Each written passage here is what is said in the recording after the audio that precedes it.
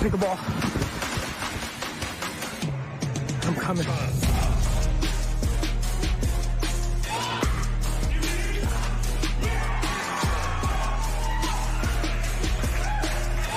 So tell me, what's a tip as a newbie that I should be expecting coming into the league? You got to draft well. Number 1 draft pick is Catherine Parento. Hi, y'all. I'm Brene Brown with the Austin Pickleballers, and we pick Pat Smith.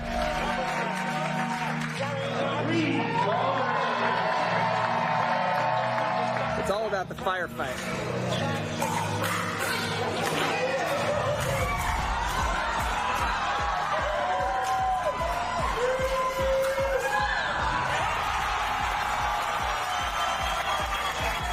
With women and men competing against each other in singles, the Dream Breaker has changed the game of pickleball forever. Number 1 female, number 1 male. Oh, yes, she can. Smoky in the air, that's a lot of time. Pockets running over with the dollar sign. Try and take it from me.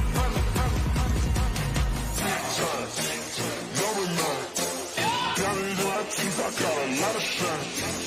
Running button numbers, that's a lot of grind. Try and take it from me, must be out your mind. Big time, lot of shine. Smoky in the air, that's a lot of time. Pockets running over with the dollar sign. Try and take it from me.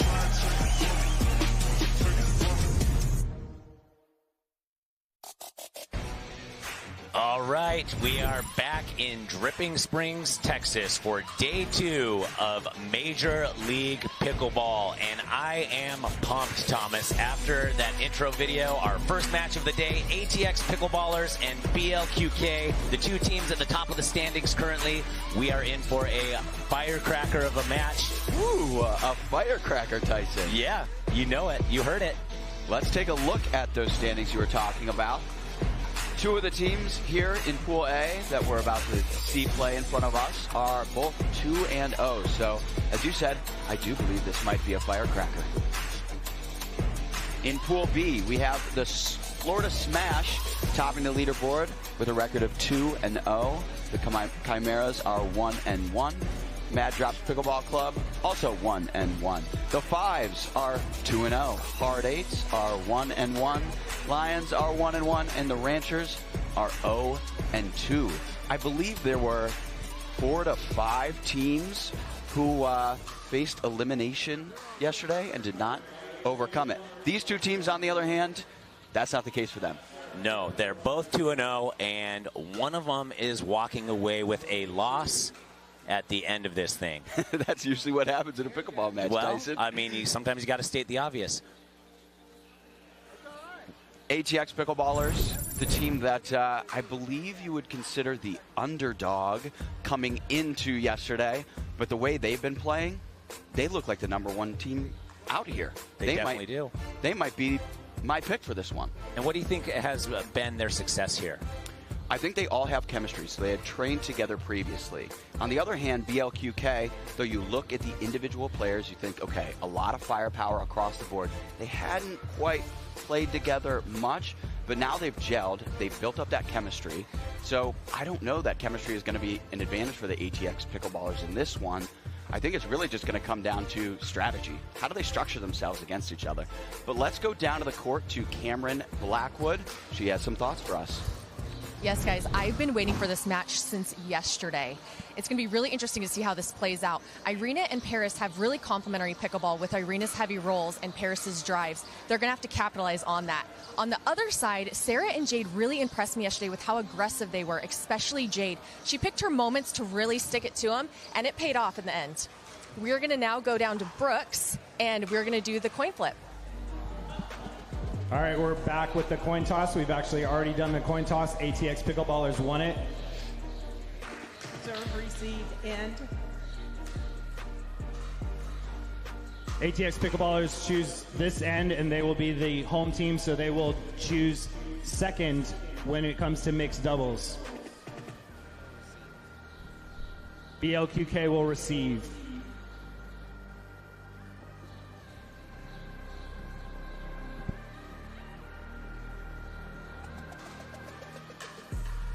We'll have a short warm-up and then balls in the air. Good luck, everybody. And there you have it. We have Marcia Frezzo down there. We have Marcia Frezzo down there with doing the officiating with Bob Swisshelm and Ron Ponder. That is our team for today. And Thomas, I think the coin toss is one of the most exciting things about this. I don't think so. Coin toss league. There is definitely some strategy, though. There is, and here's the thing. So HX, they chose side.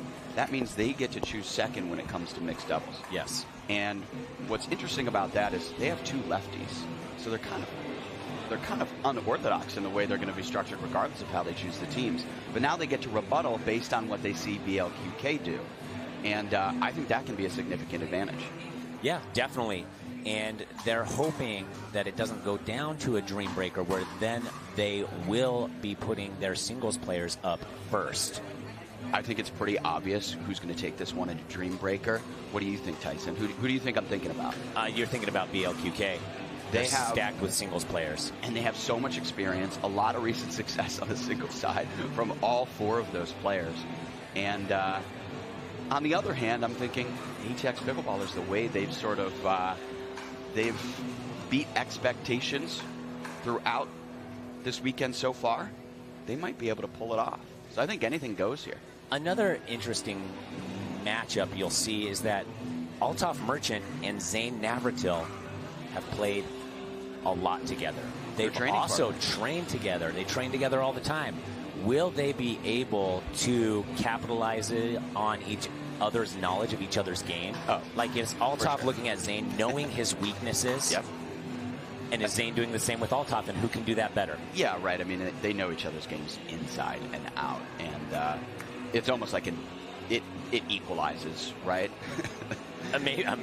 I mean, but maybe somebody has a little more knowledge. Maybe somebody's a little more observant. The other element of that is it makes it much more competitive between those two, so you're going to see a lot of energy out here. I mean, you're already going to see a lot of energy from Merchant generally. Yes. But I think this adds just another layer to it, so it'll be interesting. But here we've got women's doubles kicking off. Jade Kawamoto, the lefty of the Kawamoto sisters, to serve. And we're underway.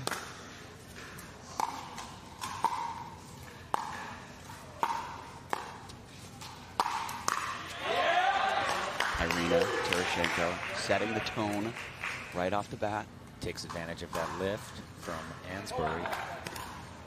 And Ansbury already needs to tie her shoe. Do you think this is a strategic shoe tie, Tyson? She's icing Irina. She thinks Tyson's too, or she thinks Irina's too hot right now. She's going to do that. She's going to do that every single time. Man, that's genius.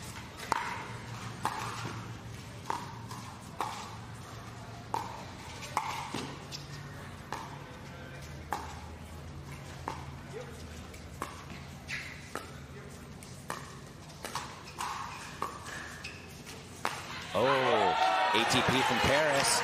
Forehand over there. A little net love lends to the ATP opportunity. Paris Todd capitalizes. Look how wide her stance was there when she took that shot. And some net love. Again. And that one drops in.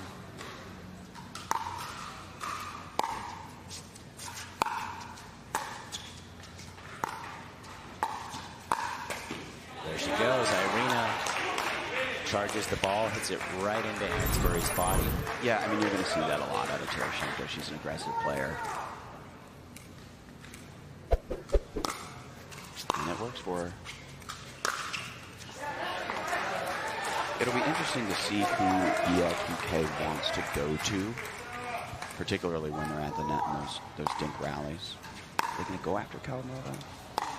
Do they want to go after Ansbury? Are they thinking about it yet? Are they still trying to figure it out? Will it sort of come naturally?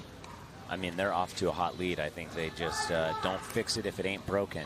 Yeah, I think they keep playing aggressive right now. It's going their way. Just long.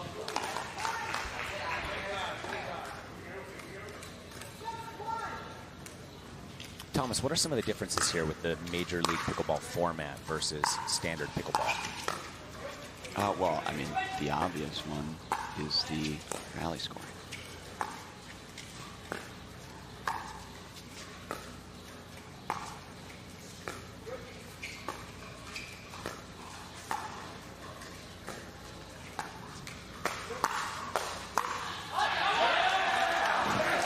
They are on a run. At what point is ATX Pickleballers going to take a timeout? Let's watch that one again. Nice little quick exchange here.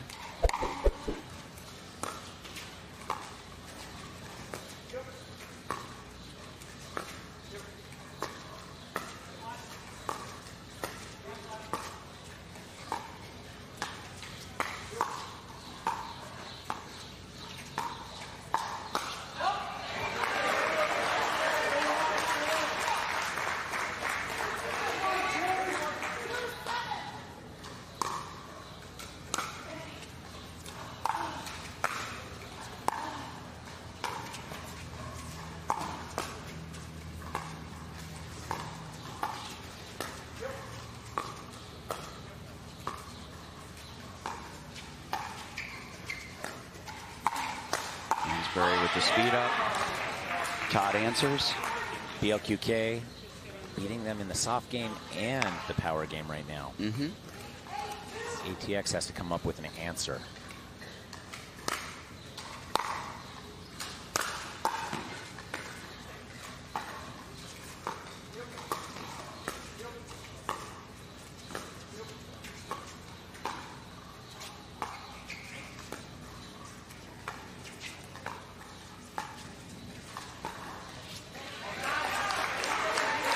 One into the net there. We'll give a point back to ATX Pickleballers. Hansberry to serve.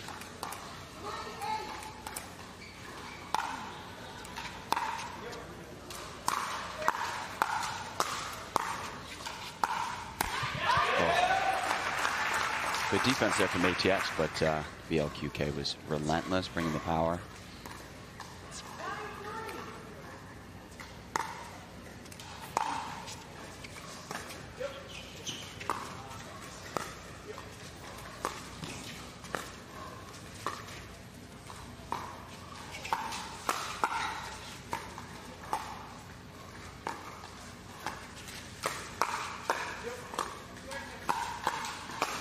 Oh, man, and they bring the power again. So right now, BLQK, they feel like they're in control.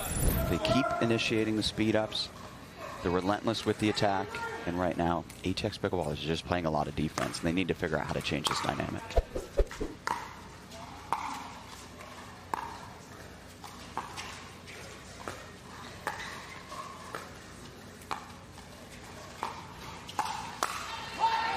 Hansberry picks a nice spot on Todd.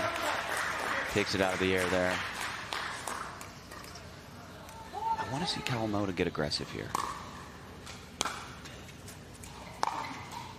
Show off that lefty forehand. There we go. Another point for ATX. A little momentum here, maybe.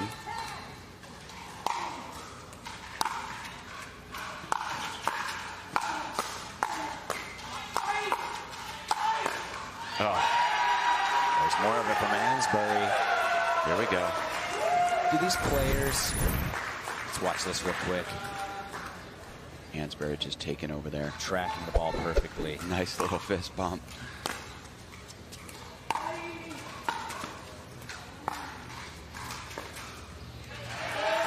Okay.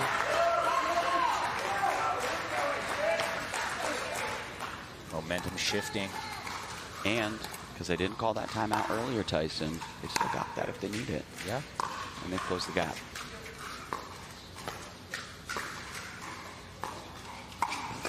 You see Hansberry taking those out of the air.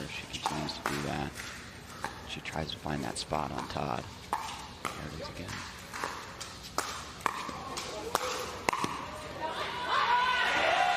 Todd overcomes those ones. All she needs to do really is reset those, but Hansberry's picking an interesting spot on her body, which is a little bit tough.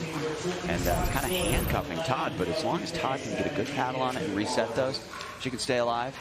Let's go down to Cameron Blackwood, courtside. Cameron, what does ATX need to do to turn this thing around for him? I definitely think that Jade needs to get a little bit more aggressive. She was talking to me yesterday, and she said she wanted to be unpredictable in those attacks.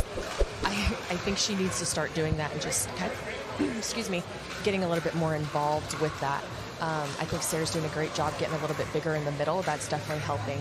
Along with what you guys were talking about in the format, when I spoke to Lee Whitwell and JW Johnson yesterday, they said the format does changes things because you have to get aggressive fast because you can get down in a hole just like Jade and Sarah did early on. I'm glad they didn't take the timeout. That way they can still have it in the end, and they really just tried to figure out and fought back. Again, I think Jade needs to match Sarah's energy right now. Okay, thank you. And with that, the teams have switched sides. Thomas? Well, I couldn't agree more. I mean, I think I was saying the same thing. I want to see Kawamoto get aggressive here. I want to see her show a little bit of emotion and, you know, be unpredictable and aggressive.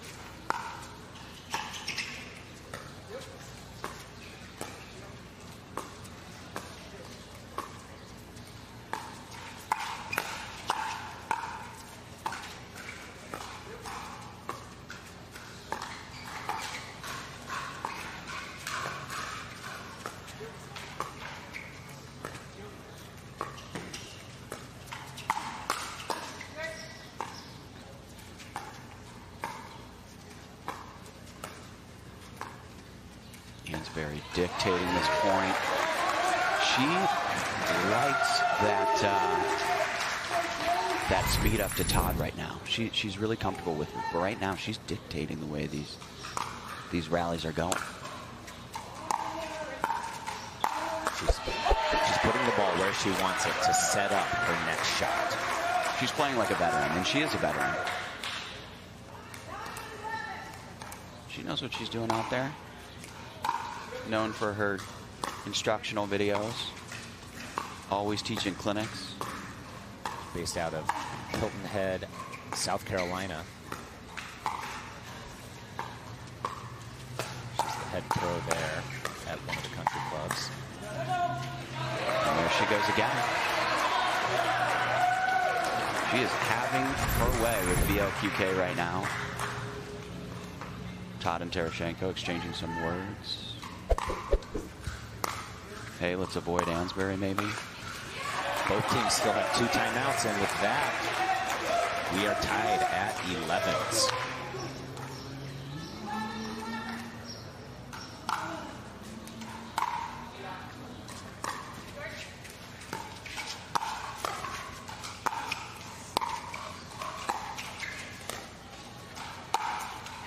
What a get. Is that going to drop?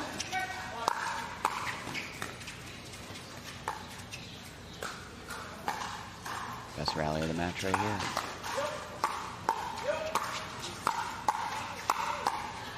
Ooh. You hate to lose those ones. You can see Ansbury a little frustrated. It's just you put so much time and energy into that specific point that you want to win it. Gives a thumbs up there to Irina. Fun little battle. ATX almost took the lead there. They had a couple opportunities coming back from 7-1. VLQK holds on. They extend their lead 13-11. So I said that Todd and Terashenko were exchanging some words there. What were they saying? Well, it turns out Todd was saying we're being too passive. We need to get more aggressive. Ansbury is dictating the match. They flipped that.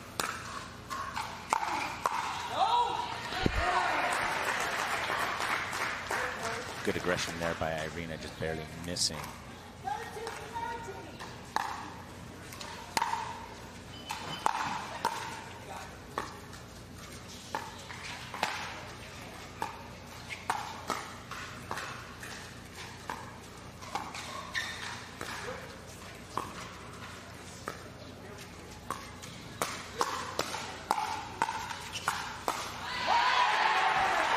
Taking over again, the crowd getting into that one. Yes. I like the energy out here. Let's take another look at that one.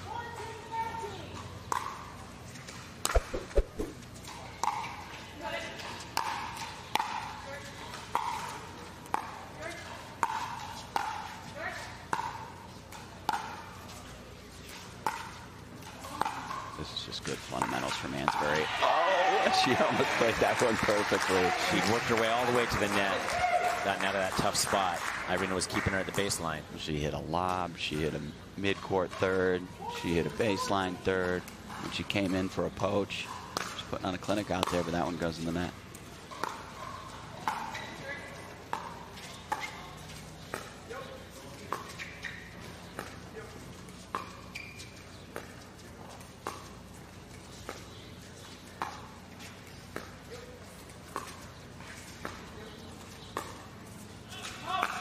Oh, phenomenal finish there. I don't know, was there confusion about? Yeah, there was confusion about that call there as it bounced off the net, whether it was out or in. Let's take another look. We See got it that from here. eagle eye view. That looked like it bounced into me. And it, Top should say, hey, you know what? That was in. I want my ATP highlight. the officials are going to talk about it. Teams are going to take this moment to have a chat, maybe talk a little bit of strategy. 14-14 here. This is ATX, though. I mean, they have a ton of fight. It's 14-14. ATX came back from a 6-point deficit to start the game. They are last year's Chimeras. The team that nobody really had picked, but they're showing a ton of fight, a ton of chemistry. Ansbury and Merchant leading as the veterans on the team. I really like what I'm seeing here. Just take another look. Oh, man, that is tough. You can't tell from that angle. And that's the thing. It needs to be definitive. The officials are going to look at it. They're going to look at it from every angle they have, and then if they have a clear... If it's definitive, they can overturn it. Yes, if they have a clear sighting of what actually happened here with these camera angles, then they can overturn it or make it stand. If not, the call stands. The call stands. Correct. What do you think if you had to, based on what you're seeing here? Man, I mean, can we zoom and enhance? If we could zoom and enhance. I've seen it on so many movies. Yeah, right. Zoom, enhance, zoom, enhance, zoom, enhance, all the way down from a satellite in space all the way to a single room in the world. If we could do that, then I think we could get some eyes on it. We don't have But access. It's hard to see on the overhead when the ball actually takes a bounce. That, to me, looks like it broke my plane of sight, there. for me personally. It looks in right on this angle. Of the line. And Look at that. Right, and it tells me that ball was in. That looks in to me right there. But it's funny, it's yeah. That's the angle right there. That's the angle the officials are going to end up using, most likely. If I'm an official, I think I can say that was in, but who knows? We'll see what they have to say.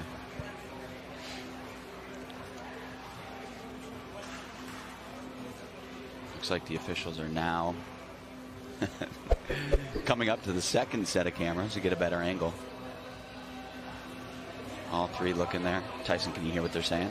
I can't, but I think I know someone who can.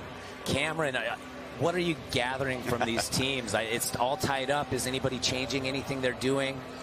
You're right there by ATX. I don't know if they're changing anything. Right now they're kind of focused on the call. Sarah says, yes, it's close. She thinks it caught the line. Jade said, well, Irina's the one that called it, which wasn't close to it. It wasn't Paris. So they think so. I don't think they're going to change much. I did hear a little bit of BLQK talking about kind of pushing Jade a little bit back.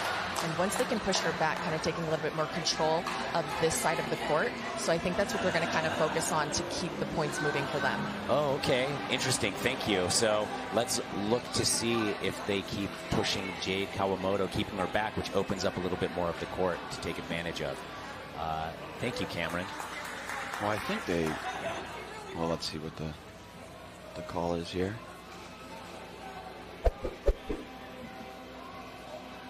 The call is overturned. And the ball is in, which is what we thought. But Irina called it out. What? Irina called the ball out right here on this side. Oh, Paris then hit an ATP. Okay. So ATX gets that point. Yes, even though Paris did hit a winner with the ATP. Got it. So because the call was challenged and overturned, BLQK loses the point, even though they would have actually won the point had they not made a call.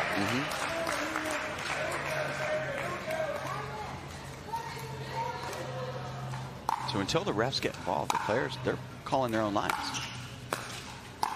And it's only on those very close calls that the opposing team will challenge anything. And that drops. That drops, but I gotta say, there was a missed kitchen violation there. Was there? Can we go back and see it?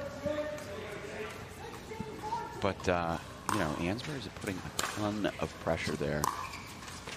She continues to take balls out of the air. That's why, going back to what Cameron said, you know, they're hoping Paris, or they're hoping that if they can push Jade Kawamoto off the line, it'll be a little bit of like a release valve for them, because there's so much pressure that ATX is putting on the kitchen line right now.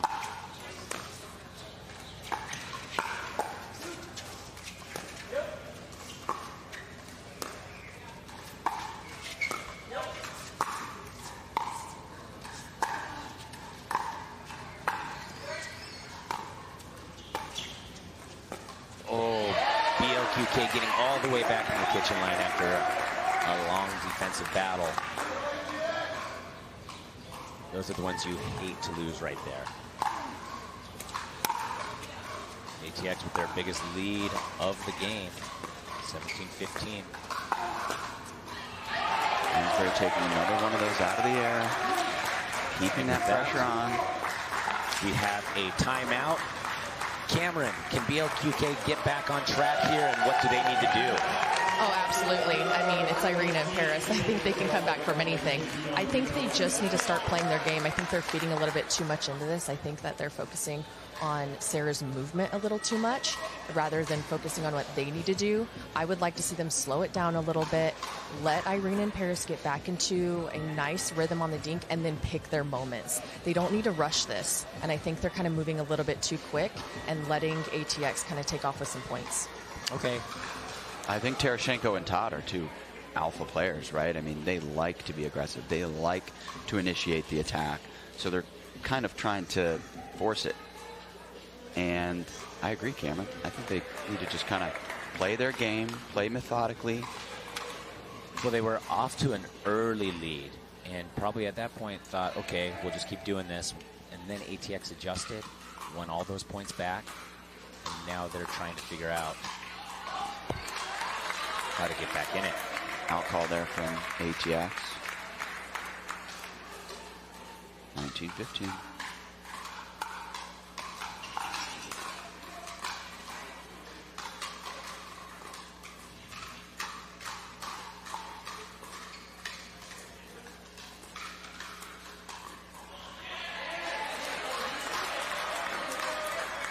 Good spot there. Staying alive there.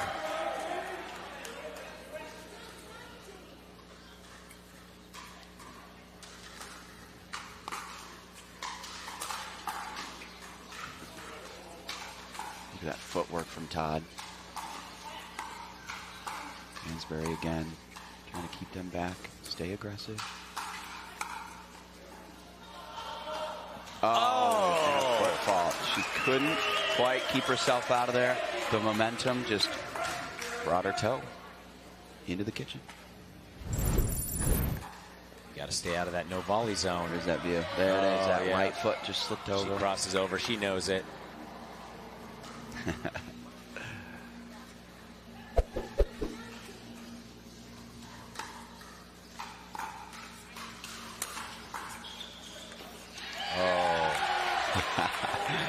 Ansberg's fist pumps are awesome. And now they're 1 point away. They need to win the final point on their serve. See if they can close it out right here.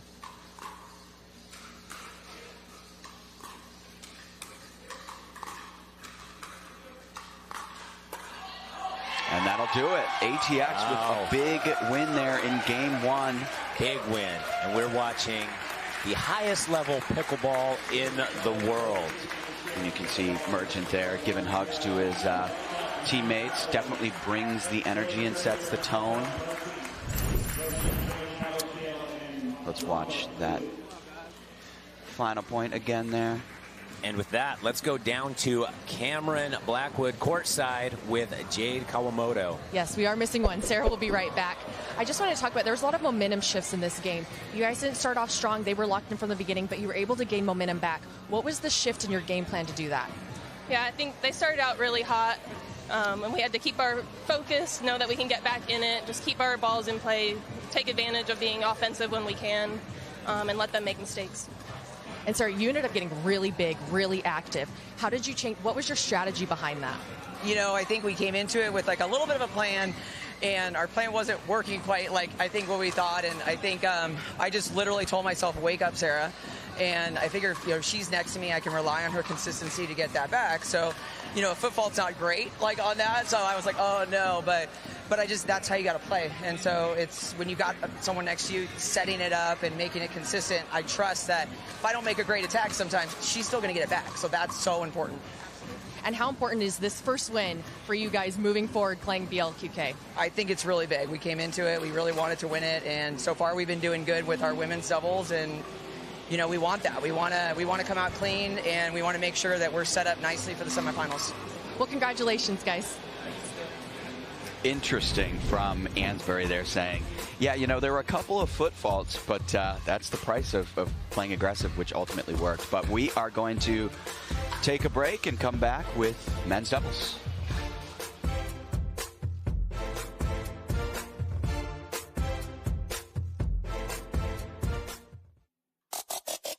Major League Pickleball 2022 is sponsored by Duper, Skechers, Aura Organic, and Franklin.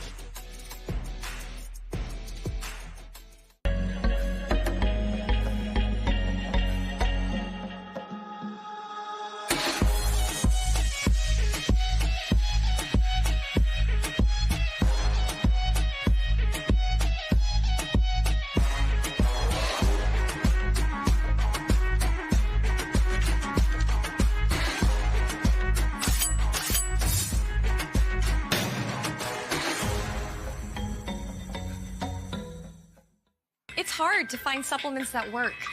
No, thank you. You need supplements that are backed by science with natural and plant-based ingredients.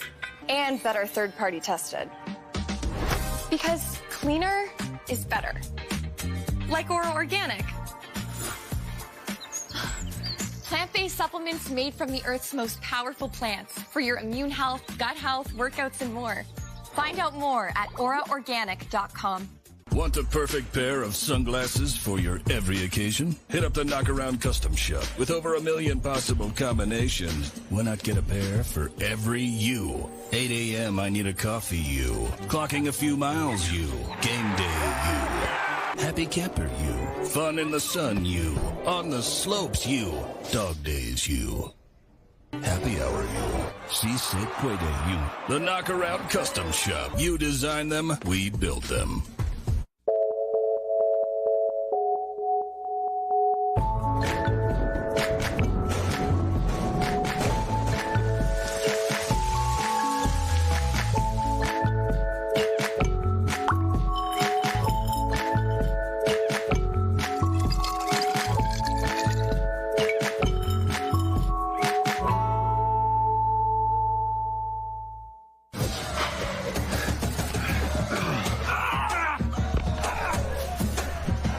Working out doesn't have to be this complicated.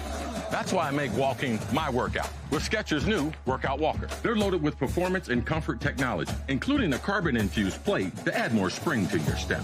They're ready for your ultimate walking workout. Just put them on and walk. You guys tired already? I'm still walking. Try Skechers' new Workout Walker. It'd be a lot easier if you just rolled.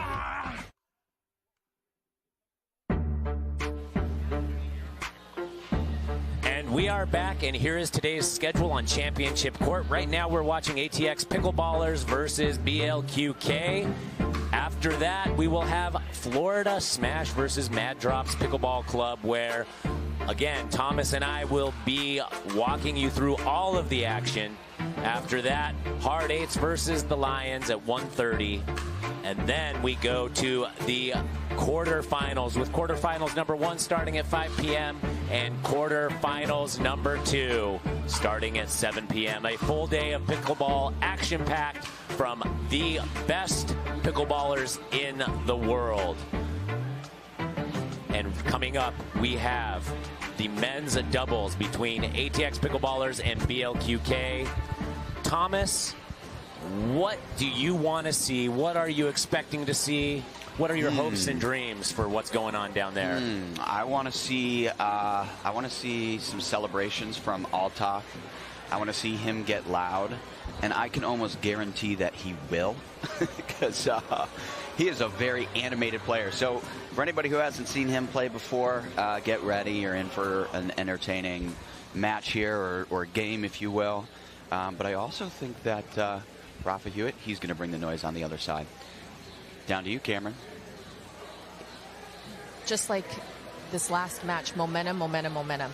It can shift so quickly and really be a game changer here. Yesterday, Rafa was on fire, and that's what changed everything for that team.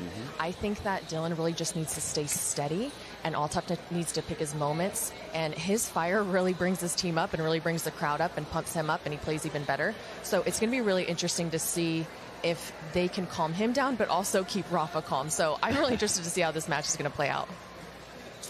And this is also the first time that Altaf has worn a crew neck shirt to play pickleball in. He's famous for his collared shirts, always likes to look professional on and off the court. Well, Tyson, it's also untucked.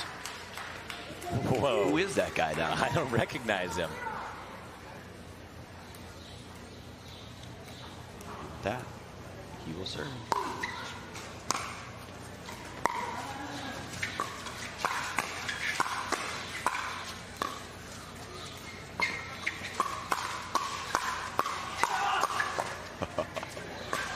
Wow, and that is setting the tone that early.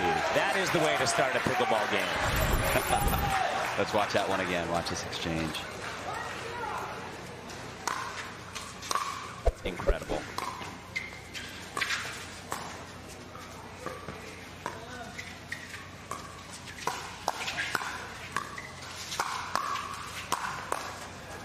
Again.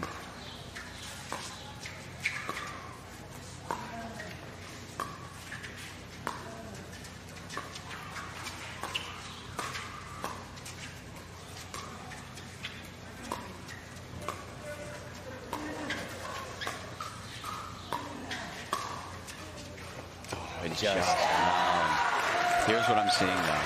Fraser is saying, hey, I'm going to get aggressive over and over and over again. If you leave that ball even a little bit too high. And he's so good at those resets. There were a couple times there they hit it right at the body of Fraser, got his paddle in, and it dropped it right over the net.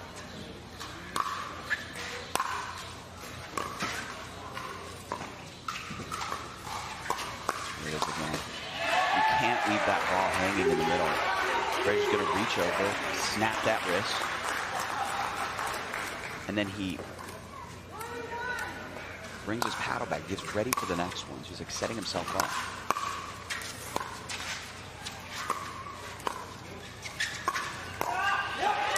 Rafa with an acrobatic reach there into the kitchen. Picks a good spot.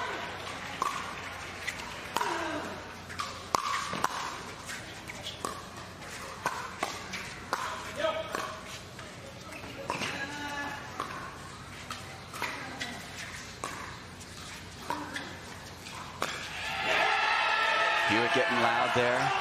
Navratil coming over to pump him up. Oh, and ATX is calling this one out. We're going to see the replay here. If nothing else, this is going to make this a more entertaining match, because it's going to make BLQK pretty frustrated. I don't know. That looked into me. They're going to the refs. Let's see from replays what we can see. Can't see it from that angle. Did Frazier call it immediately?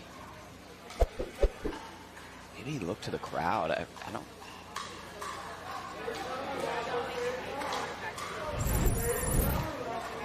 Oh, that is. I was going to say quite in, but this is the thing they say about pickleballs, though. Unlike a tennis ball, the pickleball stays solid for the most part, so it doesn't compress and flatten on the line. It looks like it's hitting the ground right there. So while it looks like it breaks our plane of sight with the line, it could just be the ball overhanging, right? Because again, the ball does not compress and flatten at the line like a tennis ball would. Right. So it can sometimes be deceiving. It's like an illusion.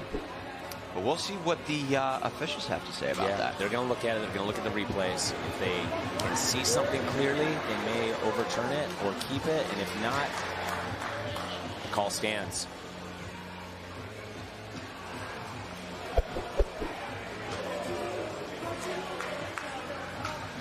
Is that where it's hitting the ground right there? If it is, it looks like there's a little gap there, It right? does, yeah. But it all depends on where Maybe it actually not. makes contact. Yeah.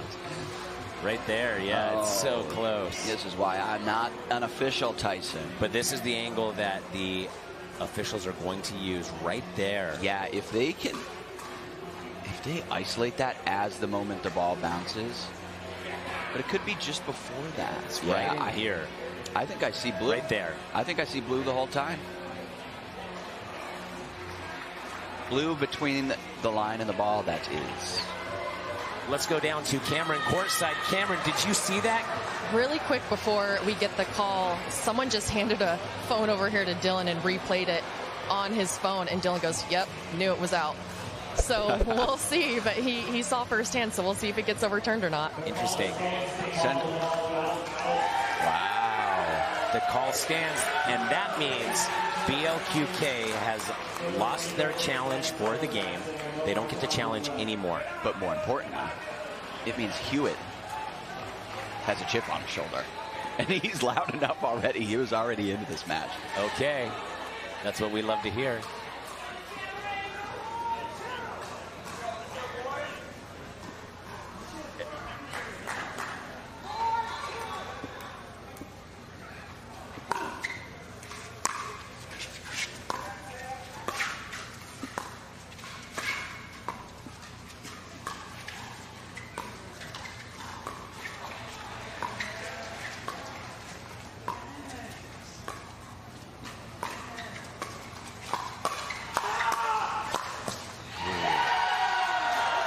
Frazier looking for any opportunity to speed that ball up.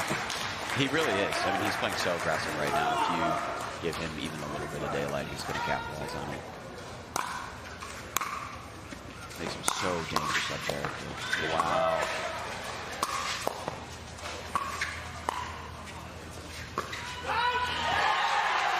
He is so good. Had some digs, had some slowdowns, had some blocks. Can this man do it all? I think he can. There's a lot of similarities to J.W. Johnson in this game. They're so imposing at the non-volley zone. And it really makes Hewitt and Navratil have to think and be really conscientious of where they're placing the ball.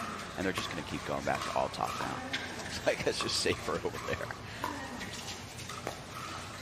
Meanwhile, Merchant, I mean, he's a foot back from the line. He's got all day to dink those back. So he's comfortable over there, too.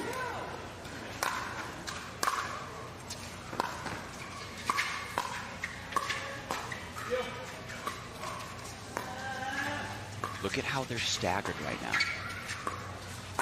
Again.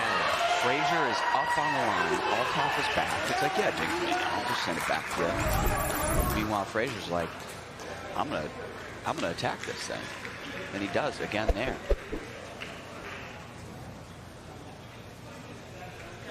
On paper, is this how this was going to turn out? With a 6-point lead for ATX? I think anything could still happen, Tyson. No, That's I agree. what I'll say. But They're off to an early lead. They're having a hard time figuring out how to navigate Dillon. Frazier again with the good eye on Ducks. Yeah, I like that speed up from Navratil, though, because they need to start being the ones. They need to start being the aggressors here. That one just goes long.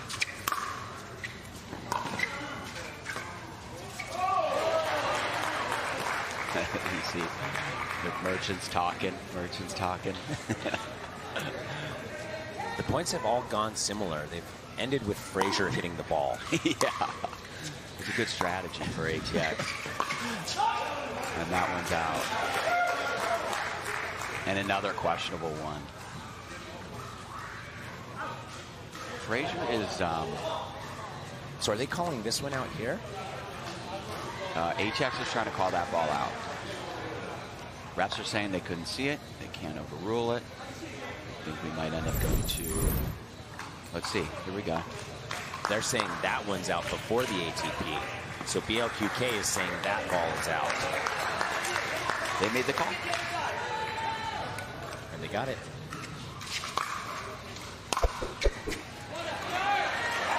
Okay. A little bit of momentum now here for BLQK. I think that's exactly what they needed. Now Navratil getting aggressive. Hewitt says, I like that out of you, Navratil. Do more of that. He's going to put some sauce on that, sorry. Oh, and BLQK is now coming back, gaining some momentum, getting some confidence.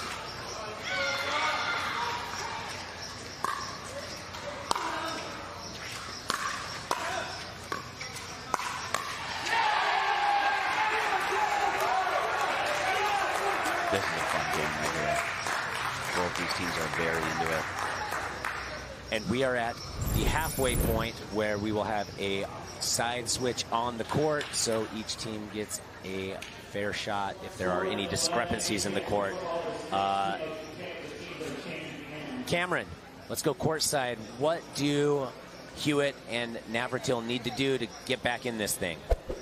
Well, as silly as this may sound, I actually think they need to keep going. I need to go at Dillon and stop going over to Althoff. I know Dillon's not missing much right now, but I think that if they move him around, they can get him flustered because they're winning points off of Dillon. So if they can start getting him, hitting behind him, moving him a little bit too much to where he's not as comfortable or not as confident, that's how they're going to start winning some more of these points. Okay. And we've got the change of ends happening right now. And we will continue on. That's why they pay you the big bucks, Cameron. That is a good point. I'd love to see it. Let's see if they can do that. The tricky part is they're playing so tentative right now. It's like keep it away from Frazier at all costs because he's just dominating. So the thought of the mental switch of let's go to Dillon, it's tough. It's tough to have that thought mid-match when you're sort of in the heat of the moment. But I agree. I think that's what they need to do.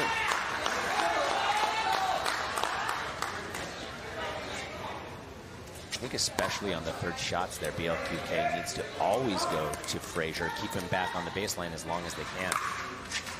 Or on the returns. Oh. I think Navratil called that one out over there.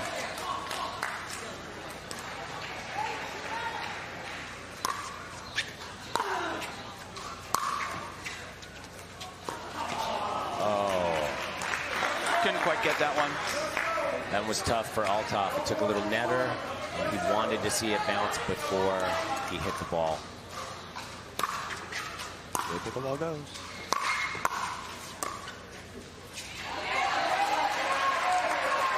ATX will look to get a little bit of momentum back in their corner. BLQK was continuing to close the gap there. 3-point game.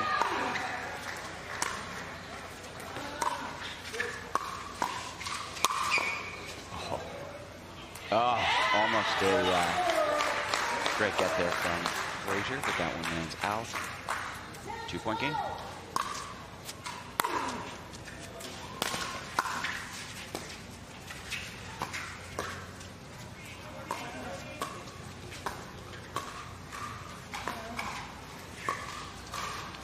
Look out. Oh, see, so what did Merchant do there? Look at his footwork. The dink prior to that shot, he was, I don't know, 4 feet back from the line, and then he closes the gap, and then gets an opportunity.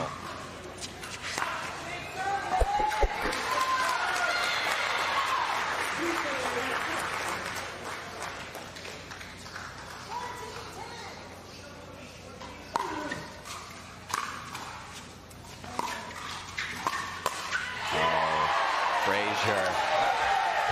I'm still here.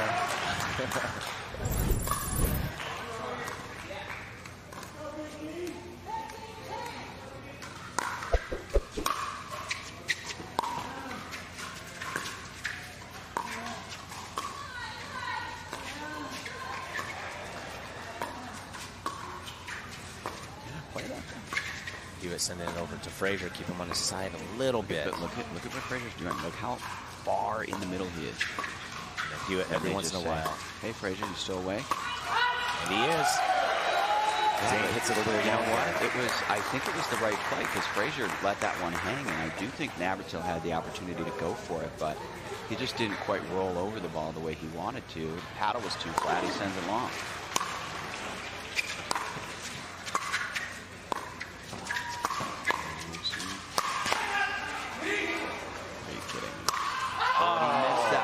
Goes off the net.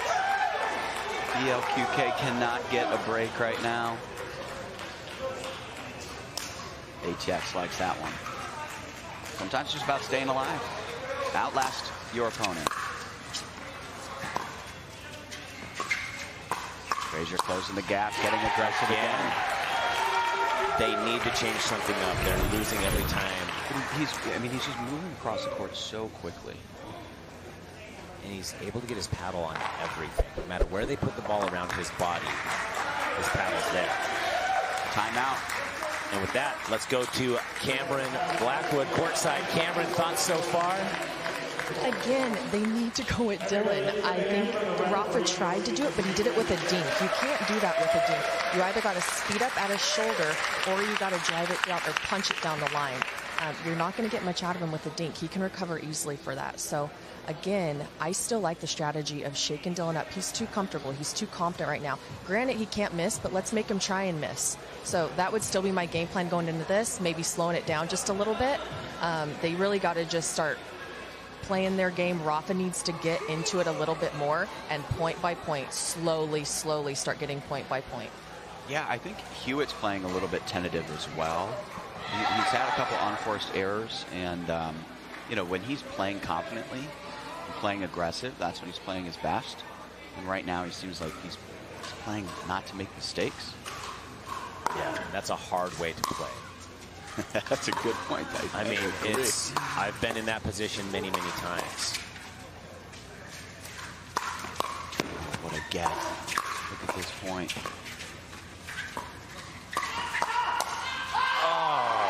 BLQK needed that one to go their way. Yes, they know it. Now ATX knows it. Pickleballers 2 points away. We're taking a 2-0 game lead in this match.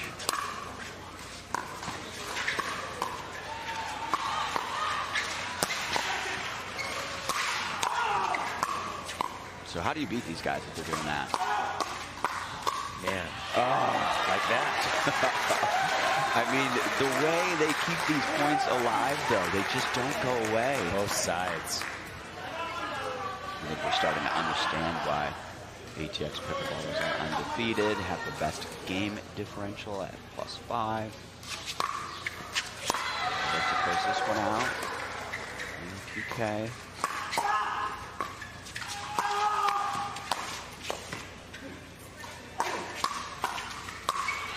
Go. That's what we like to see. We've got a lot of work to do, but that's a good start. Yeah, BLQK gets the ball back. They need those side outs. They got to keep the ball away from ATX service.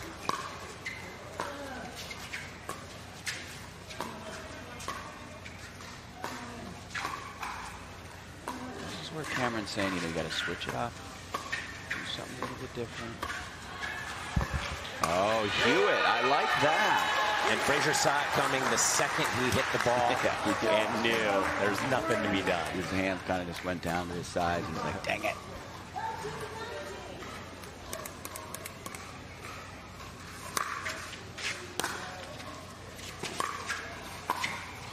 There we go. BLQK has the momentum now.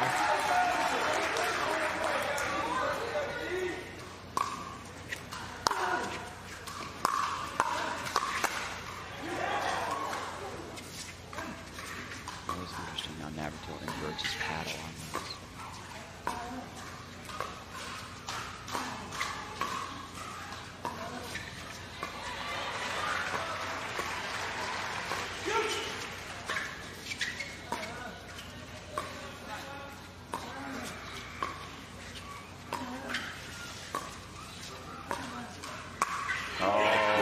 Open up that gap.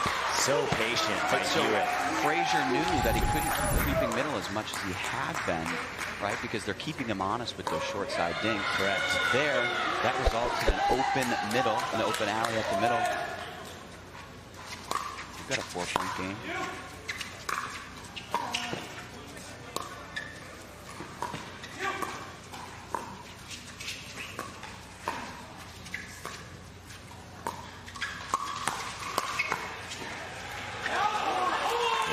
Another point going the way of BLQK. Navratil letting out a come on.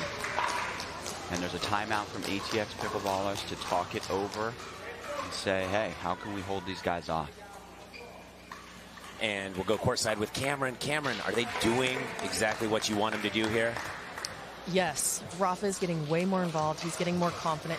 Him going to Ernie, even if it's a fake Ernie, is keeping Dylan on his toes, and I think it's shaking him up a little bit, again, to not stay over so far to Althoff's side, but staying his court side. So I think that that's definitely been the momentum shift. That's definitely helped them get more points. What they're going to have to do, though, is Dylan's going to have to get a little bit more aggressive to close this match out. Yeah, I agree. And we'll have to see if he can step it back up to his aggression early on in the game here. Getting Ernie does not feel good, Thomas. And it does kind of destroy your confidence a little bit. I wouldn't know. I've never been Ernied. I've Ernied you. That's not true. That's factual. I've Ernied him. Do we have any fact checkers? We saw the confidence levels of him drop way down.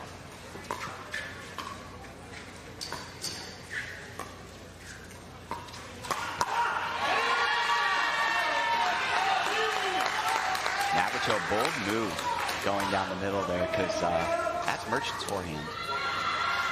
Zane's also getting more aggressive with his serves. Have you noticed that? I mean, he's standing sideways and putting a lot of spin on it and stepping into the ball.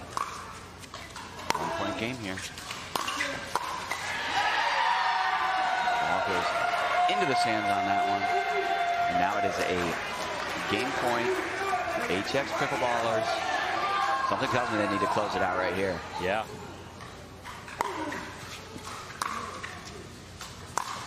And that'll do it. And Merchant's celebration there, the signature. All-top Merchant celebration. He goes up to the BLQK team owners and taunts him a little bit. Wow. HX Pickleballers would go up 2-0. That's a big lead. That puts them at a +7 game differential. Dylan was able to reassert his dominance on those last 2 rallies there, and that ultimately made the difference. But that was kind of the theme throughout the match. BLQK was able to change it for a moment. But, you know, ATX Pickleballers, they call a timeout, they adjust, and then they buried them. Yeah, I mean, BLQK did get in to Frazier's head there for a little bit. Let's go courtside right now with Cameron Blackwood and Althoff Merchant and Dylan Frazier. Cameron. Well, congratulations, guys. Way to close that out. Dylan, you could not miss in this match. What was your mindset going into this? Just knew that Zane and Rafa are both really good players, and they're going to come out fiery, and when they're playing aggressive, they're going to be tough to beat. So I just knew that we were going to have to come out and match it, and we did. We had a strong start, and it's never over. We were up 18-10, and that's a team that can definitely come back on you. So we knew that we had to keep scoring, and they did come back, but we held on, so it was a good match. And when that momentum did shift and they started getting up, how were you able to close the match out? You know, I mean, in this game, rally scoring, no lead is safe. And I kind of backed up a few dinks because I thought I won every dink battle with Rafa initially. And then I got tentative at like 19. I'm trying to think about mixed doubles, and I'm trying to back up. And I told Dylan at the timeout, I said, I'm not letting another ball bounce in the air. I'm going to take that there. So, you know, but I love this format because you hit one decent return and you're at 20 now, and it was like, wow, you know. So, but they battled. I mean, if we play them in a regular tournament, it's going to be 2 hours of a lot of intensity. Well, congratulations, guys. I'll let you go get mixed done. Back up to you guys. Can we, I love listening to All Top Merchant talk. I want them on our podcast. But for right now, let's go to break.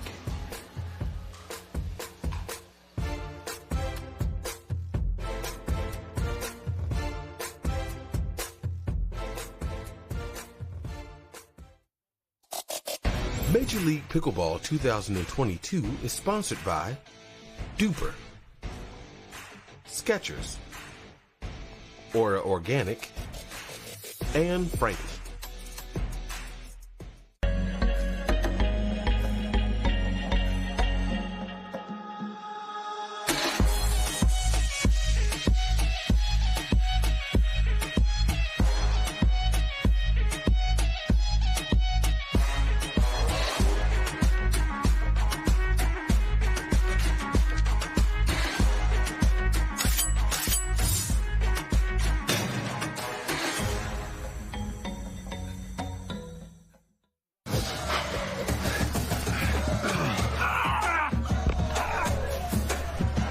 Working out doesn't have to be this complicated. That's why I make walking my workout with Skechers' new Workout Walker. They're loaded with performance and comfort technology, including a carbon-infused plate to add more spring to your step. They're ready for your ultimate walking workout. Just put them on and walk. You guys tired already? I'm still walking. Try Skechers' new Workout Walker. It'd be a lot easier if you just rolled. It's hard to find supplements that work. No, thank you. You need supplements that are backed by science with natural and plant-based ingredients and that are third-party tested. Because cleaner is better. Like Aura Organic. Plant-based supplements made from the Earth's most powerful plants for your immune health, gut health, workouts, and more. Find out more at auraorganic.com. Want the perfect pair of sunglasses for your every occasion? Hit up the Knockaround Custom Shop. With over 1 million possible combinations, why not get a pair for every you? 8 a.m. I need a coffee you. Clocking a few miles you. Game day you. Happy camper you. Fun in the sun you. On the slopes you. Dog days you. Happy hour you. Seasick play day you. The Knockaround Custom Shop. You design them, we build them.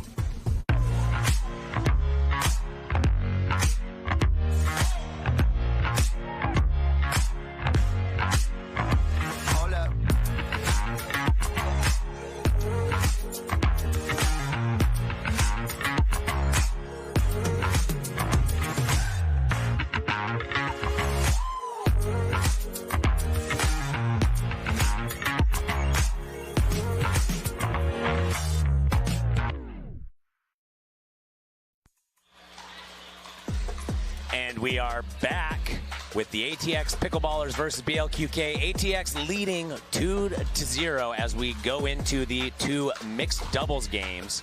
And those will be Kawamoto and Frazier for ATX versus Terashenko and Hewitt on BLQK as our first matchup. Second matchup will be Ansbury and Merchant versus Todd and Navratil. Let's go down to the court with Cameron Blackwood. Yes, well, this is a must-win for BLQK, and they know it. I think Irina's got to stick with her game plan, get some heavy rolls, and Rafa's got to get big. He's got to get fired up right off the bat. Because as we just saw with Dylan, he's already fired up. He's not missing. He knows his role. He knows he's got to get big. I'm hoping Jade matches that energy, and it's going to be a battle. All right. This is the most fun match we've watched so far. Oh, Can dude. we say that? Are we allowed to say that? We're allowed to say that. And I've been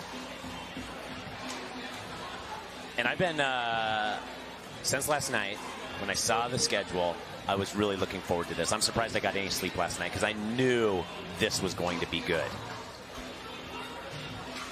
And has it met expectations? Has it met? expectation. I'd say almost exceeded. Every single firefight just keeps going. Yeah, that last match was a ton of fun. There was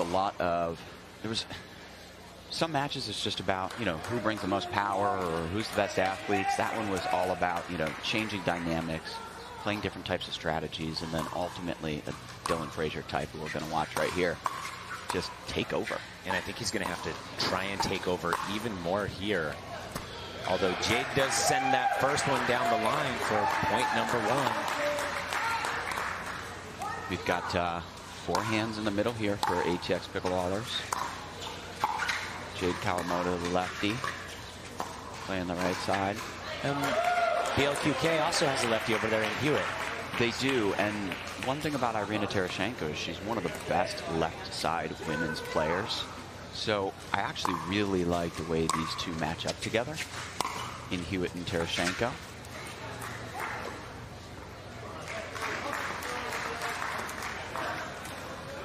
See if any sort of patterns emerge here.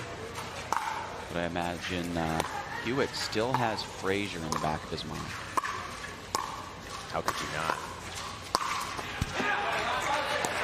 There you go. Hewitt steps up there, gets aggressive. That's the type of play we need to see from him.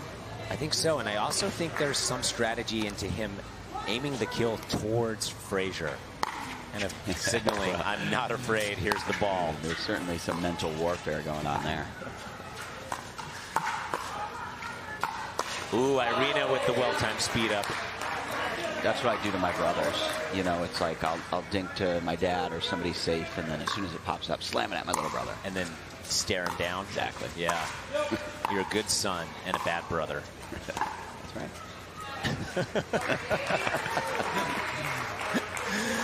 Oh.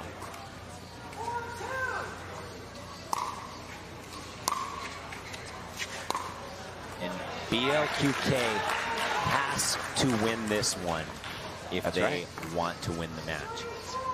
They have to win this game. Fight and stay alive here.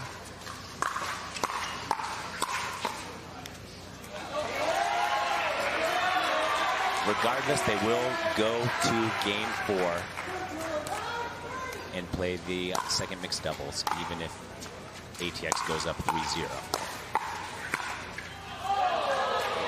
Frazier had a couple going to the net here. His hands go to his knees there. He says, come on.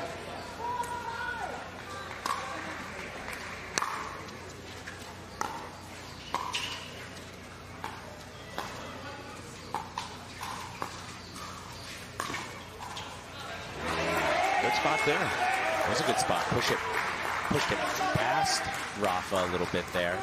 He had to overreach for that ball.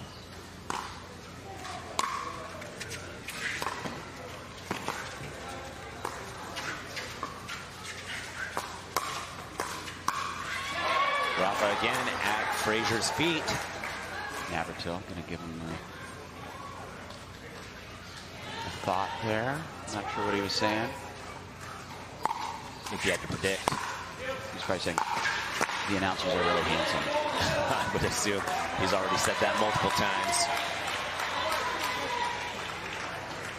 6-6 tie ball game.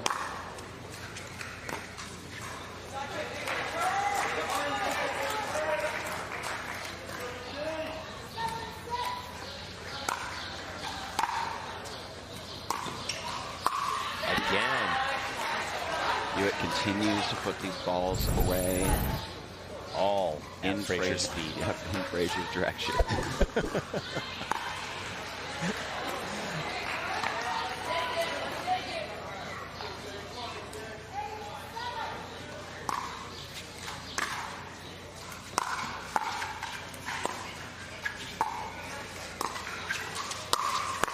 Wow, what a get.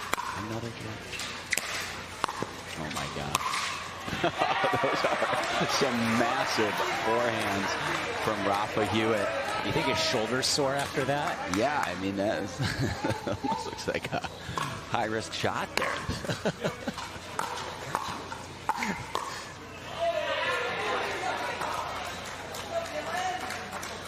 BLQK getting a point lead again. Let's see if they can extend it.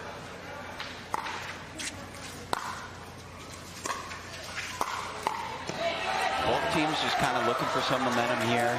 ATX Pickleballers will tie it up at 9-9. Seems to be pretty even at this point.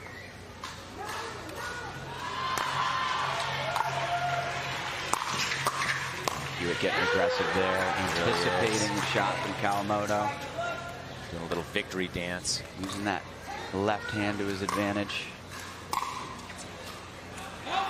And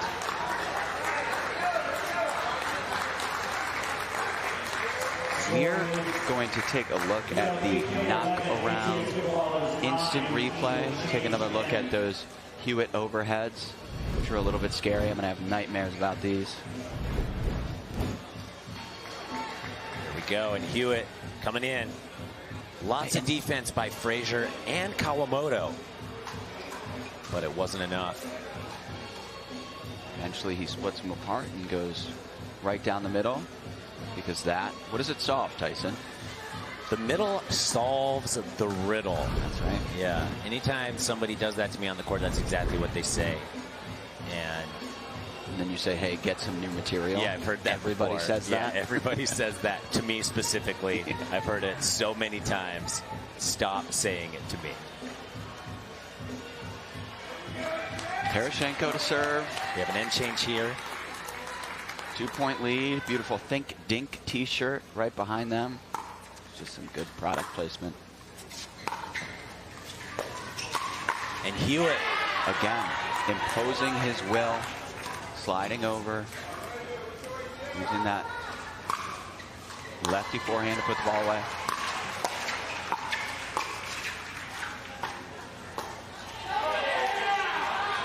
So similar to how BLQK just wanted to keep it away from Frazier last game. Yes. HX Pickleballers are saying, let's keep it away from Hewitt. He's just having his way with the ball right now. He's on fire right now.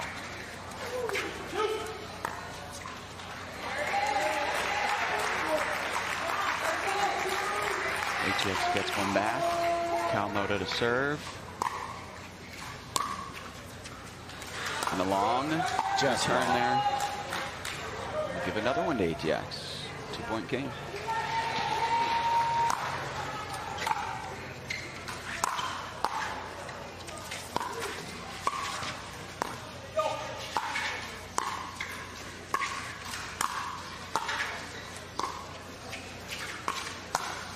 Frazier there, fast hands.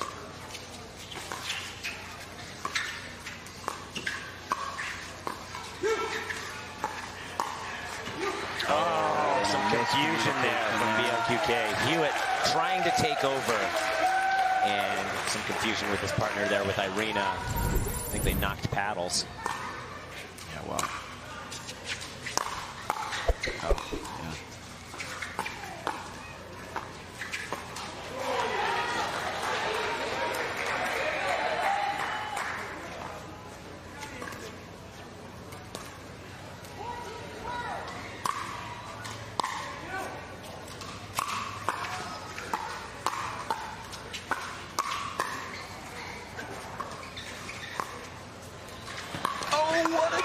What a get.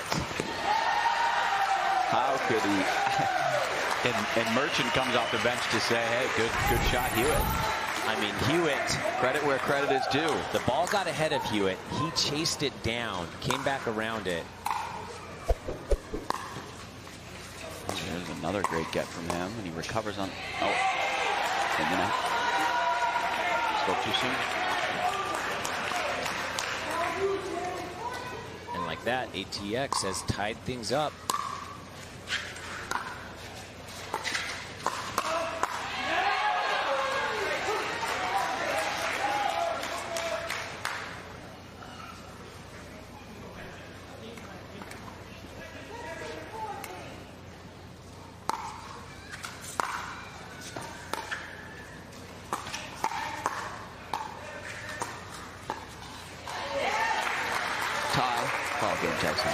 Man, it just keeps going blow for blow here between ATX and BLQK. ATX wants to just close it out and ensure their victory, and BLQK is fighting for their lives. Tarashenko laughing.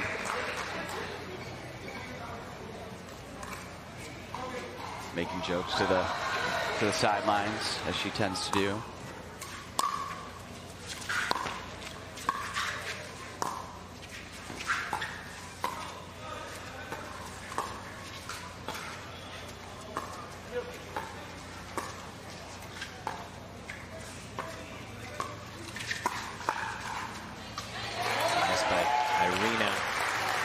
Said earlier, Irina likes to make jumps to the sideline. One thing that is very important to Irina is that the game stays fun for her. She makes sure that she does that.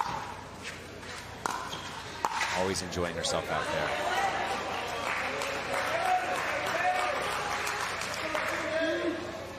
there. They're in a bit of a pickle now. Boo. Yeah, come on.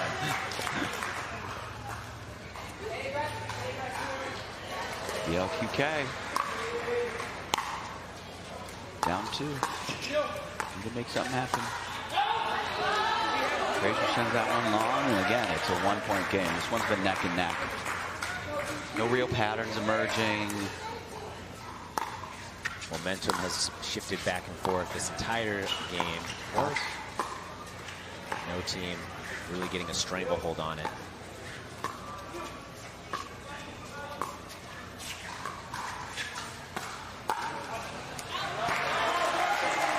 Frazier just goes to that top left shoulder of Terashenko. It's just tough for her to get a paddle on the ball. At least fast enough to get her paddle around. Kawamoto comes out on top against Terashenko in that exchange. We are at game point for ATX, potentially match point even, which they would ensure their victory here. This would close it out. The timeout, and let's go down to Cameron Blackwood courtside. Cameron, your thoughts so far?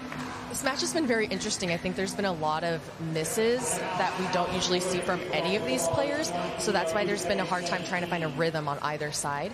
A pattern I do see that has kind of formed and does work is when Jade and Dylan are both pushing towards Rafa and Irina's backhands. It's pushing them so deep that the other one is able to capitalize on that. So I think they're going to have to do that. Jade needs to stay aggressive and finish out this match. Okay, thank you, Cameron. And the players are making their way back to the court. And it is ATX Pickleballers serve for the game and the match. Think they can do it? I mean, yeah, they can. Will they?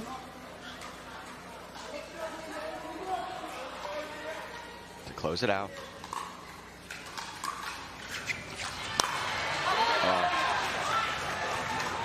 Frazier extending them a second life. See if BLQK can take advantage of it. Hewitt taking the lead. Oh! Jade. Crowd likes that one. Yeah. So does Kawamoto.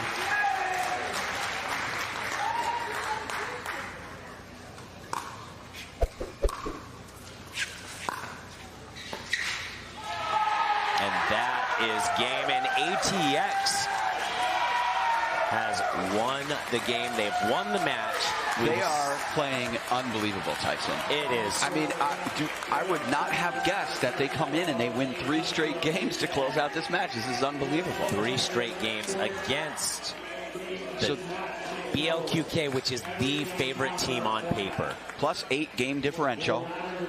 They are by far I would say, if we're going to adjust the rankings on the fly, the #1 ranked team now. I mean, they're playing lights out. Definitely they are. They have a ton of chemistry, too. And I think that's really ultimately going to be an X factor. Not that they even need an X factor at this point. And now they have momentum. They're probably being able to taste that prize money a little bit.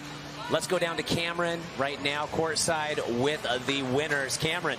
Well, congratulations, 3-0 for you guys. I know it took you a little bit to kind of get into this match. There's a lot of rare misses on both sides, but how were you able to settle in?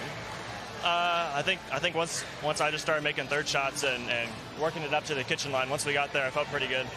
Nice.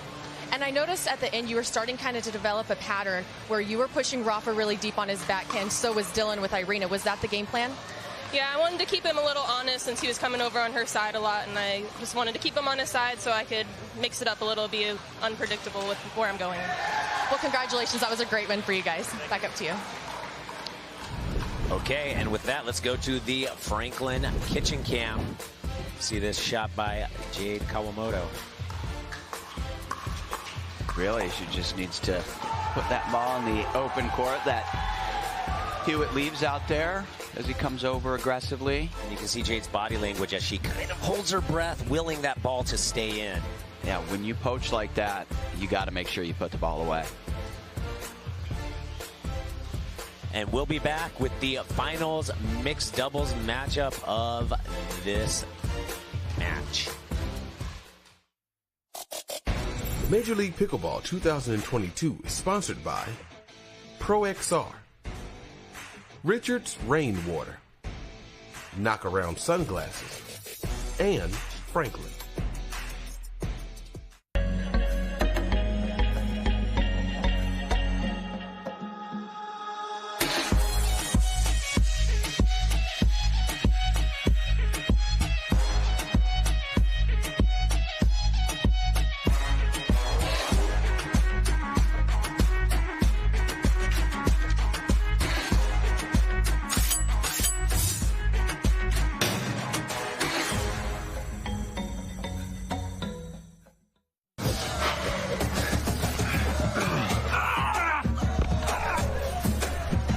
Working out doesn't have to be this complicated. That's why I make walking my workout with Skechers' new Workout Walker. They're loaded with performance and comfort technology, including a carbon-infused plate to add more spring to your step. They're ready for your ultimate walking workout. Just put them on and walk. You guys tired already? I'm still walking. Try Skechers' new Workout Walker. It'd be a lot easier if he just rolled it.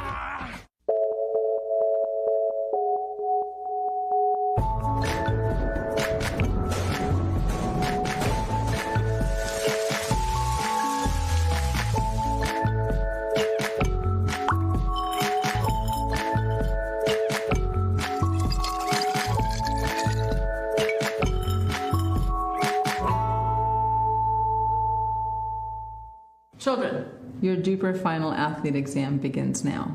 You, how much does it cost to have a rating? It's free. Deckel, how many different types of ratings are there? 2. One for singles, one for doubles. Cameron, who can have a rating? Anyone. And world peace. DUPER, bringing world peace to pickleball ratings. Download the app and claim your free rating today. Congratulations. You are all smarter than you look. Are we ready to get this started? We're going to take on the world. Welcome to Pickleball Night in America Live. We're coming to you from Dripping Springs, Texas. We're going to take on the world. We have received 2 backhand winners back-to-back.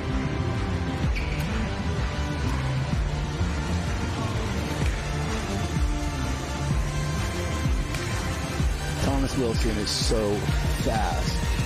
Oh, DJ with the behind the back.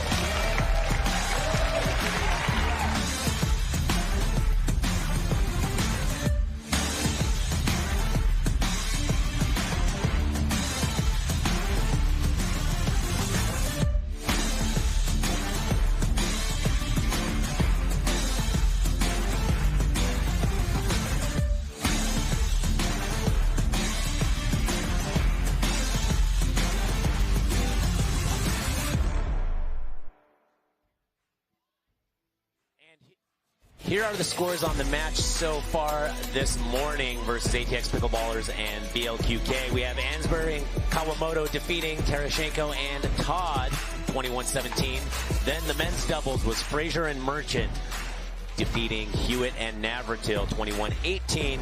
And finally the ATX Pickleballers in the first mixed doubles match. Kawamoto and Frazier close it out over Terashenko and Hewitt. And now we move to the fourth and definitely final game of this matchup. Ansbury and Merchant for ATX Pickleballers versus Paris Todd and Zane Navratil from BLQK. When we go down courtside, we can see Ansbury selecting a game ball. They're all the same, but they're all different. No, this decision is big, Tyson. This determines the outcome of the match. Looking for her lucky ball. Cameron, thoughts so far? What's BLQK's mindset right now? They need points. They need points big time. Yes, they came in today 2-0, but every point in match matters from here on out. So yes, they're down 0-3, but to take this win would be huge for them because you never know how it's going to stack up later in the day. But Altaf did just look at me and he goes, Cam, all day, all day.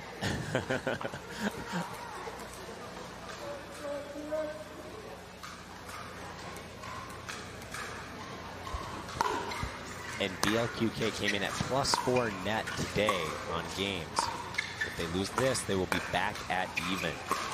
Not great. And ATX way up. They're at +8 right now. They win this, they're +9. Oh my gosh, this is ridiculous first point. Oh, and Todd will want that one back. She had it. That point sets the tone for the game. I think we are in for a great matchup here. I think so. I think so too.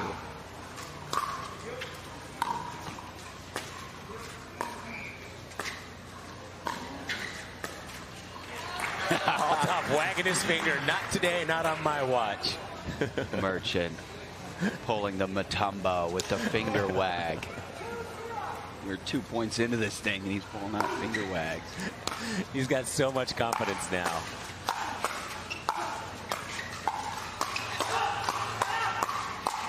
This is ridiculous. Oh, and can ATX afford to showboat right now? Is that what's happening? Look at Altaf staring down Zane. Merchant takes a moment to stand at the kitchen line and deliver a message. Doesn't really matter what he said.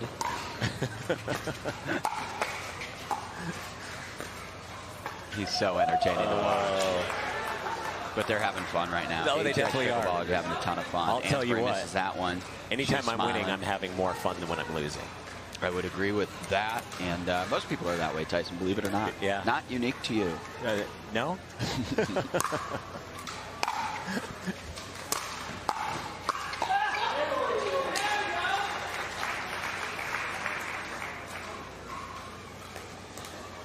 The other thing here is the top 2 teams in the standings at the end get a bye into the semifinals. Right, so they get to bypass the quarterfinals and go right to tomorrow. The quarterfinals are tonight.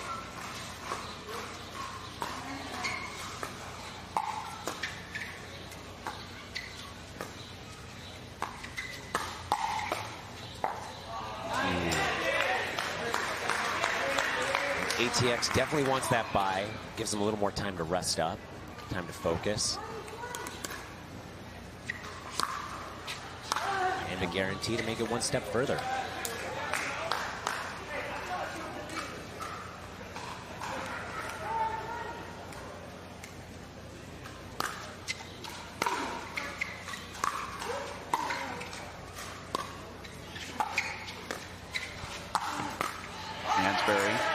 Dancing around the kitchen there for like a semi-Ernie. Yeah. What do you call that thing? I call it a half Ernie. Half Ernie? Sounds better.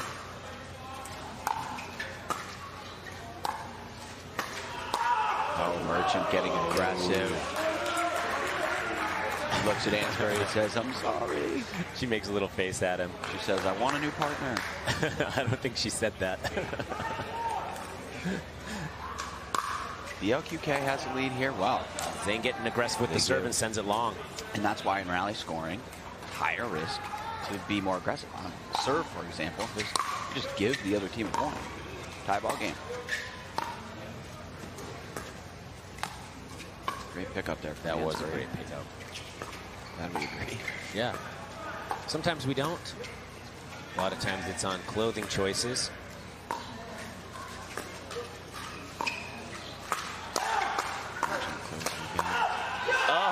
Look at him there. This time it's successful. High-fiving the audience, high-fiving his team. Yeah, so when Merchant wins a point, he goes fist pump, taunt, crowd high fives, and then he goes back to the baseline for the next serve.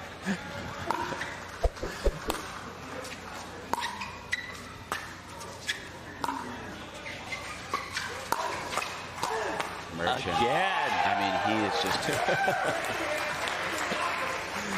He's playing out of his mind right now. Navratil not wanting to make eye contact with him after the point.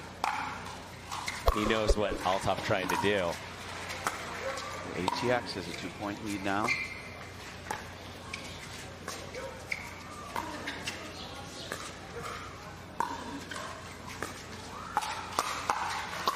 Oh, man. A big backhand and a big forehand from Todd and then Navratil. They're sending a message there. They're saying, we're still here. This one's not over. You can sense the frustration, though, being down 3 games in this match. Especially as the favorite team coming into this. You think there was a little overconfidence? Your favorite team? No, I think on paper they were the favorite team. They had the highest paper cumulative duper score.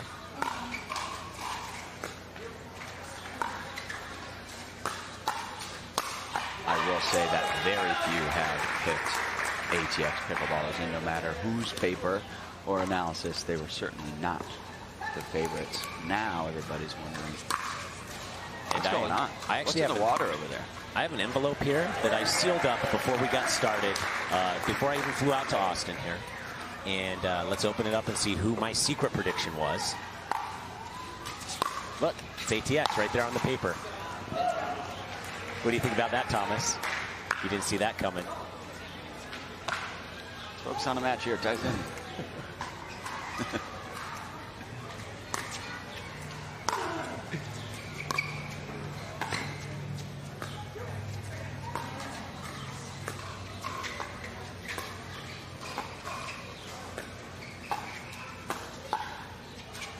Look at those resets.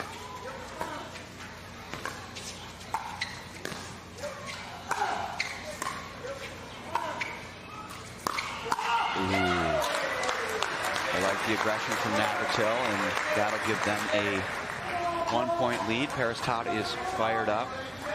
Certainly pride on the line here, too. I mean, no team wants to get swept in games. Great pickup by Zane. Saw Zane sneak around Paris Todd, get that first pickup. You can see Hewitt looking over at Merchant. He is not entertained by Merchant's antics. Some players aren't. I think when you're on the losing side of it, you definitely aren't. That's for sure.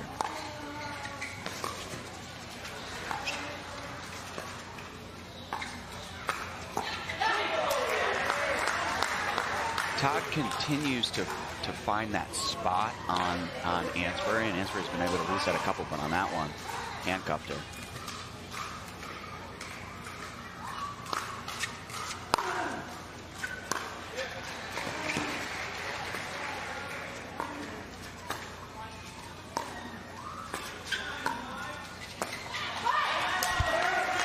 Todd likes that one. And like that, we have a change of ends. And let's take a look at our Aura Athlete of the Day. It is Dylan Frazier. And for good reason. This kid is on fire right now. He is scary, imposing his will at the line. He's had some of the fastest hands in Major League Pickleball. And honestly, people are saying, well, why are the ATX pickleballers, how are they all of a sudden the favorite? Well, any team with a player of this caliber playing at this level, they're going to be a favorite. And with this confidence, definitely. He knows it. Everyone knows it. So congratulations, Dylan Frazier, our Aura Athlete of the Day. Both teams talking it over, seeing what they need to do. It is a close game, anyone's game. And we'll see who closes it out here. I think we're going to see BLQK continue to play aggressive and match the energy of Merchant and Ansbury, particularly Merchant. Tell you one thing, they certainly don't want to play timid right now. No, definitely not.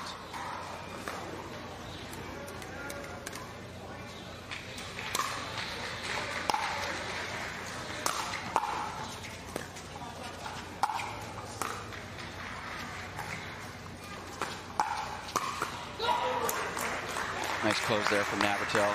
Putting it in a tough spot. A little bit of pace on it.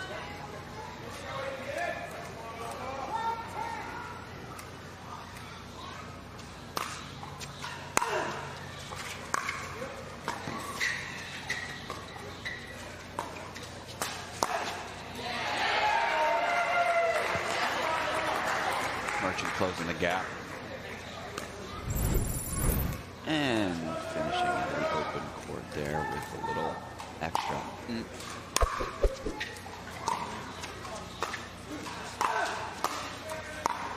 Here he comes swooping.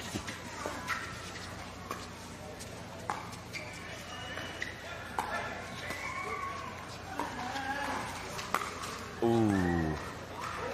No, I think it was out. Pretty sure they called that out. Yes, and Althoff with the serve here.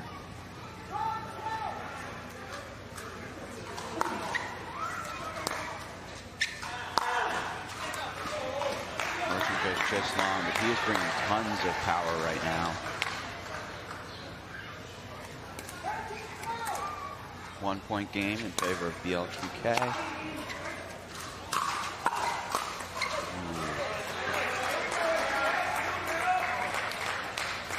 Tie ball game. Teams are just trying to find a way to distance themselves.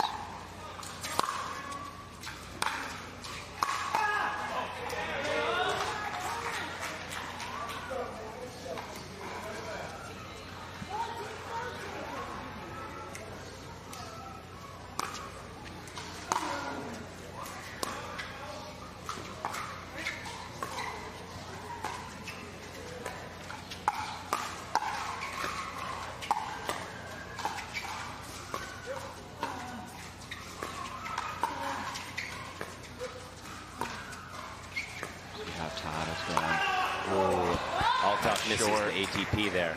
Doesn't quite get it. Althoff is saying that it hit something on the net post maybe. But what I liked there was Todd was kind of dictating where she was sending those dinks. She wasn't just going back cross court. She was going middle cross court. She was testing Merchant.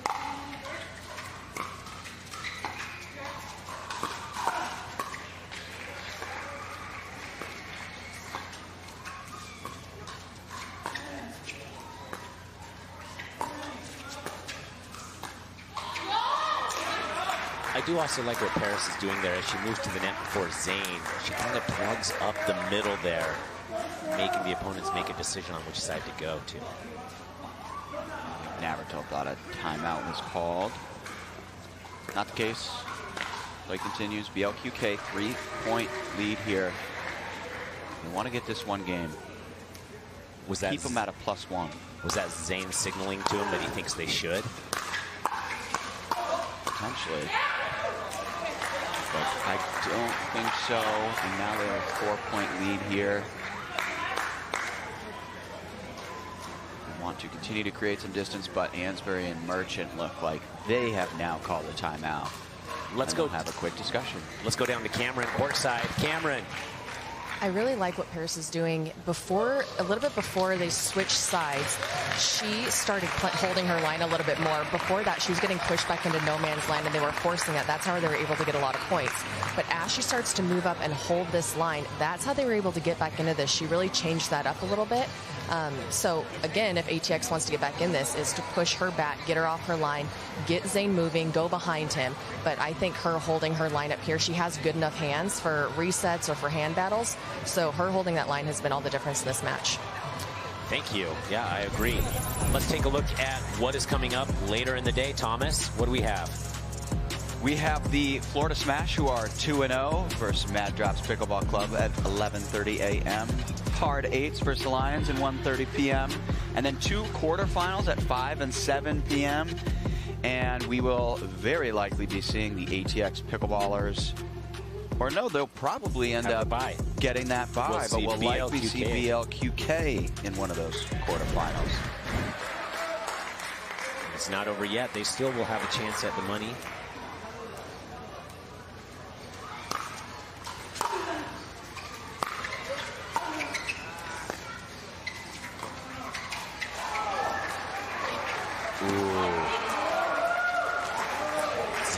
frustrated with himself. Just pushed that one out of bounds a little too far.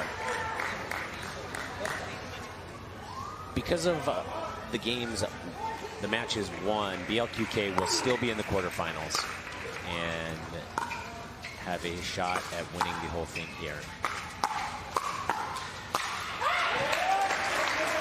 Kristoff fired up, putting that one away.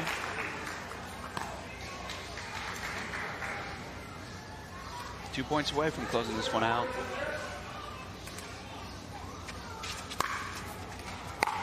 Ooh, and that's that famous Zane Navratil serve.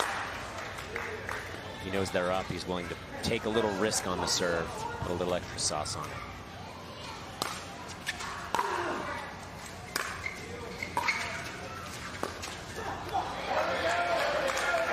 Ball goes back to ATX.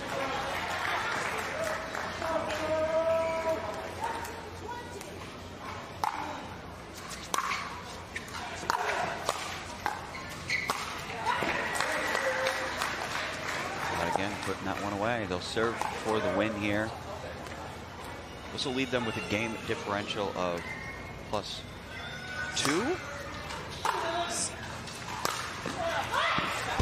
+1 for BLQK.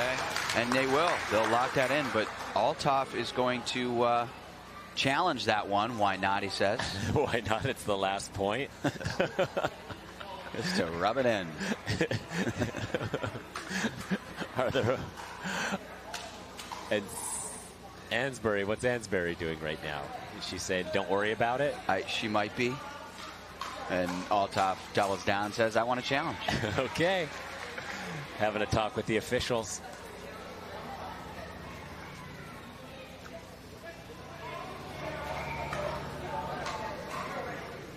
Let's see what's happening. Not sure. Cameron, you have eyes on what's happening down there? Yeah, I just asked Dylan. He said he thinks it was out, and he also thinks a couple of them think it was out as well. So I think it was one of those, you hit it and kind of want to be done, so you say, That's come on and go to the net to shake hands. But we'll see if it gets overturned or not. That looks like it's It pretty looks in. like it's in by a few inches here. Wonderful. Yeah, we're seeing it here on Good the for replay. Paris. Great shot. Todd looking up to us to see if it was in.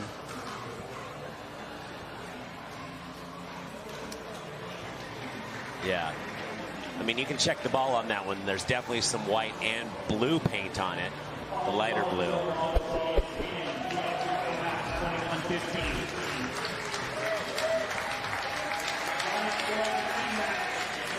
And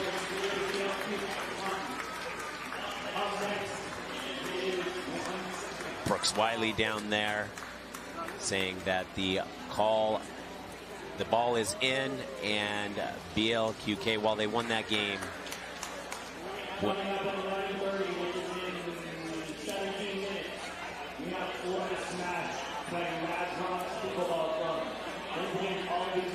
and right now we're going to have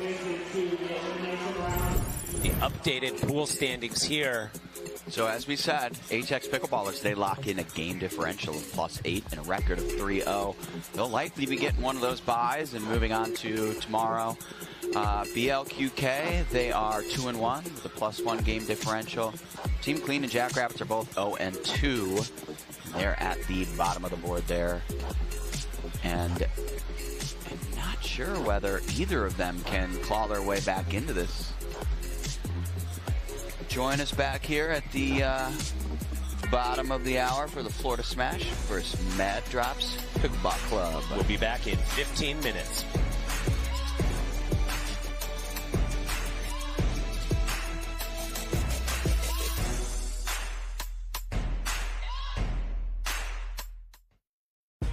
Major League Pickleball is back for 3 events in 2022 after a highly successful launch at Dreamland Dripping Springs in 2021. This year there are more teams, more players, and more action for the fastest growing sport in America. 168 of the highest ranked pickleballers made the cut, but only 48 were drafted by the 12 MLP teams. Utilizing a unique draft format, each team will be made up of 2 women and 2 men. At each MLP event, those teams will be randomly assigned in pool play to designate seeding in the single elimination winner-take-all bracket. Each match will have 4 games total: men's doubles, women's doubles, and 2 mixed doubles games. The teams with the highest cumulative points across the 4 games wins the match. In the event of a tie, the teams will play 1 game of singles where each player will have to play 4 rallies. Each team chooses the order their players will go in, creating an exciting and unconventional approach to who faces who. The team that survives the event's single elimination bracket will be declared the champion. The first 2022 Major League Pickleball event will take place between June 3rd and June 5th at Dreamland Dripping Springs. All 3 days of matches will be live streamed, and the finals will be televised nationally. MLP then moves on to Newport Beach in August and to Columbus, Ohio in October. Our mission is to elevate the fastest growing sport in America. Powered by passion, we're bringing pickleball to the world in a whole new way. This is Major League Pickleball. Love the league, live the sport.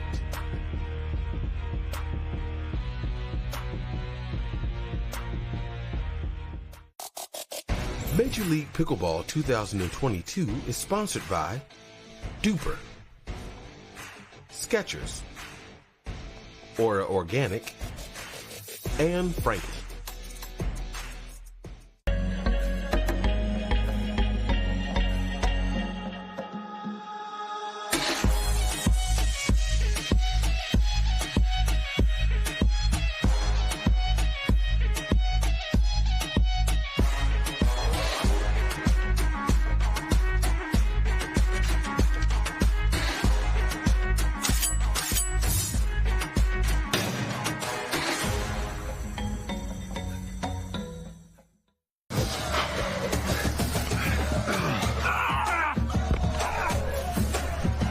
Working out doesn't have to be this complicated.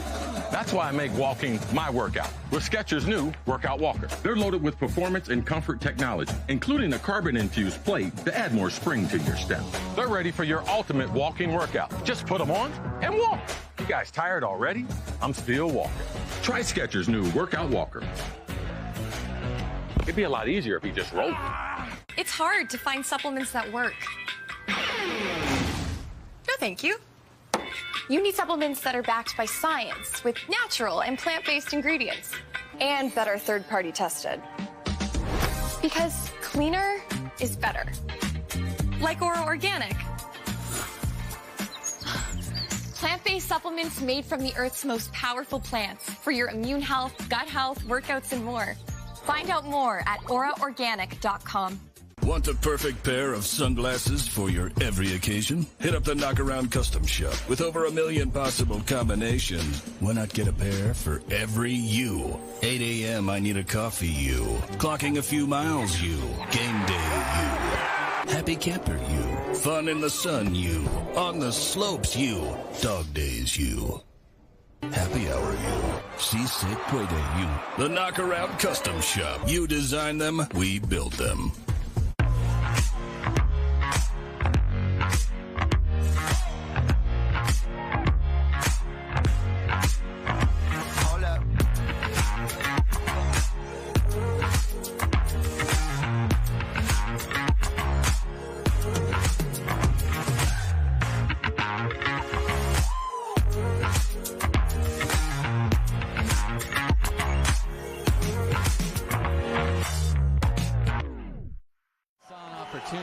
See someone go for that Ernie, if you can leave it just out of their reach, it becomes a big problem for the other team.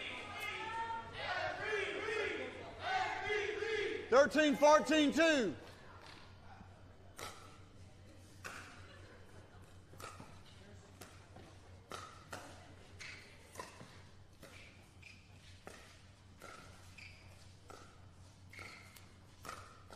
Oh, Nunnery tied him up that time. Okay. Point. And it is. We're going the other way for match point. Yes. Rob Nunnery, biggest moment in his pickleball life right here, Reminder, right now. this is a win by 1. So if they win this point, they win the championship. If not, 14-14-2. there's an opportunity here for a side out.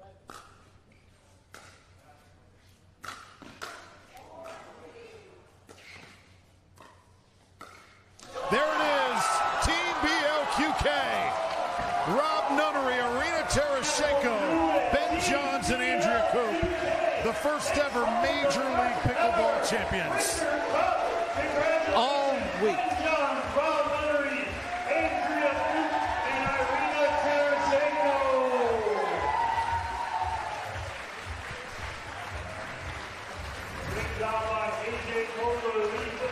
Here's that final point as Kohler reached and just couldn't quite finish it, and then bedlam on the court. Not a perfect game.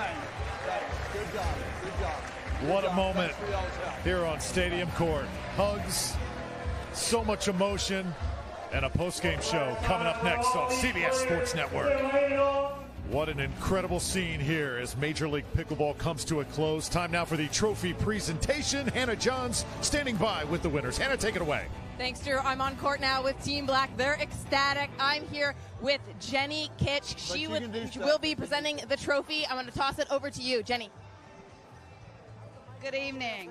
What a wonderful 4 days of pickleball. As the commissioner of Major League Pickleball, I say thank you to all the fans who showed up here at Dreamland and watched online on CBS Sports. I'd also like to thank those who made Major League Pickleball a reality, including our creator, Steve Kuhn, our president here, Melly Price, our director of operations, Brooks, and all of the fans that came out here today. I'd also like to thank the owners. We had 8 visionary owners who invested in franchises with an idea of what pickleball might be, and they saw here tonight what it really could be. And then I'd like to thank our sponsors who've been with us from day one and have believed in us and supported this event and all of the players. So before we move on to the trophy presentation, I would like to introduce Melly Price, our president of Major League Pickleball, who has a very special award. Thank you, Jenny, and congratulations, Team Black. We have a special award tonight. We had an online voting for the MVP of the league. This individual embodies the spirit of Major League Pickleball and our tagline, which is love the league, live the sport. I think you saw it on the court. There is no one that lives the sport like Lee Whitwell. Lee, please come on out. We want to give you a special award. We are so MVP, MVP, MVP, MVP. Lee embodies the sport. She was drafted at the bottom, played at the top, and carried the spirit of competitiveness, collaboration, and joy that Major League Pickleball is about. Thank you so much for all you do for the sport, and congratulations today. Thank you. All right, back to you, Jenny. Thank you, Lee. All right, come on over here, Lee. All right, now for our finalists. Our runners-up tonight, Team Chimeras, who is represented here by Annalie Waters, AJ Kohler, Lee Whitwell, and Kyle Yates. And we also have owners Charles Attal, who's in the house, and Charlie Walker. You came one match short, but you inspired us with your play. You inspired the audience, and we really hope you'll be back with us for season 2. All right, now for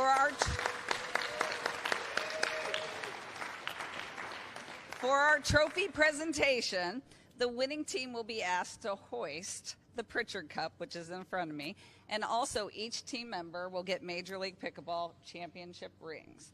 So I would like to announce the first ever Major League Pickleball champions, Team BLQK, and their members, Irina Tereshchenko, Ben Johns, Andrea Koop, and Rob Nunnery, with owner Richie Twazan and Justin Watson, who's not here tonight. Please hoist the cup.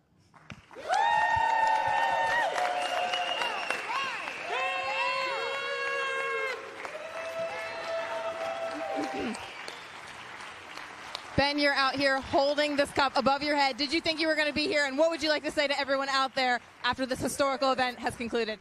Yeah, well, you go into it wanting and expecting to win, of course, a little bit. But, it's a little bit surreal. I'm just so glad this event is happening. I can't wait to see what the next few seasons have in store. But I'm just really grateful for everybody that helped to put this all together. And, of course, for my team and my owners and all the competitors. Just a fantastic event. Can't thank everybody enough. Huge congratulations again to all of Team Black. What a fabulous, fabulous event this has been. Drew, back over to you. Guys, thank you so much. Congratulations, Team BLQK. Major League Pickleball 2022 is sponsored by ProXR, Richards Rainwater, Knockaround Sunglasses, and Franklin.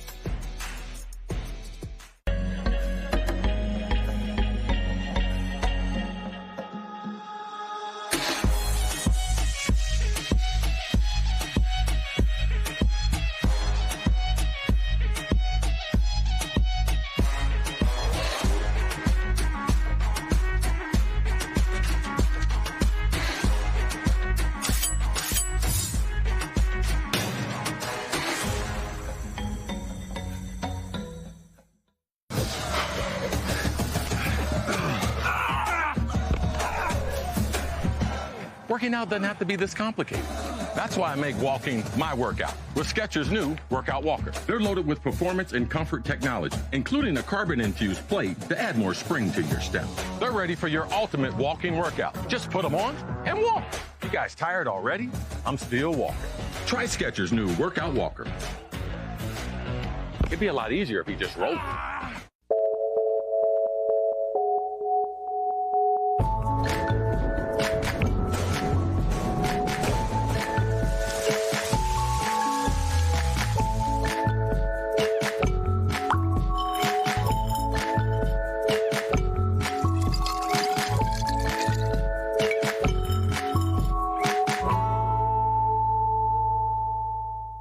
Children, your DUPER final athlete exam begins now. You, how much does it cost to have a rating? It's free. Deckel, how many different types of ratings are there? 2. 1 for singles, 1 for doubles. Cameron, who can have a rating? Anyone. And world peace. DUPER, bringing world peace to pickleball ratings. Download the app and claim your free rating today. Congratulations. You are all smarter than you look. Are we ready to get this started? We're gonna take on the world. Welcome to Pickleball Night in America Live. We're coming to you from Dripping Springs, Texas. We're gonna take on the world. We have received 2 backhand winners back-to-back.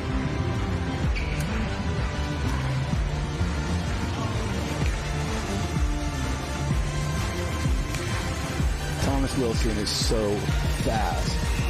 Oh, DJ with the behind the back.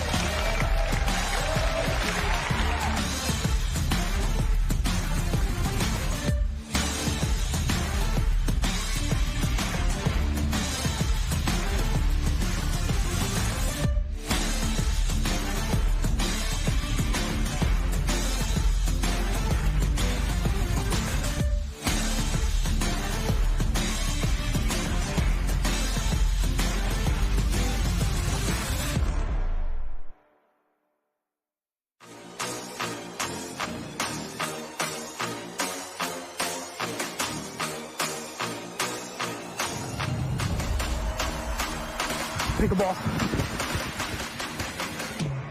I'm coming.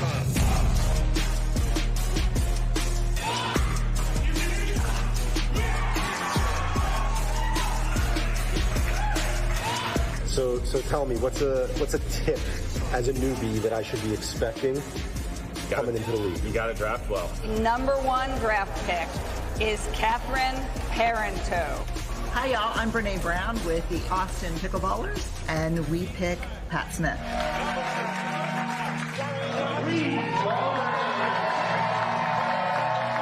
It's all about the firefight.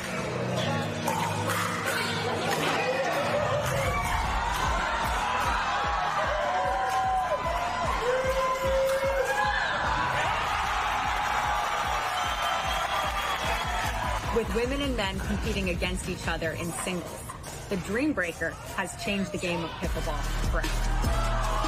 Number 1 female, number 1 male. Oh, yes, she can. Smoky in the air, that's a lot of pop. Pockets running over with the dollar sign. Try and take it from me.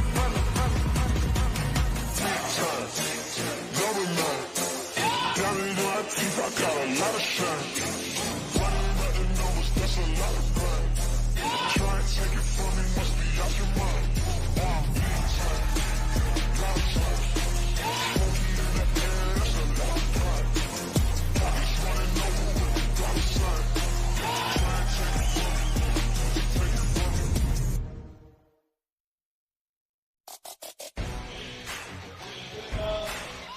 We're back in the home of barbecue, just outside Austin, Texas, in Dripping Springs at Dreamland. We've got the Mad Drops Pickleball Club versus the Florida Smash. Florida Smash right now currently sit at 2-0 with a +3 game differential. They're top of the leaderboard, and they're going to go up against the Mad Drops Pickleball Club, featuring none other than the fiery Julian Arnold. And what are you expecting to see here, Thomas, today between these two teams? Well, I think Mad Drops desperately needs a win here. Florida Smash, surprising 2-0. I don't know that anybody really had them picked as a front runner, but what I'm really excited for is that Lee Whitwell energy we know so well. And, of course, watching J.W. Johnson dominate at the line, and honestly probably in like every aspect of the game. The kid is unbelievable to watch, and he's just a ton of fun. Yeah, I think going into it, you definitely had hopes for this team. You have the men's #1 pick, J.W. Johnson. You have Lee Whitwell, last year's MVP. And I think it's going to be a fiery team. It has been so far. Looking at Mad Drops Pickleball Club, what do you like there? I like this Julian Arnold and Ben Newell matchup as a men's doubles team. I like Newell. He's very flashy. He moves around on the court, and he was kind of like a second backup, if you will, after Adam Stone had to take a seat for the weekend. But let's go to Cameron Blackwood down on the court. What's very interesting about this women's doubles match is how Olivia and Viv set up. They set up with their forehands on the outside versus putting the forehands on the inside. So that's going to be interesting. But look for Lee, who's also a lefty, to go straight up with Olivia, the other lefty. Look for her to get big, and look for Maggie to counter big time. So I'm excited to see how this match is going to play out. Now we're going to go to Brooks for the coin toss. Back for the coin flip between Mad Drops Pickleball Club and Florida Smash. Julian, pick a number between 1 and 2. 2 is the number. You won the coin flip. Do you want to choose the serve or the side?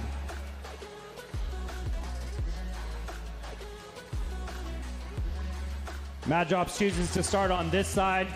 Would you like to serve or receive? Florida Smash chooses to receive. Do you want to be the home or away team? Mad Drops is going to pick the home team, so they will choose the mixed doubles team second. They will choose singles. If it goes to the singles, dream breaker, tiebreaker. Ready to go? Okay, we'll have a short one. Brooks is getting pretty good at that coin flip process down there, huh? Yeah, definitely. I think there would be, I was thinking there was going to be more strategy into who chose to be home and away based on what order they get to pick. I would say if you're going to predict it coming to a dream breaker, you would want to actually be the away team. But I think everyone's chose home, and I guess it will continue to stay that way. All right. I'm excited to see how this Remintz-Whitwell partnership works here. I've never seen them play together. I've seen Maggie Remintz play only Reminzi, I should say, play only a handful of times. I've seen Lee Whitwell a ton. I'd like to see if they've developed some chemistry over the past day and a half or so. And we'll have a tough matchup with Vivian David and Olivia McMillan, who we saw yesterday, them down on the other side of the net. Yeah, we saw them yesterday, and they do, like Cameron said, they play with their forehands to the outside, both backhands down the middle. A little unorthodox, something different, and sometimes different is good. Sometimes. Will it be good here, Tyson? I mean, only time will tell. I'm surprised, though. I mean, typically if you get the opportunity to go forehands down the middle, that's what you do. And they've chosen to do the exact opposite. So, maybe they're baiting people to go in the middle, and then you got to go to some powerful backhands. The officials look at us. That's Ron Ponder down there on the court, lead ref. And then we have Courtney Johnson and Bob Swisshelm. Shout out to all three for all their hard work. They'll be with us all weekend here at Major League Pickleball. And we are about to get underway with the first game of this matchup, the women's doubles. A little bit of warming up for these ladies as they get going. Lee Whitwell over there fist bumping the audience. She's always getting involved with the crowd. She's an entertainer. She is an entertainer, and look for her to get very animated here. Shout out quickly to Lee's mother. I know she's tuning in, and Lee wanted me to give her a special shout out. So there you go. Hi, Mrs. Whitwell. I miss you. Do you know her? No. Okay. Well, you made it sound like you did. I fell for it. This guy. So McMillan and David, they'll have their backhands in the middle. And I think the way they're thinking about it is like, hey, come down the middle at your own risk. We got Vivian David's backhand right here, sitting waiting for you.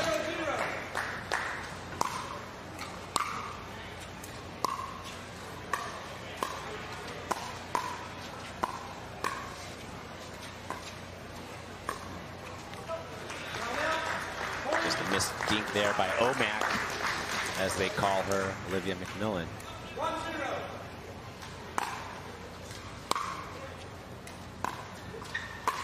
Oh, good spot there by McMillan, catching Whitwell right in the shoulder. It's exactly where you want to go. I mean, that's textbook.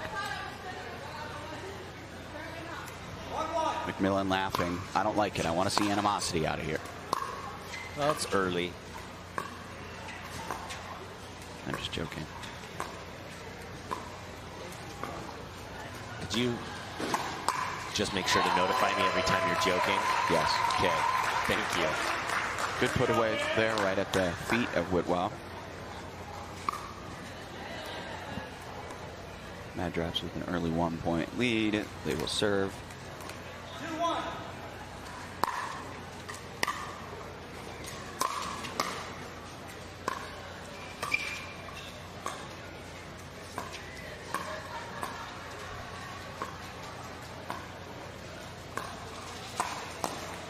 I think we're going to see a lot of back and forth between McMillan and Raminzi.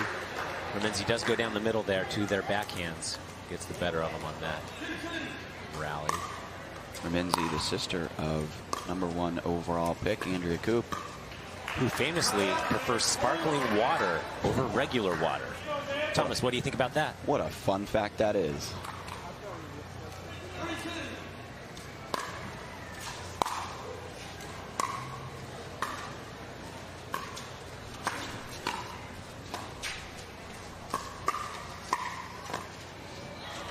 The aggression from McMillan there, pulling trigger, initiating the speed up. I think when we watched her yesterday, it was, you know, her first game of the weekend. She might have been a little more timid, jitters, but she looks comfortable here. And she's taking big swings. Great pickups. What a get. Oh, incredible. Vivian David keeping it alive. Mad Drops are pumped. Wow. They hug it out after that one. Even Whitwell giving them a little point like, yeah. Oh, that get right there. Little back and forth with Whitwell and David. Oh, my God.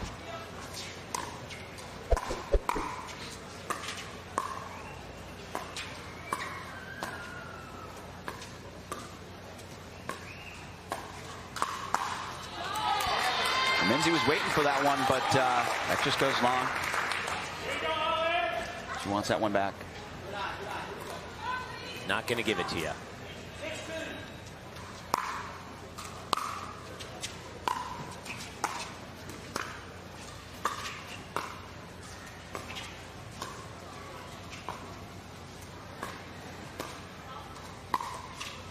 And it's in after a net. Minzy saying, really? Those are hard to adjust to. McMillan doing so well to get up to the kitchen line as Florida Smash, Whitwell, and Raminzi both attacking her, trying to keep her back.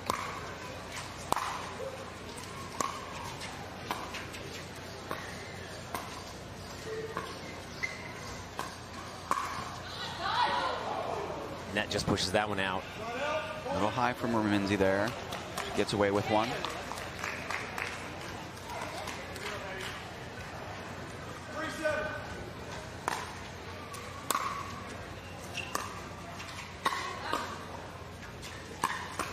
Great resets there from Whitwell.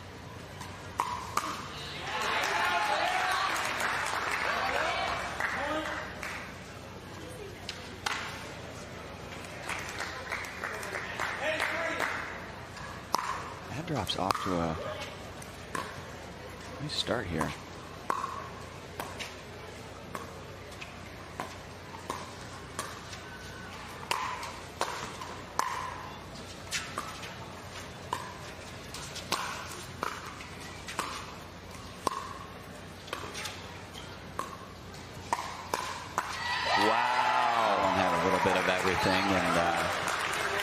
Defense to offense to defense to offense. Kept going. Vivian David again with McMillan.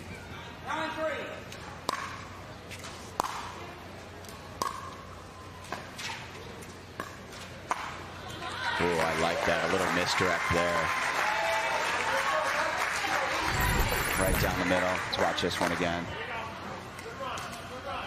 Just a little backhand roll there.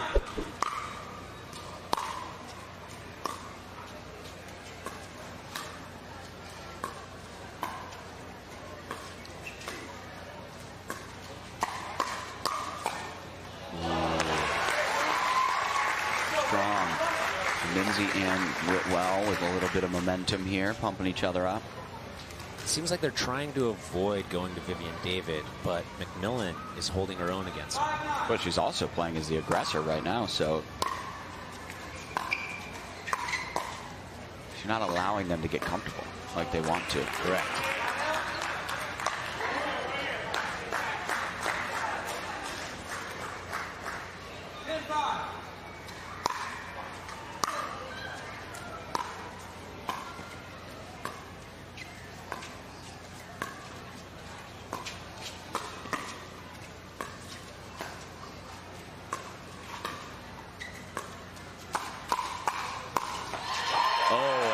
We go to an end change as Mad Drops go up 11-5.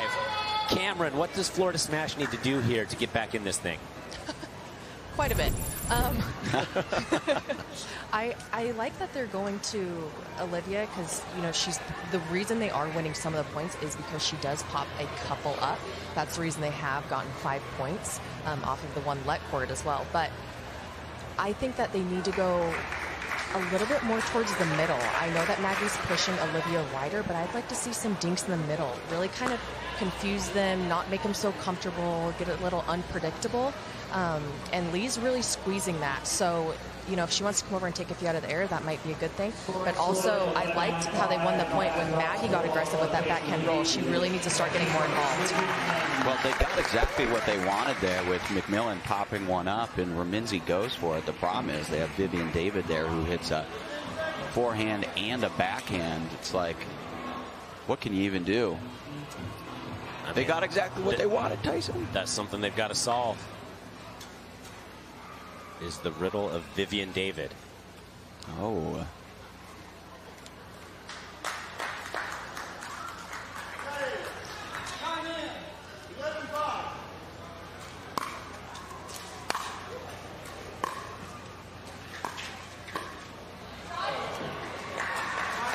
Just falls short there by McMillan.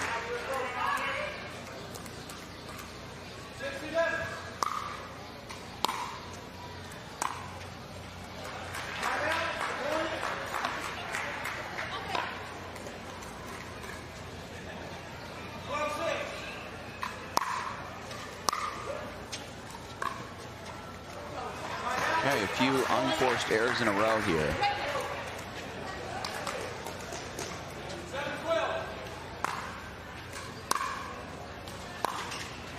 And another one. And I mean, with the rally scoring, it doesn't matter whose serve it is. These unforced errors are just handing the other team a point. Yeah.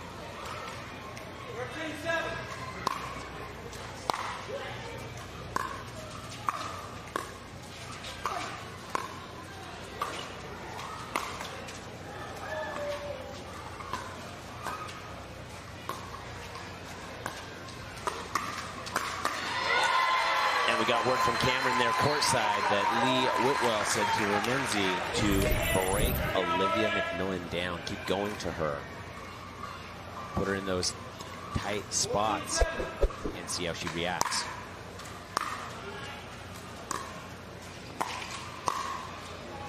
I mean, they were already going to McMillan, but I think they're looking at each other and saying, well, let's just turn it up a notch.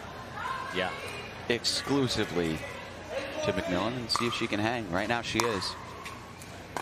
Mad drops her up.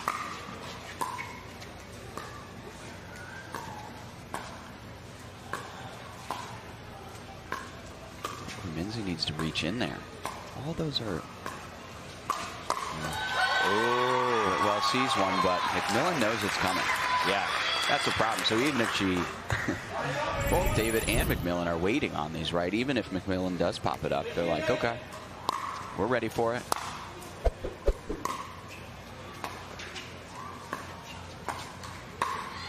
Again, McMillan again, another fist pump. It looked like an inside out down the line.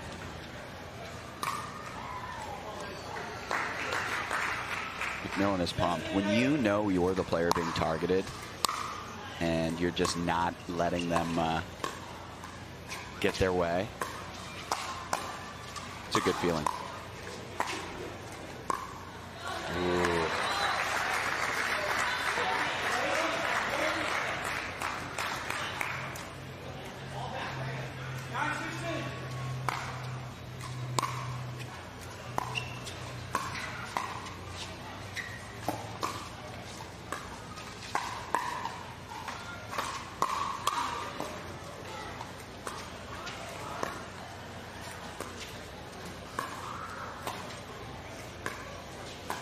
Playing some good pickleball right now.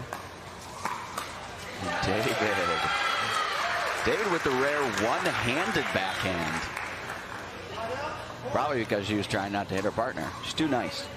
She is too nice. I would have shoved McMillan out of the way. Would you have? No. But if it were my little brother, Tyson. Yeah, oh, we've already gone over that. He would have hit the deck. You're a good son, but a bad brother. I resent that comment. That one goes just a little bit long. Whitwell and Remenzi looking at each other. And you're an okay friend. I'll take it. 3 points to close this one out for Mad Drops.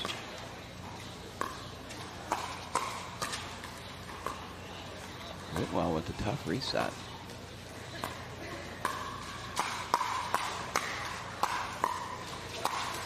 Oh my gosh. McMillan is agile. So we know that McMillan recently had knee surgery. So when she goes down, everybody kind of gives her an extra glance to make sure she's doing all right. She shook that one off. She said, I'm okay. She did hit the deck, though. And these are outdoor surfaces, so they are a bit gritty. Take some skin off. Leave a little bit of yourself on the court. Right, Thomas? Leave it all out there. Literally and figuratively. David finds a nice low spot right between Remenzi and Whitwell. And they're both frustrated. They are. They keep letting that happen.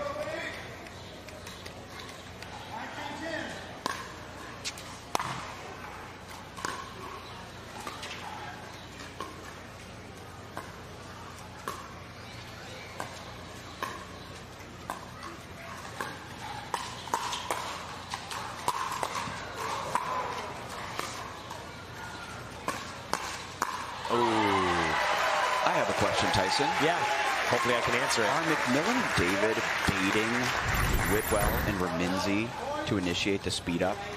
I don't know if it's on purpose. I was thinking that same thing because they are generally the ones that do pop the ball up and then they're waiting and ready for the speed up every time.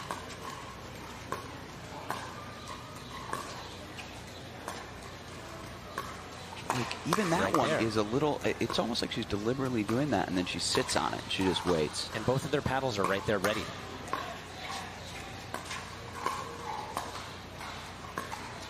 I don't imagine it's on purpose, but I know that they're ready for it.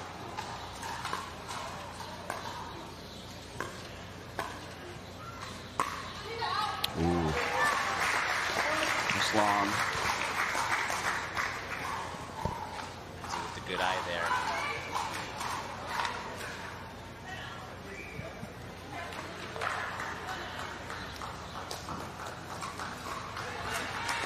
And a timeout. We're going to have a conversation. See if there's anything we can change. Let's go to our high-paid expert analyst, Cameron Blackwood, on the sideline. Making money. What I would like to see is Lee try some lobs. Let's see if we just switching up the pace. I mean, we're kind of getting into this battle. I was thinking the exact same thing with Olivia and Maggie. Like, is she baiting her a little bit because it's going right to Viv's backhand and they're winning the points? So let's change it up a little bit. I think Lee getting involved, throwing in a lob here and there, see if it changes something, because right now there's not much that they can do to stop these two. Yeah, it will be interesting. They do need to do something different and take control, get in the driver's seat. And probably, I mean, there's part of them that does feel like they're in the driver's seat. They're just missing because they almost always initiate the speed up. It's just that McMillan and David are ready for it, and they always have an answer. Cameron, can you tell what Whitwell's saying to Raminzi right there? No, sorry. Probably top secret. I'm dying probably to know. Let's be aggressive and get some points, because they're down 12-19 and they just got to turn it around. I know Lee has another gear, and I know Maggie does too. I saw it yesterday. They need to do that right now. Okay, you got to work on your eavesdropping, Cameron. On it.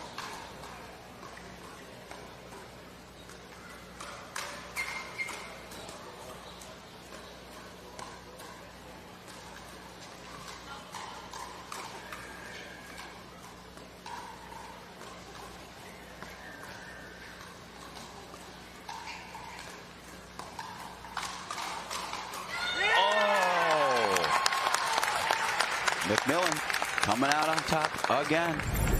Whitwell, rarely is she this quiet, but you can tell there's some frustration over on the side of the Florida Smash. Seems like nothing's going their way. They cannot crack this code.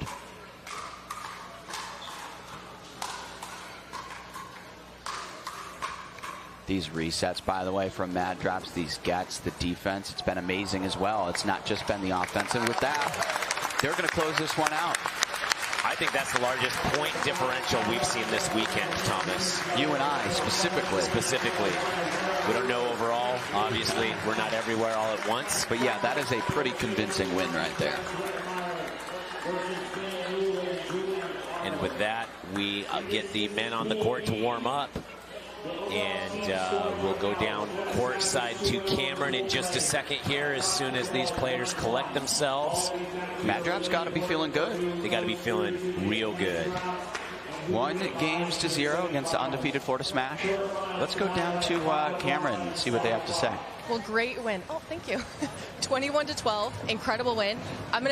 We love Viv, but she has lost her voice, so just lots of smiles in this interview. I'm going to go to you. You were being so aggressive, even throwing yourself on the floor. Was that the game plan going in? Slipping and hurting myself was not the game plan, but we ended up winning the point, and that was even more incredible. Really, we just wanted to be solid. You know, stay on the line, really dink low, and then attack when on the right ball. So we did it well. What some of us wanted to know, which was interesting, is when you got in a dink rally with Maggie Raminzi, were you almost baiting her, maybe hitting a little bit of higher one, so then Viv came in with her backhand, or you came in? We just wanted to know if you were baiting or if that was part of the game plan. A little bit. I mean, we love Vivian's game, so, you know, just trying some things out, and we executed well. So, well, great job. It looked awesome, guys. Thank you. Yes, good luck. Thanks. Perfect. Thank you, Cameron. She'll never admit her strategy. Yeah, so a little coy answer there by McMillan, as she didn't want to give away too much. I was going to say coy as well. Well, we both have a great vocabulary.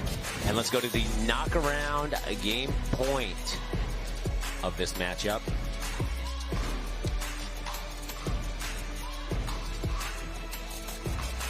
Some resets, drops, staying alive. And then Raminzi and Whitwell just push it a little too wide.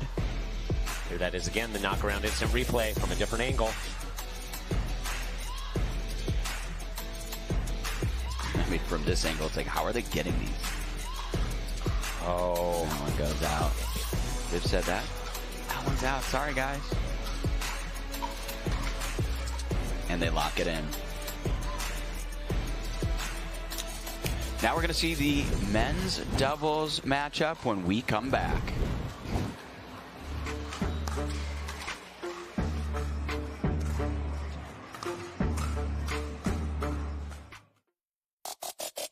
Major League Pickleball 2022 is sponsored by Duper, Skechers, Aura Organic, and Franklin.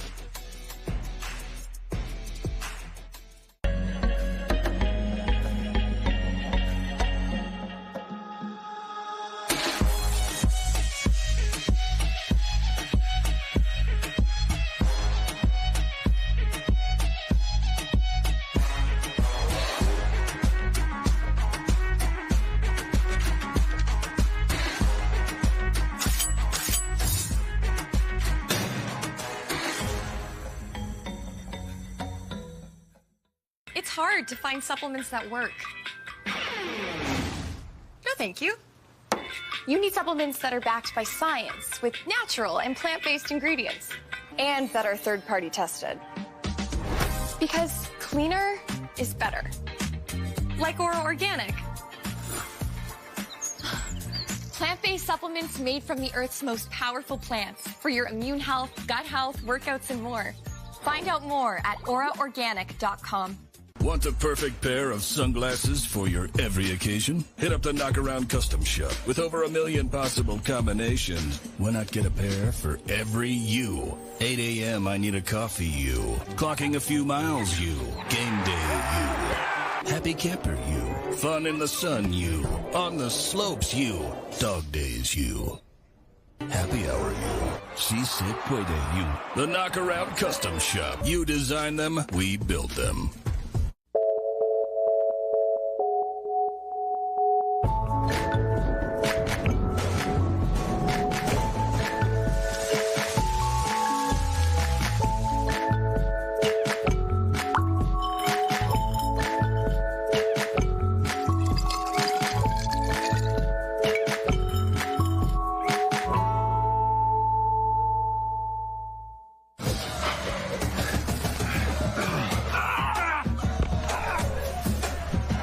Working out doesn't have to be this complicated.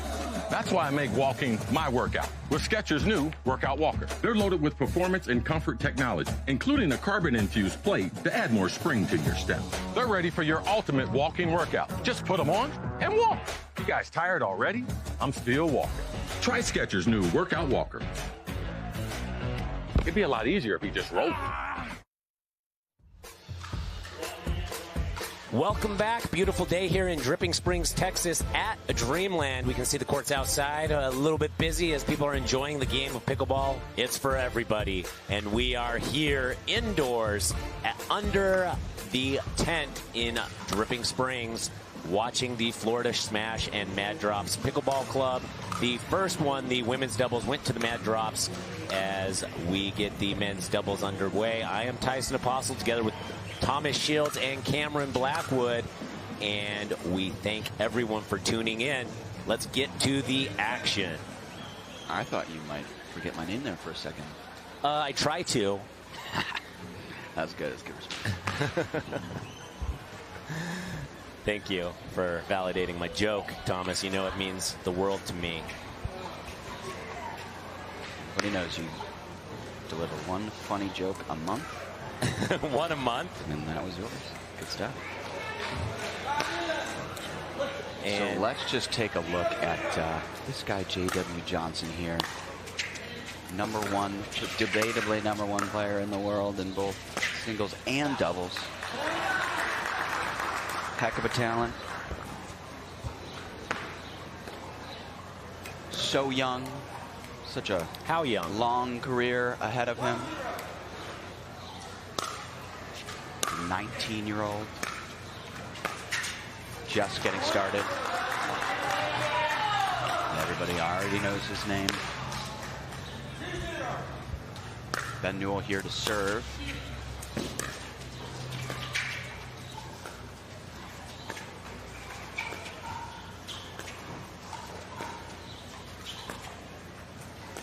see a lot of Newell to Rettenmeyer. Newell a little short on that ATP there, it looks like. A lot short. Trying to avoid the post, pushed it way outside. But I think there are two clearly dominant players on our sport right now, which would be Julian Arnold and J.W. Johnson. And two players who I think are going to be challenged here.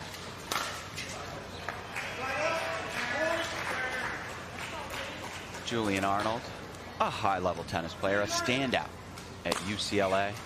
Well, and Travis Rettenmeyer, a top-ranked, top 100 in doubles tennis, right. Men's tennis. I think racked under 60, 52nd, and played at all the slams.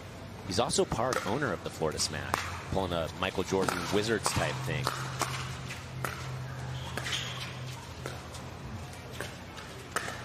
Newell pulling triggered there. Thought he saw an opportunity.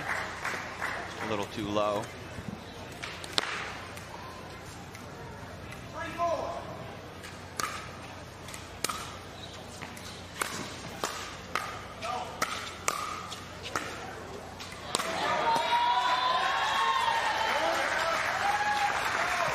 Just long as Florida Smash evens it out, 4-4.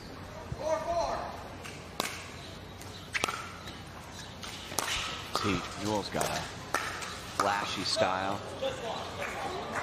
That one, what was the call there? That was out. Drops called that one out. Hit the top of the tape there. That was the right call.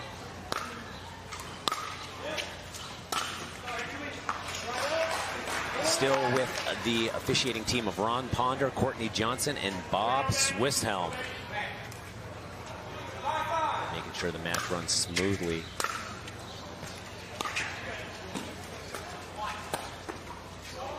Great little flick there by JW. Makes it look so easy. It's so simple, but so effective. It's just a quick flick of the wrist, pick the moment, find the right spot on Newell there, and not a lot Newell can do. Those gets are unbelievable. Those hands are unbelievable.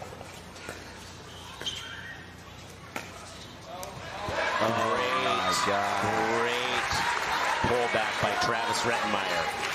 I mean, the hand speed, watch these gets. He does like a full 360 on that get with his paddle. Doesn't make any sense.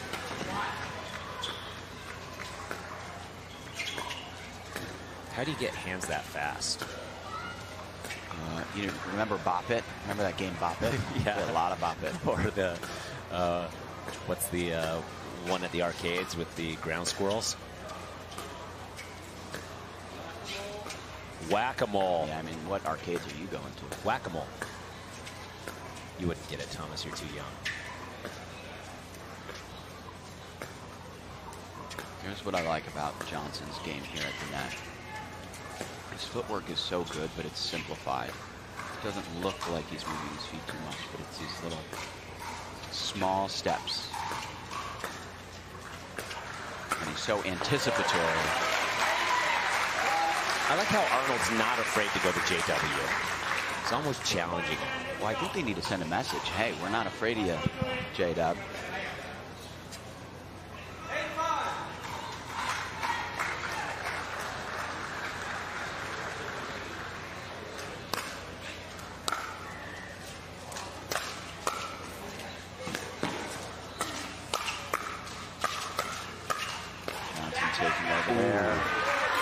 And as you see Travis go to jump the kitchen for the Ernie, you see JW fill in for him. It's important as a doubles team to move in unison and kind of cover for each other.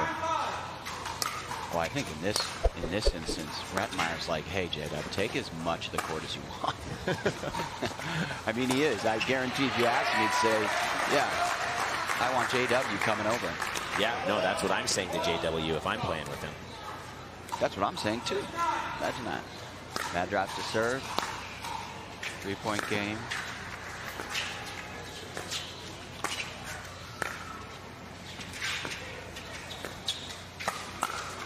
And JW takes over again. Steps into the middle again. Travis says, be my guest. JW never really shows a lot of emotion. He's very stoic. Don't take my word. I agree. He's like the Terminator. Solemn. I'll use solemn then if you don't want me to use stoic anymore. Julian Arnold trying to get his team pumped up. Allowed, come on. Looking to his partner, Newell, saying, let's go. They call him Andiamo. I think he just screams that. They call him that? They also call him that because of that. It's fitting. His mother's full Italian. Travels back and forth to and from Italy very, very often. You see Julian trying to bring the energy here, and that can be the difference maker. Oh, there he is. There he is. He's the first big Andiamo game. Veins popping from his neck.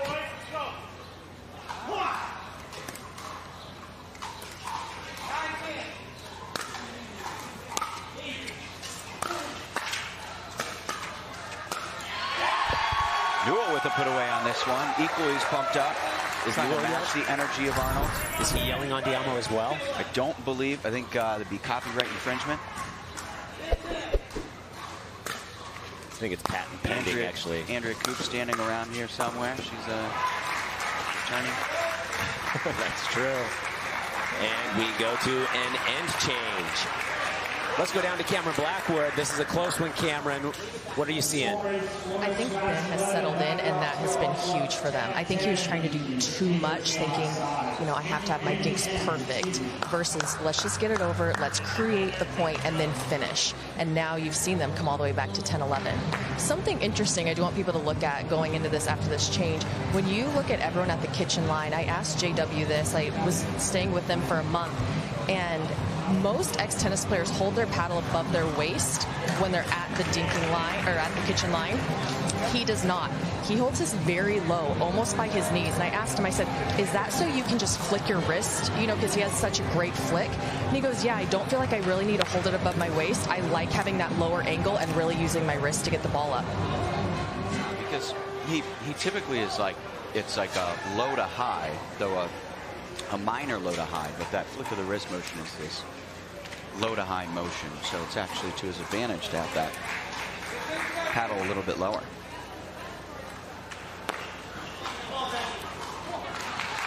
Get going here with the second half of this men's doubles matchup.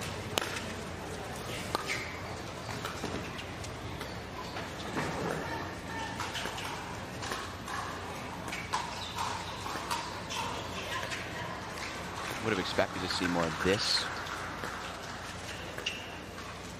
Meyer to Newell.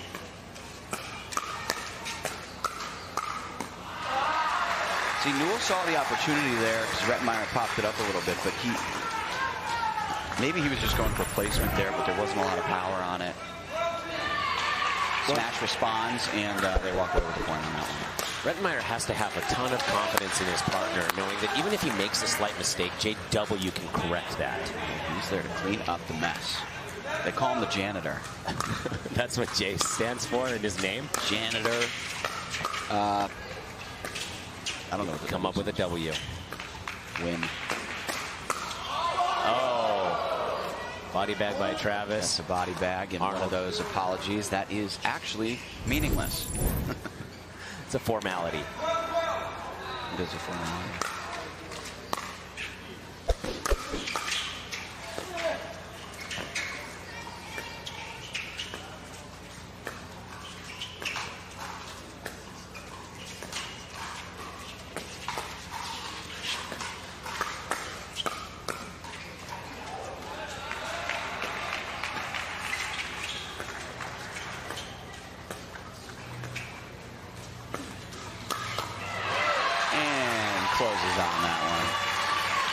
Again, a little off-camera action here. I'm watching Thomas Shields eat a whole family bag full of candy. What are you carb loading for, Thomas? Thought you signed an NDA. I didn't say which candy. But strong work, bro. Thanks, man. Candy for breakfast.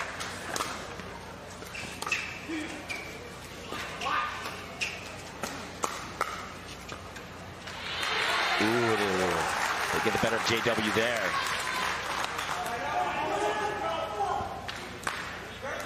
Tie ball game.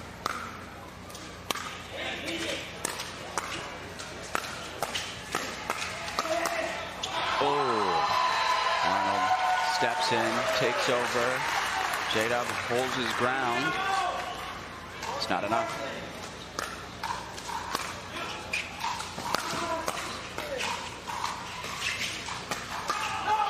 Wow, Arnold bringing a lot of energy now. He is all over the court with the footwork, scooting along that kitchen line. I think they were both standing in the same spot on the sideline. On each other's shoes. Yeah.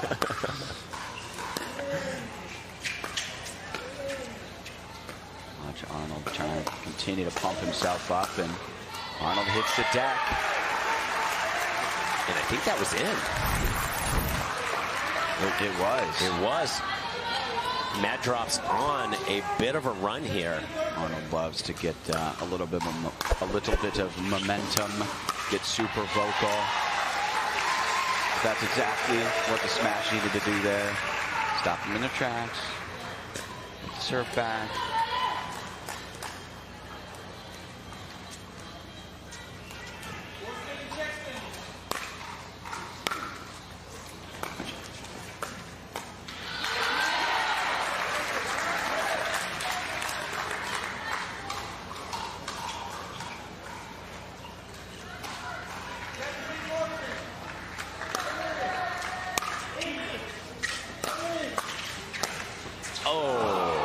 Play from Newell. Just misses. And Ben Newell is a last-minute replacement here on Mad Drops. He's fitting in quite well, Thomas.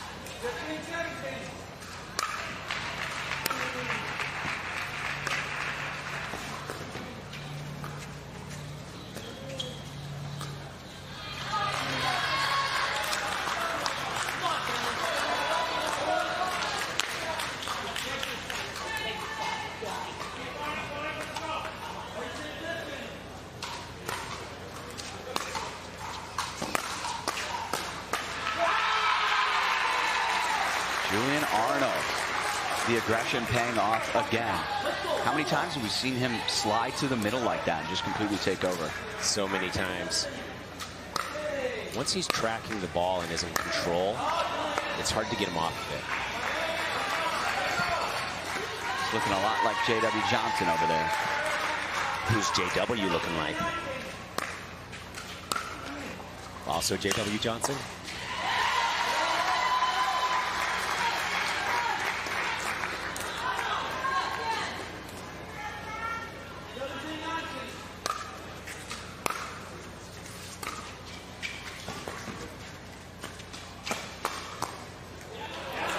Quick hands of Arnold there.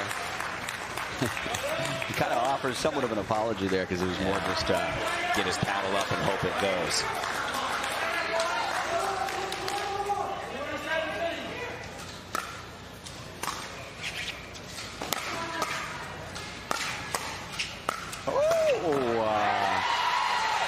Newell with a little tweener, but that's right to the paddle of Travis Rentmeyer. He puts that one away.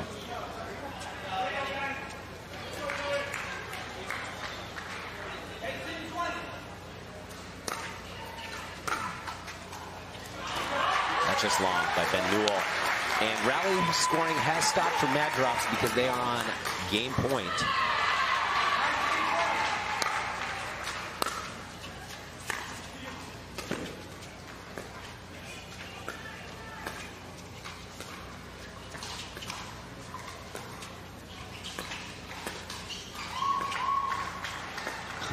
Newell with a little body feint there.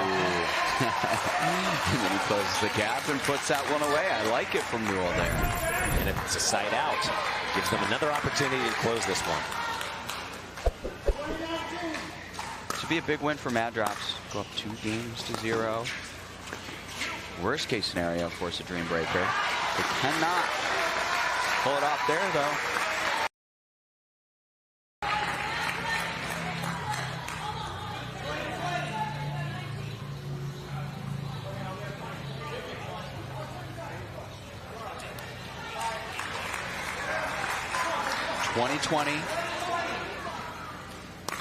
first team to create a 2-point lead will win this one, and it is essentially a must-win for Mad Drops to go 4-0,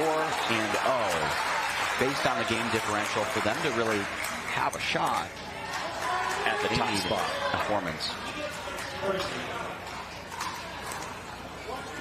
At one of the top 2 spots. Got it. And Florida Smash sit atop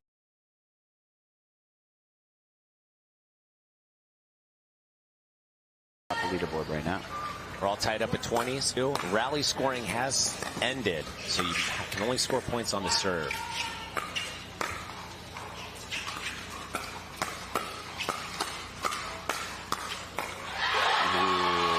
Great exchange there. Whitwell up off the bench, pumping up her team. Rettenmeyer saying something.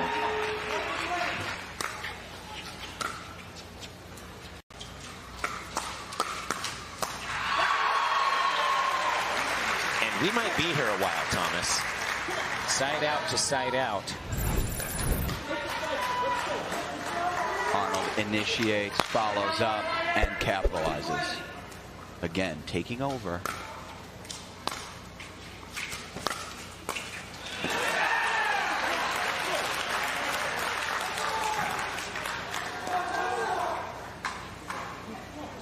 And now they'll be serving for game point.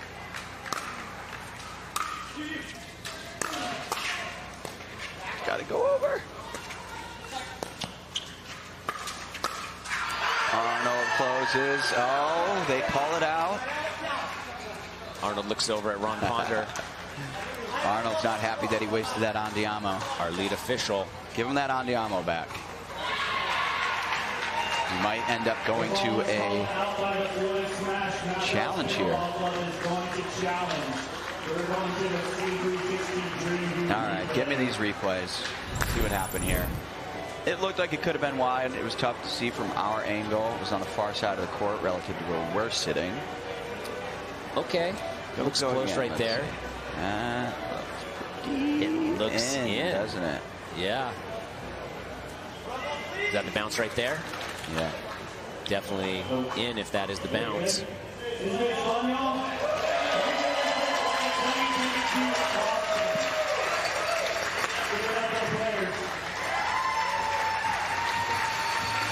Yeah. Just catches the back corner right there, right on the line at the intersection. The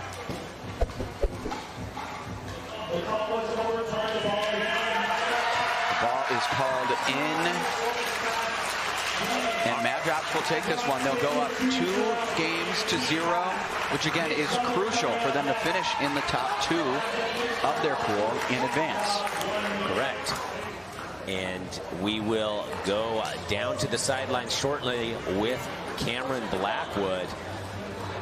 Julian Arnold ecstatic, same with Ben Newell. Cameron, to you. Great, we're getting the camera situated. I did want to talk to you guys. Great win, way to finish that out. When you're locked at 20-20, what is the game plan to finish it out? I think just with the nature of only getting one chance as opposed to having 2 with a side out, really important to just get a point started. But at the same time, not shy away from what got us to that position in the first place. You know, Ben and I love to play aggressive. We love to shake and bake. We love to drive the ball. And I'm really glad that Ben decided on 20-20 to rip that forehand because it's money. So got us a quick, easy one, and then we just played a tough point to close it out. Lucky enough, this thing happened to clip the line a little bit, so I'm glad we have replays. Yes, yes. And way to go, Ben. You played incredible. I noticed you guys really kept JW out of a rhythm. Was that the game plan? Yeah, you know, I played JW a couple of times, and I don't want him to be comfortable sitting in the middle, so we do have to dink him a couple of times, but our strategy was working, so we're just looking at Travis and then letting Julie do his things with his hands, you know. He was on fire, so I was like, just take over the middle, man. You got it. Well, great win, guys. We'll get you ready for mixed. Back to you guys.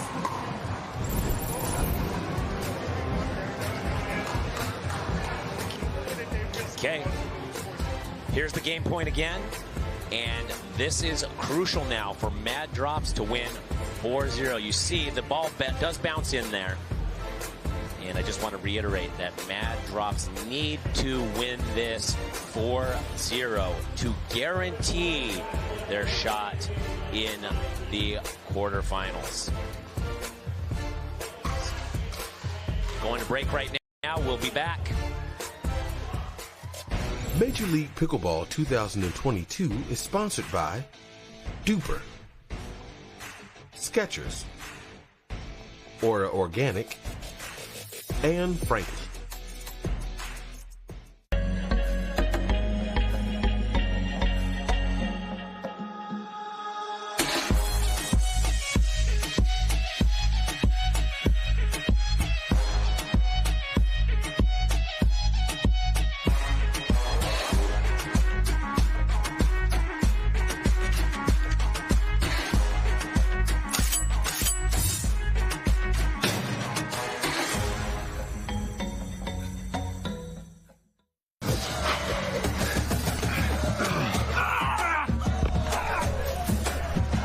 Working out doesn't have to be this complicated. That's why I make walking my workout with Skechers' new Workout Walker. They're loaded with performance and comfort technology, including a carbon-infused plate to add more spring to your step. They're ready for your ultimate walking workout. Just put them on and walk. You guys tired already? I'm still walking. Try Skechers' new Workout Walker. It'd be a lot easier if you just rolled. It's hard to find supplements that work. No, thank you. You need supplements that are backed by science with natural and plant-based ingredients and that are third-party tested. Because cleaner is better. Like Aura Organic. Plant-based supplements made from the Earth's most powerful plants for your immune health, gut health, workouts, and more. Find out more at auraorganic.com. Want a perfect pair of sunglasses for your every occasion? Hit up the Knockaround Custom Shop. With over 1 million possible combinations, why not get a pair for every you? 8 a.m. I need a coffee you. Clocking a few miles you. Game day you. Happy camper you. Fun in the sun you. On the slopes you. Dog days you. Happy hour you. Seasick play day you. The Knockaround Custom Shop. You design them, we build them.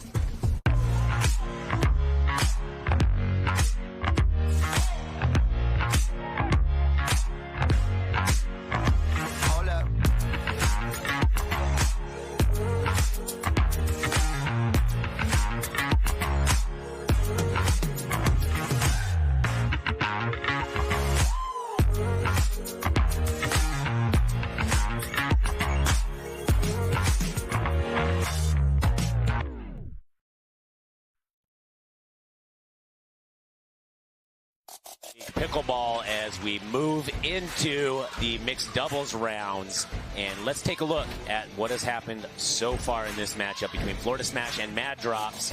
Mad Drops take the first one, women's doubles, 21-12, a large point differential there, and then Mad Drops again with Arnold and Newell over Johnson and Rettenmeyer.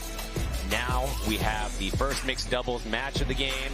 Vivian David and Julian Arnold versus Lee Whitwell and J.W. Johnson of the Florida Smash, followed by McMillan and Newell of Mad Drops versus Remenzi and Rettenmeyer. Let's go down to Cameron courtside. Cameron? Well, this is exactly the lineup I would have chosen. You want to put JW and Lee together. They have a lot of success off the court. They're very familiar with each other. They know how to win. So definitely taking the experience over that. So the cool thing with Julian and Viv, though, is Viv can set him up, and he's feeling it after that men's doubles match. So it'll be interesting to see how this one goes. Yeah, and I think like we said earlier, Mad Drops have to close this out 4-0 to guarantee their shot in the quarterfinals. To just have a shot, honestly.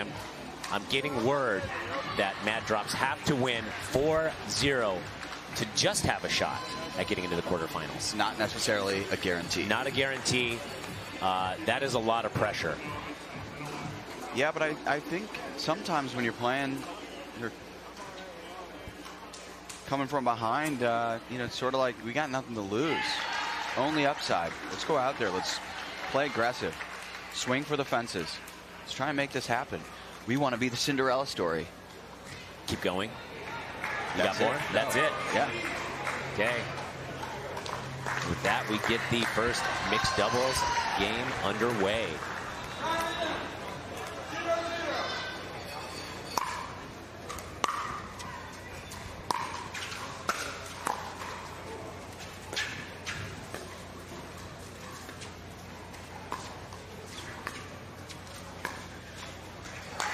These are clearly the A squads for either team here. All 4 early picks in the draft.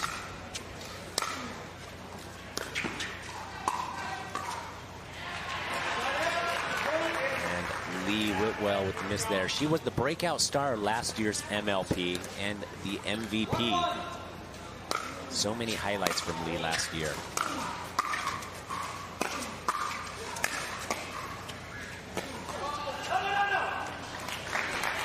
Arnold bringing the power right off the bat.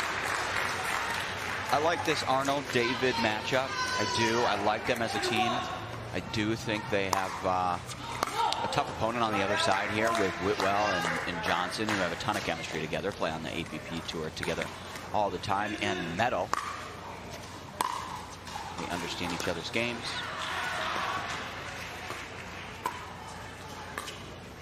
Nice ATP there. Oh. Defense. With so much money on the line, not only at this event, but the future MLP events, are we going to see these teammates match up on the other stops, on the other tours? That's a really interesting question. If I'm them, I start to make sure that's the case. I think so too. You got to build as much chemistry as possible. Especially on some of these smaller stops where it's like, you know, the payout's pretty nominal relative to something like 25 grand in a single weekend, right? Correct. Winning team here gets 100 grand to split between all of them. And there's 2 other stops. Oh, and Whitwell gets it. Gets the Ernie. Whitwell, no stranger to the Ernie. So they go for those pretty consistently. And she takes a little double hop there and then explodes over to the corner. Ooh, a little misdirect. Going to the offside of J.W. Johnson. He thinks it's going the other way. Nice play from David there.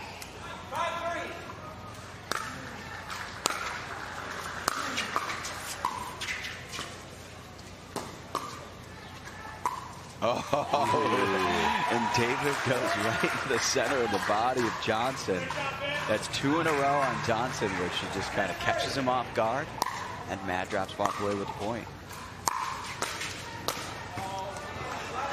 I do like that the Mad Drops are continuing to go to JW's side. They're not intimidated.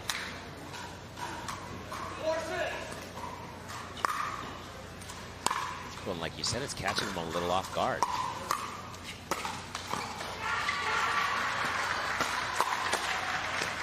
Quick hands at J.W. Johnson. Even though that one goes in the net, you saw a glimpse of how quickly he can explode laterally to get to a ball. It looks so easy.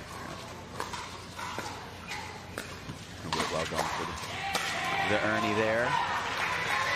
What does that do? When she goes for an Ernie, it forces Arnold and David to go to the opposite side of the court or make some sort of adjustment to keep it away from her. What they do there, they went right to the jaws of J.W. Johnson.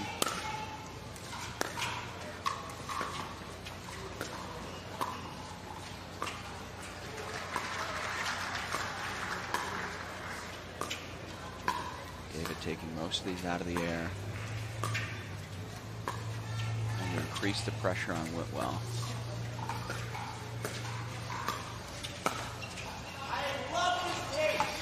So when you take a ball out of the air in a dink, you give your opponent less time to react, and therefore they're more likely to create an unforced error.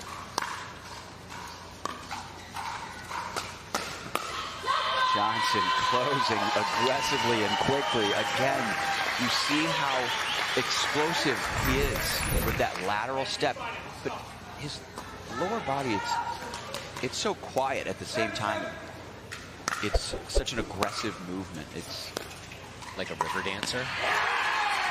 That's exactly what I was thinking. I'll put it in words for you. I know your long history of river dancing, Tyson. I'm just a fan. Just a fan. That drops with the slight edge, 8-7. And David taking a moment to say, let's go. Or Andiamo.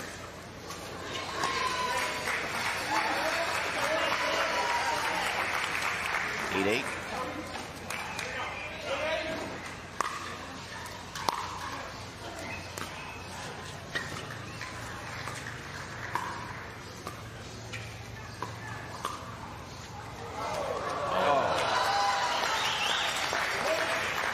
Ball does a little net dance on top, drops too close to the net for David to scoop it.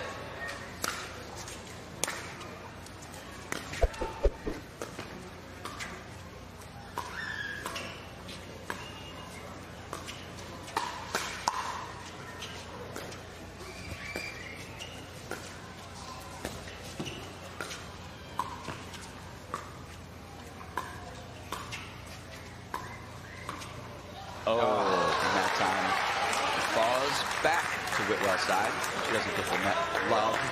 She's open. Net giveth and it taketh away. Said that yesterday. I still stand by it.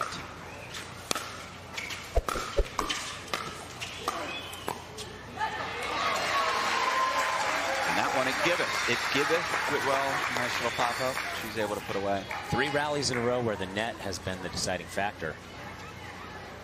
Where's the net? Do you think the net's a little MVP? Egotistical? It's all about me? Maybe. The net's not getting enough attention.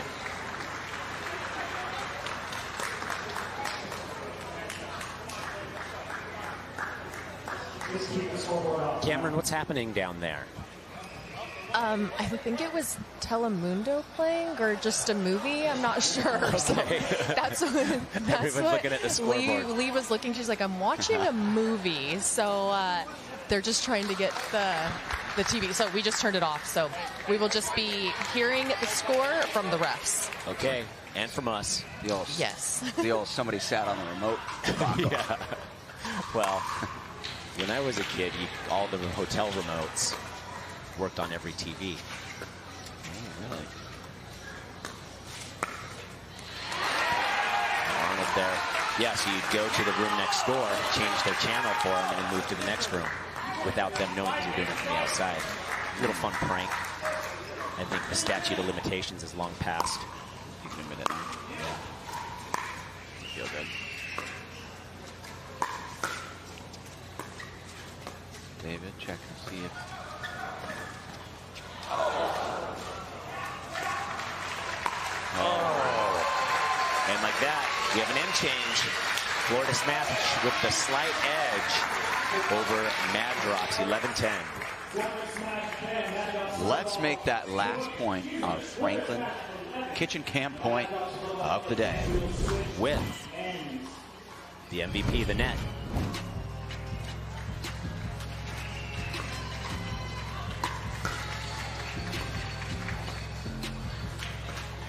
There we go. Second net, third net. David says. Then the net again, stops the ball there. Get aggressive. The net. Our Franklin Kitchen Camp player of the day is the net. Thomas wondered where I was going with there. Yeah, I was a little bit confused. A lot confused, I'd say. So let's go down to Cameron Blackwood real quick. Cameron. I love this gameplay that Julian and Viv are doing right now, going at J-Dub. I wasn't expecting it, so I don't think they were expecting it. I thought it was going to be a lot of cross-court dinking with Lee. Viv has really changed it up, keeping J-Dub honest, going at his body, going behind him, even if it's baiting him a little bit and then going back with her backhand. So I think she sticks with the game plan until he makes them change what they're doing. And then from the other side, I think that J-Dub just has to see that coming, and he has the quickest hands on tour, finish those points. The quickest hands on tour. Heard it here first from Cameron Blackwood. She's nodding down there. I mean, we saw some quick hands earlier this morning. From Frazier? From Frazier. But Again, Cameron's shaking her head. She's saying J.W. Johnson has faster hands than Dylan Frazier. Shots fired. Cameron Blackwood, a clear bias. I still love Dylan. You're just saying he has slow hands. No, I'll take J-Dub any day. Okay. Speaking of J-Dub, he'll be the one serving. But I think maybe that movie came back on. No, they're just adjusting. And we can see the screen now. Florida Smash 11, Mad drops 10. And that small number there, Mad drops up by 2 in the game count. That guy down there, he just wanted to watch a little Breaking Bad.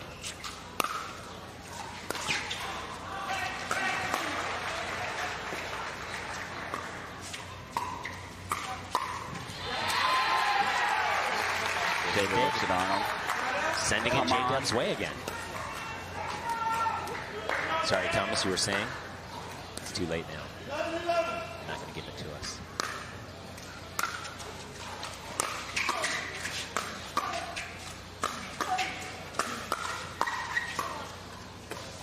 Oh, good footwork there from Arnold.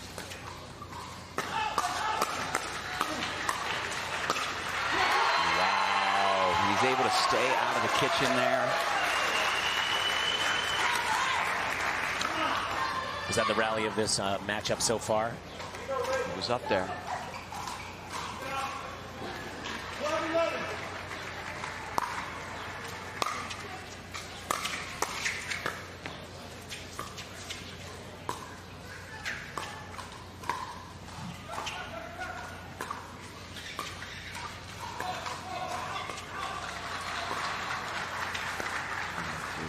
Ernie Johnson, smart play.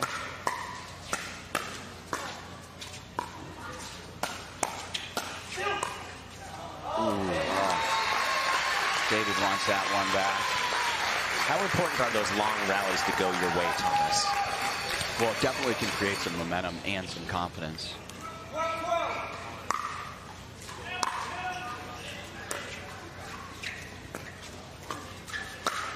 little jumping, one-hand, backhanded Ernie there from Arnold. I thought that was Andiamo worthy, but we didn't get one there. Sometimes the paddle speaks for him. Certainly did there.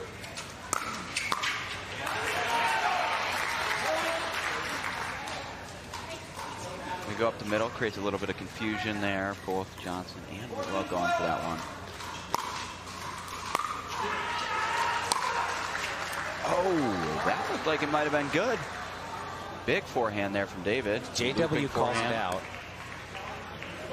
We see somebody over there in the stands saying it's good, but it's just a fan. And now it's going to go to the officials.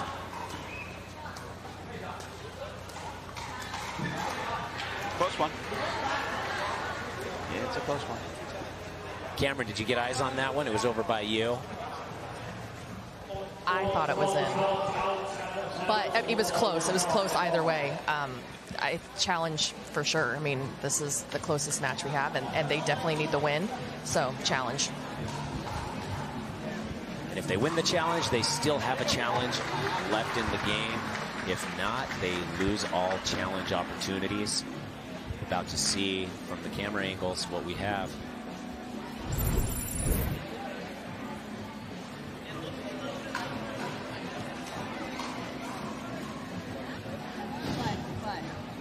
I'm calling it good. I'm calling it good too. Yeah, it's good. You and I are rarely wrong together, Thomas.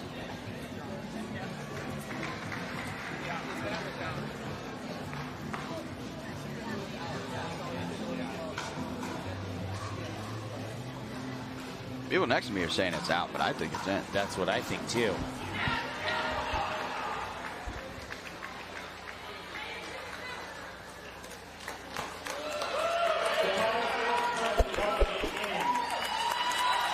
They overturn the call, and it's in. Again, Thomas, great eye. Thank you. Thank you.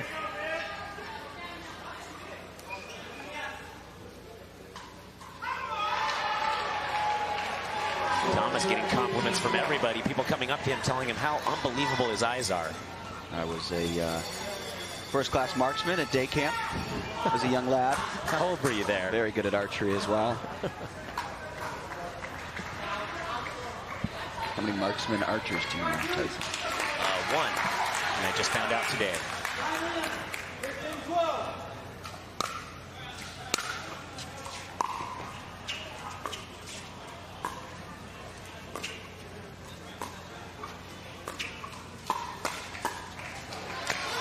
Jade up there waiting for that one. Honestly, David's come out on top of those exchanges so far this game. We would expect the opposite. We would expect more of what we just saw.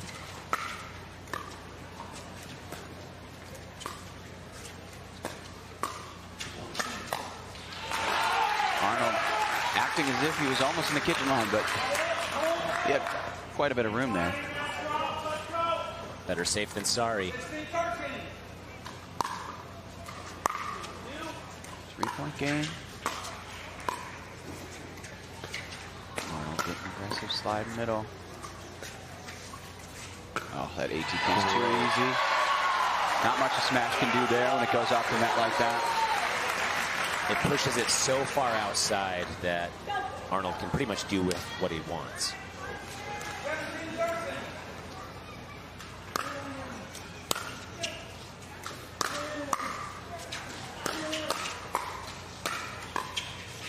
Gets into this defense. Oh, JW taking control there, and that's what he needs to do. I want to see. I want to see JW Johnson get aggressive, take matters into his own hands. Arnold goes leaping over the kitchen. Whitwell saw that coming from a mile away. Beautiful shot there. J-Dub says, I think that one's going to be out. I think he catches the line there.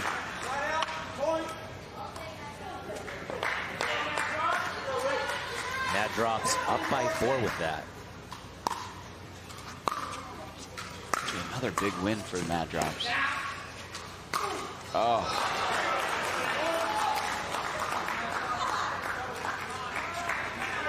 Miss smash, and Lee Whitwell trying to take a bite out of her paddle. She knows that was her opportunity.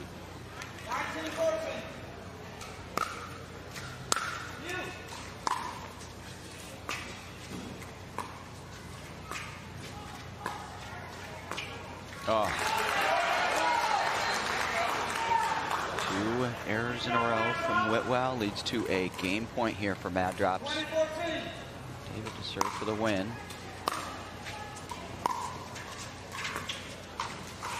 And an Ernie. Whitwell, second one of the game. Should create a little bit of momentum. Whitwell smiling a bit.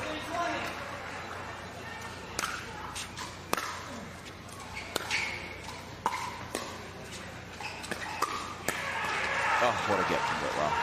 Keep it alive. Oh. Whitwell gets one to go her way off the net. So if he didn't go her way, a couple have.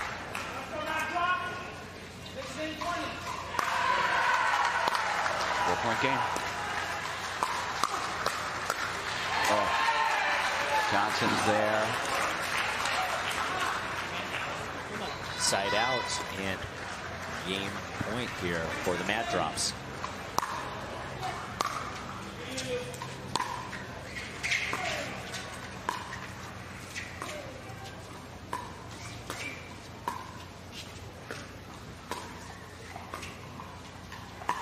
Oh. David wanted to go up the middle on that one. Put a little topspin on it. Ball was just a little bit too low. It didn't bounce quite as high as she wanted it to.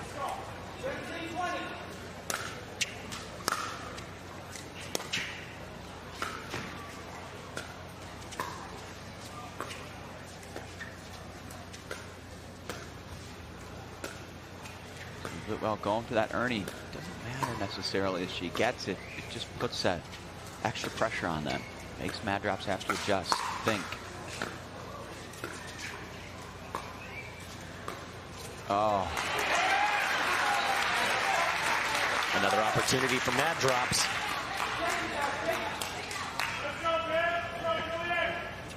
Mad Drops looking to close this one out, and again, go up 2-0. This would be huge. They need to win all 4 just to have a shot at moving on.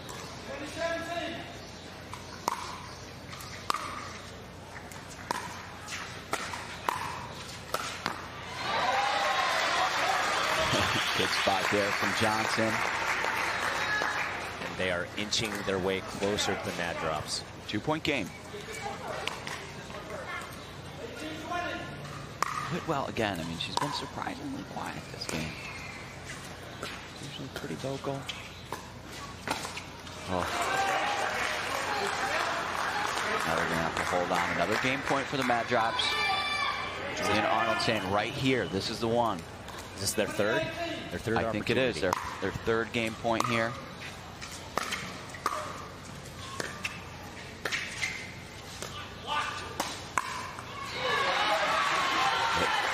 Smash. Fends them off once more. And gains another point. They're still in rally scoring. The Florida Smash are within 1 now.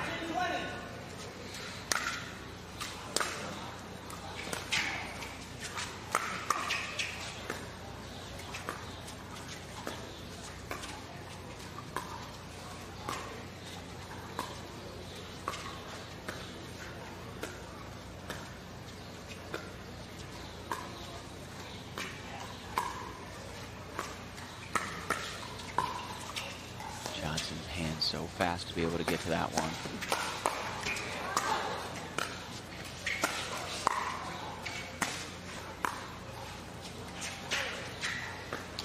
Oh, and that is the point of the game. Wow. Maybe of the match, given the implications. It is 2020. Whitwell putting the finishing touches on that rally. Is that the 3rd Ernie, 4th Ernie? 3rd by my count. Well, we all know about your counting. It's elementary at best. I'll be the first to admit.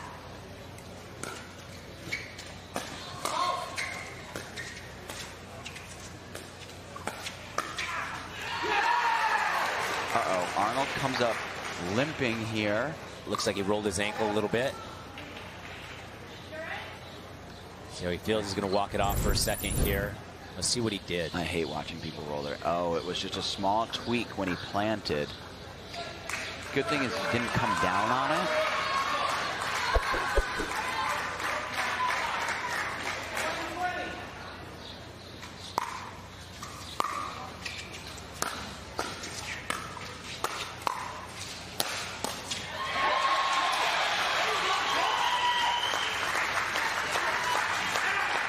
Smash to serve. Still 20-20. See if they can create some distance. They need to win by 2 here.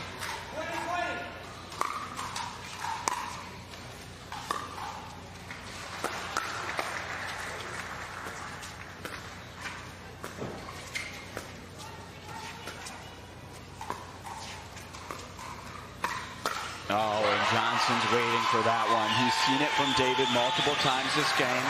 That time he's waiting for it, and he pounces. And with David and Arnold call timeout. Cameron. Yes. What do you got going on down there?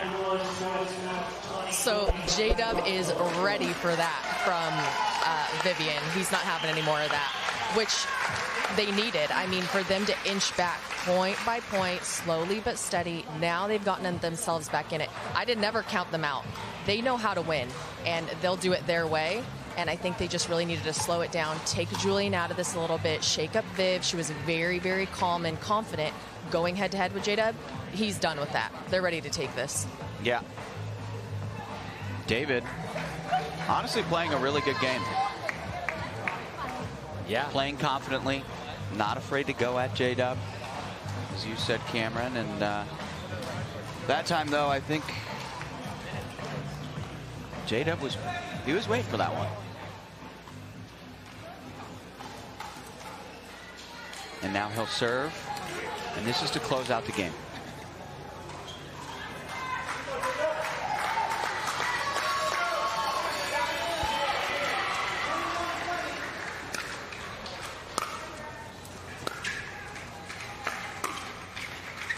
feet up.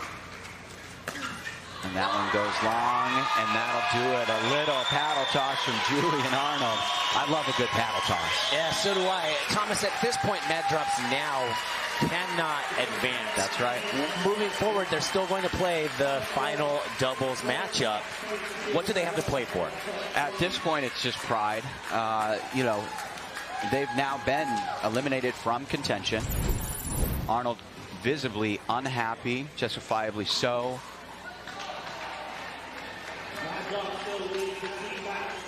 We're receiving some intel.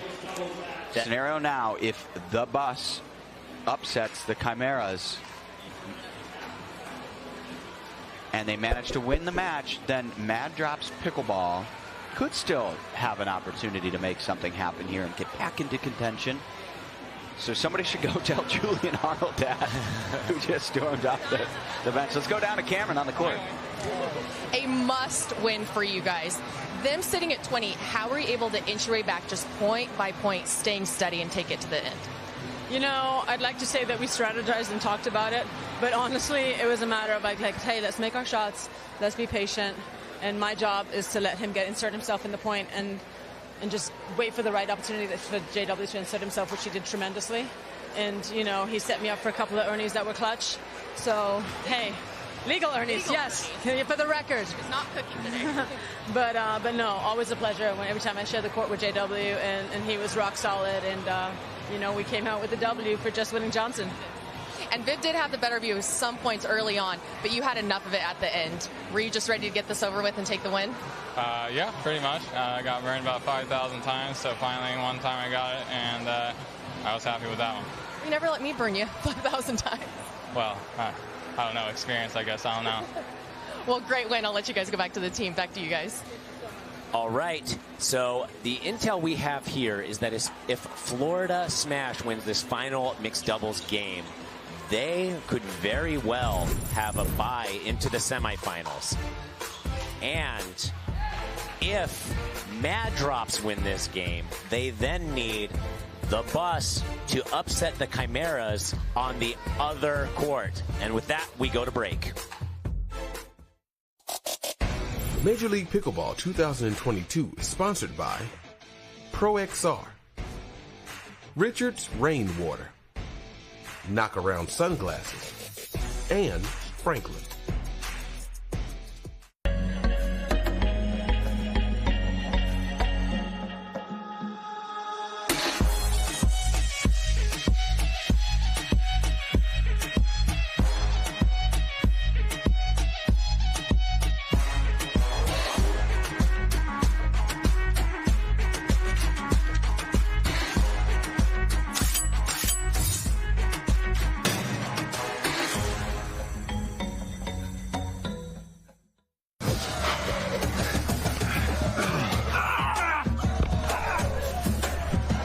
Working out doesn't have to be this complicated.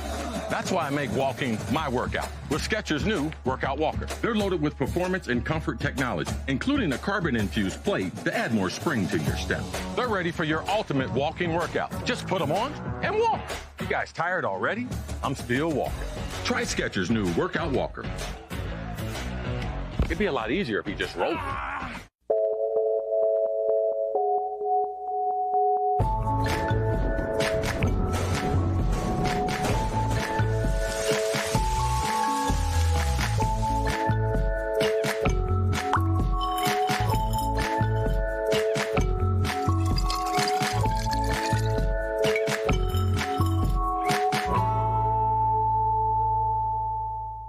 Children, your DUPER final athlete exam begins now.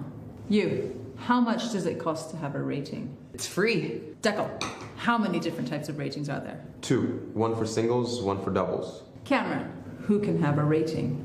Anyone. And world peace.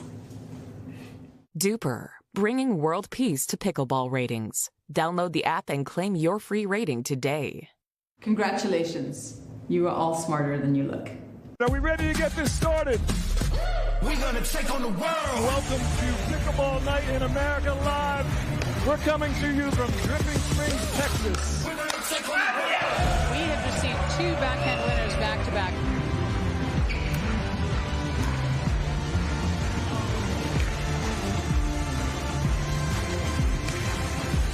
Wilson is so fast. Oh, DJ with the behind the back.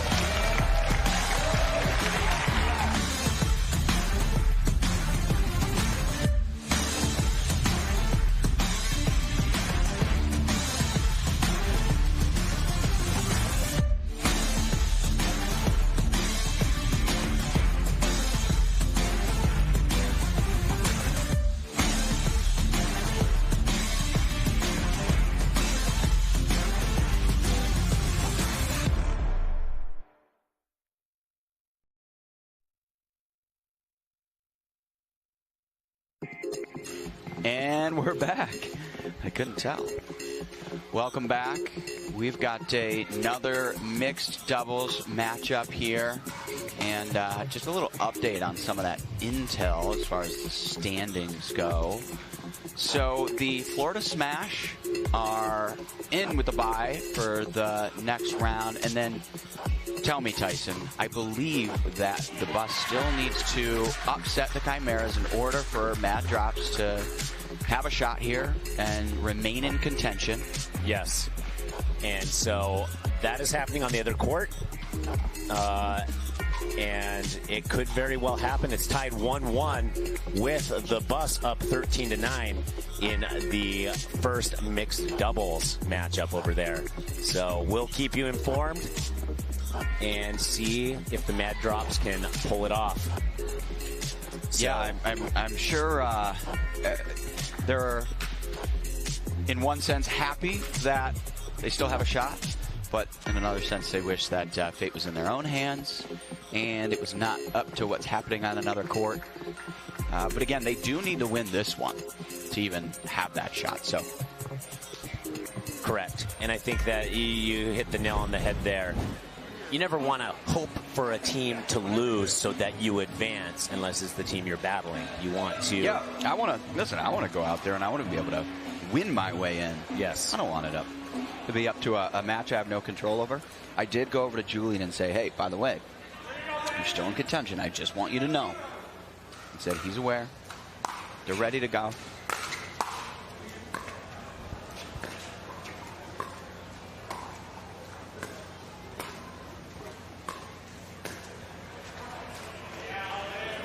Just out there by Justin Rittenmeyer. And Mad Drops first to score.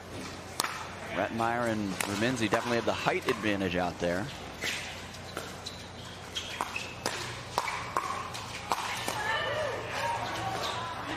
Those cats all match have been insane. They have been. And there she's just waiting for it, for that two-handed backhand, the lefty. What do you say the cumulative height of Rittenmeyer and Raminzi is? Like adding them together or averaging them? Adding them. Hate this game. And then average after.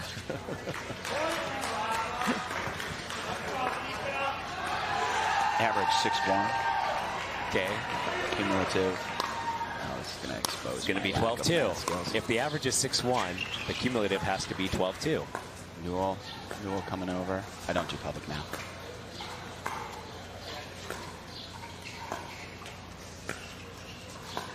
Look how condensed Newell and McMillan are over to that one side. Standing right next to each other. Newell with the quick hands. Kitchen violation, maybe they call it. Let's see. I think it was on Rittenmeyer right there.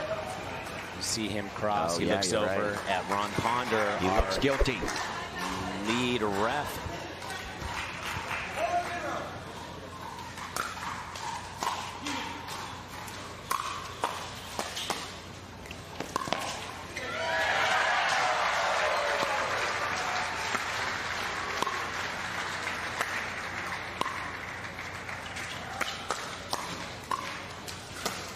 Oh my gosh, this defense is unbelievable. He's so casual about it. And he comes flying up the court. Newell, he'll pull off a retreating power back. It's like nobody, I don't even know how he thinks of that. I will say McMillan's defense has been some of the best I've seen out here all weekend. She just has a knack for keeping those points alive when it looks like all is lost. Rettenmeier puts that one away, going toe-to-toe with Newell.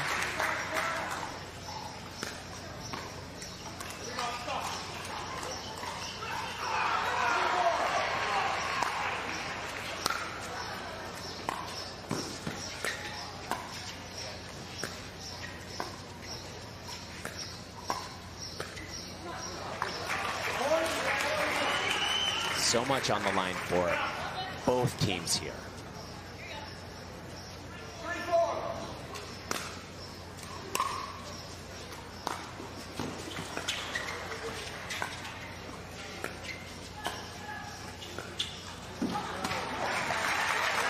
Couple unforced errors from Newell there. Florida smashes in, but they would like a bye.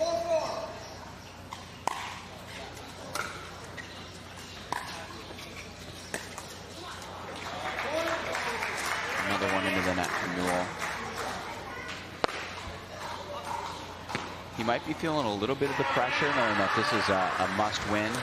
I think previously, as sort of a, a backup alternative, he felt like he was playing with nothing to lose. But now that everything's on the line, he's got to be thinking about it, and he knows he has to step up here. McMillan looking behind her after she hits that ball, questioning whether or not it would have been out if she let it go past.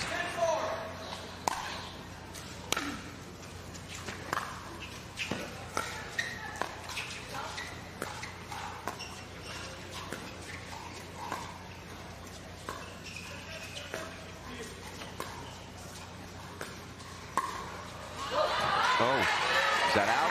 Yeah, it's just long. Just long from McMillan. Looks close. It's Travis Rettenmeier to serve.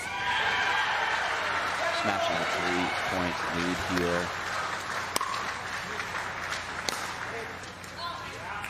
Just long as well.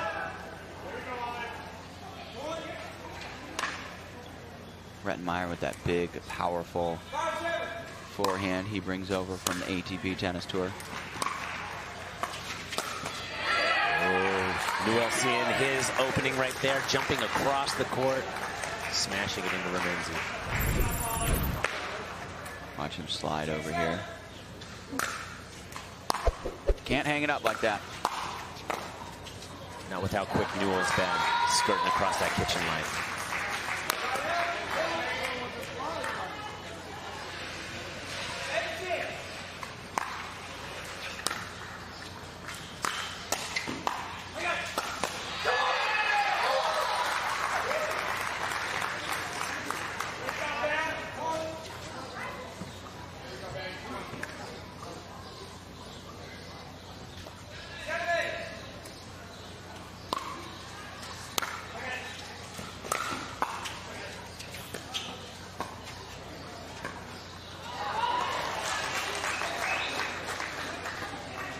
McMillan missing that. A little bit of confusion there as we thought Newell was going to take the dink and then retreated, leaving it to McMillan. See Newell leaving his feet a couple times, those acrobatic shots. He's quite the athlete. I love the little toe kicks on his jump, too. Little starfish. Starfish don't have toes, but, you know. Or do they have millions of toes? Ooh.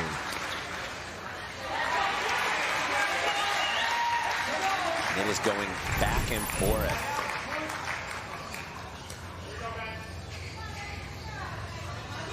Great pickup by Rettenmeier there off the net.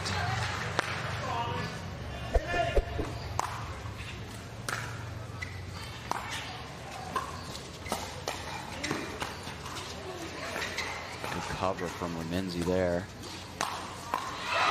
And that's just a matter of knowing each other's games there. Ramenzi comes in to cover for Rettenmeier.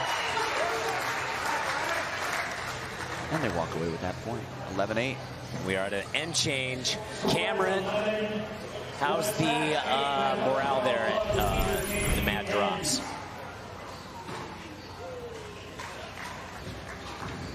Can you hear us, Cameron? I can hear you. Okay. Am I Now good? we can hear you, Perfect. yes.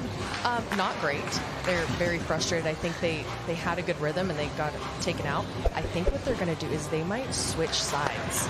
They're discussing it right now. They're allowed to do that on an end change or a timeout. They just have to inform the referee. So I think they might do that. We'll see. That could change the game and the strategy. Nice. Yeah, we haven't seen that so much over the last couple days, is that the players here in the MLP format choose a side and stay to that side, and only the ball goes back and forth on the serve and rally scoring. And if you want to change sides with your partner, you have to inform the referees during one of your own timeouts or at the end change.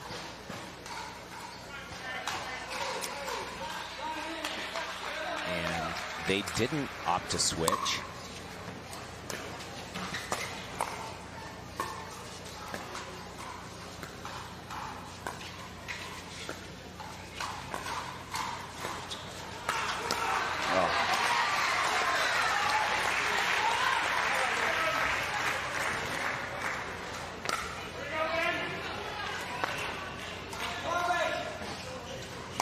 On the other court, the bus is trying to pull off this victory, which will keep Madrop alive, assuming Madrop can come back in this match. And just in long this there. game. And this match. Just long there by Rittenmeyer.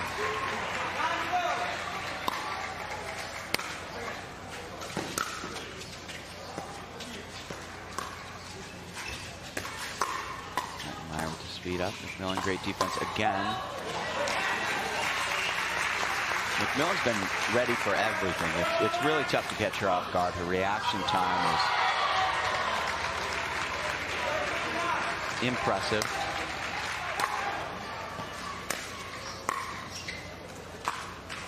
She lets that one go wisely. Oh, they called it good. It was good. Raminzi with a beautiful shot down the middle.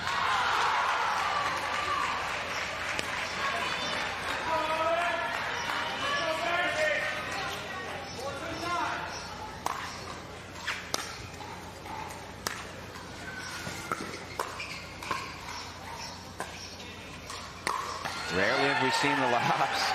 You'd think it'd be a good move on McMillan, but McMillan retreats, and she's able to smash that one and put it away.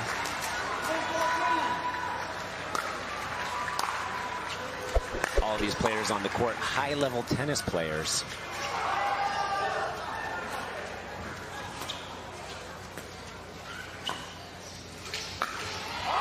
He gets it. Roll with a little ATP there. See a little slow-mo of that action. Just around the post there. Very clean shot by Newell.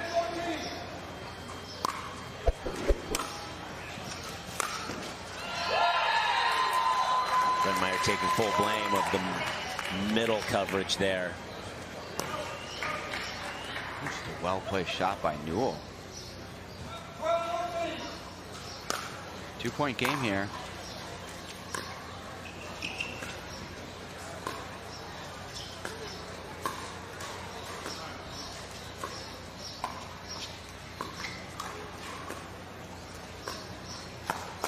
Newell ready for that one. Sixers backhand out there. Sends it right back at Rittenmeyer and Raminzi. McMillan to serve.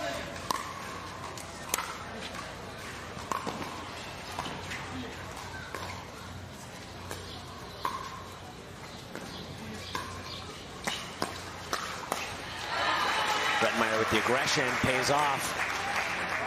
Chimera's have gone up 2-1 on the bus, and now it's looking a little slimmer for Mad Drops. They're trailing by 2 points here, and Chimera's are up again. Mad Drops need Chimera's to lose to the bus in order to have a chance at advancing.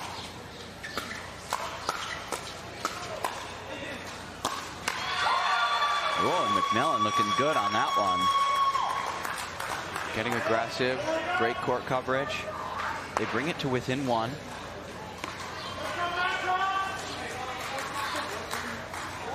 Newell to serve.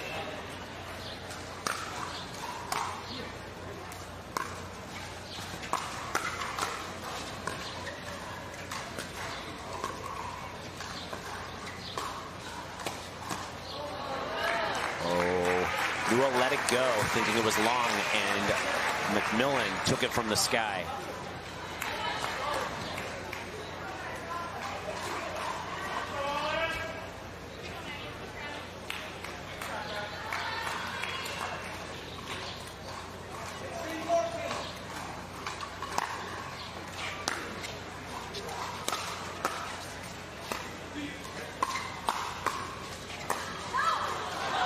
Goes just long. That's tough. Tough to read a ball like that, move out of the way. Newell makes the right decision, but now there is a little bit of conversation about whether or not it was long. It was. Play goes on. Good leave by Newell.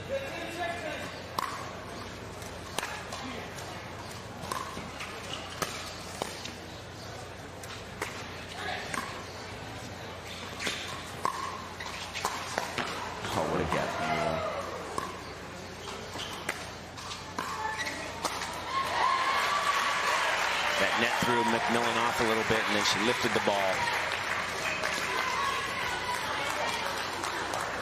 Newell with the acrobatics again. Do you ever get tired of seeing that, Thomas? I don't. I love the way he's flying around on the court. He leaves his feet more than any other player. Rettmeyer slides over, uses that long reach to intercept the ball, put it away.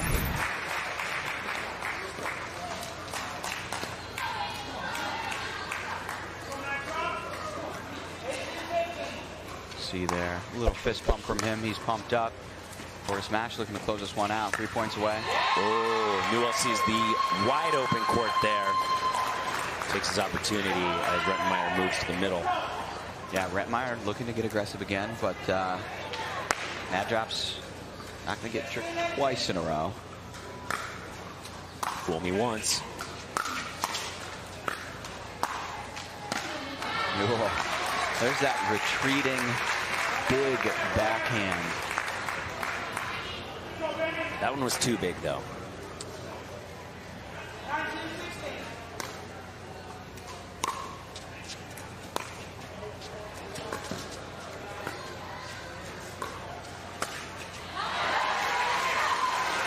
Rettmeyer down the middle. Just enough touch. They're going to look to close this out here. And McMillan calls a timeout for the Mad Drops. So let's see. The score is 20-16 in favor of Florida Smash. Cameron.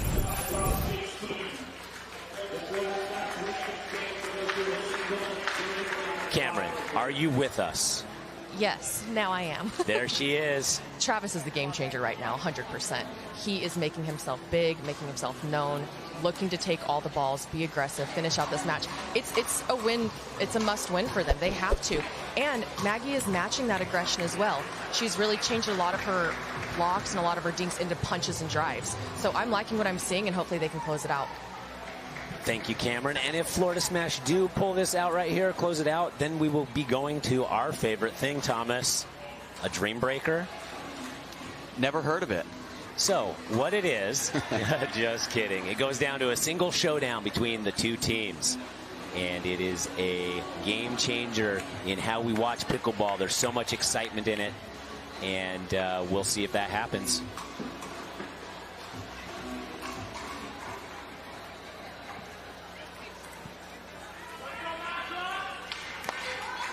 Mama Franco in the crowd there. For Minzy to serve. Checks the ball. Ball looks good. Florida Smash want to close this one out here. Newell, good slide there.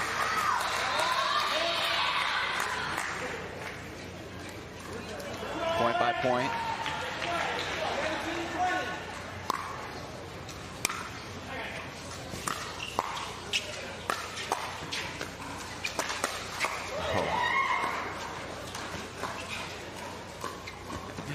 Newell pulling all the jukes and body feints over there. Yeah, he's even doing some head bobs. Oh! Little street ball there. I like it. Yeah, breaking ankles. Fortunately for him, the Florida Smash can have a game point.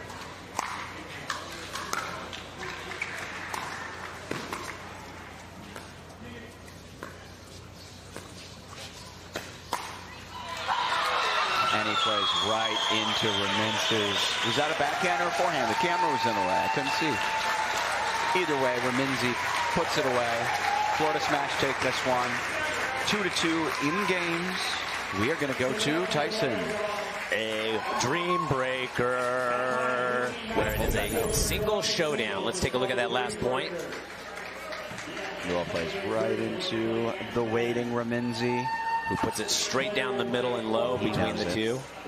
He says, I made a mistake. And I'm not sure what he was doing. That went right to her forehand. I don't either, but sometimes that just happens. Let's go down to Cameron Blackwood with the winning team there. Cameron. Yes, congratulations, a must win. Take you guys into the dream breaker. So in the beginning, they weren't missing much, especially Olivia. How were you able to break her down?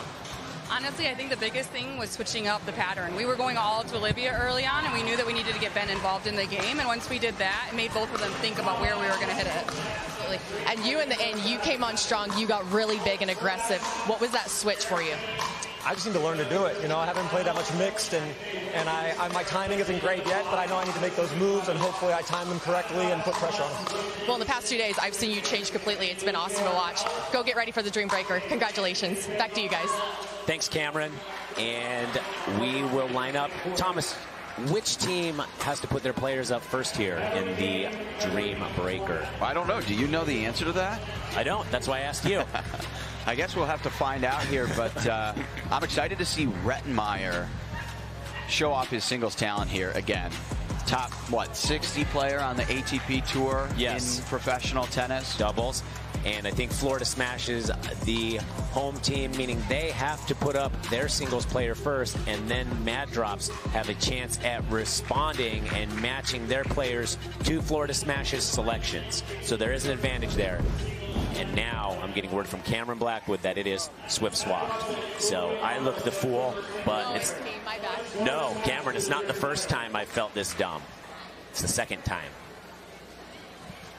Thomas, that's only 2 times, right, that I felt dumb? So it's not very often. I probably needed that. A little humility goes a long way. So let's see.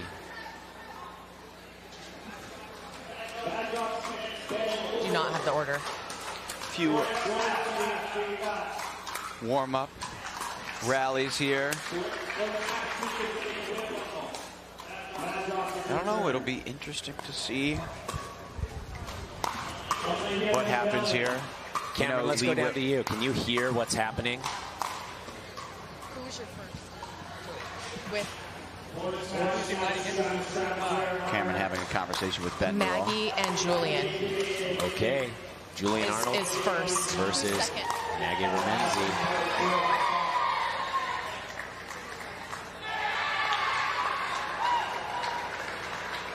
We'll figure it out here shortly.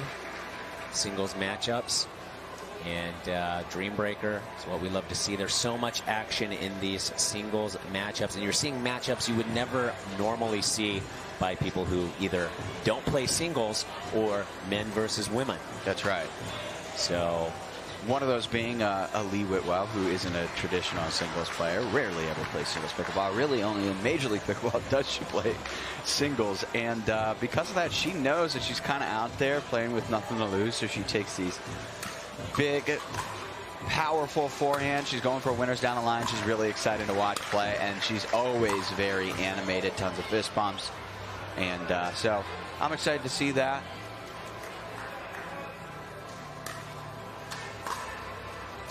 We have a lot of people here today enjoying the action under the tents, and it is just going to get hotter and hotter in temperature and in action.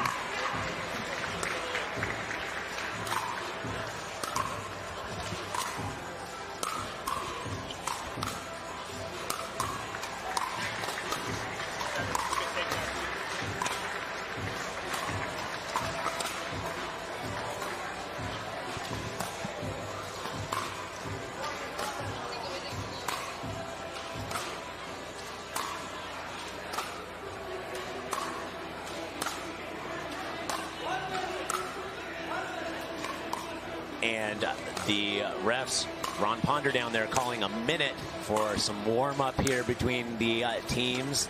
And then we will get on with the Dream Breaker. trademarked by Major League Pickleball.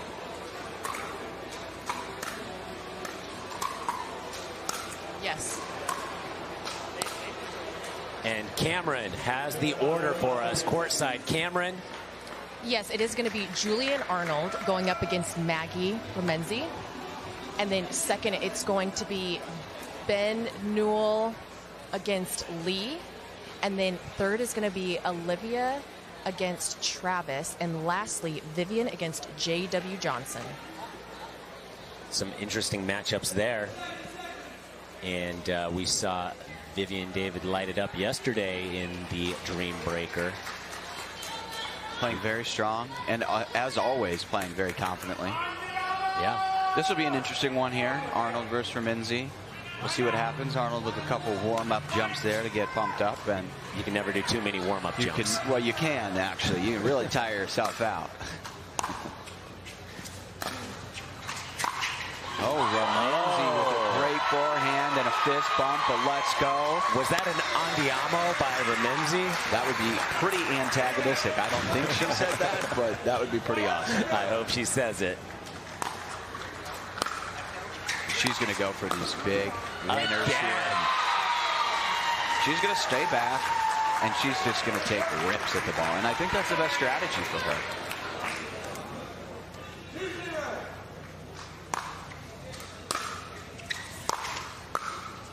Arnold's going to keep going to her backhand.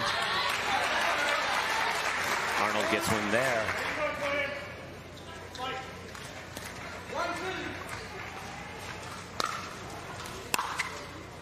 He's just going to keep going backhand, but he misses that one long. And now we're going to see Newell and Whitwell out here. This is a fun one, too. It really is. Watch, Whitwell's going to do the same thing Remenzi did. She's going to take big forehands and just try and beat him down the line. Passing shots only. She's going to stay back deliberately. And if I'm her, I go to Newell's backhand over and over again. She's coming in. Oh, she knows she's beat there, so she watches the ball pass her. She said she was going to stay back, and looks like she didn't listen to herself there. Comes in, and Newell's able to play one right by her.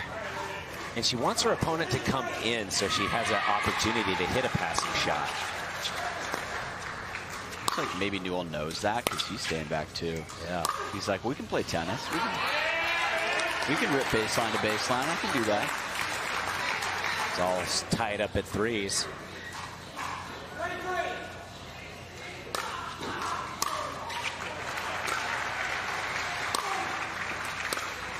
This is a tennis match here. What a get from Newell. Another good catch. Oh, there we go. Whitwell. And she is celebrating, rightfully so. Incredible rally. Listen to the crowd stomping their feet. She's high-fiving the fans. She pirouettes, fist bumps, and then she goes to high-five the fans. Is it inappropriate of me to stomp my feet? It might disrupt the audio, but hey, listen, you're an emotional guy. Almost too emotional.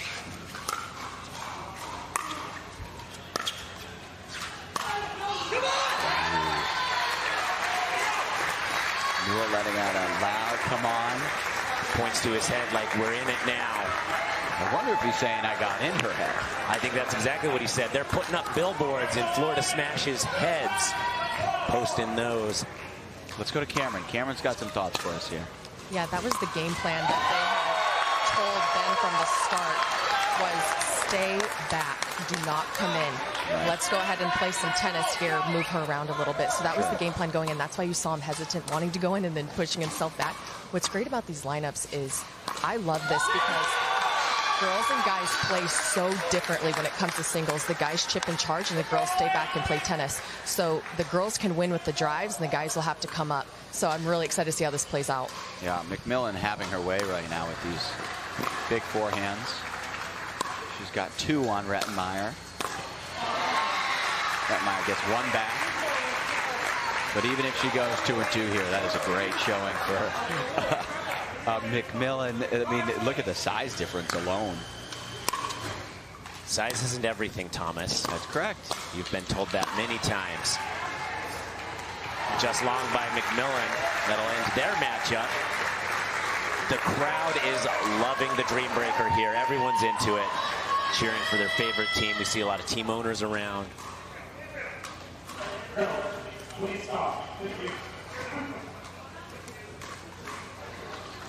Little message to something going on. Some distraction off court. Not sure what it was.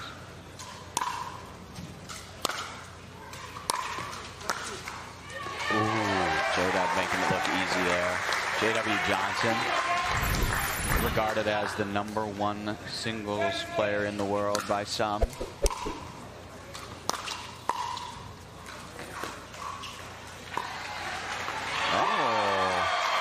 There you go, David. Nice little placement there, and she's laughing. She's having fun out there. She really is.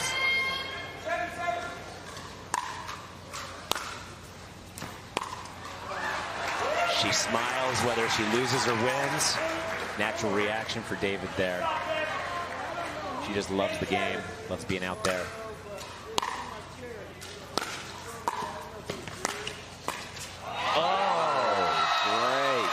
Anticipatory court coverage there from David. Intercepts that one and sends it the other way for a point on J.W. Johnson. Pretty even here so far. Here we go. Those warm-up jumps from Arnold. He's psyching himself up. It's exactly even, Thomas. Not pretty even.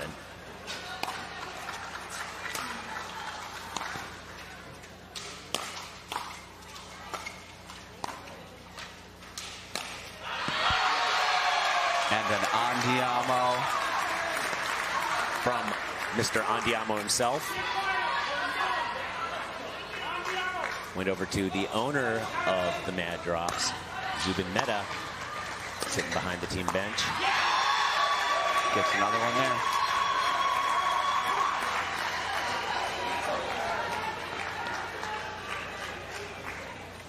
Arnold hustling back to the baseline.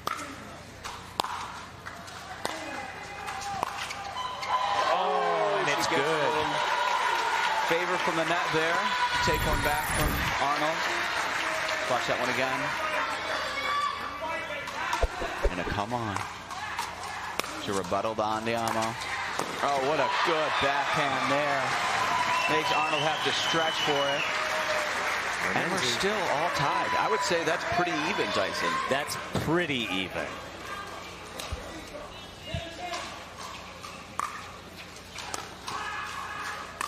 Here's Whitwell again. And we're back to this tennis match. I love this. This is funny. Yeah. Newell doing everything he can to not move up. Yeah, Newell's just going to stay in it. He wants to with every fiber of his being, but he's going against everything pickleball to stay back on Lee Whitwell. He's one of the few players who does these, top spin one-handed backhands from the baseline. This could go all day. I hope it does. I've got nowhere to be. Oh. Lee decides to move up. On the other court, it's game 4. The bus is up 2017. They have game point here, so they can bring it to 2-2. And force a dream breaker over there. If the bus can come out on top of, will give Mad Drops Pickleball life, assuming they can win this dream breaker. And we are at an end change here. So nothing but action here today. I like action, Tyson. Everything. I like action. Everything is hanging. You know what I don't like? Laction. Just came up with that. A lack of action. Wow. And you just combined the two words? Is that what you did? Yeah, removed a few vowels and consonants. And patent pending by Thomas Shields there on the word laction. Newell to serve to Whitwell. 11-10.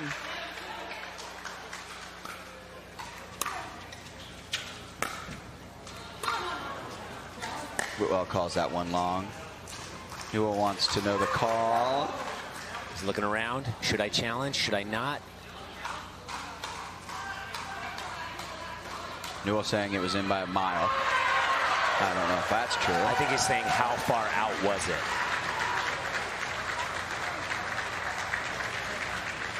Now Whitwell and Newell are exchanging fighting words at the net. Well, they're smiling. Someone better separate them. Nope, this is going to go to blows here. Smiling on the outside, Thomas.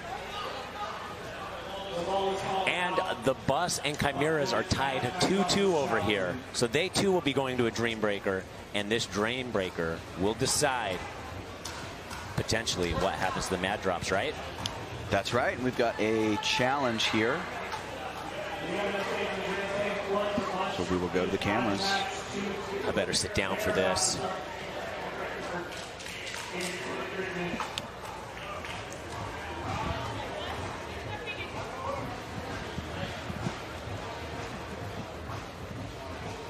The officials are coming up to review. Ooh, it is close there from that overhead. That one looks good to me. It does look good. Again, you and I, Thomas, our eyes must be seeing the same thing. They don't just let anybody be in. Here's another angle. And what does that look like, Thomas? That one's too tough to see because that angle you're dealing with potential overhang. That's right. You have to look at the other angle.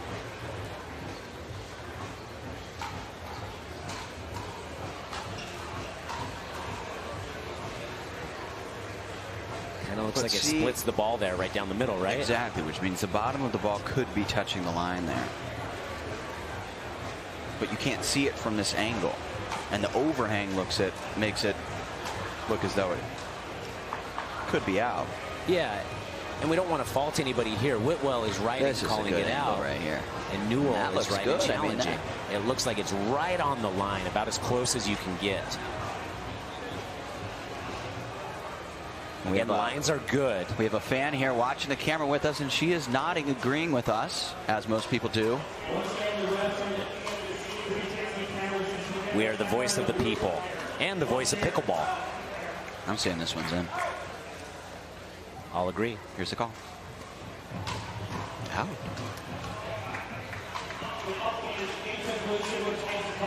Inconclusive. So the call stands, and the call was out. It was so close they could not determine. I can agree with that. You're very agreeable, Thomas. I stand behind the refs as well.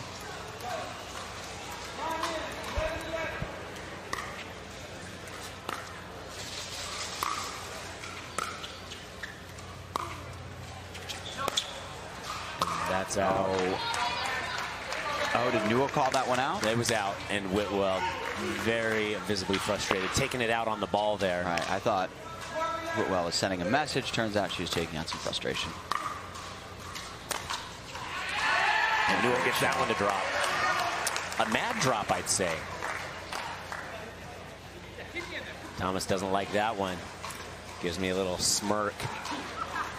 Like, you've done better, Tyson. I agree, I have, but I've done worse. Also done worse. With that, we're at McMillan and Rettenmeyer. I mean, Rettenmeyer's just so long. If he gets to the net, McMillan's going to have a tough time. That's why she's going to look to just take these rips right off the bat and keep Rettenmeyer back at the baseline. Rettenmeyer with an unforced error, return into the net.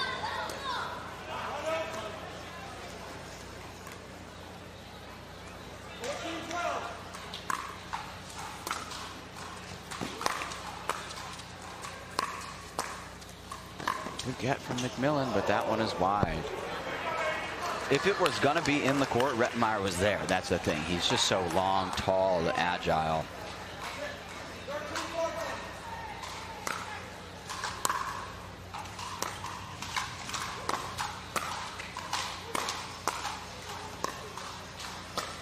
Oh, good choice there by Rettenmeyer.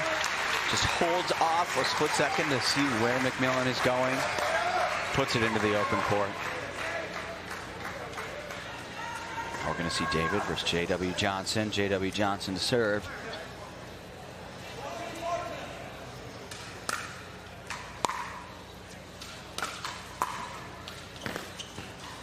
Oh, David. Rarely does she play singles, but you couldn't tell based on that point.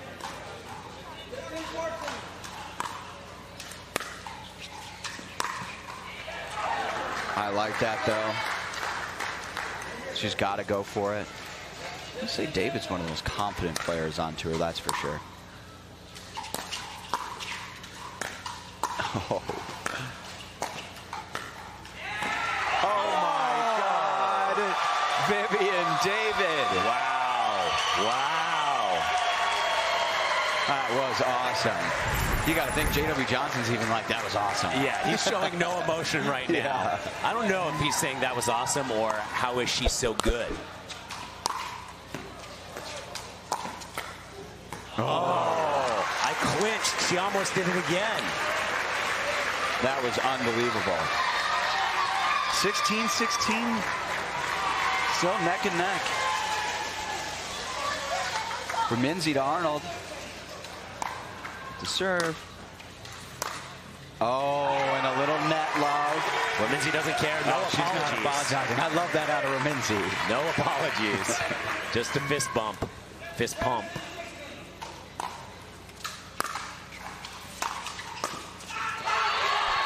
Andiamo sending a message back Raminzi's way with a loud Andiamo. Raminzi not amused.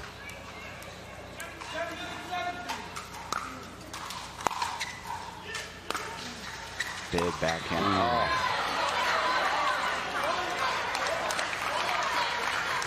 Raminzi just rolls the ball back to Arnold.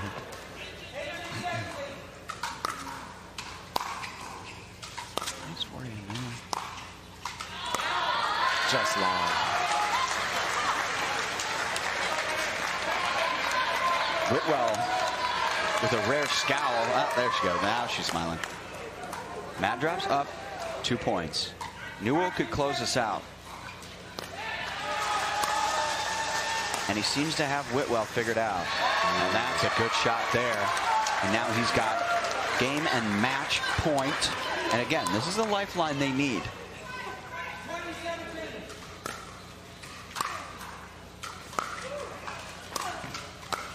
And he puts it away.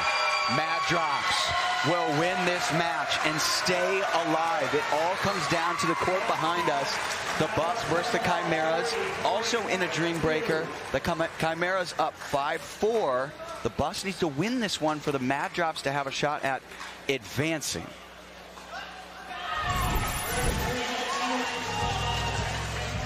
And technically, because Mad Drops have a head-to-head win over the Smash, that actually puts them in front because they're both 2-1.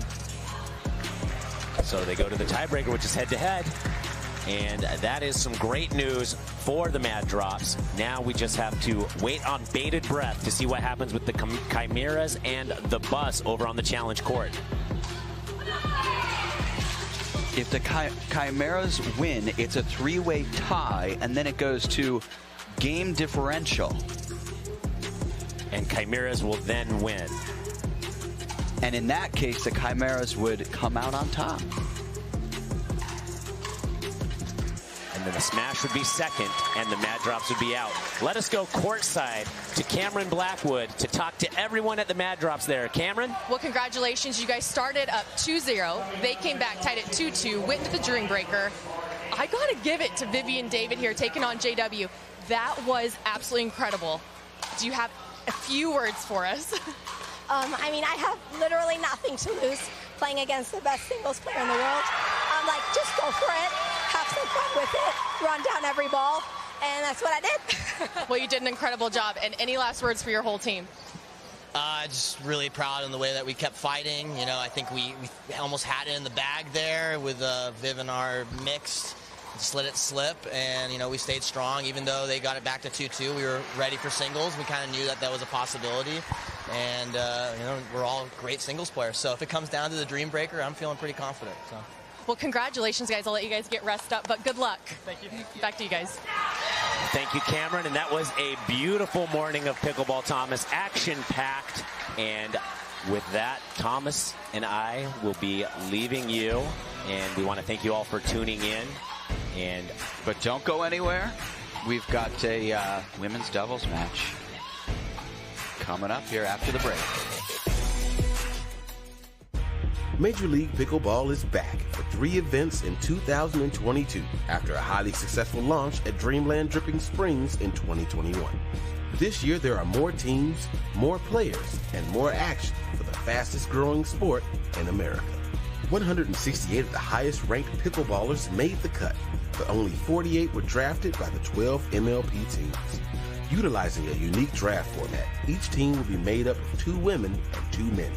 At each MLP event, those teams will be randomly assigned in pool play to designate seeding in the single elimination winner-take-all bracket. Each match will have 4 games total: men's doubles, women's doubles, and 2 mixed doubles games. The teams with the highest cumulative points across the 4 games wins the match. In the event of a tie, the teams will play 1 game of singles where each player will have to play 4 rallies. Each team chooses the order their players will go in, creating an exciting and unconventional approach to who faces who. The team that survives the event's single elimination bracket will be declared the champion. The first 2022 Major League Pickleball event will take place between June 3rd and June 5th at Dreamland Dripping Springs. All 3 days of matches will be live streamed, and the finals will be televised nationally. The MLP then moves on to Newport Beach in August and to Columbus, Ohio in October. Our mission is to elevate the fastest growing sport in America. Powered by passion, we're bringing pickleball to the world in a whole new way. This is Major League Pickleball. Love the league, live the sport.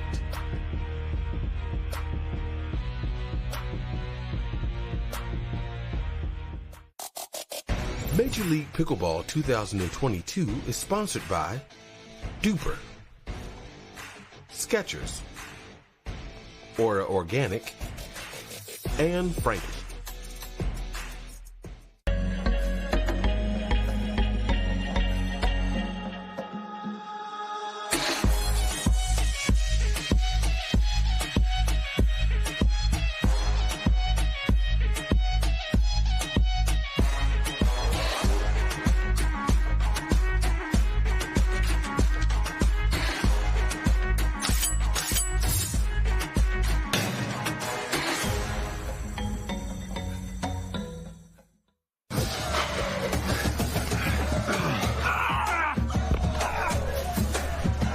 Working out doesn't have to be this complicated. That's why I make walking my workout with Skechers' new Workout Walker. They're loaded with performance and comfort technology, including a carbon-infused plate to add more spring to your step. They're ready for your ultimate walking workout. Just put them on and walk. You guys tired already? I'm still walking. Try Skechers' new Workout Walker. It'd be a lot easier if you just rolled. It's hard to find supplements that work. No, thank you. You need supplements that are backed by science with natural and plant-based ingredients and that are third-party tested. Because cleaner is better. Like Aura Organic. Plant-based supplements made from the Earth's most powerful plants for your immune health, gut health, workouts, and more. Find out more at auraorganic.com. Want the perfect pair of sunglasses for your every occasion? Hit up the Knockaround Custom Shop. With over 1 million possible combinations, why not get a pair for every you? 8 a.m. I need a coffee you. Clocking a few miles you. Game day you. Happy camper you. Fun in the sun you. On the slopes you. Dog days you. Happy hour you. Si se puede you. The Knockaround Custom Shop. You design them, we build them.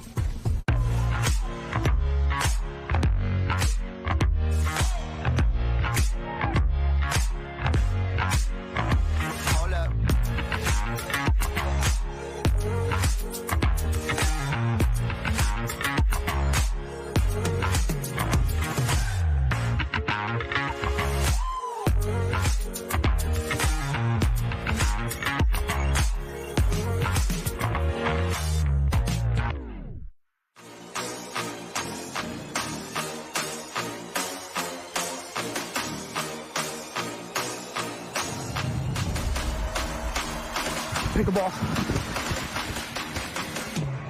I'm coming.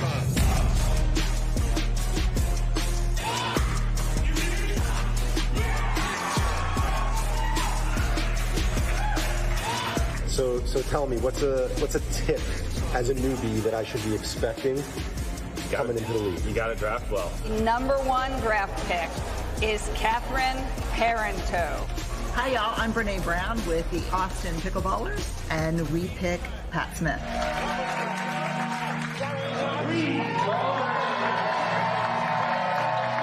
It's all about the firefight.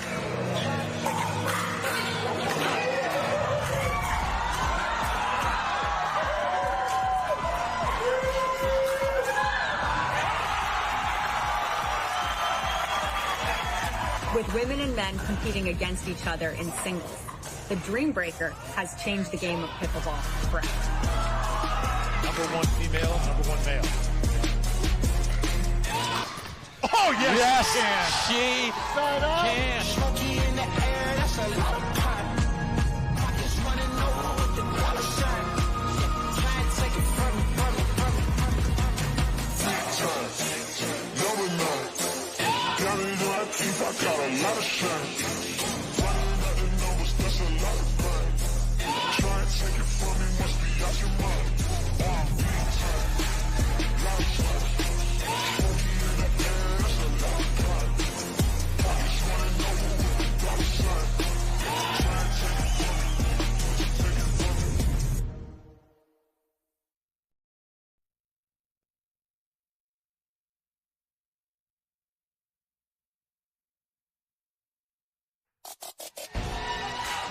Dripping Springs, Texas is home to Major League Pickleball as we welcome you to day 2 of 3 of the three-day team event. We're moments away from our final round-robin matchup of the day on Championship Court, which will determine how the championship bracket will shake out. 12 teams jockeying for 6 spots. That action coming your way this evening. Here's the Pool C standings. The 5s atop with a perfect 2-0 record. The match that's coming up right here on Championship Court is between the Hard Eights and the Lions. This is significant because both teams are obviously tied with the same record, so the winner of this one will advance and punch their ticket to the quarterfinal rounds, and the loser is done. As we welcome you inside the booth, I'm Michelle McMahon alongside my partner in crime, Dominic Catalano, the third member of our crew.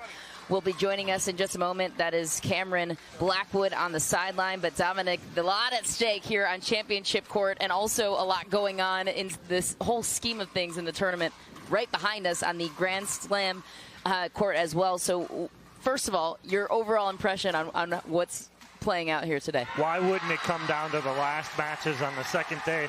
I'm turning around looking. They're 21-20, and that match back there is important to the Mad Drops, because Mad Drops needs the bus to win, and they're in. If Chimeras beat the bus, Chimeras are in. And the bus just won. So what that means is that Mad Drops, after their victory over Florida Smash, they are now in from Pool B. But Pool C, what we have right here, not as complicated. It's win and you're in for the match that we have about to happen right here between the Lions and the Hard Eights. Lots of pickleball on display here today. To set the context for that, as you just mentioned, it was Florida Smash against Mad Drops Pickleball on Championship Court. Mad Drops pulled the upset over Florida Smash, got the win, needed the bus to beat Chimeras behind us. That just happened, so things just got a little more interesting here. As it relates to this matchup that we are calling here today, the Hard Eights against the Lions, anything that's jumping out to you in this matchup? I mean, you have some really good team chemistry going on. Last night, I stuck around. I watched the Hard Eights really grind through a Dream Breaker to get to 1-1. They beat the Ranchers, and now they're setting up for this matchup with the Lions. The Hard Eights, I think, coming off of a nice win last night in the Dream Breaker, may have a little bit of momentum, but I know the Lions are going to have something to say about that. You know, you got Thomas Wilson, and they have Bobby Oshiro, Corinne Carr. They have a very good, solid team that knows what they're doing. I'm expecting it to go to the Dream Breaker. First time we are talking about the Hard Eights on Championship Court. What jumps out to you about their roster? They're very tall on the guys' side. Andre Deescu and Johnson Cola, two very big guys. Now, I've talked with this team a couple times. The guys' team hasn't been as successful as they would like, but I'm thinking that today they may come out with a little chip on their shoulder. They haven't been as successful as they want to be, so I'm thinking that Andre and John come out very strong today. But the women's team, Susanna Barr, an unconventional player, sometimes pulls some tricks out of her sleeve with what she does, left-handed, right-handed, two-handed, and then she's teamed up with the teenage sensation in Georgia Johnson. Georgia come on the scene over the last year or so and really made a name for herself. She's playing absolutely incredible. What is it about Georgia that makes her such a special player at just 15 years old in the way that she's able to see the court? One, she's got zero fear, and two, her training partners, J.W. Johnson. You're going to get better when you're playing one of the top males in our sport. And then the whole family camaraderie with Jack and Julie, mom and dad. Julie is one of the top female senior players. Jack is the glue that holds them all together. So you'll see Jack roaming around the facility all weekend long.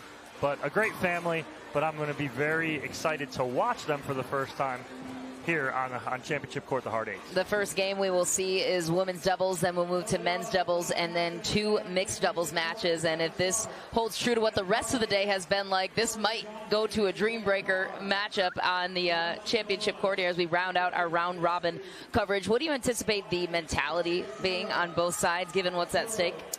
You're going to see a very fiery Chuck Taylor on the other side of the net with the Lions. Chuck Taylor feeds off of that emotion. We talked about it yesterday a little bit when he was on Championship Court. Very fiery player. He's going to try and lead his team, too, as he is speaking right now to Corinne Carr, like you guys can see right there. Cameron Blackwood is familiar with the women's doubles matchup, and so let's get some insight from her courtside on this upcoming game. Cameron. Hey guys, yes, with the women's doubles, I'm really looking for Georgia Johnson to be the game changer here. She has Susanna Barr, who's going to keep her in the point no matter what. As we know, she's the net lord, so everything's going to be going over. Georgia's quick hands are going to be incredible here to get those points. On the other side, though, you have Bobby and Corinne that reset everything, get everything back. What I want to see is Corinne get a little bit more active and Bobby finish those points. So this will be a good match. Let's see who wins. Back to you guys. Cameron, thanks so much. Moments away from that coin toss, which we will send it right back down to you and Brooks Wiley to determine which is the home team and the away team. If you don't mind giving us some insight courtside as we await the verdict there. Coin flip. Mr. Wilson, choose a number. Number was 2. Lions have won the toss. Okay, the Lions are going to choose the home team, which means they go last in mixed doubles. Do you want to choose to the side, or do you want to serve or receive? Lions chooses to receive. Hard Eights, which side do you want? The Hard Eights will start on the south side, to my right. Good luck, everybody. All right, thanks so much. That was the commissioner of the Major League Pickleball, Brooks Wiley. The Lions, as he mentioned, is the home team, so they will be able to declare their mixed doubles teams second, as well as the Dream Breaker, if it comes to that. As for this matchup, it's the Lions against the Hard Eights, and the Lions feature their 2 talented ladies, Bobby Oshiro and Corinne Carr. On the opposing side, the Hard Eights, it's Susanna Barr and Georgia Johnson. Barr is 43 years old compared to Georgia, who is 15 years old. The age spread of wisdom is vast in that partnership. Why do you feel like they balance each other out so well on their side? Well, Georgia's grown up so much over the past year and a half, and then having that Susanna Barr, the experience of her on that side next to her, she's always going to keep Georgia positive. She's always going to keep her in the match. So I like the dynamic there between the 43-year-old Susanna Barr and the youngster Georgia Johnson. And on the opposing side, Corinne Carr, Bobby Oshiro found some chemistry as well together. What makes them a dangerous duo? Bobby Oshiro, not a lot of people know who Bobby Oshiro is, out of Southeast Florida. Been playing for a couple years now. Great player, good hands, former tennis player, very athletic. So Bobby kind of catching some people by surprise, but more than likely not anymore. And then Corinne Carr, the consummate veteran, been playing this game for a number of years now, won at every level, at every major level, and every major tournament. So her experience comes into play here. Former college golfer. Aha. I can see it. Lots of athletes transformed into pickleball players across the board here with Major League Pickleball and the teams. Susanna Barr will kick off our coverage here on Championship Court for this one. She will take first serve. And Cameron Blackwood referring to Susanna Barr as the Net Lord. That's her nickname over the past couple of years for all of her net cords she gets that just drop over.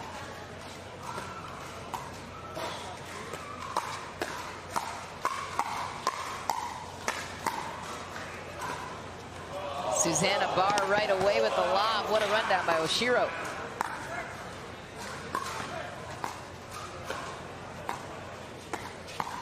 Down the middle. What a lob, but an even better hit by Oshiro just to drop that back in.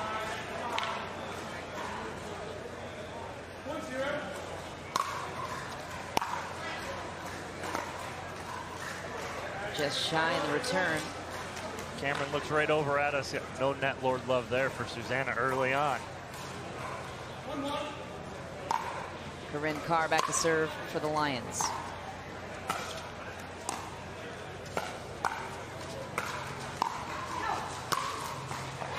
See, that's what you're going to get a lot out of Susanna Barr. Now, she may be the tallest player out there. She reaches so well into the kitchen to take balls out of the air, and what that does is it doesn't allow her opponents to set up.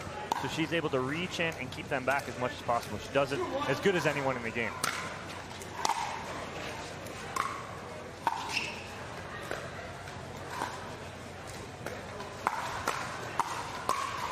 Georgia Johnson aggressive at the net. Cameron, what did you see on that play?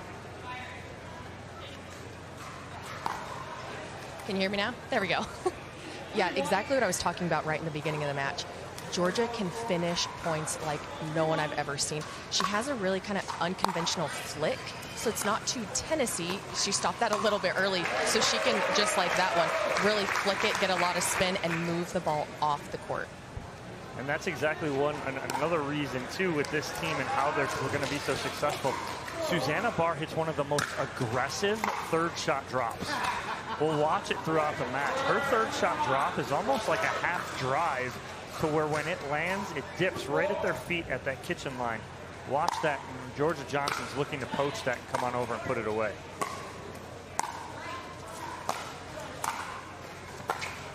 Just shy for Susanna Barr. Might have been jinxed by the Net Lord reputation. Yeah. We killed her right now. Corinne Carr back to serve for the Lions. That ball sails long. And the Lions tied things up on their end.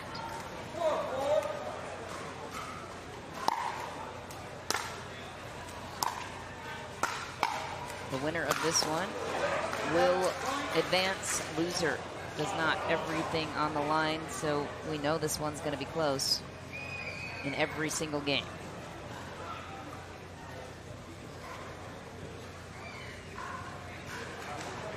Yeah, keep it simple. We don't need to be doing math. Win and you're in. Simple, right? It's like we're investigating the ball quality. Sure, all is normal. It's rally scoring. Games of 21. Win by 2. Players stay on their respective sides and serve. A couple unforced errors on the hard 8 side. Brings the point and the ball back over to the Lions.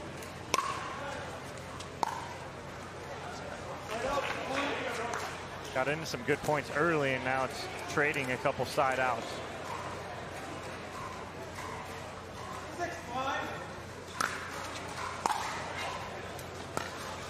There's that aggressive third shot drop right there from Susanna Barr. How was she able to hit that so effectively? Just her years of racket experience and then just constant drilling. She is one that absolutely loves to practice. And so I know that that's been something that she does work on, and that's why it's developed into one of the best third shot drops in the game. Oshiro takes back the serve for the Lions.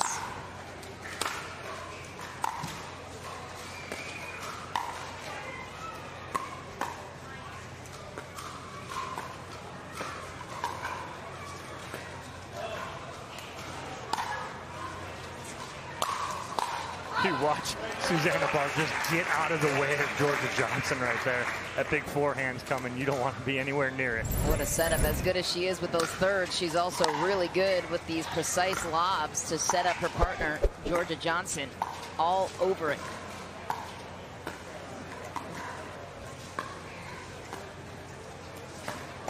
Speeds it up down the middle, and it works. Can I say something about that overhead or the lob right there? But from the overhead view, looks like the ball's coming right at the camera as Susanna goes to lob that up. What a good view and good perspective that we're getting this weekend. Just long for Barr. Gets aggressive in the middle.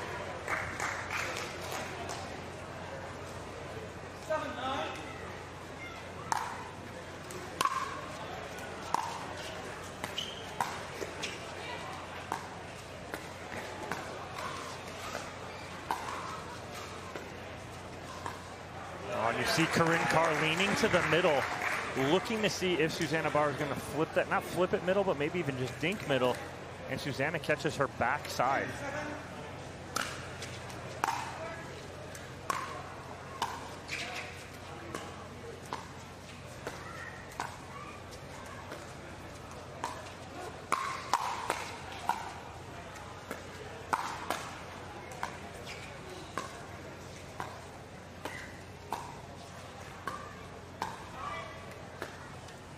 Another lob, Oshiro getting her workout in today. That one goes into the net. What an effort by Bobby Oshiro. Oshiro running down every one of these lobs from Susanna Barr, but Susanna Barr doing a great job of getting them up and over. Johnson makes up for it there with the forehand roll. Switch ends here at 11. The hard eight's up by 3. Cameron, anything jumping out to you so far down courtside? Yeah, at the beginning, I really wanted to see Georgia take that flick that she's hitting middle right at Bobby's chest. If anything, she can get a pop-up and then finish it. I love what Susanna's doing with the lob. I mean, as fast as Bobby is, maybe try lobbing over Corinne. As far as Bobby and Corinne go, I think they need to keep pushing a little bit, maybe a little bit more middle, because Georgia's not creeping over like I thought she was going to. So maybe get a pop-up out of Susanna's backhand and then finish the point that way. Or come over and hit low to Georgia's backhand on a low dink. See if you can't get anything and if Bobby can go over and Ernie.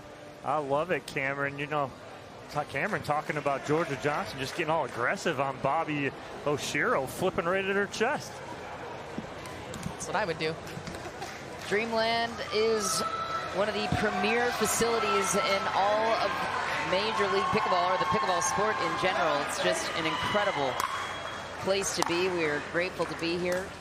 Grateful for the founder, Steve Kuhn, and our tremendous crew with Intersport and all their efforts behind the scenes. This has been an incredible event. Oh, what hands there from Oshiro on the overhead from Georgia Johnson, making her hit one more. Johnson goes into the net.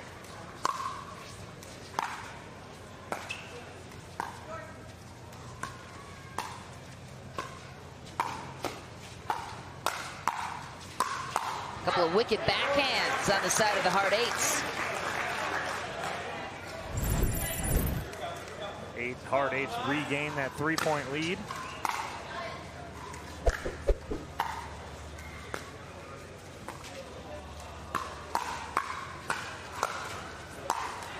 Corinne Carr gets going down the middle, all over the pop-up.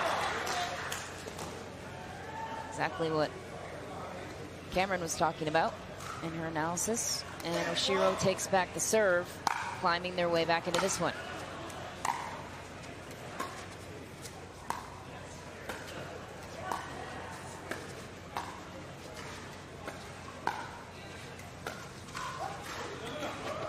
Oh, she swung and missed, and then swung again.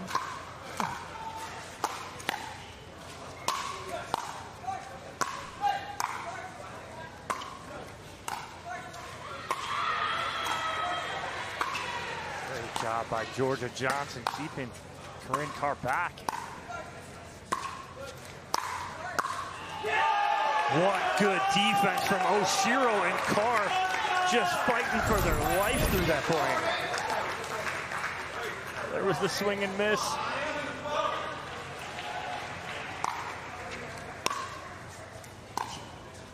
Johnson would love to have that one back. How did the Lions get that back? And the unforced error there from Barr, and we are all tied. The Lions have crept back in here after being down by 3.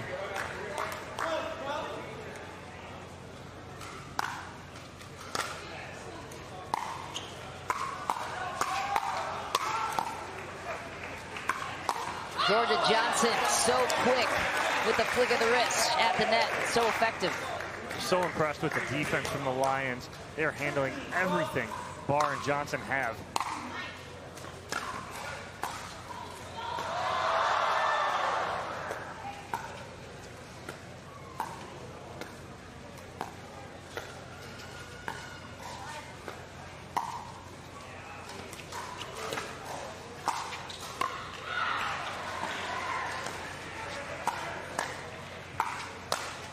Susanna Barr lining up on the backhand rip down the middle. I do love the lob from Corinne Carr right there, giving Barr a little taste of her own medicine. And it fired up Susanna Barr.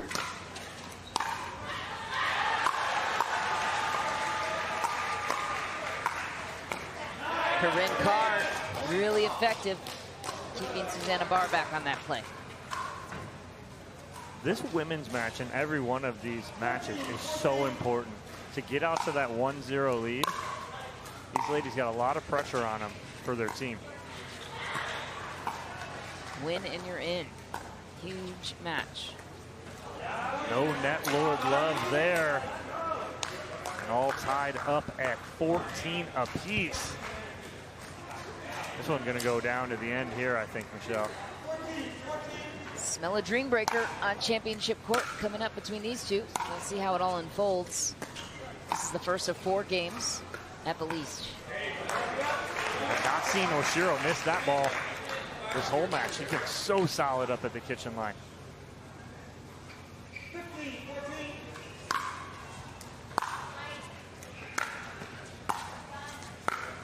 Just a reminder to our fans back home, this is the final 2 matches of pool play happening on both courts right now, and then we will move on to the 2 quarterfinal matches beginning at 5 p.m. here on championship court, then to follow at 7 p.m. So this is the last of the round robin format, and then it's championship time. Lots of money on the line, really for all the teams. Even if they're out, they're still playing for position.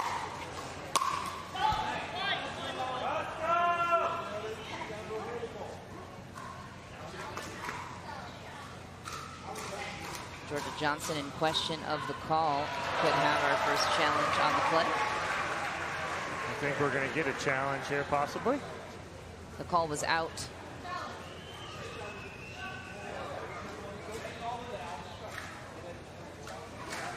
Lions called it out. Hard Eights look like they're going to challenge Chuck Taylor, looking to get the crowd involved. And again, another big point here. This would put the Lions up 16-15. Let's have another look at the angle. Ooh, that oh yeah, looks out to me. Yeah. I can see blue between the ball and the line. That's an easy call right there. Referees came up, looked at that one time, and that is out. Ball is confirmed out. So the Hard Eights lose the challenge and the point. So the Lions take the lead in this crucial game number 1. Both teams are 1-1 in their pools. Pool C. We called it early before we started this week that Pool C was, in our opinion, the strongest pool with all 4 teams. And we looked at all 4 of these teams going, they could easily be in the top 6. So this is a dogfight to get out of Pool C, and we're seeing it right here, a 1-point game here in this first women's doubles matchup.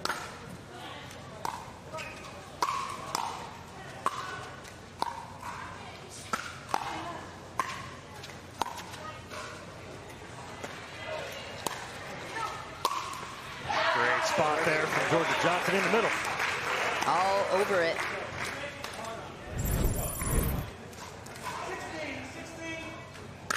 This close game continues.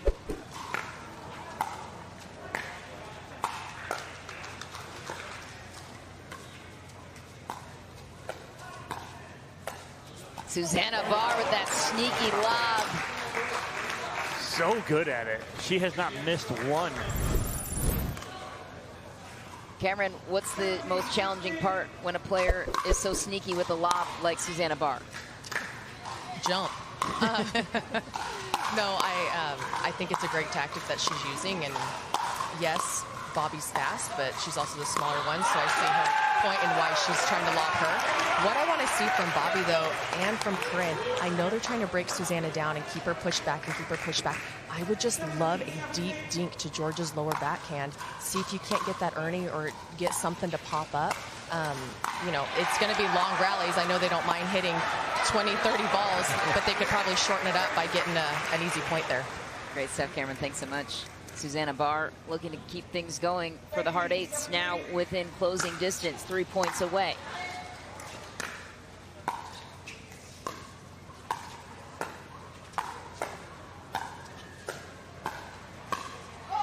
Wow, what a ball there from Georgia Johnson. Inside out flip to give them a 2-point lead here. Why was this? She went right behind Corinne Carr. Corinne expecting her to flip middle. She flips behind. Again, the pickleball IQ from this 15-year-old girl is absolutely insane. She's so good, such a talent. Unbelievable, so much fun to watch. Adjustment-wise for the Lions, what do you anticipate they're talking about right now in their huddle? Nothing much. I really don't. I don't think Chuck or Thomas are telling Bobby or Corinne anything too much. This is more of a positive time out here, and you can look at Chuck Taylor over there just pumping them up, saying, hey, you're right in it. It's 19-17. We've been here this whole game. Stay there. Continue to do what you're doing well. Play great defense. Wait for your opportunity. And to Cameron's point, they did go to that deep backhand dink spot for Georgia Johnson. Just not enough control over that rally to finish the point. So the hard eights 2 points away from sealing the deal here in game one. Huge point here for the Lions. They need to hold here.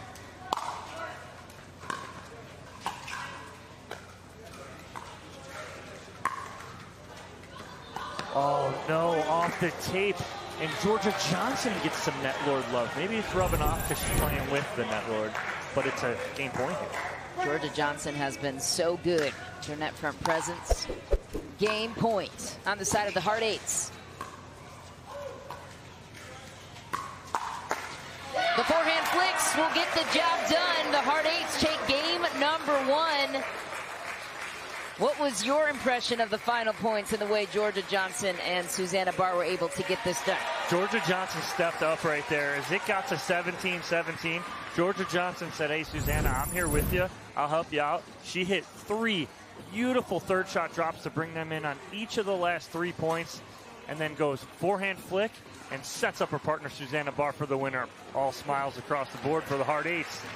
All smiles for the hard eights, as you mentioned. Susanna Barr with a little blessing bop on the head, and the winners will be courtside with Cameron in just a moment as we await their presence. But for now, it's the men's doubles matchup coming up right after this short break. But first, let's check in with the victorious Susanna Barr and Georgia Johnson. Cameron. Well, congratulations. Way to get that first win out of the way.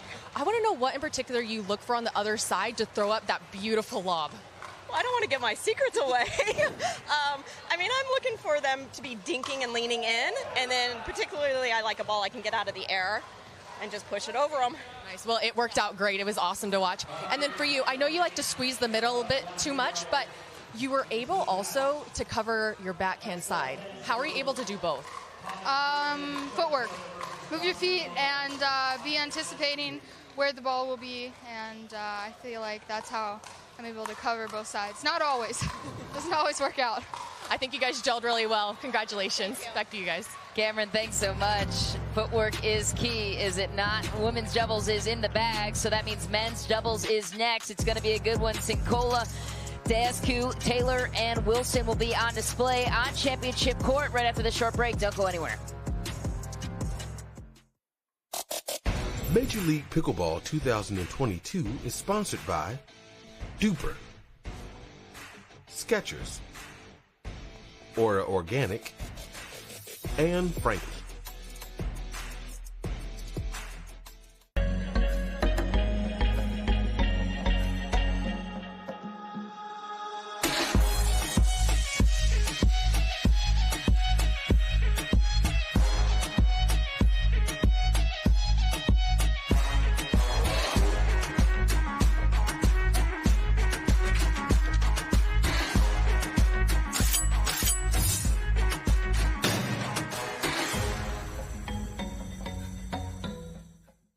It's hard to find supplements that work. No, thank you. You need supplements that are backed by science with natural and plant-based ingredients and that are third-party tested. Because cleaner is better. Like Aura Organic. Plant-based supplements made from the Earth's most powerful plants for your immune health, gut health, workouts, and more. Find out more at auraorganic.com. Want the perfect pair of sunglasses for your every occasion? Hit up the Knockaround Custom Shop. With over 1 million possible combinations, why not get a pair for every you? 8 a.m. I need a coffee you. Clocking a few miles you. Game day you. Happy camper you. Fun in the sun you. On the slopes you. Dog days you. Happy hour you. Seasick play day you. The Knockaround Custom Shop. You design them, we build them.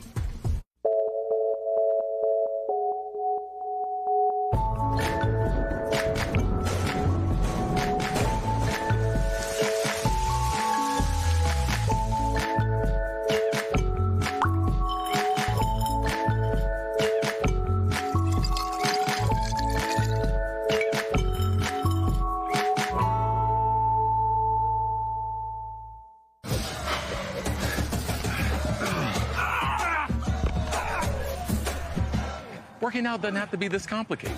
That's why I make walking my workout with Skechers' new Workout Walker. They're loaded with performance and comfort technology, including a carbon-infused plate to add more spring to your step.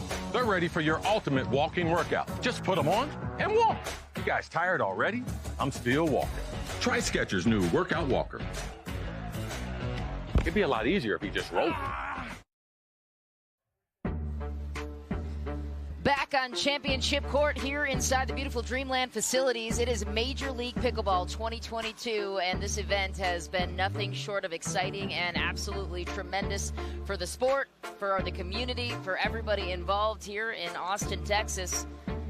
And we are moments away from the men's doubles match. The Hard Eights took game number 1, and that was between the women. Now it is the Hard Eights featuring Andre Daescu and his partner John Sincola squaring off against the Lions, Thomas Wilson and Chuck Taylor. Strategy-wise, Dom, the big bodies of Daescu and Sincola were what jumped out to you initially, but how do you think the Lions will counter that? Well, Thomas Wilson and Chuck Taylor, very athletic guys out on the court. They're going to really rely on Chuck Taylor's energy. If he's getting going, he's going to get Thomas Wilson going. But against Daescu and Sincola, you'll get Daescu into a dinking rally a little more and a little longer than you will Sincola. So if they want to stay in a point a little longer, you're going to see a little more targeting of Andre Daescu. If they start to speed up, both of these big guys have really good hands. John Sincola, especially up at that kitchen line, quick, fast, lightning hands, short and sweet to the ball. But Thomas Wilson has made a name for himself over the last year or so. Usually plays with his brother a lot. His cousin AJ Kohler, who is here, just on another team. But him and Chuck Taylor forming a really good team right here. It's going to be another good match. Certainly is. Andre Daescu was the 12th overall selection. A towering presence, as you mentioned, the former tennis player from Romania, knows a thing or two about racket sports, as does Chuck Taylor, by the way. Grew up in Washington, the birthplace of pickleball. His first exposure to racket sports and pickleball was back in high school. So he's 38 years old.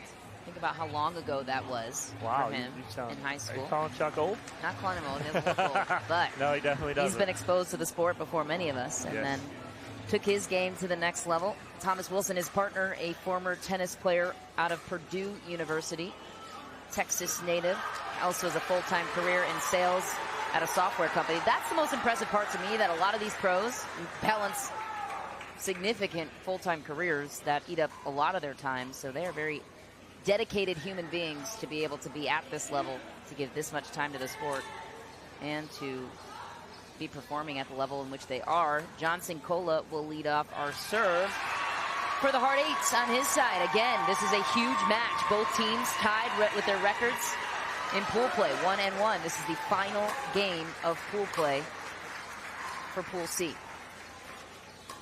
Match, rather. Wilson and Taylor will take the first point.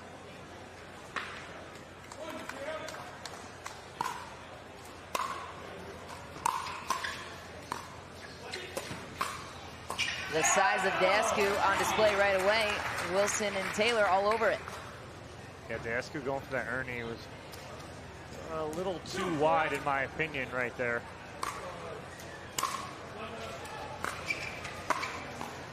Makes up for it though right away.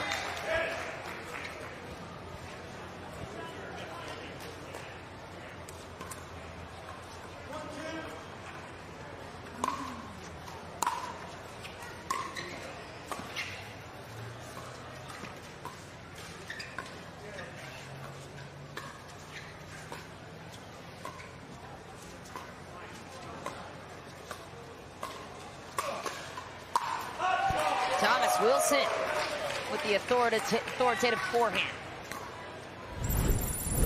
What'd you like on this play? Well, again, they're dinking more middle, and then they pull Dasku, force the pop-up as he tries to get that ball out of the air. I know Dasku likes to try and take that out of the air as much as possible. Sometimes, though, he gets on that front foot and gets a little stiff and will pop that ball up. Another pop-up, and Thomas Wilson wasn't going to let that one sneak past. Lions with the early 4-1 lead, and this would be huge if they could tie things up at 1 game apiece. Trying to punch their ticket into the quarterfinals. That starting at 5 p.m. Central Time. Right here. Thomas Wilson on his backside playing that point. Great defense, but good pressure from Sincola and Dasku. Dasku back to serve.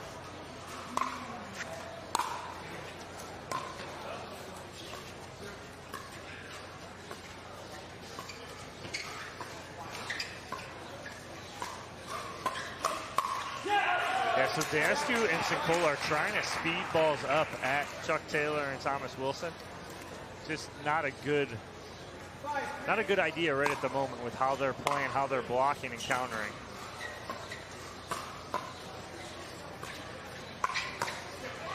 As soon as I say that, again, it's a jinx. As soon as I say that, Wilson dumps one in the net. I apologize, Thomas. Sincola back to serve. Here within one. Thomas Wilson, so strong on the Ernie. How'd he set himself up for this? Well, he's reading that the ball's getting behind John Sincola, so what's happening is Sincola has to turn. All right, so watch this here. Sincola has to turn his head, and so he's just trying to reset that flat down the line. It's just trouble. A great read from Wilson.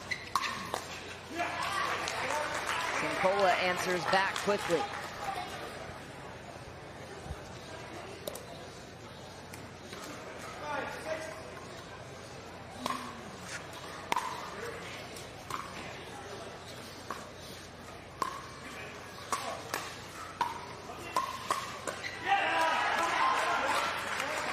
Is when Dasku and Sincola are speeding up, they're going right at Taylor and Thomas. They got to try and find holes. Go to the middle, split the difference, or go to a line.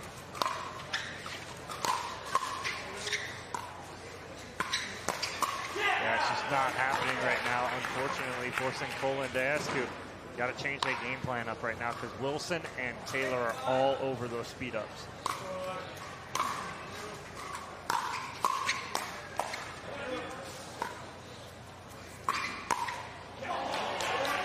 Wilson just shy of the two-handed backhand. Wants that one back. Sincola back to serve for the Hard Eights.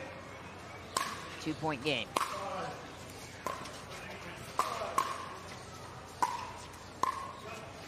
Wilson keeping Sincola back.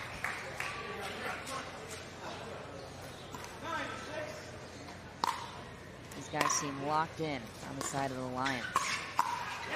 Thomas Wilson is taking over.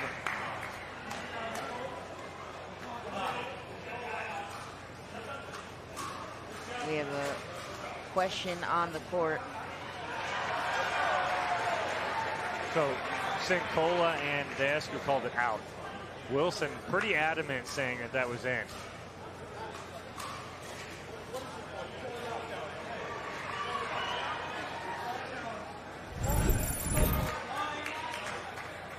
Let's have another look. Oh yeah, it fits. So we're gonna challenge. Looks pretty into me. Yeah, we have a challenge called on the court. Lions challenging the Hard Eights call. Many thanks to our camera technology here. First ever time we have had access to this overhead angle. That looks pretty in to me, Dom. What do you think? Yeah, from this angle. Tough to see from Tough this to see angle. from that angle, but we got the point of contact. The overhead angle might have been the... Probably the closest we have right there. Yeah. That was in.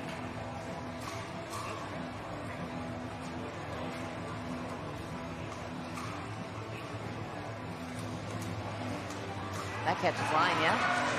Looks like it to me. We'll hear if the referees agree with us. All right. The verdict is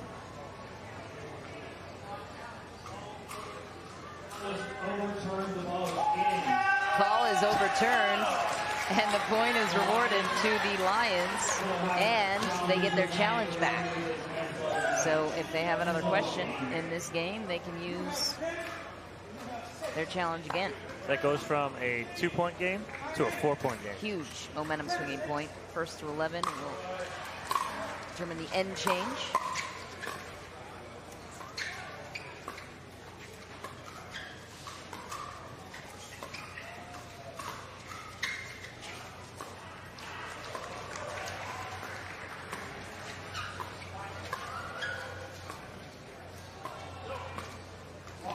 That ball goes wide for Chuck Taylor. And I think Susanna Barr and Georgia Johnson came over and talked to Sincola and Dasku during that timeout. If I was them, I'd love to hear what was said in that, because I think they told them slow this game down. They did right there. That's going to be their bread and butter. That long dink rally like that. That ball goes long. And the Hard Eights right back in this game.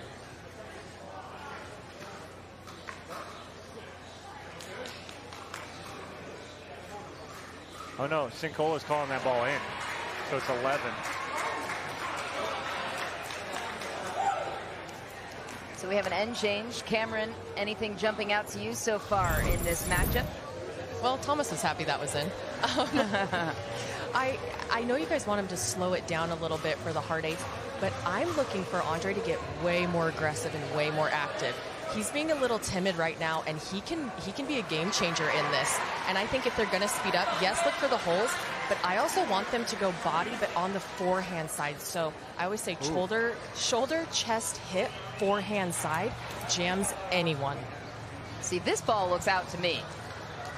I don't know about you, but I mean, a very generous line call there from John Sincola.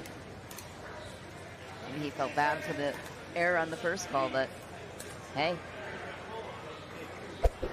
the Lions will take it, and they need it, trailing 1-0 in this series against the Hard Eights. That ball called long. If Taylor's a half step in, he's able to get on top of that. That ball was down at his shins. Him trying to get and drive that, tough ball.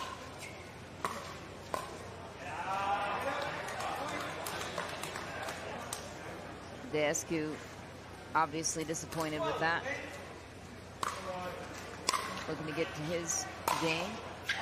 That ball wide, so the hard eights will take it and try to run with it, cutting their deficit to 3.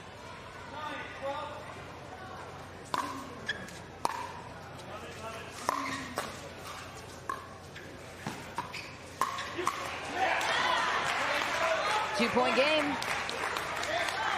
Hard eights. Yeah. Looking for some momentum. Come out on top of that hands battle. See if they get a little momentum here.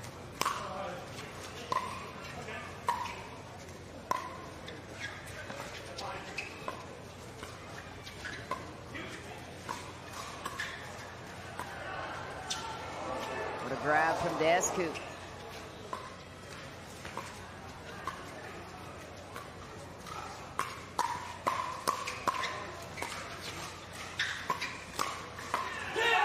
Power game was almost going for Dasku.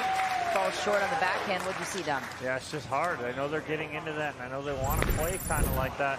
But you're watching what they're getting from the dink rallies. They're getting opportunities. Now, they didn't capitalize on all those. But I think drawing these points out a little more will allow them to speed up when they want to and when they can from a higher percentage position.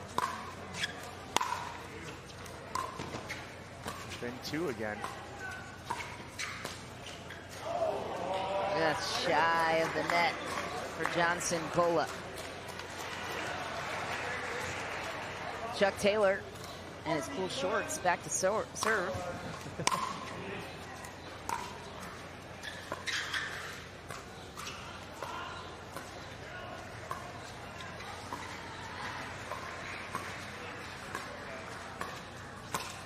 Sincola again caught up on that forehand.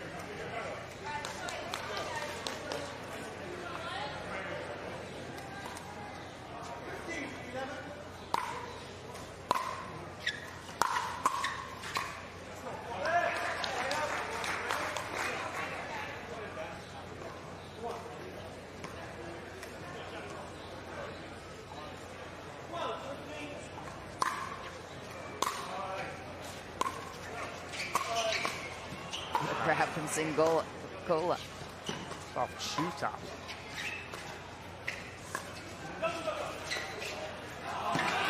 Just a sneaky finesse play from Chuck Taylor. What'd you like about this? I mean, he pulls sideline to sideline. You can't pull players any further out of position. Dasku has to cover the middle there because that's the hard shot or the easy shot. And then it's the same guy, same player right there. Just did all that, goes right in the net.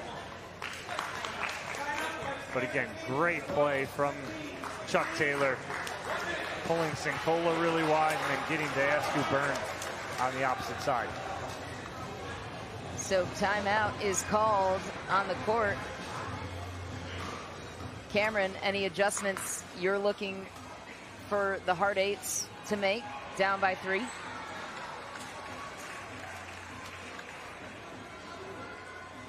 First, I would like to share something really funny. Right before that, they called the timeout, and Chuck missed that.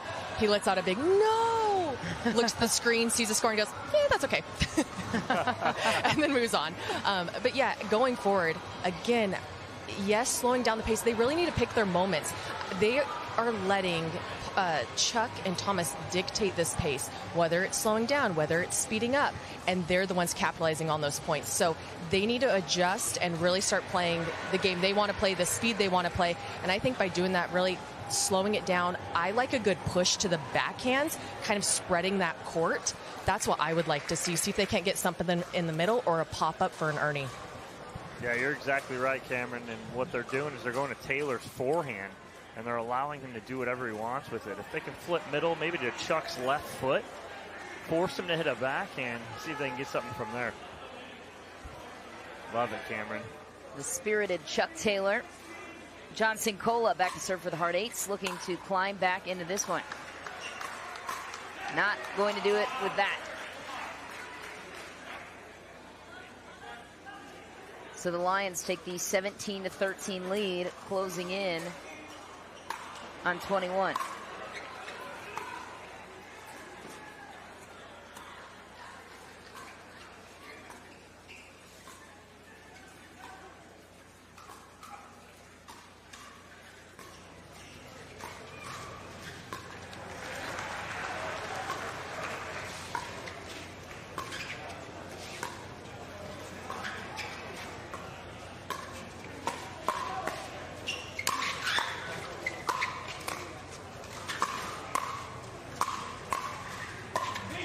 What defense for the Lions. Almost fended off with power, but that's the jump that the Hard Eights needed, a crucial momentum point for them. Yeah, great point construction by the Hard Eights.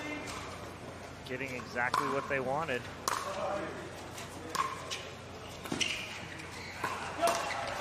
Just long for Chuck Taylor. And so the Hard Eights now within 2. Taylor with the Ernie drop flat pancake, whatever you want to call that shot. Got back in position nicely, but just overcooks that.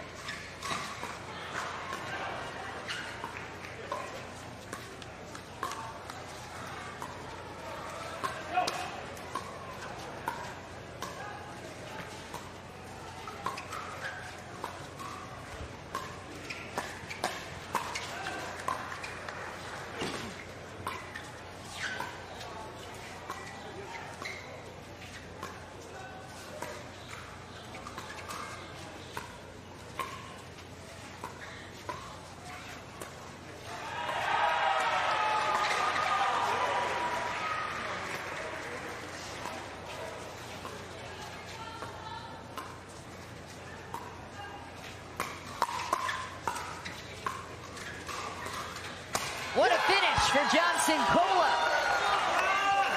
How did that play unfold? I mean, just great patience from all 4 of these guys out here on the court.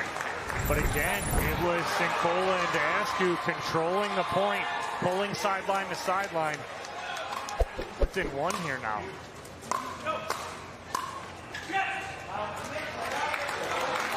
Tough miss, and the Lions back on top by 2. 3 points away from a victory.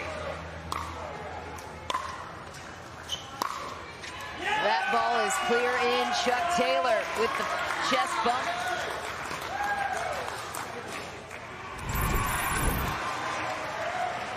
What a rip. Splits the difference, finds the angle and the baseline. There he is again. Yeah, and I think that was just pure frustration on Sincola, trying to make something happen there when it's really not there yet. Stay in the point, get what you're looking for. Game point. Chuck Taylor with the game on his paddle. The Lions looking to even things out here against the Hard Eights. Not going to happen in this one. Remember, rally scoring, so they have to win on their serve. If they win this point, they just get the serve back, only when they are at 20.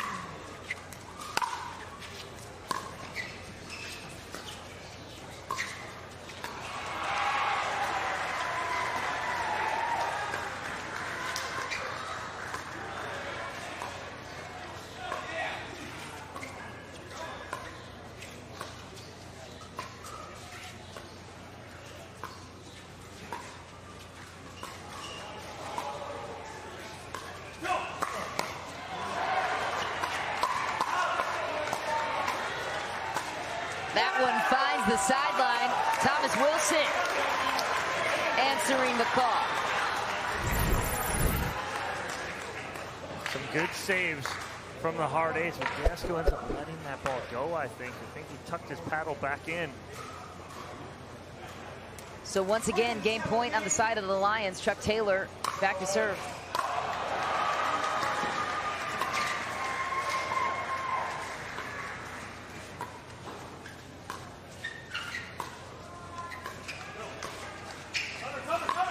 What a grab from Taylor.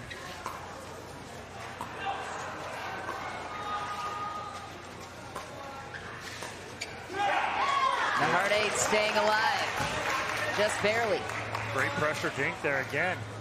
And again, like you said, Michelle, rally scoring. Hard 8s continue to keep scoring. All Lions need to get their serve back to score.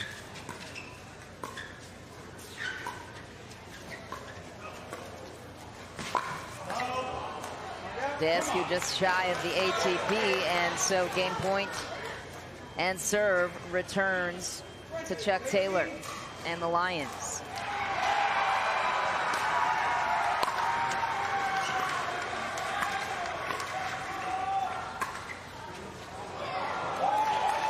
The Lions take game 2. Men's doubles goes to them, so we now have an even series. Tied up 1-1. Chuck Taylor and Thomas Wilson were locked in from point number 1 in this game. Tom. They were. Sincola and Askew tried to speed up at them a little too much early. Did not make the adjustments till late. I think if they make those adjustments a little earlier, maybe a different ball game, we'll never know. But the Lions tie this up at 1 game apiece. Cameron Blackwood is standing by with the victors courtside. Well, congratulations, you guys waited tied up 1-1. Even though it was back-to-back, like momentum to momentum, I feel like you guys really dictated the pace of that whole match. How were you able to do that? We just decided to go all out from the beginning. It's a game to 21. It's not like a normal tournament, so we can go all out the whole time, which suits me. So worked out well. Awesome. And when you're in those long dink rallies, you know that a speed-up's coming. What are you looking for in the opponent's paddle in order to slide to counter that? I just put my paddle up, and I know they're going to hit it. All right, can I get a big Utah? Let's go. Let's go, Utah! Congratulations. Go get ready for mixed. Back to you guys. Cameron, thanks so much. Chuck Taylor's enthusiasm makes him our Franklin Kitchen Cam point of the day. This was 16-13 to make it 17-13. Reflexes on display, kitchen abilities on display, fancy shorts on display. What else? That was it. What else do you need? Some great paddle work there from Chuck Taylor. Beautifully done. And that is one reason they are moving on to mixed doubles, tied up at 1. Backhanded swipe. We'll be back with more after this short break. The mixed doubles matchups will be determined right after this.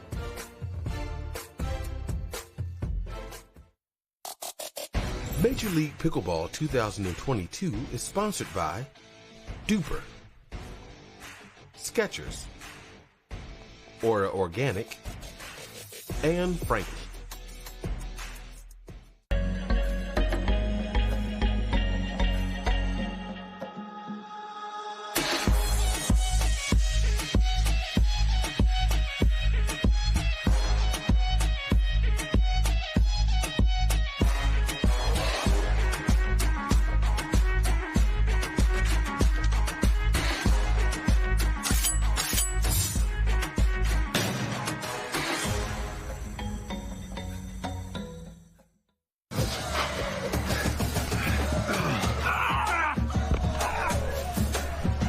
Working out doesn't have to be this complicated.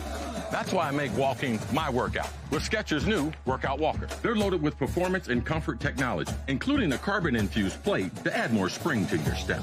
They're ready for your ultimate walking workout. Just put them on and walk. You guys tired already?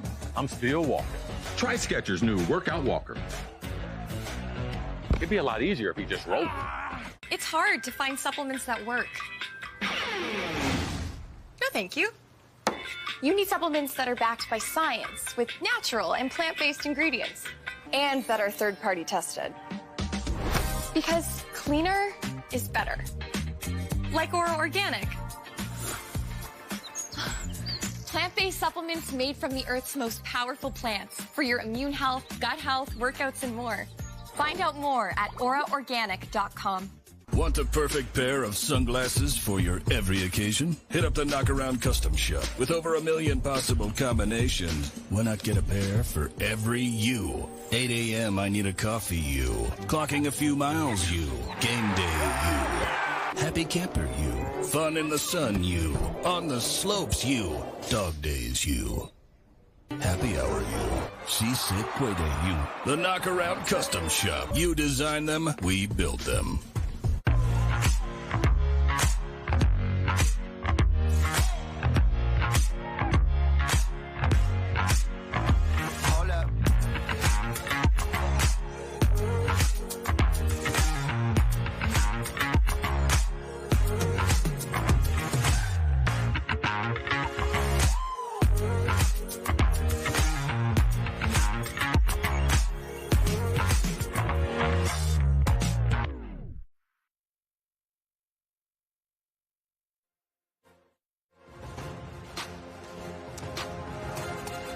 welcome back. We have a tied series here on Championship Court. Here's how the scores have played out so far this afternoon. The Hard Eights and the Lions both squared away 1 game apiece. This is the best of 4 games. If we must, we will push on to a Dream Breaker. That's the singles format. We are now at mixed doubles, so there will be 2 combinations between both teams. And the Hard Eights got to choose first, so let's take a look at the matchups that they went with. So Susanna Barr and Johnson Cola were put out first for the Hard Eights, and then the Lions opted to go with Corinne Carr and Chuck Taylor against them. Johnson and Deascu will take on Oshiro and Wilson. What do you think about the Lions' choice to go with Taylor and Carr? I like it because Chuck Taylor right now has been pretty successful against Johnson Cola. So if it's anything, if Johnson Cola is thinking about that, then hey, it's an advantage there for Taylor. But Sincola, short memory, he'll be right back in this. I'm expecting, again, another good matchup. Our Cameron Blackwood is courtside. Cameron, what jumps out to you about this matchup? Yes, I totally agree with Dom there. I think that Chuck definitely had the upper hand on that one and was more aggressive. I am looking to see John really playing that role, really move the ball around, get big, try and shut Taylor down, because, you know, once he gets going, he really gets on fire. So if John can really let Susanna set him up, I think they're going to see a lot of openings. Susanna Barr will kick off the serve on her side, and that ball goes long. So the Hard Eights off to the 1-0 start. Winner of this match advances. Loser goes home, as they say. This is the last remaining spot available, and they're fighting for it here on Championship Court. This is a big deal. So 5 of the 6 teams have been determined. 1 spot remaining. Start the playoffs this afternoon. One might think this could go to that 5th tiebreaker, Dream Breaker setup. Singles, Chuck Taylor, hello! So if you think Chuck Taylor wasn't paying attention to Susanna Barr lobbing in that women's match, you're sadly mistaken. You see him read this so well. As Cameron said earlier, jump, he did. That's all you can do. Corinne Carr throws a lot back.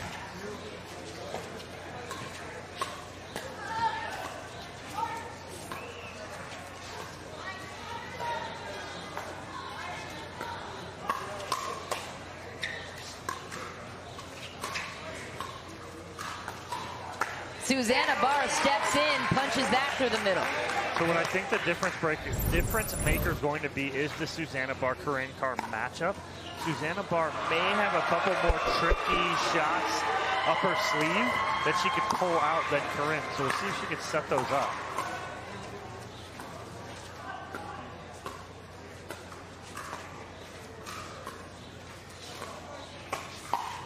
Johnson Cola making it look easy on that high backhand.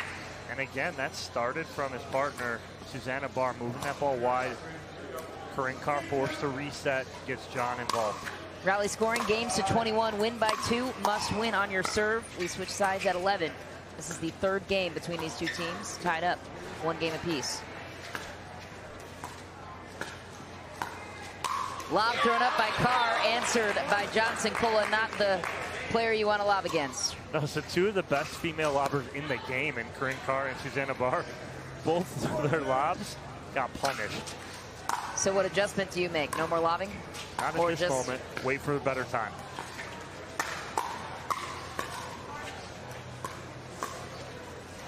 That ball pulled wide by Chuck Taylor. So the Hard Eights take the lead. Sincola, what an adjustment he's already made. There was a ball that typically he may attack. He didn't. Stayed in the point 2 shots longer. Gave him and Susanna an opportunity. Chuck Taylor running all over the court, and the Hard Eights now with a cushy 6-2 lead. Susanna Barr will take the serve.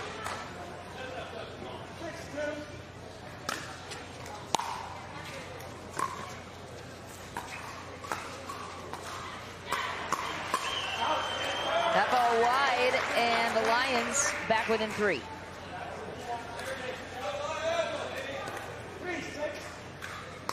How can the Lions change the momentum in their favor here, Dom? So Chuck Taylor trying to speed that up right there. Susanna Barr, such a good counter punch her to a speed up, she'll cock that two-handed backhand back and counter that just like she did right there, forced an error. But again, I think it's just being patient, and I think Chuck Taylor needs to get involved here a little more. But Susanna Barr is doing a good job of keeping him eliminated by pulling Corinne Carr so far to her forehand, Chuck can't do anything with it. Johnson Cola was the enforcer on that point.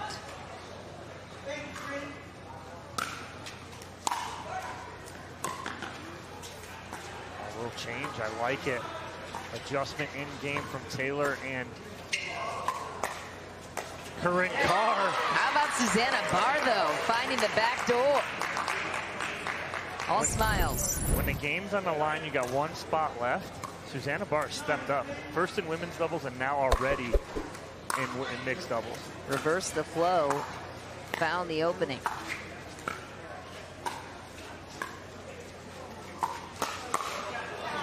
Chuck Taylor throws the paddle out, knows they're going to hit it. That's what he said his strategy was anyway earlier to Cameron, and it worked again. Corinne Carr back to serve.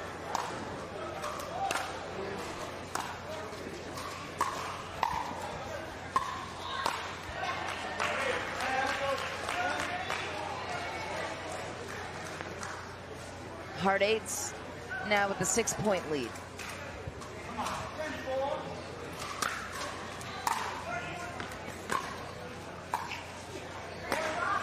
Sarah Ansberry, the savior up here in the booth, bringing us some fans. Hard eights are first to 11. Cameron, what are you seeing courtside right now with the way that the hard eights have been able to pull away in this one? Oh, I think they're doing a great job just really picking out their spots on the court, moving the ball around, and being very patient to get the pop-up to finish the point. They're not overplaying. They're playing within themselves, and that's how they're able to just get point after point after point. On the other end, though, I did see that Corinne and Chuck switched it up. Corinne wanted to go straight on with Susanna because she was losing that battle cross court just a little bit, getting a pop-up here and there. Then they switched back. So it'll be interesting to see how they finish out this second half, if she wants to go straight up with her, if they want to keep switching it up. But they're going to have to figure out a pattern here soon to get some points on the board. Great stuff, Cameron. Thanks so much. Yeah, Cam, you're exactly right. But look at what they're fighting for right now. Here are the teams in the playoffs so far. Again, 6 spots available. The Pickleballers from Pool A with BLQK were the top 2 from their pool. Mad Drops Pickleball had a very interesting entrance into the playoffs there with Pool B and the Florida Smash, who are already in, but they had to beat them in order to advance. And then, of course, we have Pool C here fighting for that 6th and final spot. As it stands now, Corinne Carr needed a big answer back for the Lions, and they got it there. Going back to that cross-court battle between her and Susanna. How do you explain the difference, Dom, matching up straight ahead against somebody versus cross-court in this mixed doubles format? I'd like, I think Corinne could be perfectly fine going cross-court with Susanna Barr. She's just got to keep that ball low, not let Susanna attack or dictate the point. Straight up, I think it eliminates a lot of anything Corinne Carr can do other than taking a step off the kitchen line and maybe trying to speed it up at Susanna, but Susanna's ready for that. So I'd rather Corinne cross-court like they are now. They've had a little bit of success here, getting 2 points after the end change. Chuck Taylor with a nifty flick of the wrist on the backhand. Finds a wicked angle on his end. Trying to close the gap.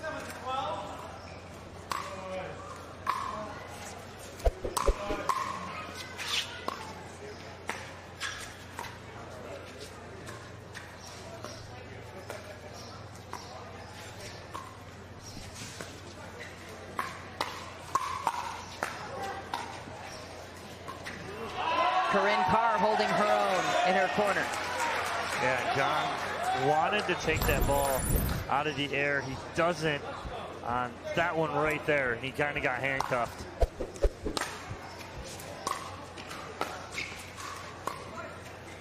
Just shy for Chuck Taylor. They continue with their 5-point lead. Now I have Sarah Ansberry fanning me off personally. I can get used to that.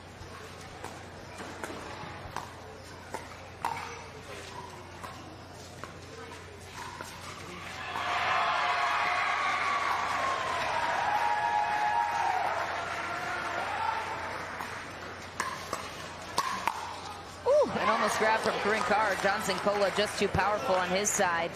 And the hard eights push their lead even further. How was he able to create leverage in this point? Again, he's just sitting there waiting for Susanna to do her thing. That's all John's got to do. Let Susanna do what she does best. Stay in this point and then wait for his opportunity to come in and attack. He's doing a good job of it right now. Attacking the Lions off the court, he does. Sincola once again, the enforcer on that point. Come on.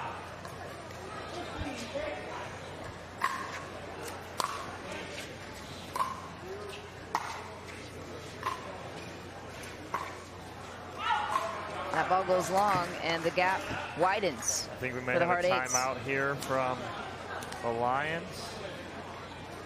No timeout. Down by 8 here. Try and weather the storm on their own. It's balmy 90 degrees here in Dripping Springs, Texas. We're under a tent. It's still hot, though. Chuck Taylor with the finish. As soon as Susanna threw that up, she looked at Sincola, started shaking her head going, I'm sorry.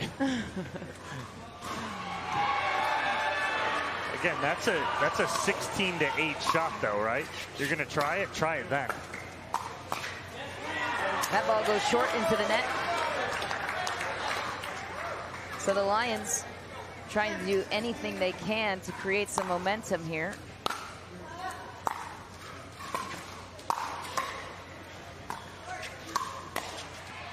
Susanna Barr, so good with the high ball. He's keeping them deep.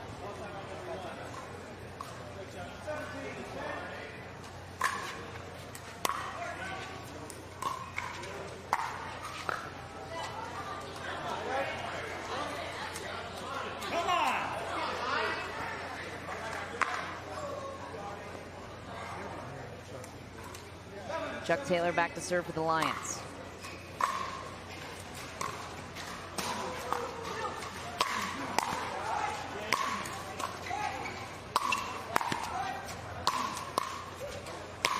It's an overhead clinic here for Johnson Cola.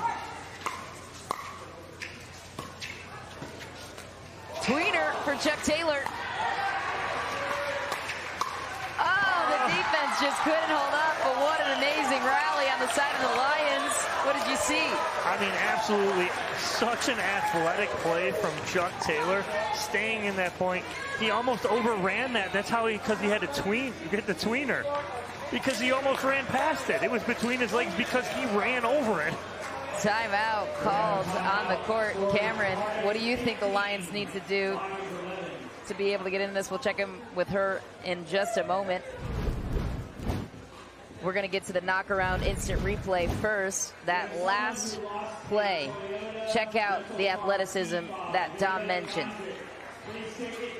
The defense. That's 3. That's 4. That's 5.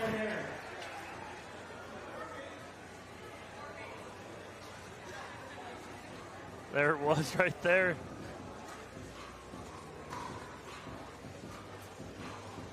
Unbelievable. Fought off 5 overheads. And the between the legs. My goodness. Such a disappointing point to lose when you fight that hard defensively. On the other hand, Johnson Cola has been tremendous and so powerful in this matchup. And look at his face, just stone cold Johnson Cola right there. No emotion, nothing.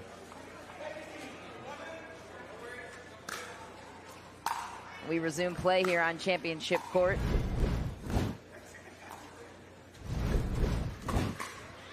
Chuck Taylor looking to get some momentum. He does. That powerful forehand. Cameron, checking back in with you. What are you noticing on the side of the Lions in order for them to crawl back in? I think just what they just did here, they need to get out of no man's land. They're getting stuck there too often. And then that way John and Susanna are just kind of having their way with moving the ball. And as you saw, John just hitting overhead after overhead and finally winning the point. But I like them up at net. I like them being aggressive. Even if they don't win the point, this is where they need to be. They can't get stuck there trying to play the deep game, get back into it. They need to come aggressive to this line and stay. Great stuff, Cameron. Thanks so much. Johnson Cola back to serve. And he rips another one down the middle. I think Susanna Barr almost took Johnson Cole's hand off on that high five right there. She's fired up after hitting a perfect third to set John up for the winner.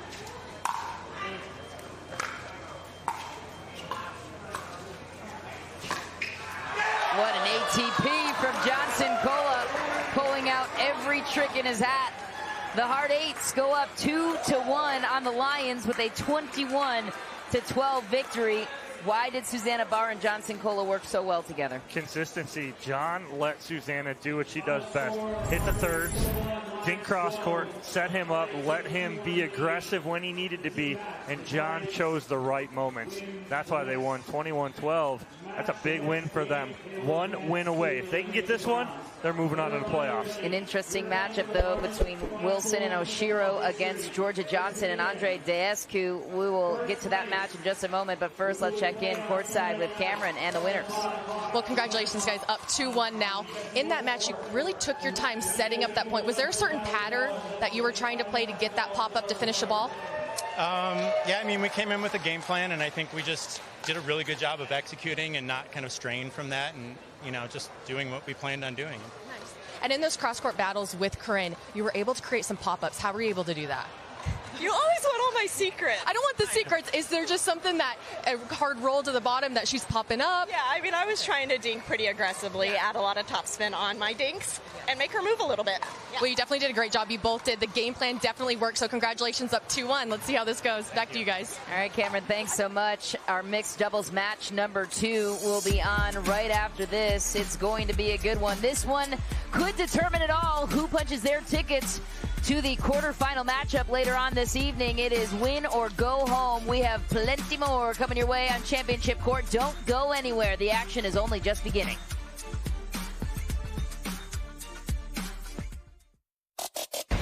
Major League Pickleball 2022 is sponsored by ProXR, Richards Rainwater, Knockaround Sunglasses, and Franklin.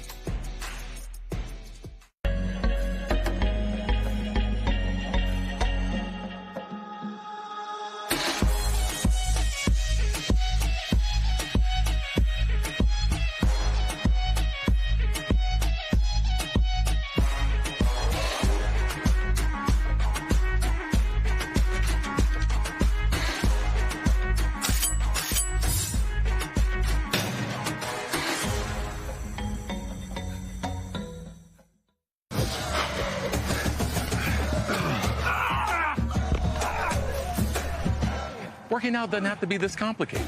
That's why I make walking my workout with Skechers' new Workout Walker. They're loaded with performance and comfort technology, including a carbon-infused plate to add more spring to your step. They're ready for your ultimate walking workout. Just put them on and walk. You guys tired already? I'm still walking. Try Skechers' new Workout Walker. It'd be a lot easier if he just rolled.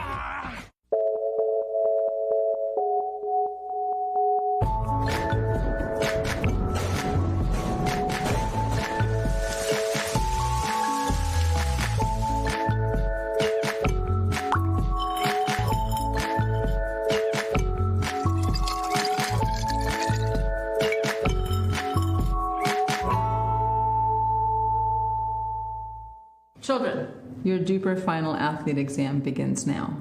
You, how much does it cost to have a rating? It's free. Deckel, how many different types of ratings are there? 2. One for singles, one for doubles. Cameron, who can have a rating? Anyone. And world peace.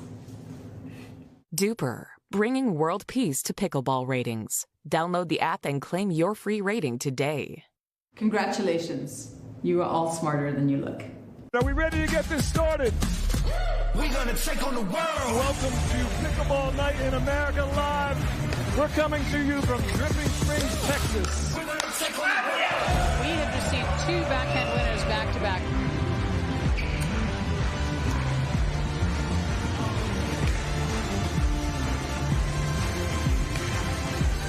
Wilson is so fast. Oh, DJ with the behind the back.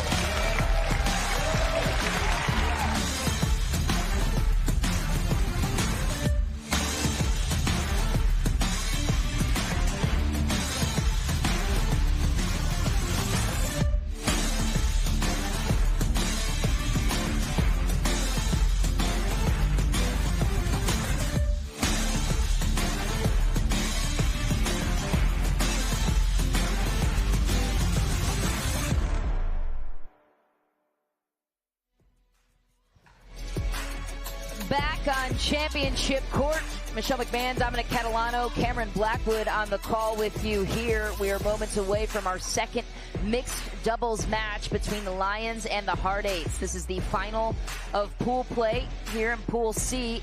Both the Lions and the Hard Eights have identical team records, so this is a big deal. This match could determine who punches their ticket to the championship bracket, which is happening later this evening at 5 p.m. Central Time right here on the streaming platform. And this matchup is interesting for a multitude of reasons. What jumps out to you initially between this finals mixed doubles match, Dom? Again, mixed doubles is more than likely about the females. It's going to be what Georgia Johnson can do with Bobby Oshiro cross court.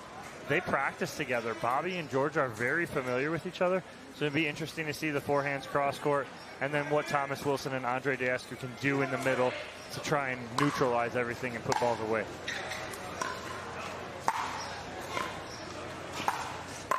But similar to what Susanna does in reaching in and taking balls out of the air, Bobby Oshiro does a good job right there too. So dropping those balls in on Bobby Oshiro aren't as easy. So the Lions looking to win and push a dream breaker final. Tying things up 2-2 if they get a win. Hard Eights looking to seal the deal. Ooh, that one was close, but just long for Oshiro. Going headhunting for Andre Deescu. Not a bad target to go for. No, big man getting out of the way, playing a little matrix there.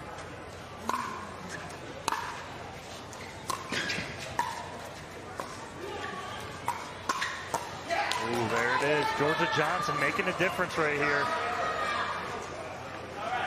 As the female counterparts, how do you find the balance between speeding up and dropping? Just the Playing difference. more conservative. The difference between that is picking your time, right? If she can kind of suck Thomas Wilson in and lull him to sleep a little bit, that may be a good time. Great job by Georgia Johnson. Again, she is, in pickleball years, she's way older than 15. Definitely wouldn't know it by the way she plays, to your point, Dom. Deescu back on the serve for the Hard Eights, now with a 3-1 lead. Dangerous for the Lions, but plenty of time to come back in this one.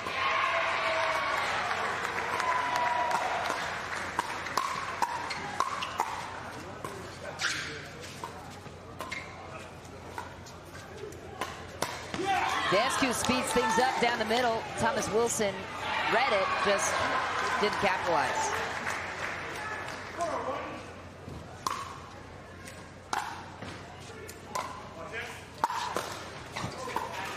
Great defense by Johnson.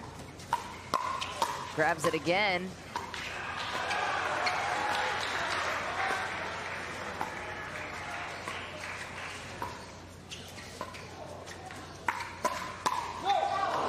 Georgia Johnson fends off some pace with the body. Thomas Wilson throwing a... Sorry about that. What'd you think at this point? I mean, first and foremost, Georgia Johnson in the defense, she's trying to get out of the way of that. She knows it's going out.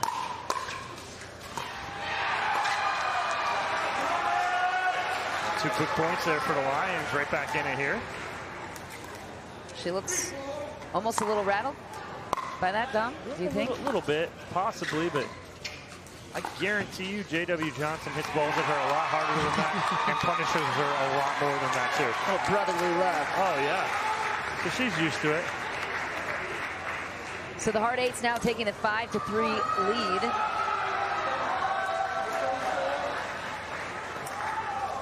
Over on the grandstand court, the Fives are leading the Ranchers 2-1. Fives are already a lock in the playoff picture.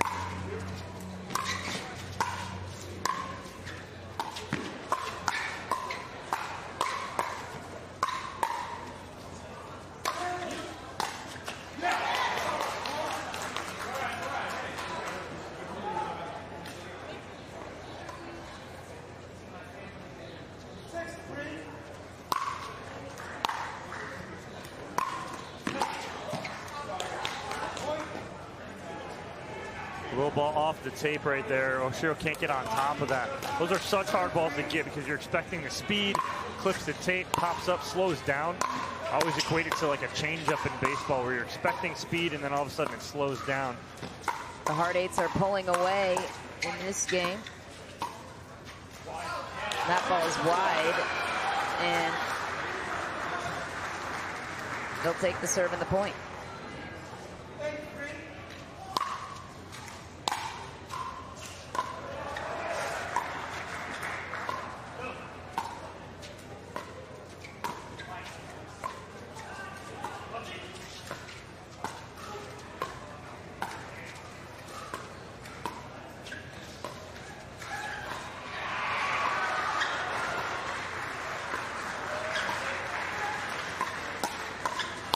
Thomas Wilson with a missed opportunity. Deescu finds some pace on that play. Yeah, great patience throughout that whole point from Deescu. He could have attempted to speed up a couple times earlier, didn't, decided to stay in it. That's where they're finding success as a team right now, the Hard Eights.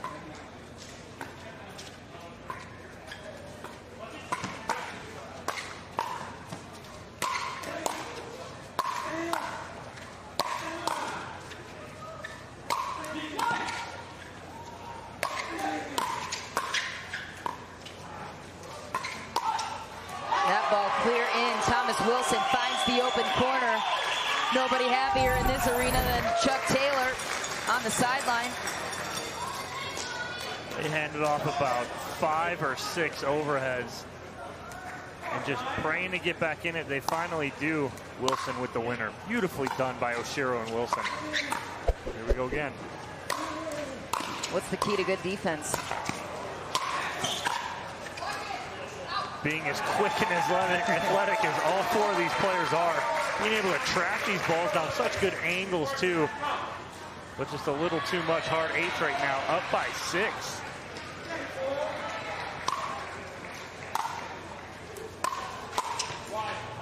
Lap ball wide. Thomas Wilson clearly frustrated. So here's what's going on in the remainder of the tournament, especially in Pool C. The Phi's in action right now, the grandstand. Court right behind us. If they win, they get a bye, improving to 3-0. Right now, it looks like that's the trend that they are going. And then that second and final spot will be determined in our match here on Championship Court. It's the Hard Eights against the Lions. So the Hard Eights right now looking like they might be victorious in this one, improving to 2-1, and they would get that second and final spot from Pool C to enter the bracket, which begins tonight at 5 p.m. Central Time. And so far, Pool C, you think, has been the most competitive? It really has. All these matches between Pool C have been great matches, tight scores, and we said it again early on before we started this weekend. Yesterday, we talked about how stacked this pool was, and that was the talk too when we were in New York about how stacked Pool C was, and it has proven that way for the last 2 days. Yeah, the most interesting plot twist today had to be from Pool B, though, when Mad Drops Pickleball took down Florida Smash with any hope to make it. Chimeras had to get beat by the underdog, the Bus, in order for Mad Drops to make it in, and that is exactly what happened. But Thomas Wilson making a case for his team here on Championship Court. The Lions don't want to be counted out just yet here in this game number 4, trying to even out the series and push a dream breaker.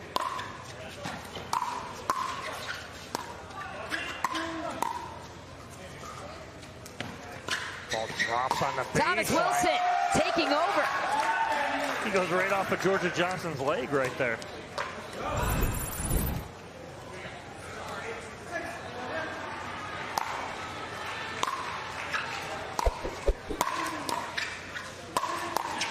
Deescu countering with some pace. Those overheads were a little more aggressive than earlier.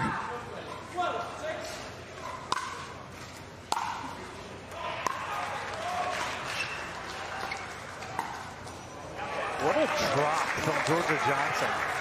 She's got that like cut forehand drop shot that she's going cross court with. Oshiro's able to get it out of the air most times. She's really not able to do much with it.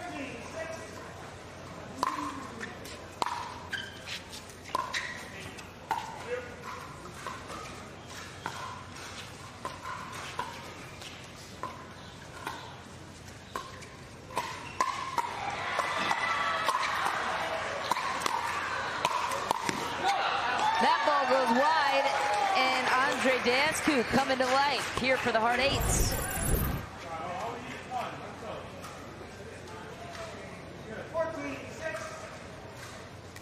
Took about 8 tries on that play. Ultimately finds a way to get it done. Face was getting progressively redder as the point progressed. Needed to get some oxygen in.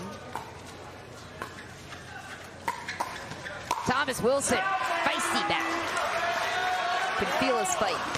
A little spicy there from Wilson. He's got to get a little more active here. And he looks like he's trying to. But again, Georgia Johnson is kind of neutralizing that by where she's putting balls to Oshiro. And then that's what happens right there. Wilson sitting in the middle right there. If Andre Dascu can recognize that and go cross court hard to the vacated spot, that's what's going to happen right there. You're wondering why these players are so heated and passionate about advancing. Well, guess what? The winning team, each player gets $25,000 to go home with. That is record-breaking prize money here to Major League Pickleball. The brainchild of Steve Kuhn, Brooks Wiley, and many others.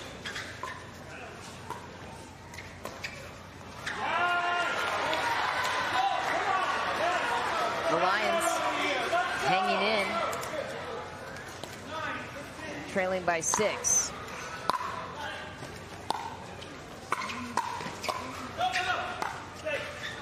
Oshiro just trying to reset. That's a good cover from Oshiro. And she saw that Wilson was coming over and she tucks in behind, but the unforced error.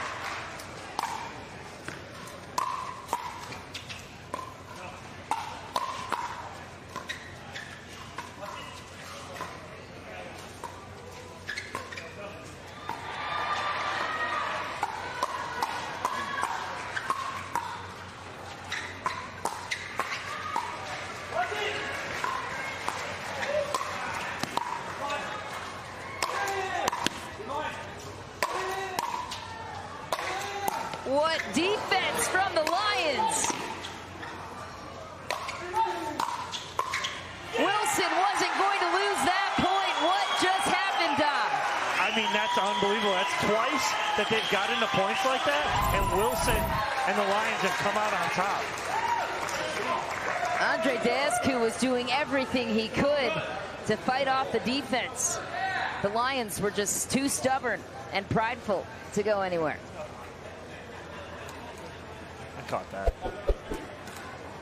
But what Andre Dascu needs to do right there is hit an angle.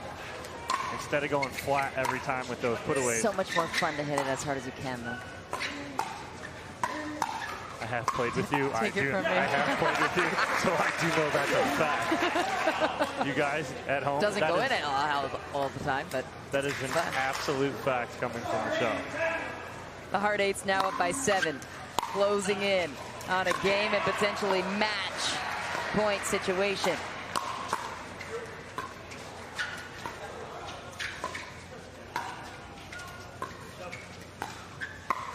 Dascu finds the backhand chicken wing of Oshiro, putting his team up by 8.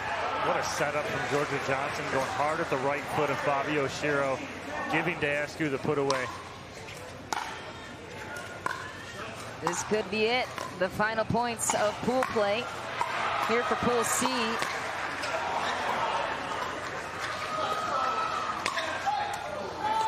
Just misses that overhead. That's Georgia Johnson.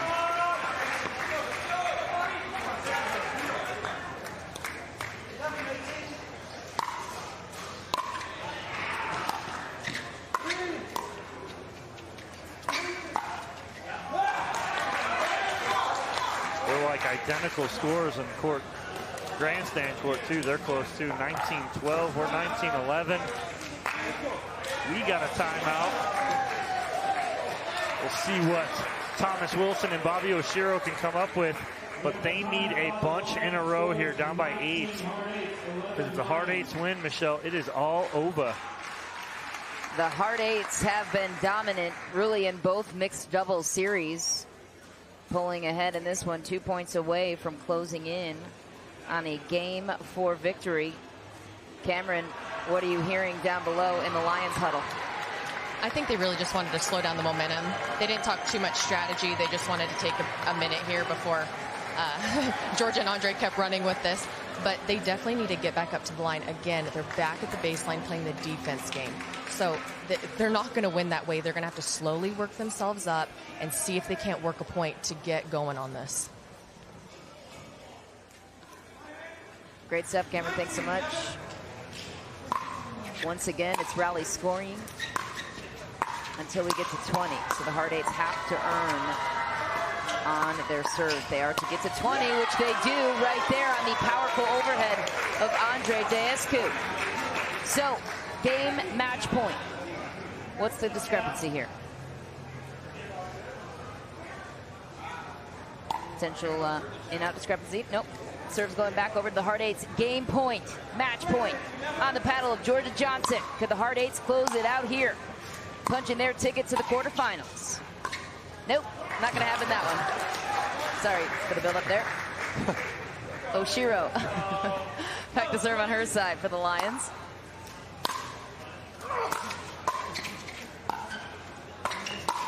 Thomas Wilson just getting a little too excited. Yeah, trying to make something happen. I don't blame him. Down by 8, got to make something happen, put a bunch together. Because every time it goes back over on the other side, Johnson and Deescu are about to end it. Match point once again on the side of the Hard Eights.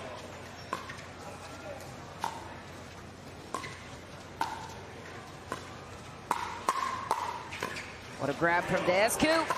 Ooh, just too long. So the Lions down 8, but still back in this game. Now down by 7.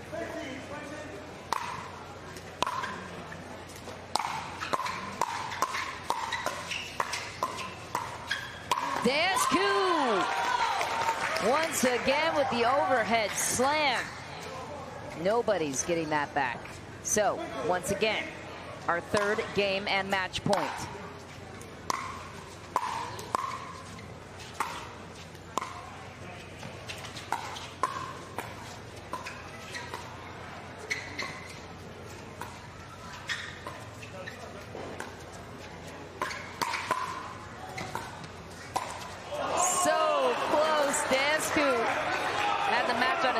Could have ended it. Not yet. The Lions live to see another day. And every time that happens, the Lions get a point. So every time they don't score on that serve right there, Lions get a point. They don't. That being the Hard Eights. So they just keep creeping back in here. It's getting interesting, Michelle. 1 point at a time. That is certainly an interesting aspect of this rally scoring. Gives the other side at least somewhat of an advantage to fight back into these games. And so the Hard Eights have another chance to close it out. It was just 2012. They've got 3 points, made it 2015.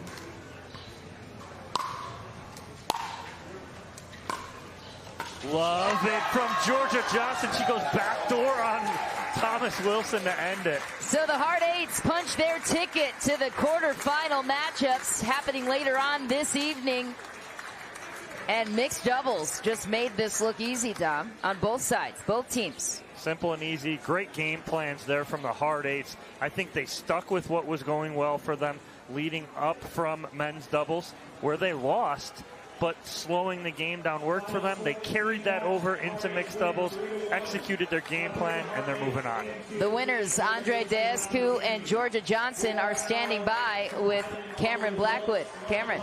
Yes, great win. Way to take that one, guys. Georgia, you guys were locked in from the get-go. What was your mindset heading into this, knowing that you're up 2-1? I was thinking, dear God, not another dream breaker. Okay, well, that didn't happen. Great job. Yes, it did. Especially with me screwing up the last 4 or 5 points, you know. But, yeah, it worked out great. I did it. And you hit probably over 20 overheads, but none went out. How were you able to stay composed when you just keep seeing those lobs come back and back? Well, to be honest with you, the credit has to go to them. Overheads are pretty easy, so I felt like I was seeing the crap out of it, but they just keep bringing me back. I know it's very hot today. The ball is soft, so it helps for a little bit of defense, but they did a fantastic job just getting it back. I would like to if I said it wasn't annoying when you kept coming back, but I felt like I liked that pattern. If I have to keep hitting overheads to try to lob it, I'll stay on that. Well, congratulations. You guys are on. Go get with your team and celebrate. Nice job. Thanks, guys. Cameron, thanks so much. Here's how the scores shook out in this matchup between the Lions and the Hard Eights.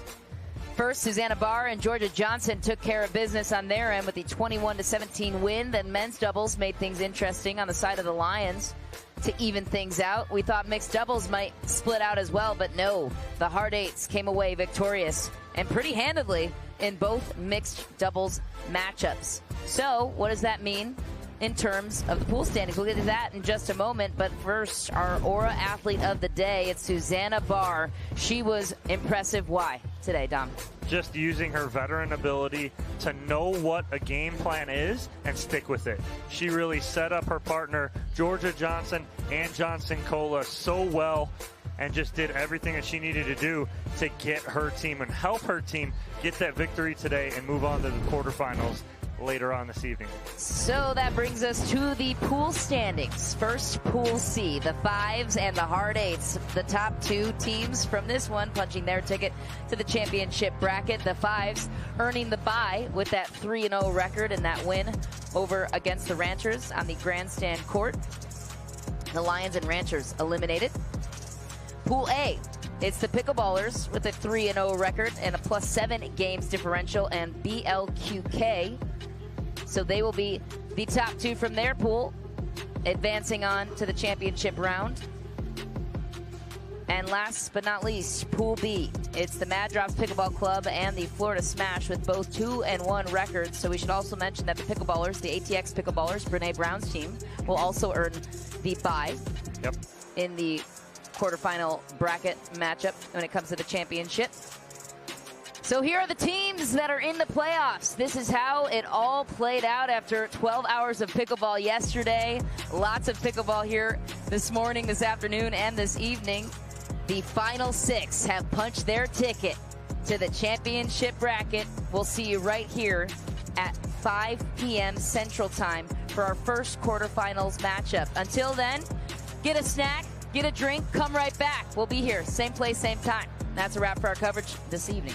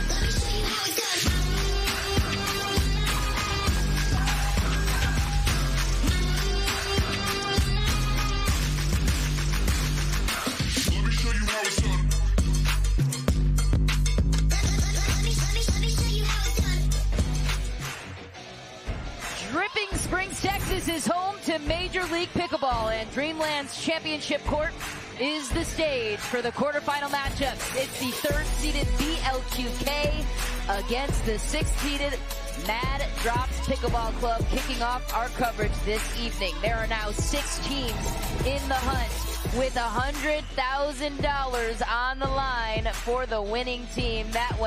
That action coming your way right now. So here's how the quarterfinal matchup shaped up. We are covering quarterfinal matchup number 1. Michelle McMahon and Dominic Catalano here with you in the booth, and Cameron Blackwood will join us courtside. The stage is set. Dominic, this is what we've all been waiting for. What's your impression of the underdogs, the Mad Drops, taking on the reigning champs, BLQK? What gives in this match? They had no idea until they were in until they played their match this afternoon. And so they're in. They're kind of hyped up right now. They're going to play that underdog card. I took a break. I went in the in the tent and was talking with some of the players. They're playing with house money right now. So they are the underdogs. They got nothing to lose. That's always a dangerous team. A team playing loose, coming off a win with nothing to lose. Over on Team BLQK, the only defending champ on this team, Irina Tereshchenko, and she will be playing with Paris Todd to kick off game number 1 here of the quarterfinal match. Zane Navratil and his partner Rafa Hewitt will play in the second game featuring men's doubles. As it relates to this matchup, though, the women's doubles will be kicking us off. Vivian David and Olivia McMillan against Irina Tereshchenko and Paris Todd. What intrigues you the most, Dom, about this matchup? Well, Irina Tereshchenko is a veteran. She's been here before. She's won this before. So look for her to lead with experience. Paris Todd, the newcomer to MLP, but gaining a lot of experience along the way. 3 singles titles under her belt in the last month, so she's playing really well. That's why they have earned that 3 seed, because of this team camaraderie. All right, our Cameron Blackwood has played with Paris Todd in a couple of tournaments and has some deeper insight into this women's doubles matchup. Cameron, what are you looking out for in this one? Yes, I've been saying it from the get-go. There is something magic about Vivian David and Olivia, having their forehands on the outside. People haven't been able to get a rhythm with that, so I'm looking for them, again, to surprise Irina and surprise Paris with having that, seeing if they can figure out strategically how they're going to beat that.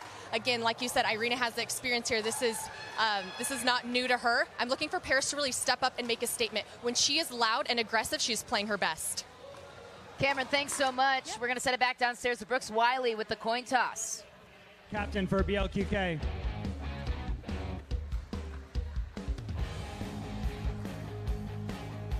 Julian, pick a number between 1 and 2.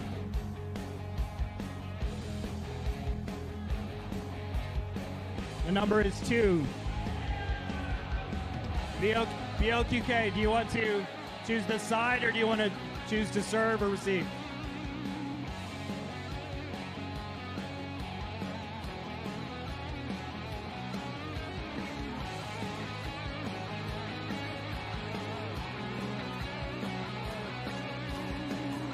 BLQK is in deep discussion.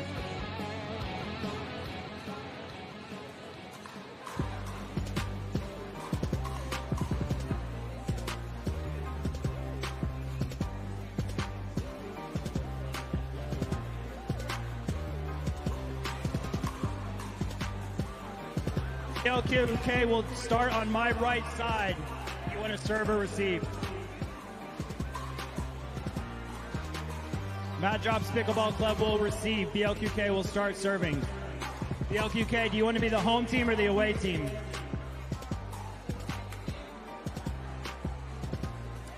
BLQK chooses to be the home team.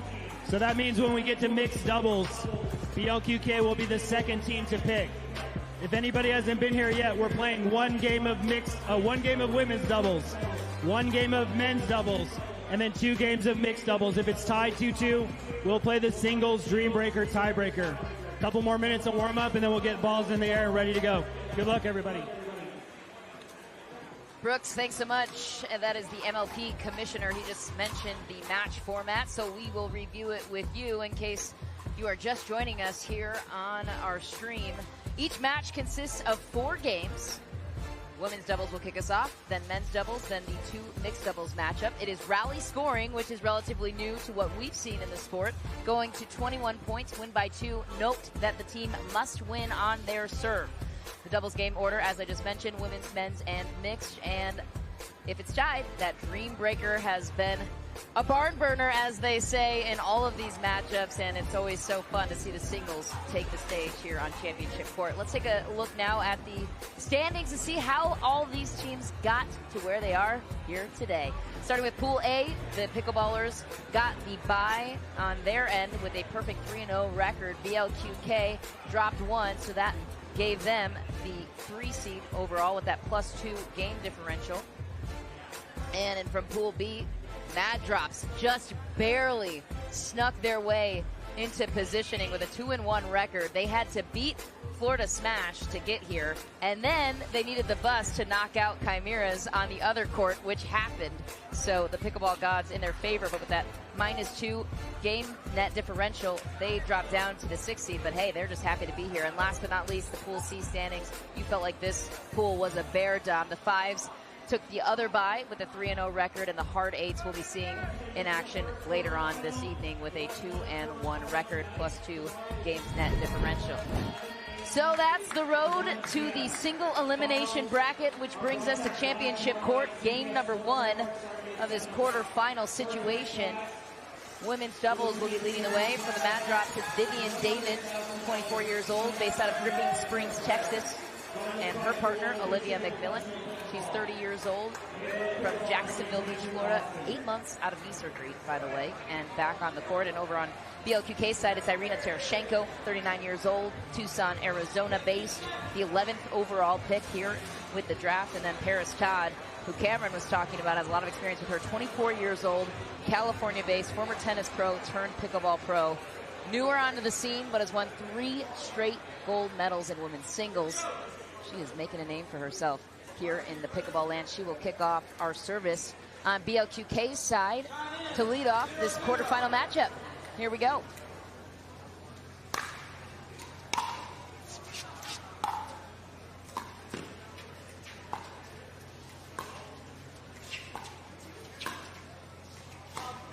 That ball called wide, and BLQK off to the races with the first point of the game. So you'll see something interesting. Vivian David, Olivia McMillan, they play opposite of what you would typically see a righty and lefty. They put their forehands on the outside as opposed to in the middle.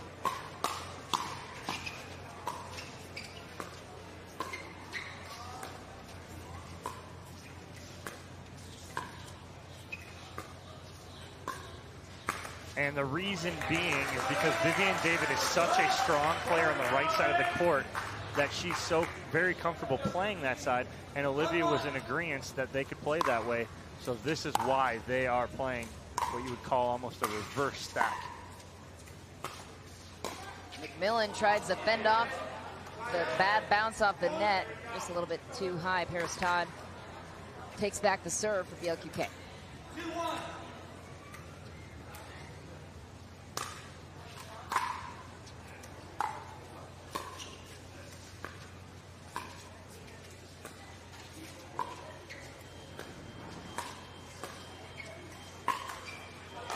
The net, McMillan goes. BLQK now with a 2-point lead.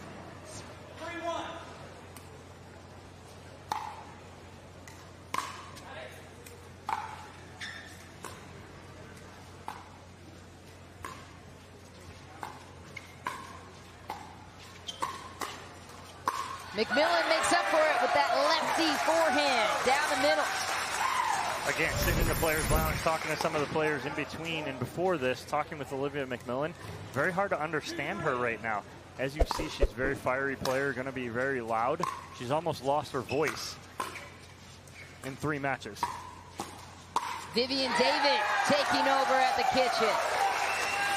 How did she set herself up for that play? Well, it's a good ball, and the hard part for Irina right there, the ball's off the tape, and so it goes right up to the two-handed backhand of Vivian David.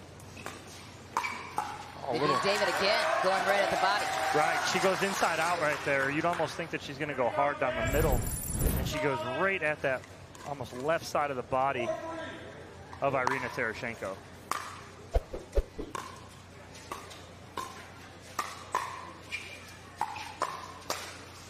Paris Todd with a rip, uses the net. She'll take it. Got to see Olivia McMillan play last weekend. One of her first tournaments back. Not her first, but one of them after her knee surgery. Played with Rob Nunnery. Played so well.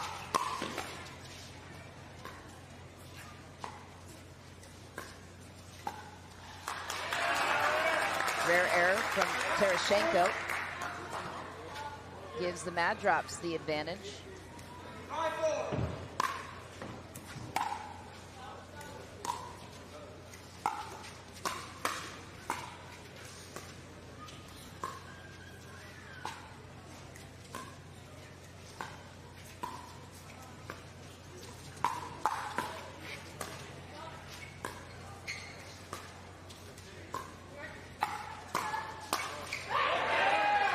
And a slam dunk for Paris Todd.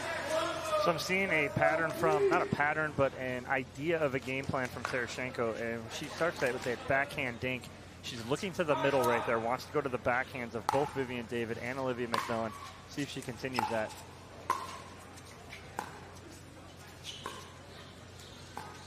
There it is right there. She's flipping that to the middle.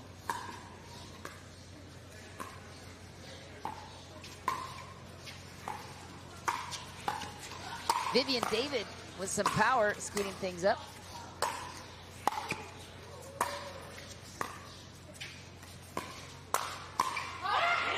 Countering was Olivia McMillan. Paris Todd won out. The BLQK bench up and loud after that point.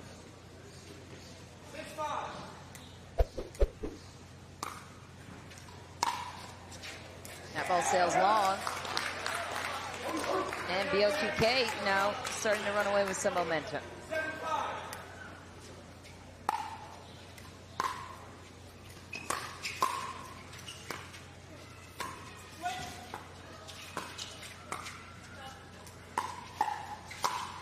What a finish for Vivian David. That two-handed backhand is in the middle for a reason, Tom. Yeah, great 1-2 combo here from Vivian. She goes cross court and then backside on Paris Todd, who ended up on the switch with Tereshchenko.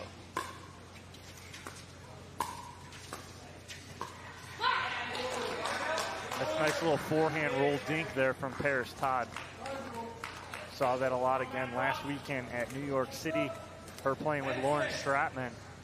Took a silver medal there. Great job from her, but you've seen that playing that right side. So with that forehand roll dink.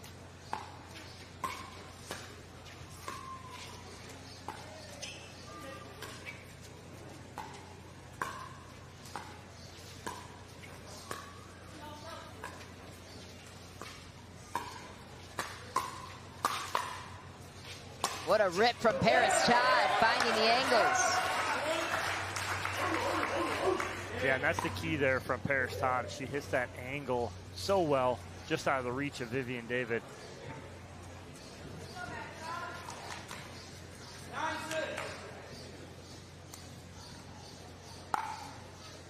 A nuance with the rally scoring is that the players stay on their respective sides.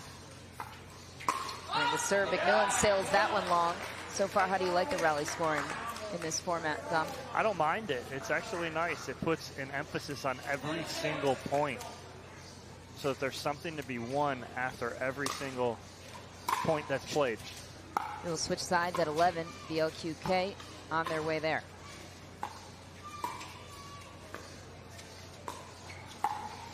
Tereshchenko with a sweeping finish to the middle, and they will be the first to 11. She's one of the top 4 players in the world in women's singles, and there's a reason for that. What did you like about BLQK's race to 11 so far to start? Well, again, I like Tereshchenko leading the way. And right there, she exposed the backhands in the middle right here. Watch this little flip. Takes that ball out of the air. Tereshchenko rolls that so nice down the middle. And what she is trying to do is expose the backhands in the middle. You see her cutting her dink to the middle, to the backhands. And it seems like she's causing a little bit of a problem for McMillan and David. We'll see if McMillan and David make any adjustments. I don't think they're going to switch sides, so that's not an adjustment that's going to get made. but let's see how they go and attack, because what you're seeing is McMillan attacking the forehand, or the backhand, excuse me, of Tereshchenko, trying to get her to pop that up with McMillan's roll forehand. So BLQK with the early advantage. Cameron Blackwood was listening in on some strategy. Cameron, what did you gather? So they're looking for Olivia to go straight at Paris here. What they're wanting is something high. Right now, she's getting something that's a little bit low for a speed up, and she's not able to capitalize on it with her left hand on the outside like she was earlier today. I think they really need, it's hard because they can't really settle in. They really got to find their pattern here quick, just because, again, it is a super quick format with this rally scoring. But I think if they can go at her, at Paris, get something to pop up and really start getting a rhythm here, that's what they're going to have to do. Great stuff, Cameron. Thanks so much. They're going to need to get going. Yeah, I like that, Cam. And it's a good idea right there and a good change of pace for them to try that.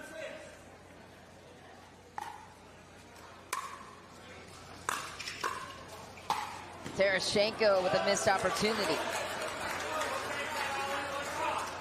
Pad drops will take the break.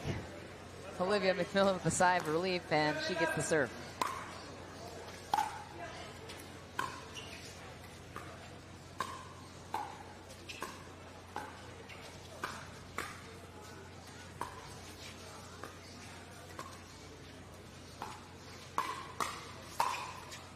David was lined up on that backhand, just caught the net. Unfortunate bounce for them. Paris Todd takes back over. A lot of head nodding from the Mad Drops Pickleball sideline. They liked the setup of the point, just an unfortunate bounce off the tape. That's what they're looking for. A couple of unforced errors here from Mad Drops. Looking to the sideline for some guidance.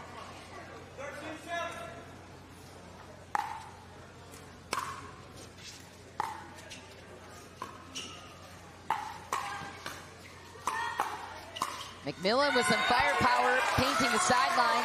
She paints it with the backhand. Just like most players who play with a lot of emotion, Olivia McMillan, one of those players, if she's got that emotion going, look out. That ball wide, and BLQK continues to build their lead.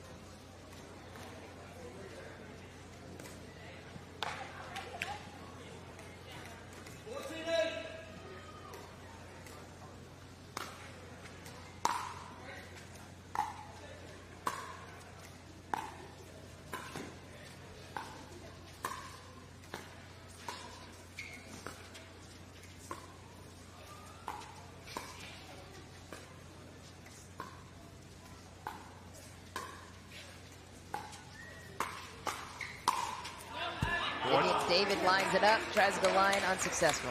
What you see from Paris Todd is not playing very conventional, what you call quote-unquote pickleball, and playing up at the kitchen line.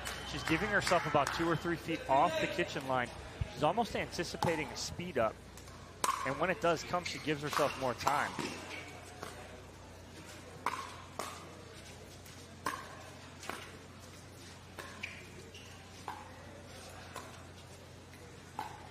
See her positioning right there.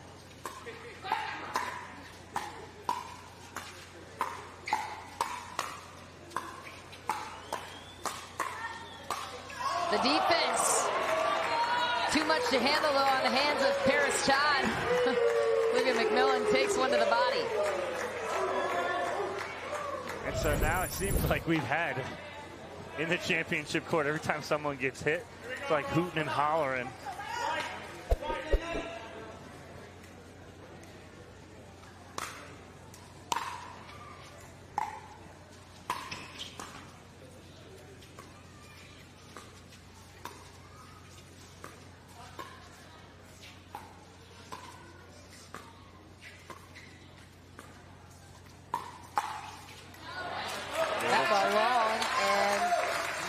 Looking to cling on to anything to build some momentum here. Yeah, a little too hot there from Tereshchenko, but again, in the right position. Just doesn't get over and top of that ball enough to get it down.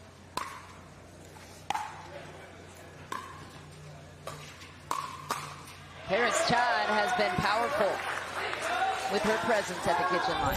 Well, that forehand is huge, right? You watch her. She's up at the kitchen line, actually, that time. So that was a nice job by her, being able to get on top of that over the net. If she's a little further back like she has been, that could be a little bit of an issue with a ball like that.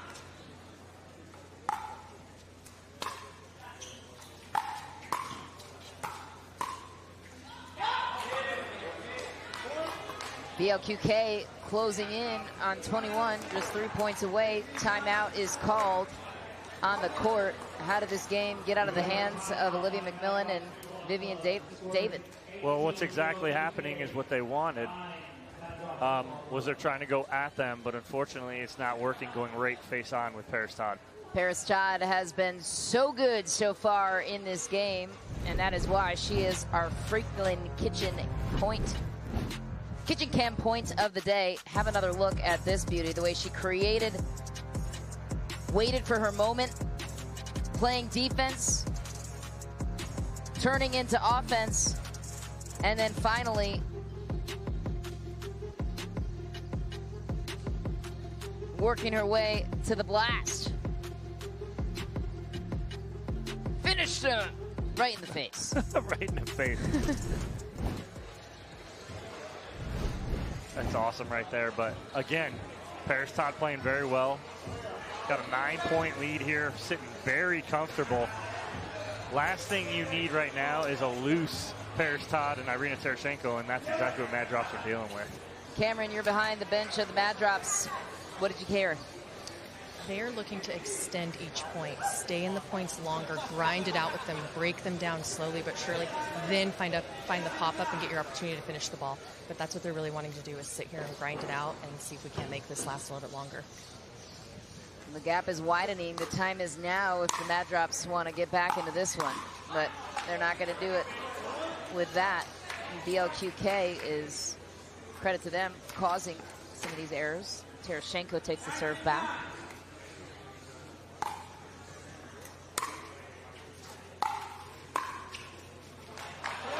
Another unforced error for Mad Drops. So we have game point on the side of BLQK for this first of 4 games in this series.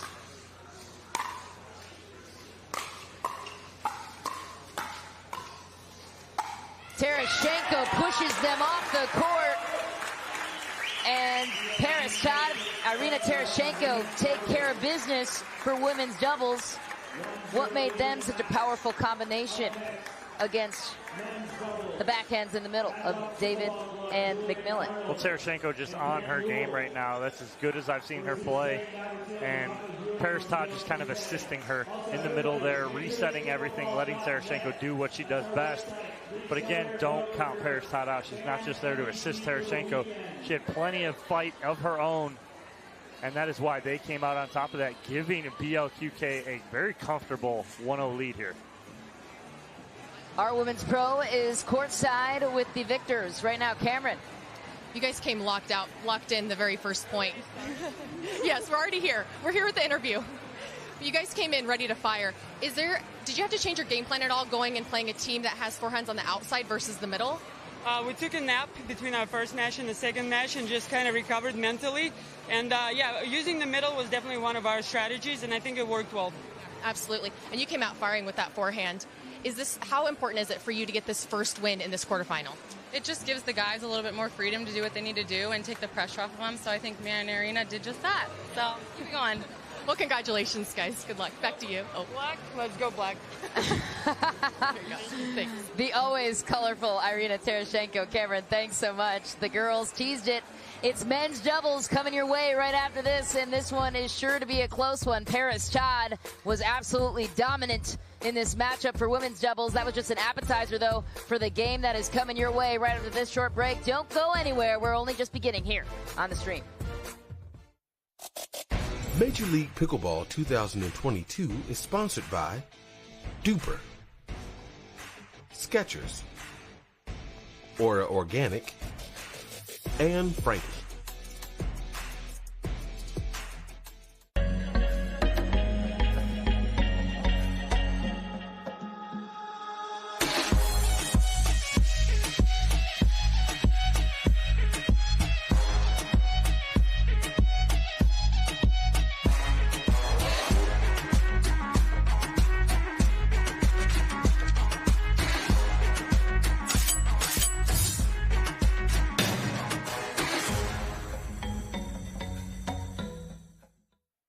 hard to find supplements that work.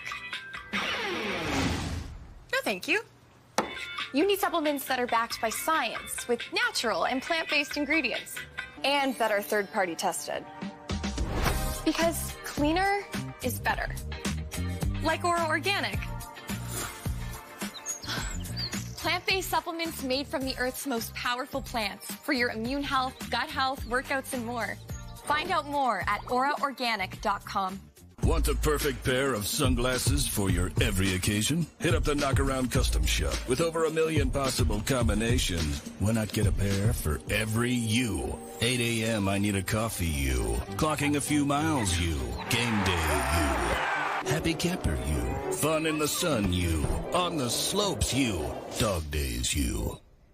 Happy hour you. Seasick playday you. The Knockaround Custom Shop. You design them, we build them.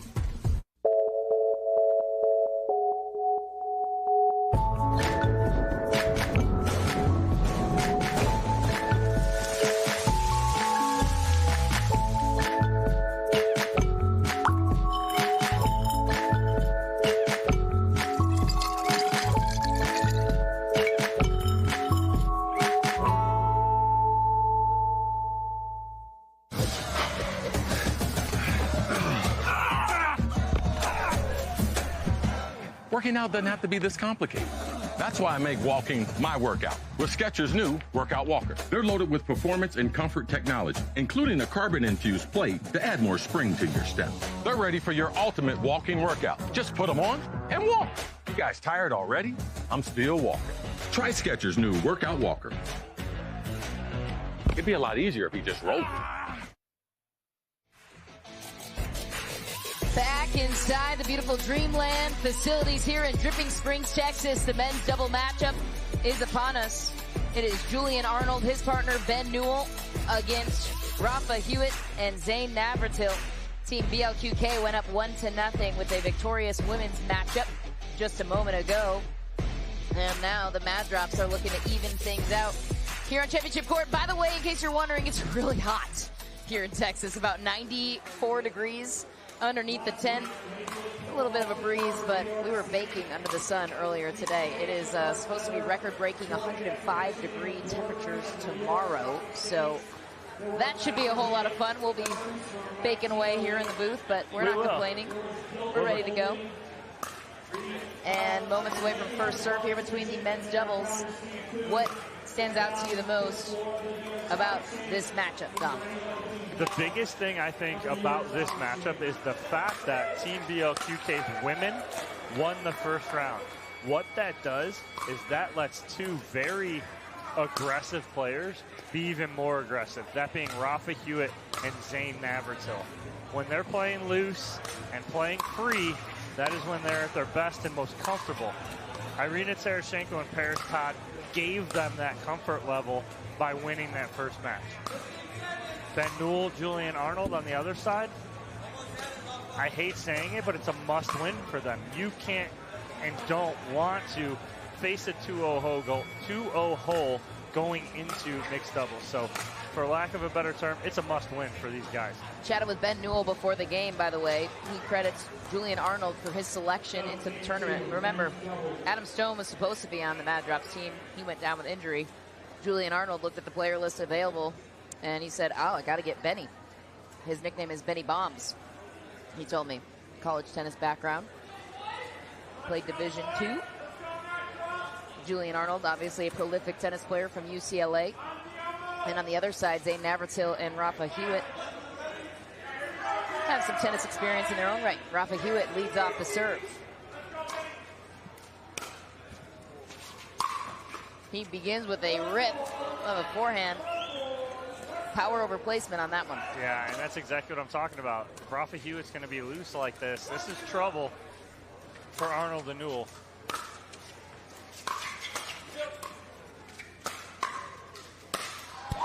Hello, Julian Arnold. Welcome to the game. He Ball. makes quite an entrance. Check that ball. Make sure it's not cracked. He earns the first point for his team. These two play together quite often. That's why he wanted to play with Ben. Rafa Hewitt Goes angle. That ball was called wide. So Mad Drops on top 2-1, their first lead of the game.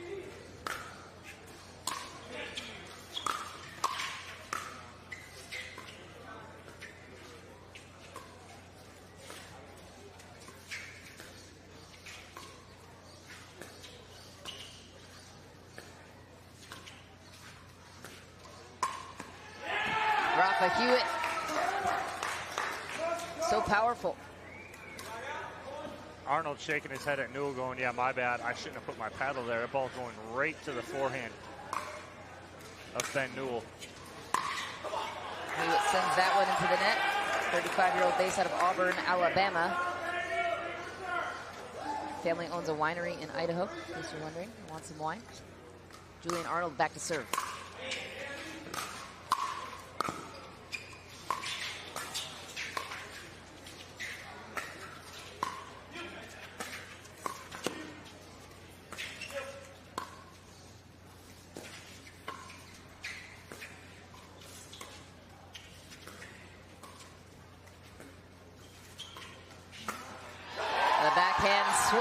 Is effective for Ben Newell. Well, that ball right there is so effective because instead of going to the middle, he goes at the body of Hewitt here. Hewitt was expecting him to go middle, and he was set up for it, but that's a great decision there from Newell.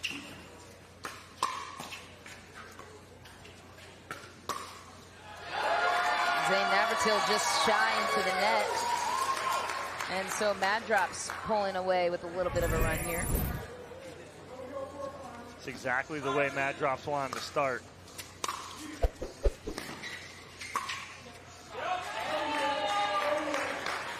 Looks like that ball caught Ben Newell or dropped in bounds, so BLQK takes back the point and the serve. Navratil has a nasty serve.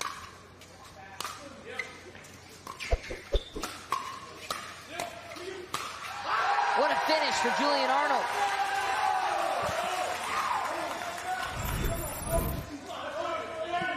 It is already electric in here, and we're just in the men's doubles matches.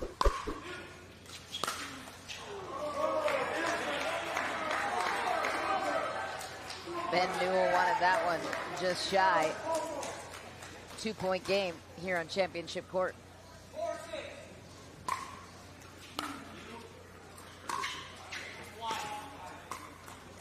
That ball called wide, so Mad Drops takes back over.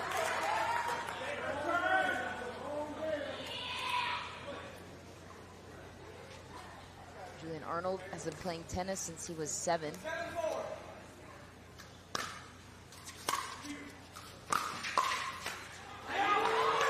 Rafa Hewitt well placed on that shot.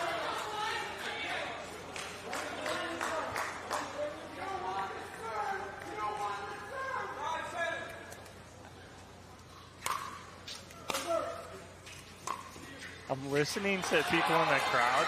Before Navratil serving, they're like, you don't want this serve. You don't want this serve. The crowd has been into it the last 2 days. I'm absolutely loving it. The atmosphere alive and well here on championship court. The people of Austin, Texas love their pickleball. So do we.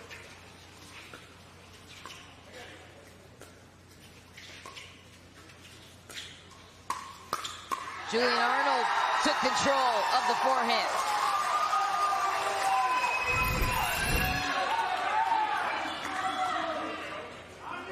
Staple Andiamo, first one of the game. No shortage of passion on their side.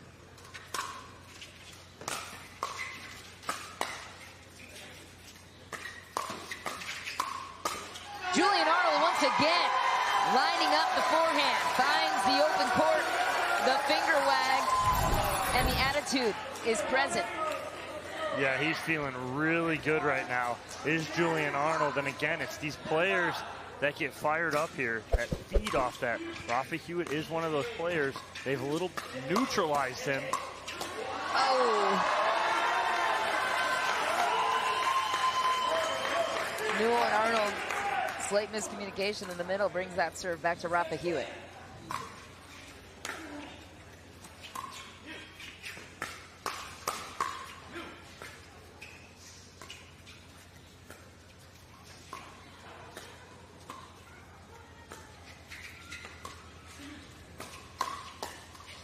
That ball might have been sailing out of bounds for Ben Newell. Zane Navratil buries it. A good save from Newell, though, as that ball might have been sailing out. Ball rated his chest right there. Got that back in play, but can't get the next one.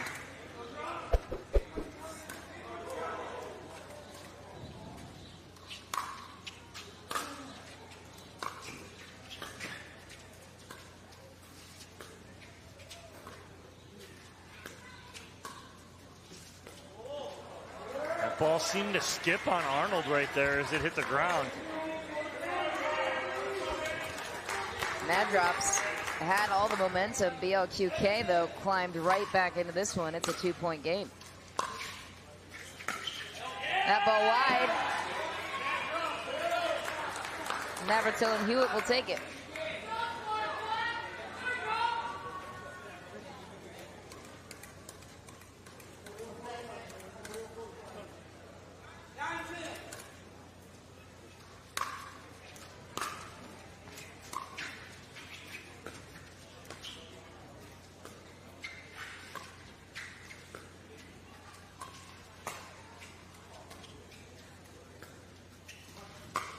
What an ATP from Rafa Hewitt. What a read, because that ball off the paddle of Ben Newell was flat. So he hits this really flat, and so that's going to sail wide enough for Rafa Hewitt to go around the post. Great camera work from the above head camera, looking straight down on that ATP. We call it the dream view. It's the first we've ever seen it in pickleball. That ball sails long from Julian Arnold, and so BLQK twists the plot early and is the first team to 11. How were they able to close the gap and shift the momentum, Dom? Again, Rafa Hewitt got picked up. He got Zane Navratil, got in his ear, got him going. And what Rafa Hewitt did was stay in those cross-court dink battles with Ben Newell and caused some issues for Newell as he went around the post on that last one. And they get the 11-10 end change as they were down 10-7, though. Here's the context of what these teams are playing for. In case you're just joining us, this is the first of 2 quarterfinal matchups coming your way right here on this live stream. The first one here, second one at 7 p.m. Central Time, and the 5s and ATX pickleballers got the 1 and 2 buys heading into the semifinal matchups that will be taking place tomorrow morning. Cameron Blackwood was in the huddle over in the Mad Drop side. What'd you hear, Cameron? There wasn't much talk about strategy. It was really just telling them to stay in the game, stop listening to the noise, really just keep their heads in it. I think they got up and started then trying to do too much to get back in it, or, you know, and getting a little bit nervous that they were creeping in with the points, BLQK. So I think just really playing within themselves, that's how they were getting the points when they were up early on. Yeah, and just playing their game. Cameron, thanks. Worked for them to play their game the first half of this matchup, and then BLQK seemed to solve the riddle.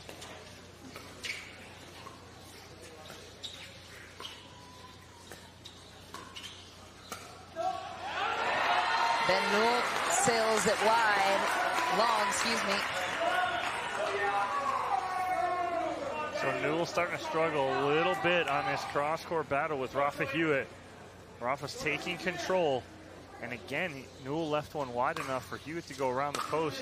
Arnold saved it. But let's see and pay attention to that matchup cross-court between Newell and Hewitt. Julian Arnold with a nice return. Finding the middle on the miscommunication between Hewitt and Navratil.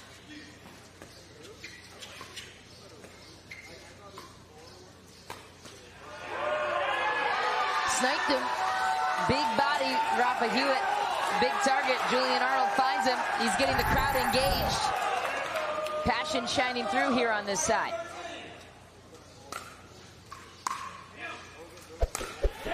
Lots of backspin on that Hewitt return. Explain the strategy there. Well, he's cutting that and making you hit up on the ball. The ball's going to die when he hits that backspin. So as it hits that ground, it kind of dies, doesn't come up. He's really trying to make you hit underneath it and pop it up. Newell didn't get underneath it enough, though.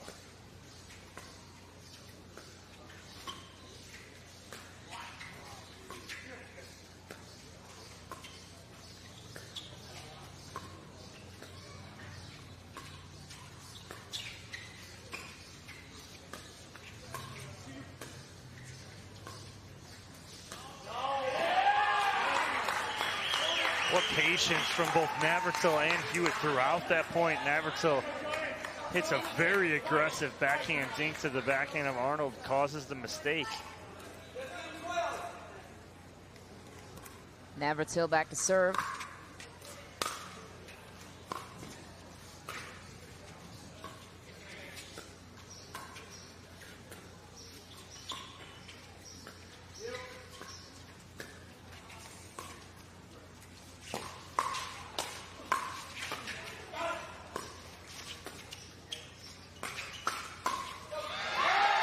Hewitt sends it long, and a battle it was for the Mad Drops. So they both had a finger wag from Arnold and a stare down from Newell as his ball goes past.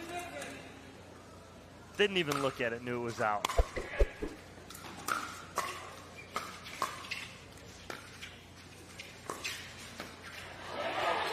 Zane Navratil so smart with his placement. Yeah, it was good recognition. He had Newell and Arnold. He had Newell and Arnold on the wrong side, not the wrong side, but on the opposite sides that they're used to on the switch, because Arnold tried to poach a ball that was tough, nice and low.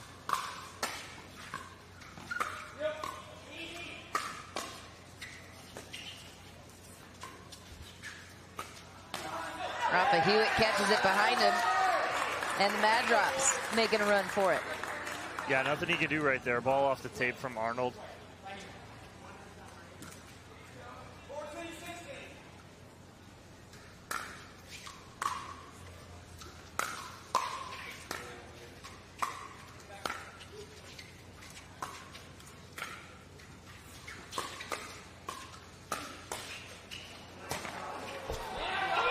Arnold almost gets it. Hewitt and Navratil, though, just too strong. What hands from Rafa Hewitt here. One there. Unbelievable. Ball's almost behind him as he hits that.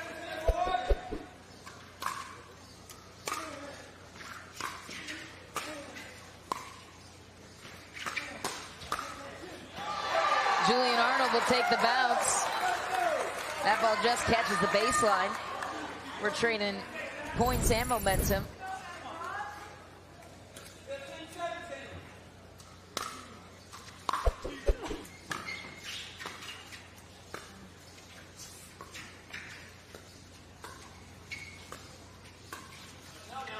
That ball wide, and so Mad Drops bring this game within one. Big point right there for Newell and Arnold. See if they can tie this up here. What's working on their side right now? They're being a little more patient. I like seeing it. Working some points. As soon as I say that, they're going for a shake and bake right there. Again, that's tough right there. 17, pushing them to 18. It's not that you got to play conservative, but you really need to play smart here.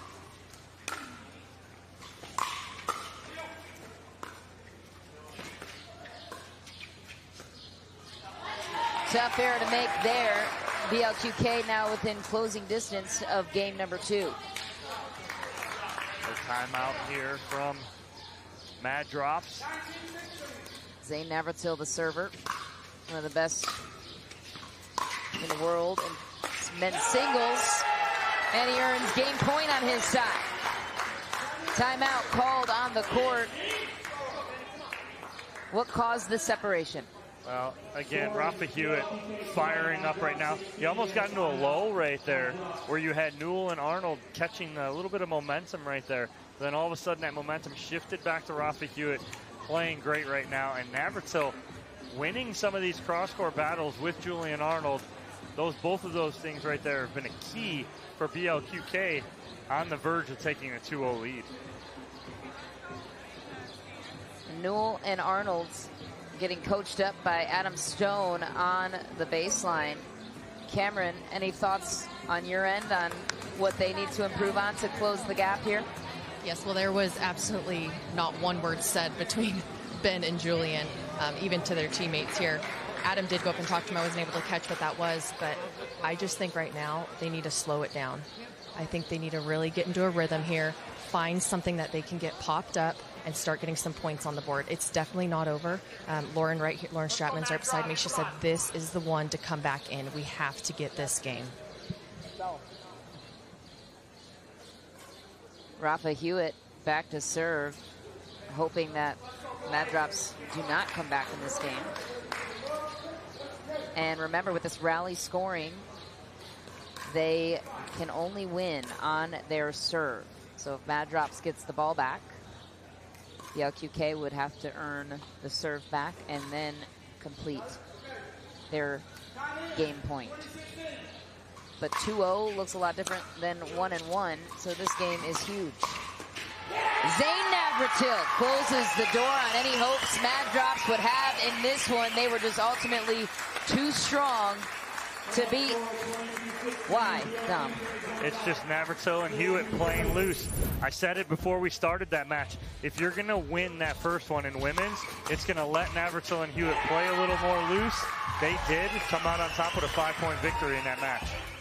Zane Navratil with a lethal double-handed backhand to seal the deal. Team BLQK, the reigning champs from season 1, go up 2-0 on Mad Drops. And so it all comes down to mixed doubles. BLQK just has to win one more. Cameron standing by with the winners. Thanks. We know you were down a little bit early in this match. How were you able to regain momentum and take the win? I mean, these guys are just a team that play very, very fast, streaky, kind of like ourselves. And we got fortunate. We had a couple more streaks in us than they did, and that's about it. Awesome. Well, oh, hi, you're here. Well, you came on fire during the end. How did you guys close that out? Just we got together and got a little game plan, and we executed with it. So we're going to keep on pushing with it. Awesome. Well, I'll get you guys to mixed. Congratulations. Thanks. Back up to you. Thanks, Cameron. We are moments away from hearing how these mixed doubles matchups will unfold. And on that note, we will take a break and get those names out to you right after this short break. No shortage of sass on the side of Julian Arnold with the finger wag. We'll see what he's made of after this short break. Stick around. Major League Pickleball 2022 is sponsored by Duper, Skechers, Aura Organic, and Franklin.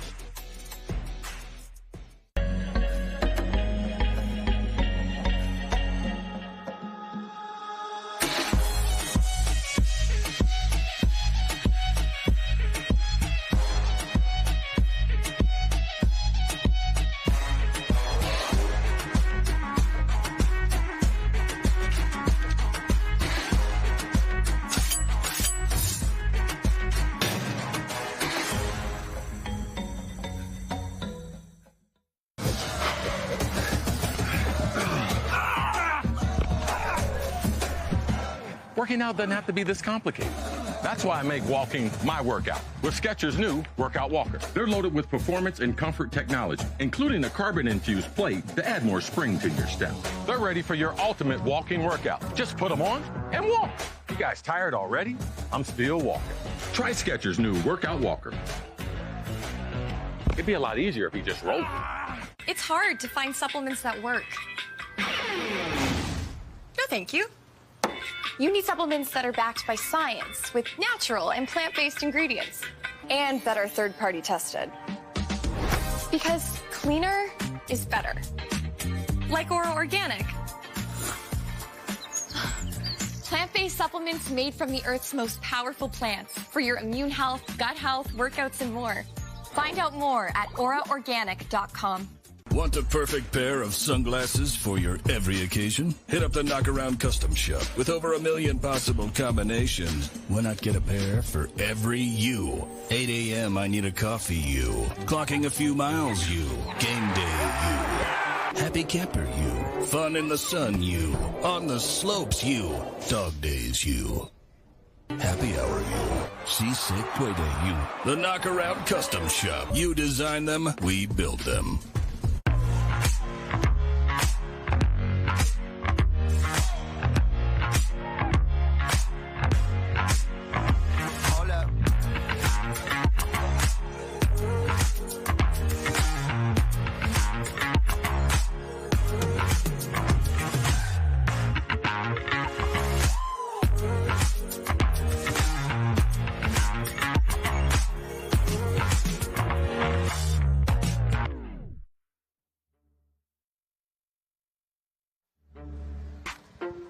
We are back on championship court.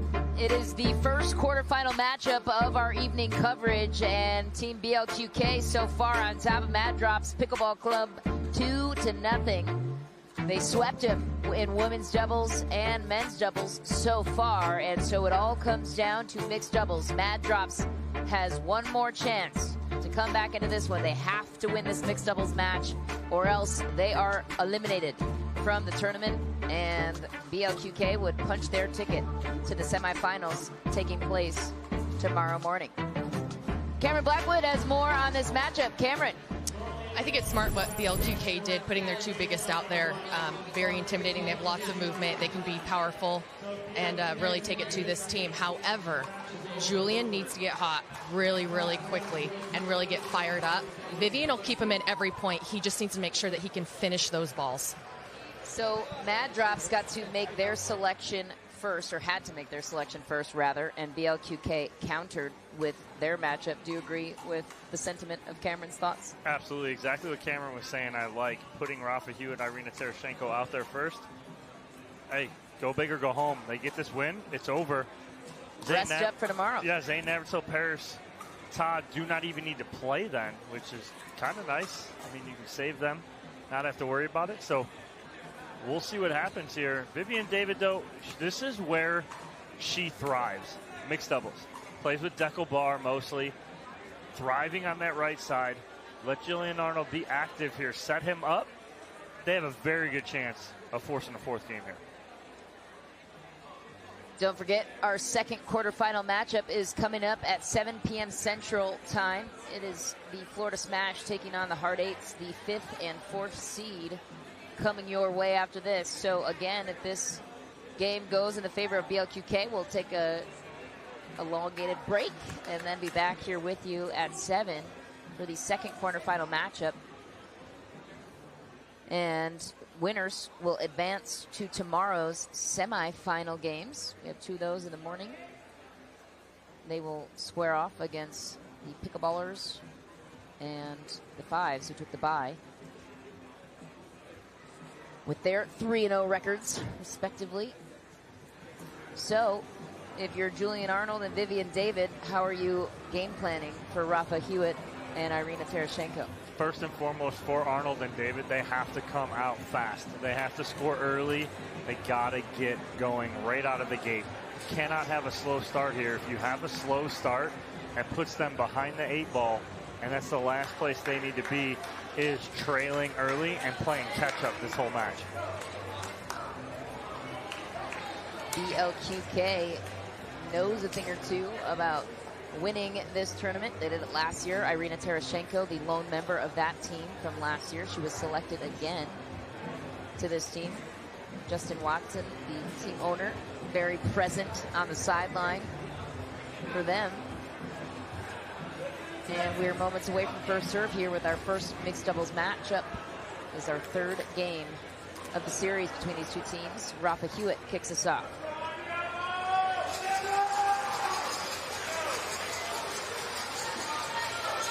Winner of this one will take on the ATX Pickleballers, who earned the #1 bye.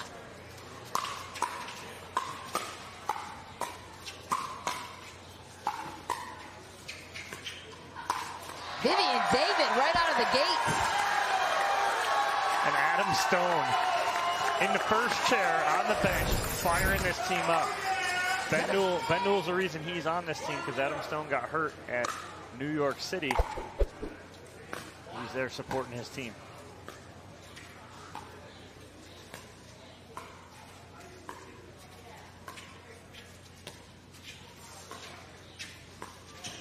Rafa Hewitt too strong in the middle. Yeah, Vivian David right away going, my bad, my bad. She knows not to do that with Rafa Hewitt, pulling him that far wide, letting him create an angle where it's pulling her too.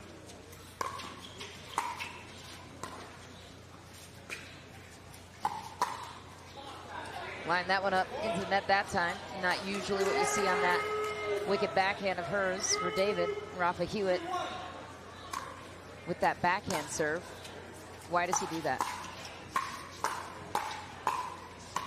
he creates a lot of spin with that serve. So he gets a lot of cut, a lot of action on that serve. So that's why he threw that into his arsenal of serves.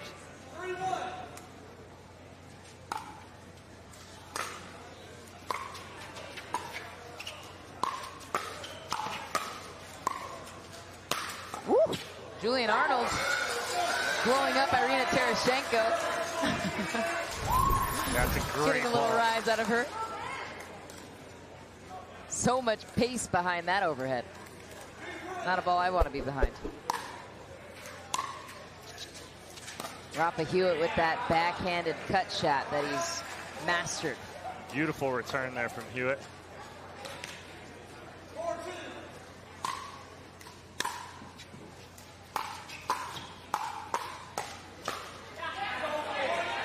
And those are the ones that Arnold can't have. He's got to have those. Got to be able to convert. That ball's on his backhand. He's making great contact with it.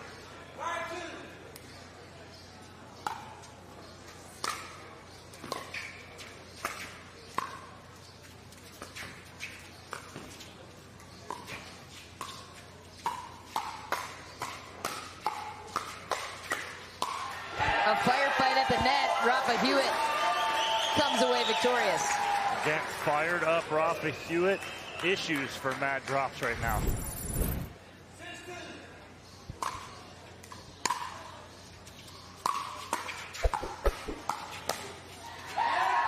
Another finger wag from Julian Arnold. Getting spicy on his side. What do the Mad Drops need to do to counter BLQK's synergy? Again, I think it's what they talked about in men's doubles. Need to slow this down a little bit. There's Vivian David doing a great job of that.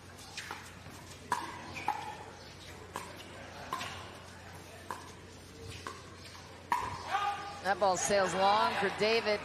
Wants that one back. Always smiling though, even when she makes a mistake. Tereshchenko back to serve.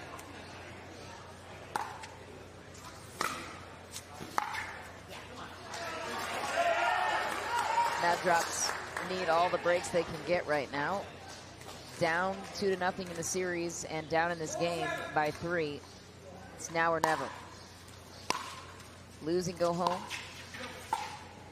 or win for another chance. Another tough error for them. Yeah, Hewitt has got a bounce and a step right now. See those eyes, that determination.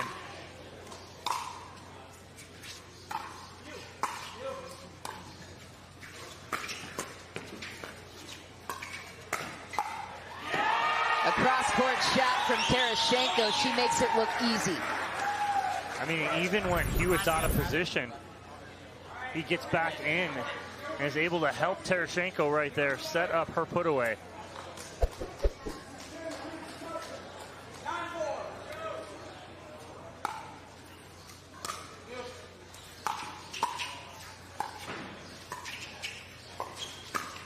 Julian Arnold blowing up the middle. Yeah, great cover there from Arnold as he had Vivian David going Ernie. He had to cover middle right there, does it so well. But they need to put a few together here, get back in this. David rips it. Power pays off on that choice.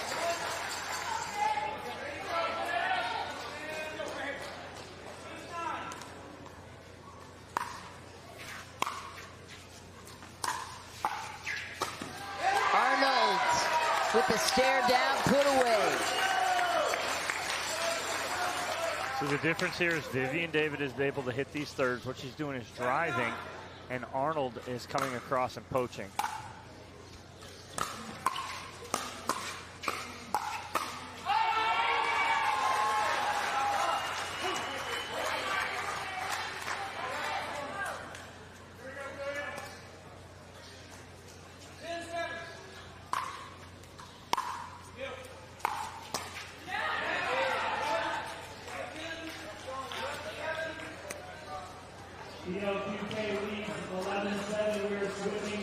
exchange ends here. 11-7, BLQK up on mad drops.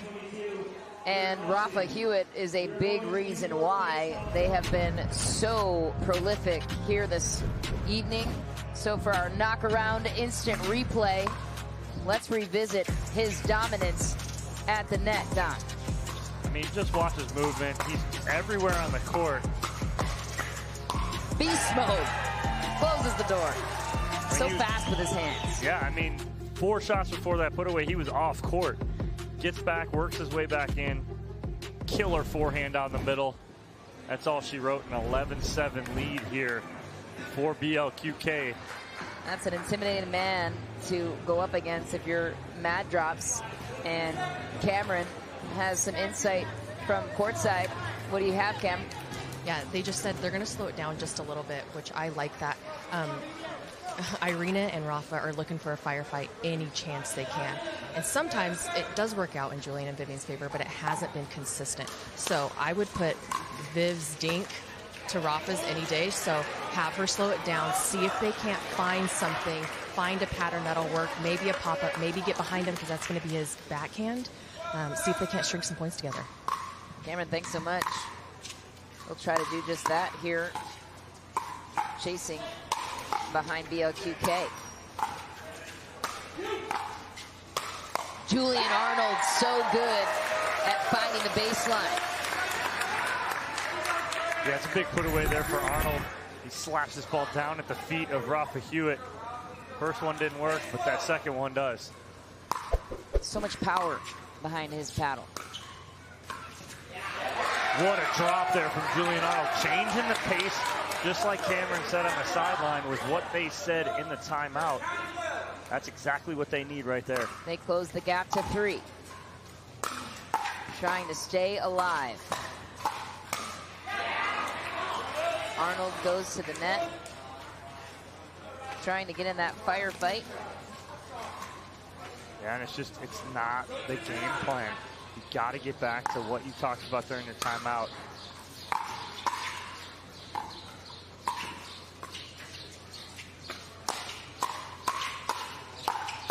What a shot. Vivian David spots the opening, nails it. Yeah, and they'll take it. Obviously, they'll take it, but they get 1 and then they give up 2. So, I mean, you're making a deal with the devil.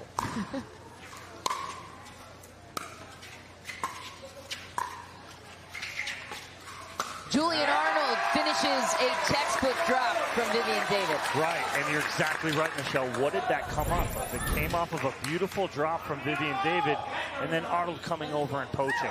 That's what they need to do to set that up right there.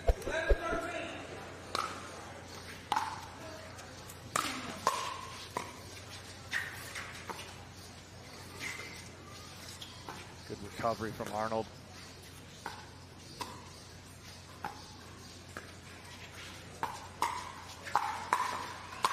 David fending off the pace of Terashenko to set up Rafa Hewitt for the finish. What do you do in that scenario if you're Vivian David? It's tough right there. It's a tough ball. Trying to get back in there. He's end up popping that up there off of Hewitt. He's going to put that away 10 times out of 10.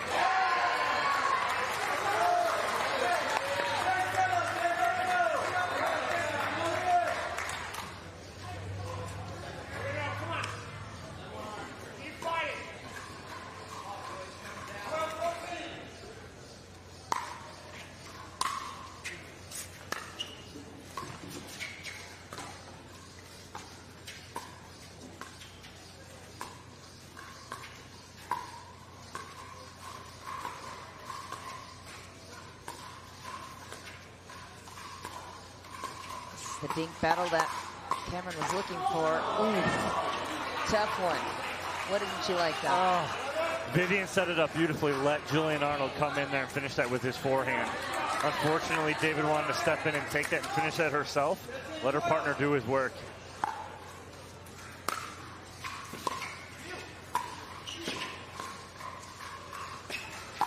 Julian Arnold speeding it up again. You don't like that choice? No, it's not the right choice right there.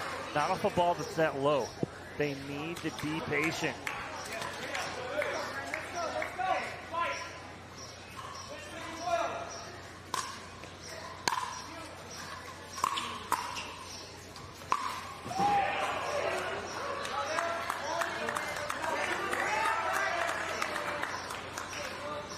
Rafa Hewitt almost took out the Skechers sponsorship on his ATP attempt. They're not going to be happy with that. Blocked by the greatest blocker in the league, and that is the post.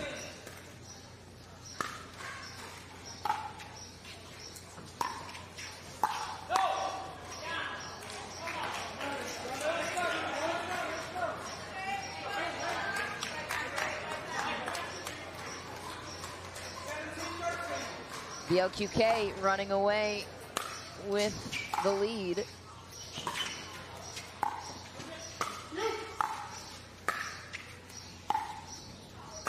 Julian Arnold with a crafty backhand roll shot. Yeah, beautiful spot to the backhand of Rafa Hewitt, just out of his reach. But again, cannot keep trading points here. They have to put a few together. Hey, Julian Arnold will take that all day and twice here on this Saturday if it can get him a couple more points. Withheld his finger wagging on that one. Yeah. Can't do it on a net dribbler, can you? Well, they are called the mad drops. That was a mad drop right there. There it is again, slowing the pace down. The speed up works that time, found the middle. That was the time for it right there. Took his time, let the ball get to its apex right here, and he's able to roll over the top of it. See, come up and then flips middle. A little andiamo out of the Italiano. Julian Arnold. Hitting David's so smart with that placement. This is what Cameron was talking about.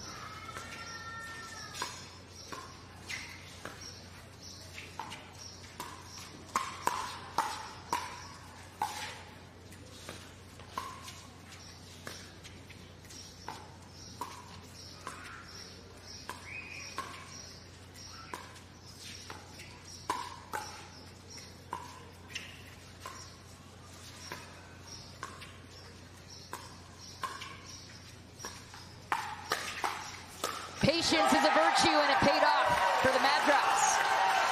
Tie game. What happened? Where else would we rather be? It's the patience, Michelle. They finally listened to their corner. The crowd is on their feet. Timeout is called on the court, and the tables have turned here on Championship Court.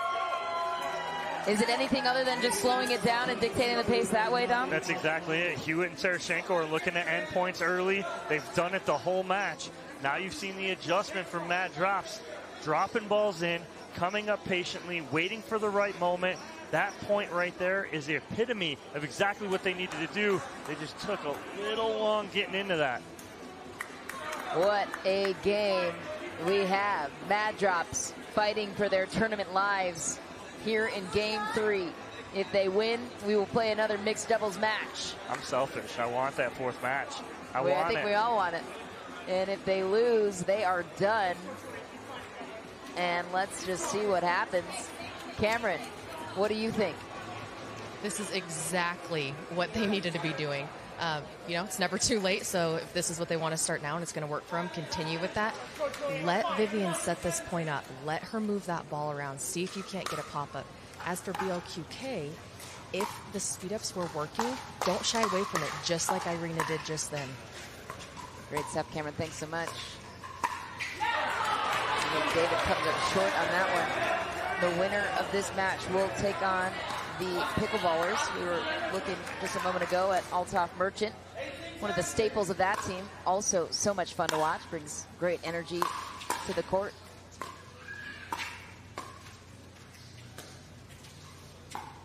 BLQK could close it with a win here. Julian Arnold says no, not yet.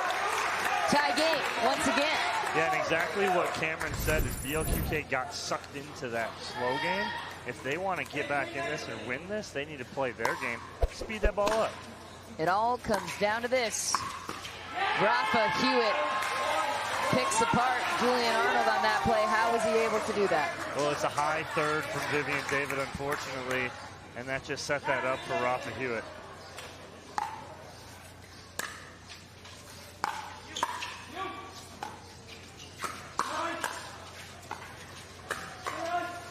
Arnold picks up the pace, helps it go out of bounds, and Matt drops. Wow. Staying right in this thing. Is this point here huge or what? Next serve is going to have a game point. Okay, Matt drops. Just barely alive the entirety of this game, and here we are. Game point on their side. All it is, get one. Vivian David. 1 point for your life. 1 point for your life. For all the marbles.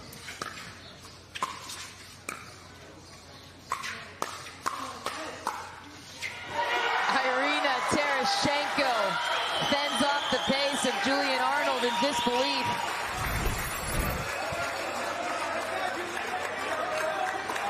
It's regular scoring now, 20-20. You got to win on your serve here. Look at Vivian Davis, she's just laughing, having a good time. 20-20. You gave it your all. 20-20. Win by 2. Serve goes back to the Mad Drops. Back to traditional scoring. You can only get a point now from here on out on your serve. Huge talk right there from Julian Arnold, letting Vivian David know, no, let that ball go.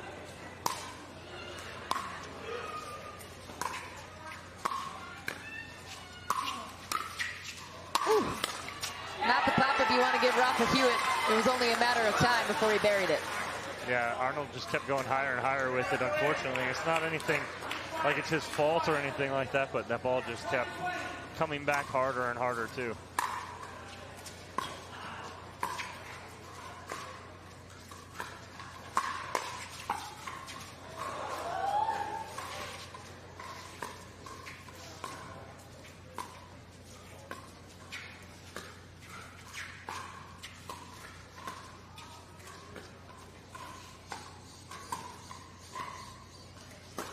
Julian Arnold once again splits the middle. He picked his moment, Tom. He did. He was patient, waiting for the right moment. And what happened, he has Rafa Hewitt leaning to the right here. You watch on top of your screen. Watch Hewitt lean to the right, and he flips middle. Great job by Julian Arnold. Thanks to our Dream View overhead cam.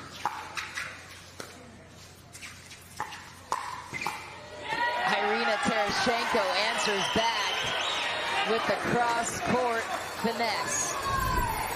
Julian Arnold not happy with himself here, trying to do a little too much right there. Major League Pickleball is bringing the sport to the next level with these amazing camera views and tech, 360 camera angles across the entire court.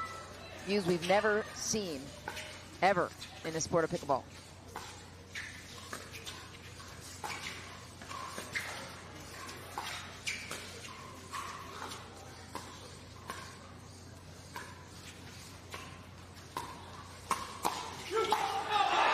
That ball goes long. Tereshchenko.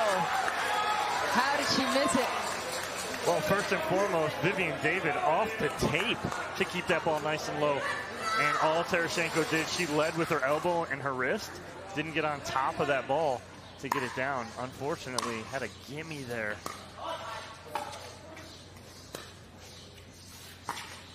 Whew. Mad drops with the drop right there, and they are on the board. Game points for the Mad Drops. Just looking to stay alive in this series. Julian Arnold with the game on his paddle. What will he do with it?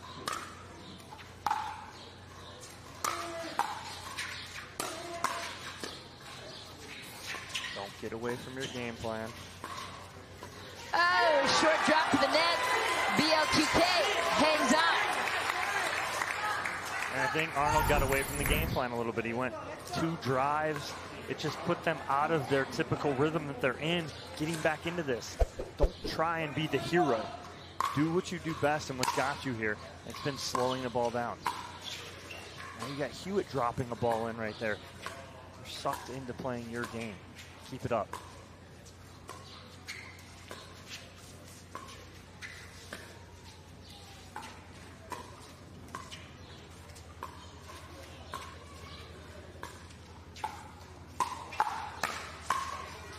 Firefight begins.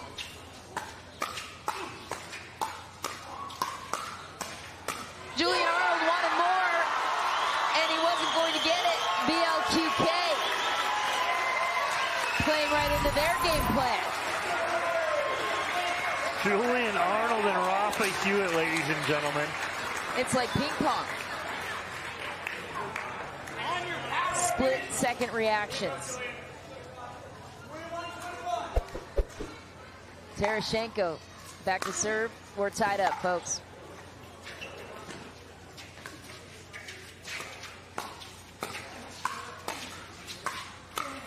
Great reset by Arnold.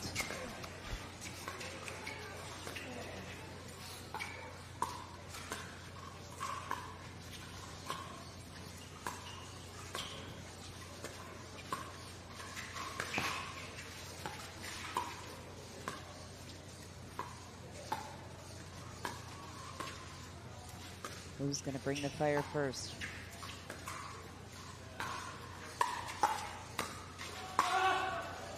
Oh, Arnold sends it long. Couple of tough net bounces. And game point, match point, back on the side of BLQK. Rafa Hewitt. This could be it. Mad drops, looking to hang on for one more try. Julian Arnold sends it home. Brings the serve back. Staying alive, just barely. Life support, Michelle, life support. So Arnold gets the serve, looking to tie things up.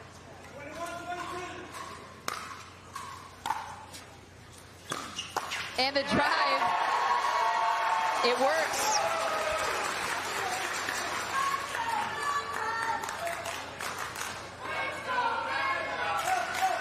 David back to serve. Tie game, close as it gets.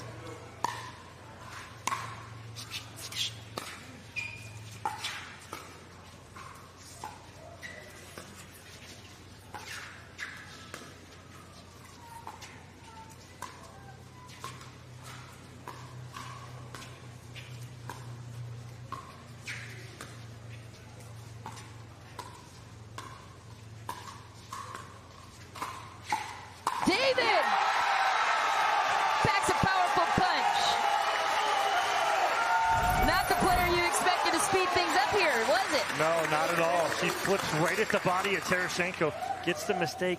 See, I like that time for the speed up because they're sucking them in. They're bringing him, lulling him into this, and now they have a game point number 3 on the paddle of Julian Arnold. Mad drops looking to push one more game to stay alive.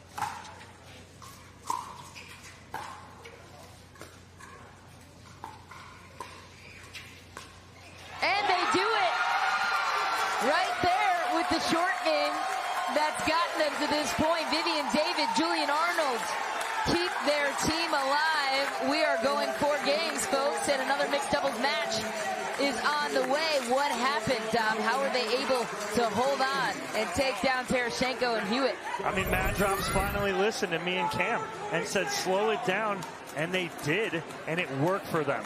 Again, waited a little long, but again, it's about just getting it done. I loved how they made the adjustment. Great job by Vivian David and Julian Arnold forcing this 4th game. Vivian David and Julian Arnold are standing by with our Cameron Blackwood. Whatever you guys want, we're going right here. Cameron, go ahead. Perfect.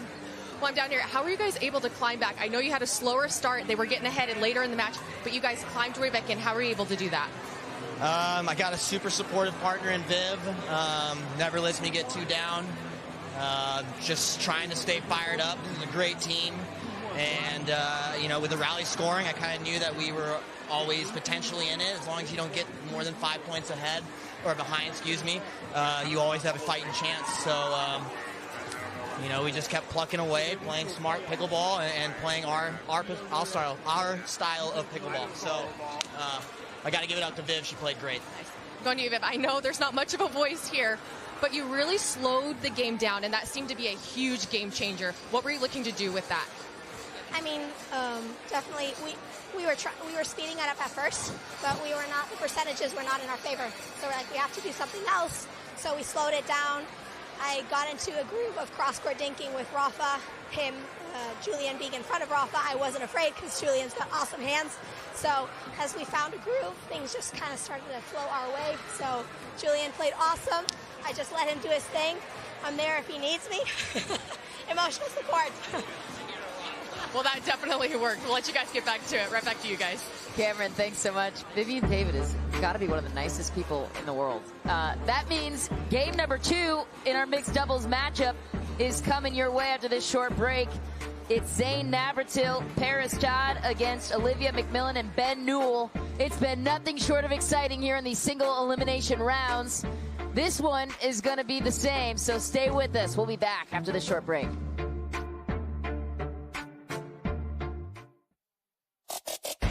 Major League Pickleball 2022 is sponsored by ProXR, Richards Rainwater, Knockaround Sunglasses, and Franklin.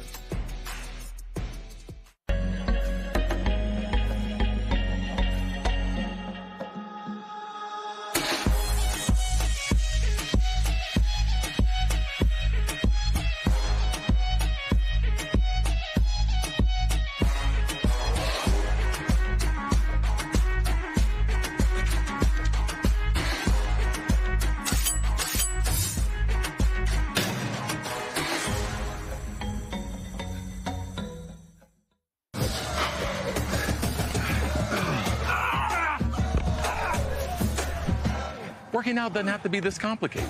That's why I make walking my workout with Skechers' new Workout Walker. They're loaded with performance and comfort technology, including a carbon-infused plate to add more spring to your step. They're ready for your ultimate walking workout. Just put them on and walk. You guys tired already? I'm still walking. Try Skechers' new Workout Walker. It'd be a lot easier if he just rolled.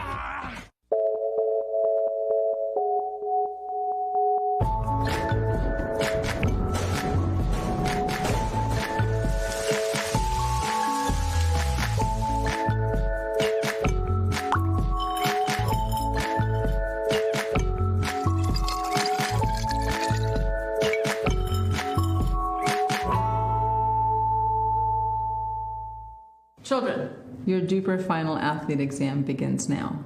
You, how much does it cost to have a rating? It's free. Deckel, how many different types of ratings are there? 2. 1 for singles, 1 for doubles. Cameron, who can have a rating? Anyone. And world peace. Duper, bringing world peace to pickleball ratings. Download the app and claim your free rating today. Congratulations. You are all smarter than you look. Are we ready to get this started? We're gonna take on the world. Welcome to Pickleball Night in America Live. We're coming to you from Dripping Springs, Texas. We're gonna take on the world. We have just seen 2 backhand winners back to back.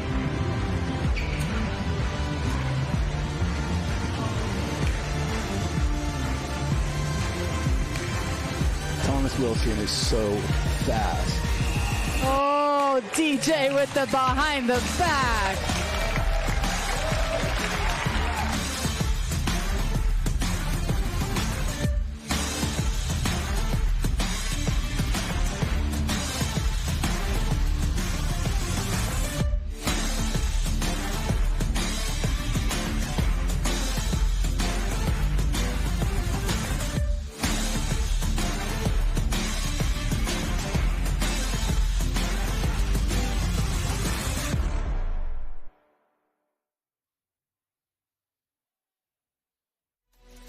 We are back inside the Dreamland facilities. It is time for mixed doubles match number 2 between BLQK and Mad Drops Pickleball Club. We saw the upset happen between Vivian David and Julian Arnold taking down Irina Terashenko and Rafa Hewitt, keeping their team alive. And up next, it's going to be exciting too. We've got some players watching the only event, Dom, that players come back to watch even when they're not playing. Eric Lang, Rob Nunnery in the house. And definitely some scouting going on from the 5s right now, because they're going to see possibly who they play at the 7 o'clock match. But who's Cameron got down on the sideline, Michelle? She's got the owner of Team BLQK, Justin Watson. Cameron? Perfect. Yes, I'm down here with him. Your team is up 2-1. What are you looking for Zane and Paris to do in order to close this out? Dominate. I mean, just dominate, plain and simple. Go out there, get it done, winners win. And they got to go out there and just make it happen.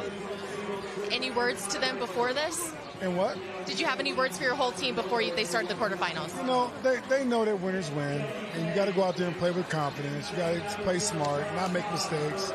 They understand all the fundamentals of the game. They just got to go out there and just handle business. Well, I'll let you get back over there to cheer them on. You're welcome. Back to you guys. Cameron, thanks so much. He is as enthusiastic as the players. Should also mention one of the players we didn't talk about in the crowd, Pablo Tellez, your boy, is having a birthday today. Turned 27 years old. Nice man, based out of Naples, Florida, and stole the show yesterday. Yeah, it's his birthday today. I mean, where would you rather be other than Dreamland on your birthday, qualifying for the semifinals? Here's what the bracket looks like so far. Remember, the winner of this match will take on the second-seeded ATX Pickleballers. BLQK already faced them in pool play, and it was tight. So if they are to advance, they are familiar with their foe. But as for this mixed doubles matchup, Mad Drop's trying to push a dream breaker. BLQK looking to close things out in 4 games. It's Paris Todd. Zane Navratil, you just saw there, taking on Olivia McMillan and Ben Newell. Navratil, one of the best in the sport, especially in men's singles. He and Paris Todd have found great chemistry playing together in this tournament. And Ben Newell, they call him Benny Bombs for a reason. It was a little hip check to Olivia McMillan saying, hey, look out, I'm coming in and going to finish this, Olivia. He says he loves playing with Olivia, loves playing with a fellow lefty. Always has wanted that combination in mixed. Oh, what a grab from Newell, and just a missed angle from Paris Todd. So Newell and McMillan.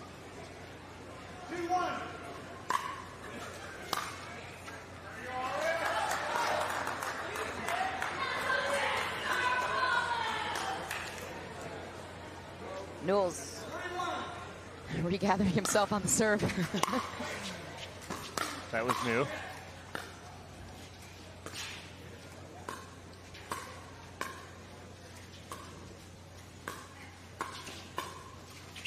Ooh, Paris Todd with another short miss. Cameron, you're noticing something courtside. What is it?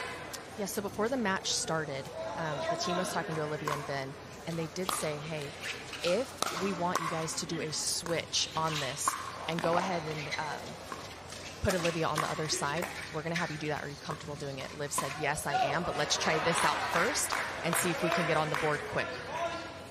Great stuff, Cameron. Thanks so much. So far, so good for Mad Drops. BLQK trailing by 2. Paris Todd back to serve. That ball just short, so Mad Drops takes over. Yeah, not a lot of rhythm here right now from BLQK to start this match. Down by 3. Let's see if they can find that here. Did you know Ben Newell has a twin? Also plays pickleball, but hates it because he hates dinking. Tells him he'll play when he's 40.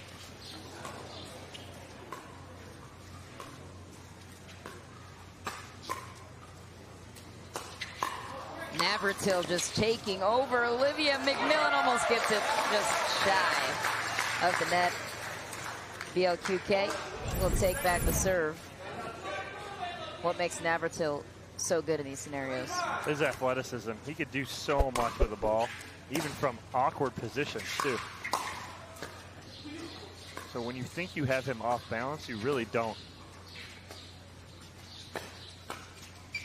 Ooh, Newell wanted it. Just a little too short. Yeah, that's a good setup there from Ben Newell as he runs around the forehand and kind of pulls the trigger at about 50% at Paris Todd. Gets a pop-up, but can't finish.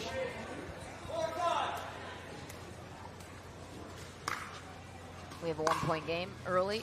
Would we expect anything less? Last one went beyond, well beyond the 20s.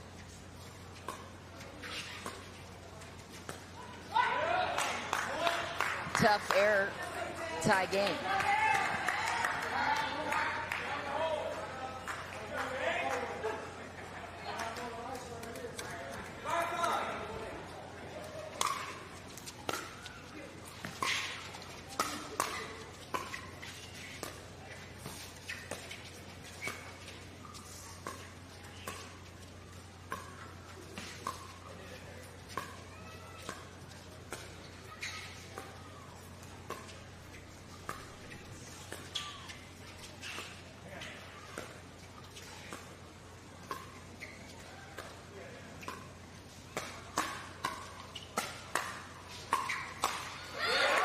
McMillan fending off some pace. Yeah, good hands there from Olivia McMillan. I saw this a lot. Again, I've said it before, last weekend in New York City, where she played with Rob Nunnery. Great hands, great points. They gave J.W. Johnson and Georgia Johnson everything they could handle.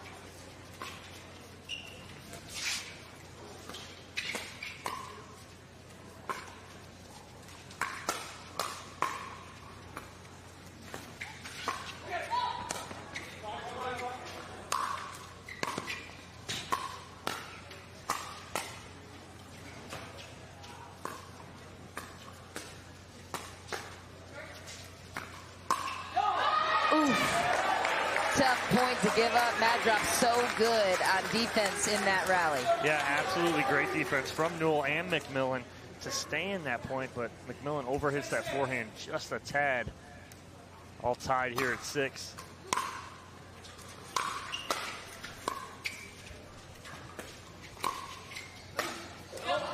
Newell sails it long. BLQK taking one of their first leads of the game. All applause, though, from the Madrops bench.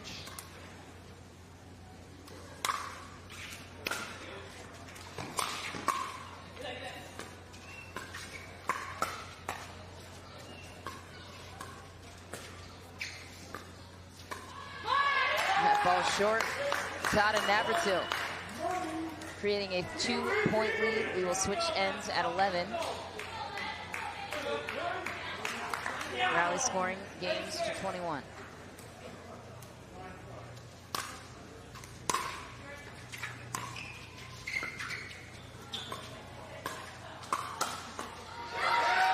Ben Newell jams up BLQK. Yeah, and the difference maker right there is Newell countered that instead of just blocking it.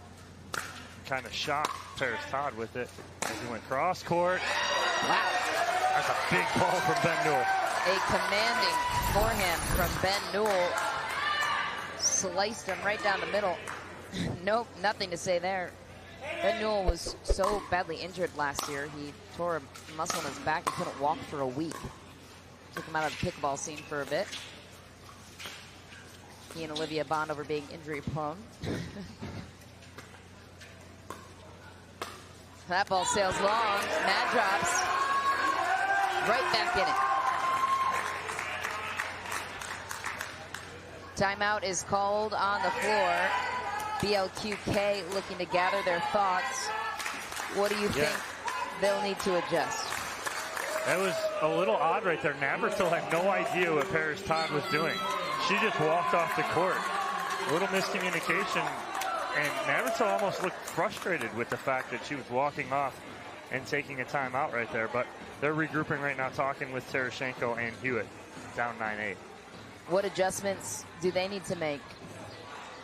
I mean, right now they're playing fine. It's close. It's 9-8. Keep doing what they're doing. Paris Todd playing really well. But what you're seeing is Navratil getting moved a little more by McMillan on the cross-court dink from there. So that may be attributing to their success a little bit. We'll see. But, again, Zane Navratil, one of the most athletic players in our game. So I don't think it's affecting it too much.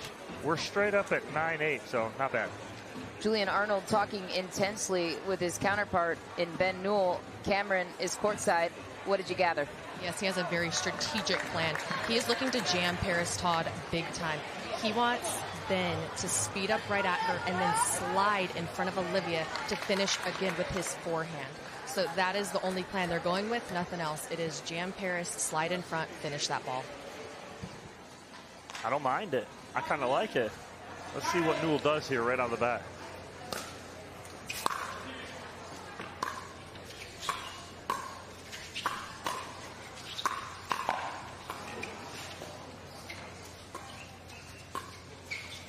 So far, Navratil taking everything. Woo, that ball is wide. And that's a great move by Olivia McMillan. She just needed to get a ball. She knew that Navratil was so far pinched over, she could go hard cross court and get him. Look where he's at. And it puts him out of position.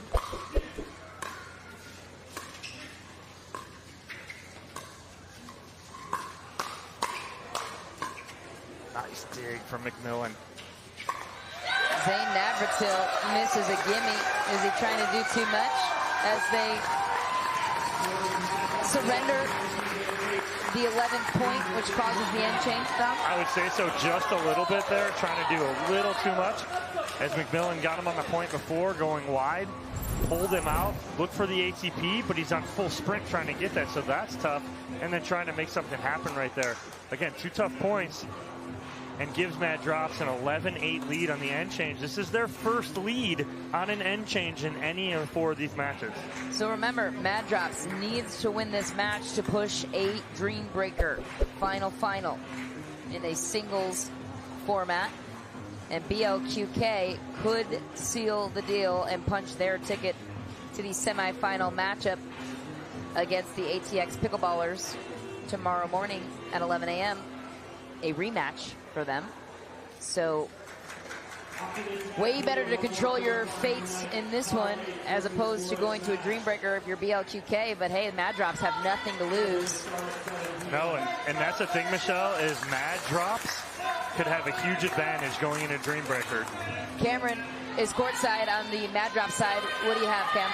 Yeah, it's still the game plan to go to Paris here. They did check in with Olivia and they said, go at her a little bit higher. When she swings down, there's a lot of spin. Look for it to go long. But they're looking to keep jamming her. Even though Zane is taking up a lot of the court, you're going to see that they're going to stick with this game just like that and try and finish that point. Yep.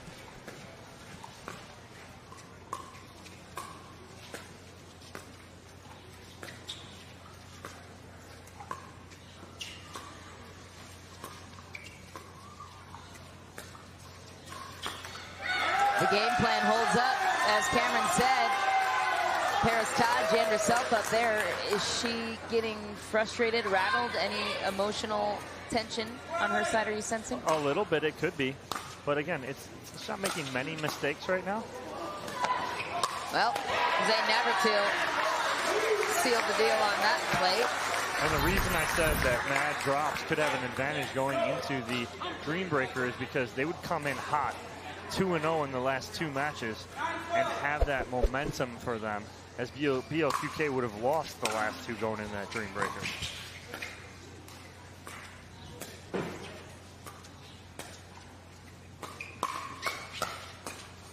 Ben Newell gliding across the kitchen line, waiting for that finishing shot. Coach Adam Stone is fired up on the bench over there. Is that a beer in his hand as he's enthusiastically coaching from the sideline? Has to be. What a life. Just bring him in the booth, give us some inside scoop. He's been doing a good job on Grandstand this weekend with Cameron Irwin.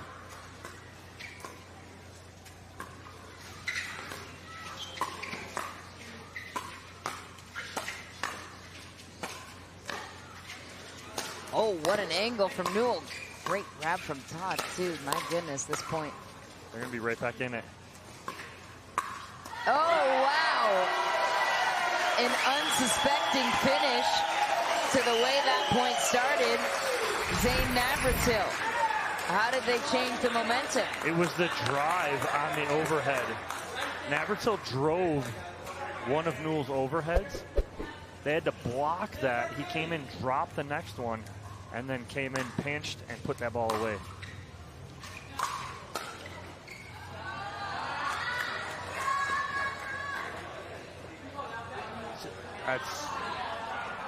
So Paris Todd called it out, but Navratil said it was. Navratil, I believe, is going to. So it looks like Navratil's offering to challenge his own call? Yeah, because here's what happened. Because Mad Drops don't have a challenge left, I don't believe. I don't think they've used it yet in this one. I think they're doing it out of courtesy, right? Because. Or Navratil's going to let them save it and use his own. Because I believe he thinks it was in. So they're challenging their own call out of courtesy. Yeah. Mad Drops gave them challenging their own in call. So they called it in, and they're challenging the in call over on BLQK's side. That's a very class act thing to do. Let's have another look with our Dream View cam. We got 360 cameras all over this place. That definitely looks into me.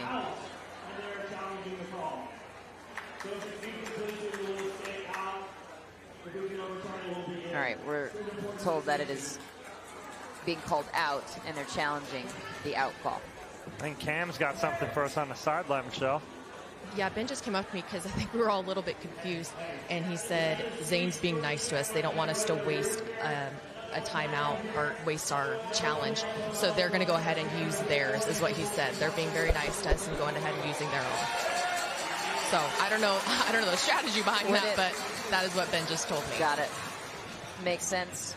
Even if the Mad Drops challenged it, though, if they were successful, they'd be able to keep that challenge. But I think ultimately Zane's just trying to be classy and understanding that it's a close call. The ruling on the court is that the ball was in, in case you didn't hear that. And so BLQK will lose their challenge. And Mad Drops still has theirs fully intact, should there be another question on the court. So they take the 4-point lead. Very honest player, Zane Navratil.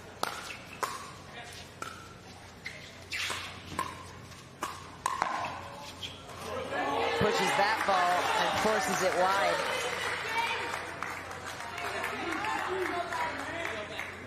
Trailing by 3.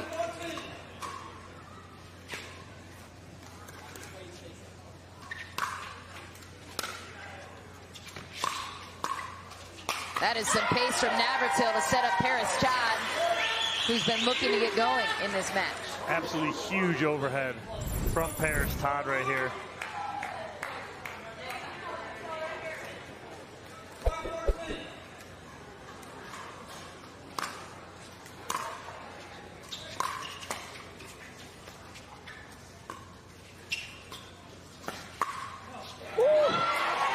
Just locks it in, perfectly placed. Appeared to be sailing out of bounds to the Mad Drops, and it just perfectly floated in. Julian Arnold giving a little coaching over there on the sideline. I like it. And so we now have a 1-point game. BLQK could close out this match right here. Ben Newell a little too aggressive on the backhand. Wanted it.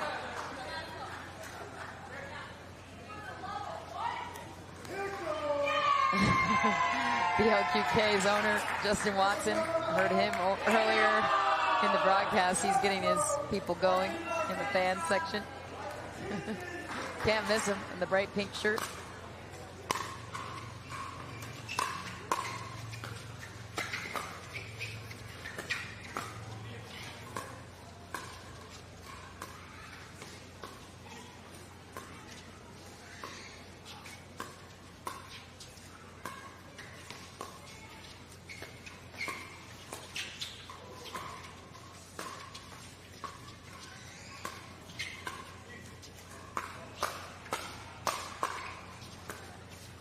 What a well-placed shot by Paris Todd with the stare down to show for it. I mean, that is just holding her own right there, fighting off that, and then what a cross-court dink there.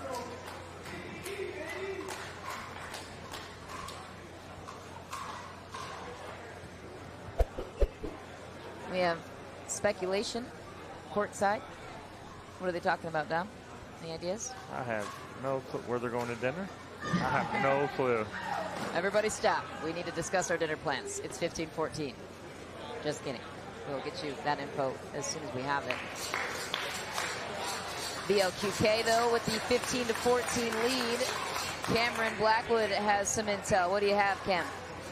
Well, I'm not sure what they're discussing or if it's their dinner plans. What I was going to say is Julian was talking to Ben when Zane serves and telling him, make sure you look what way he's facing when he tosses that ball, just to set up the return for him.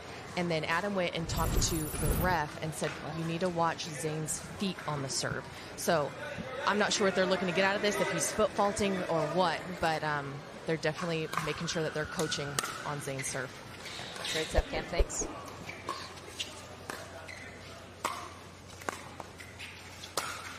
Ben Newell, so powerful with that forehand. He puts his entire body behind it.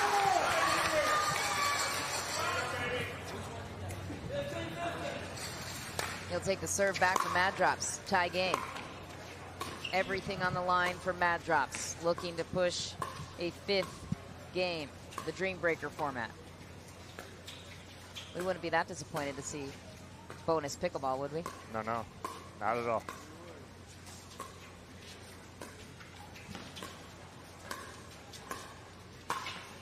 McMillan launches it long, and so BLQK takes the lead. Don, you have some insight as to what the refs were discussing holding up the game just a moment ago. Yeah, so I spoke with Byron Fresso just now, and he said that they were just reiterating about the fact that the players on the benches can chatter and talk, and it is allowed. They're just making sure, because Adam Stone is really coaching over there, telling players in between points what's going on, and it is allowed. So nothing wrong with that. It is within the rules.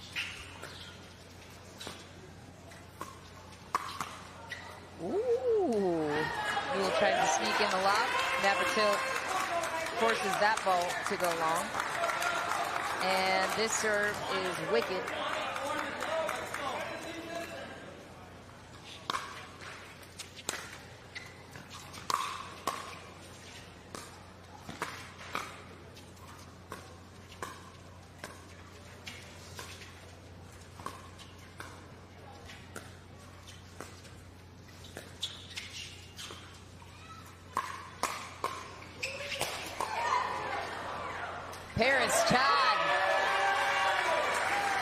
With some major power behind that overhead.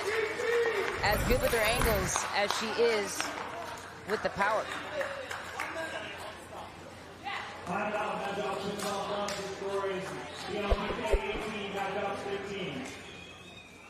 Paris Todd is the 9th best women's singles player in the world right now, winning 3 straight gold medals in women's singles, according to the pickleballtournaments.com world ranking system.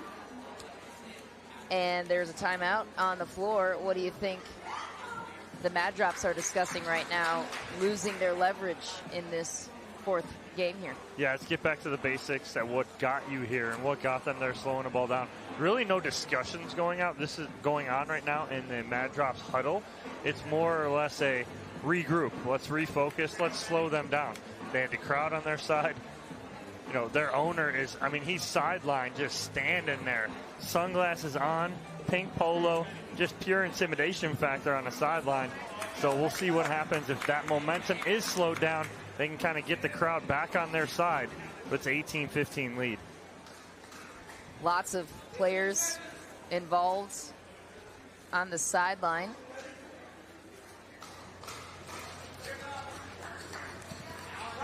Cameron Blackwood with more. Julian just wanted to tell the team, stick with the pattern. Do not leave the pattern. What he really wants to is Olivia to start rolling it a little bit behind Zane, just like that, keeping him a little bit more honest outside of that middle, so then they can go right into Paris and see if they can't jam her a little bit and get some points.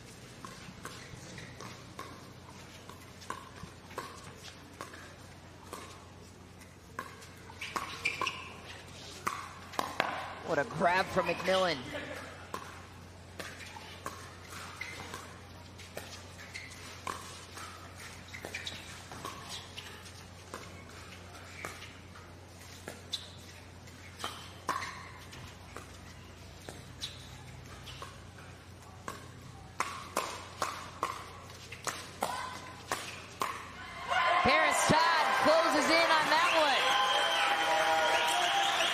locked and loaded on the backhand. And the passion behind the point. Well, that's the thing right there. Paris Todd initiated right there. So instead of her getting sucked into them initiating on her, Paris Todd is flipping it and she's going at them.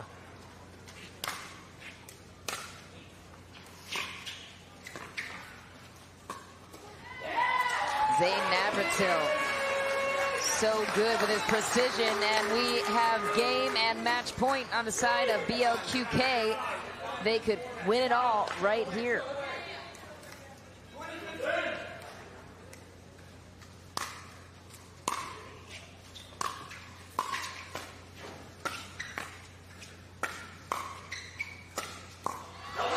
Ben Newell says not yet. They live to see another day. Remember, rally scoring, BLQK must win on their serve. So they win this point. It will just return to them as serve with another chance to win it. But the Mad Drops looking to get another run.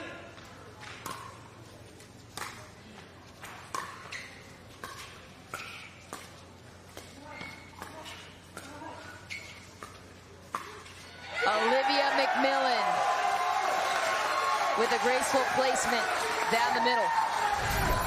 Adam Stone might be the most excited man in Dreamland right now. Good to see he's got one beer, one water. Balance.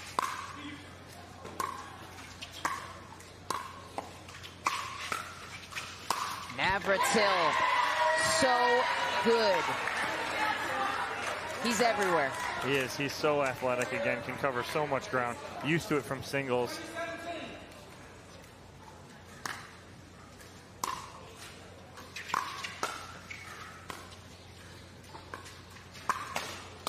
Oh, Ben Newell. Oh, kick him while he's down. Come on, man. Zane Navratil giving his apologies. What a game. That was match point. BLQK punching their ticket to the semifinals tomorrow morning. The defending champs from season 1 trying to defend their title. Have another look at match point. Just adding Come insult to injury right here. Ready as Newell goes down. Navratil right off the backside. Kick him while he's down. And that's the least Zane Navratil thing to do. Such a nice man. Yeah. Oh, gosh, right there. Just punishment. Kind of a funny way to end things. We love you, Ben. You played absolutely amazing all weekend, filling in for Adam Stone. Great playing by Mad Drops. And Ben Newell laughing about it, too, the whole time. Hopefully, Cameron Blackwood will ask them about it, and it's going to be a rematch in the semifinals between the Pickleballers and BLQK. That game taking place tomorrow morning. And Cameron standing by with the winning team. Yes. We're live now, yes.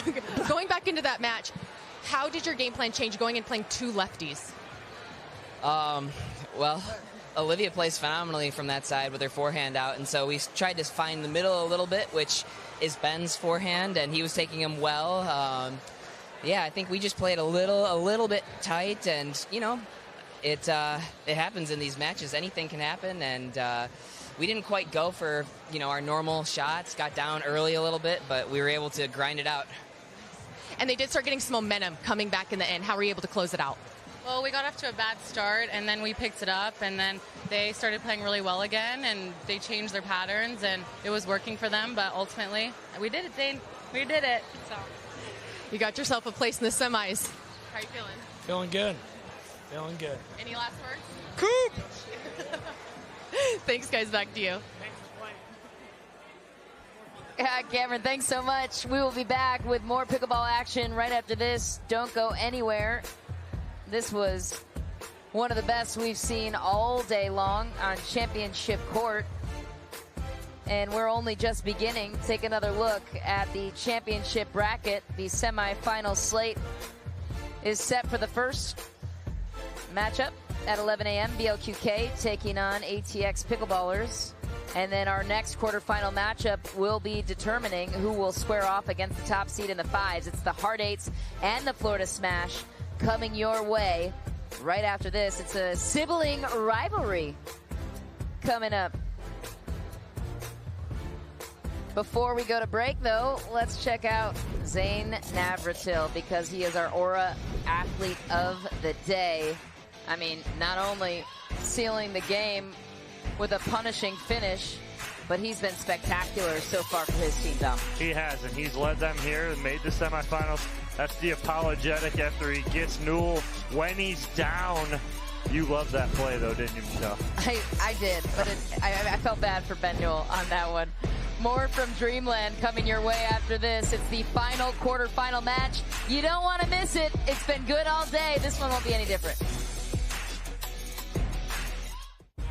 Major League Pickleball is back for 3 events in 2022 after a highly successful launch at Dreamland Dripping Springs in 2021. This year there are more teams, more players, and more action for the fastest growing sport in America. 168 of the highest ranked pickleballers made the cut, but only 48 were drafted by the 12 MLP teams. Utilizing a unique draft format, each team will be made up of 2 women and 2 men. At each MLP event, those teams will be randomly assigned in pool play to designate seeding in the single elimination winner-take-all bracket. Each match will have 4 games total: men's doubles, women's doubles, and 2 mixed doubles games. The teams with the highest cumulative points across the 4 games wins the match. In the event of a tie, the teams will play 1 game of singles where each player will have to play 4 rallies. Each team chooses the order their players will go in, creating an exciting and unconventional approach to who faces who. The team that survives the event's single elimination bracket will be declared the champion. The first 2022 Major League Pickleball event will take place between June 3rd and June 5th at Dreamland Dripping Springs. All 3 days of matches will be live streamed, and the finals will be televised nationally. The MLP then moves on to Newport Beach in August and to Columbus, Ohio in October. Our mission is to elevate the fastest growing sport in America. Powered by passion, we're bringing pickleball to the world in a whole new way. This is Major League Pickleball. Love the league, live the sport.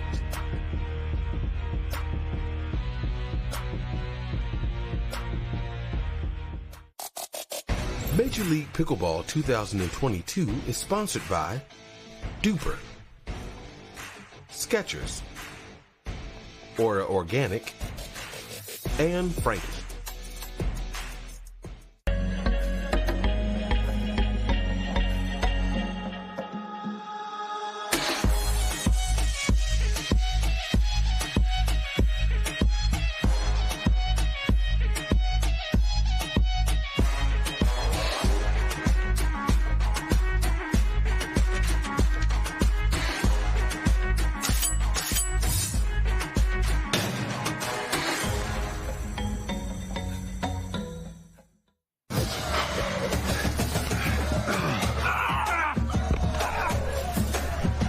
Working out doesn't have to be this complicated.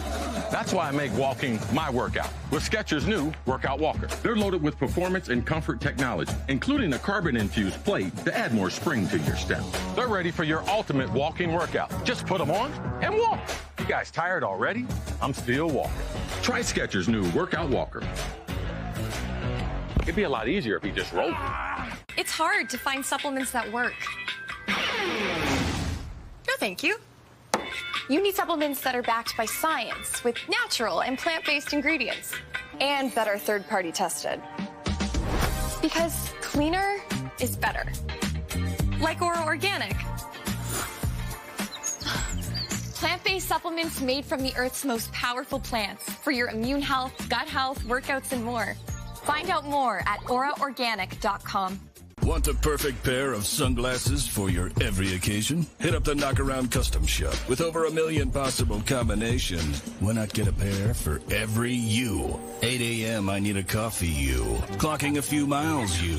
Game day you. Happy camper you. Fun in the sun you. On the slopes you. Dog days you.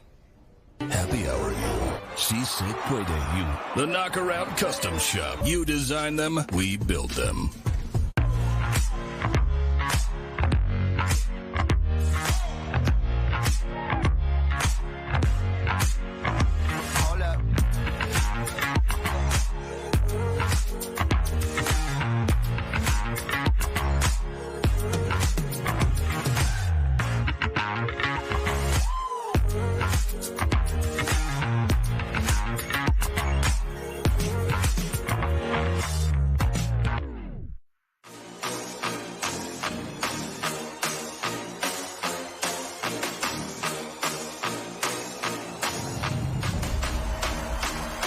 pickleball.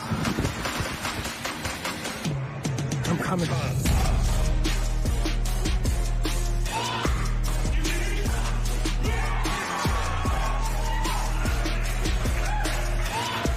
So tell me, what's a tip as a newbie that I should be expecting coming into the league? You got to draft well. Number 1 draft pick is Catherine Parento.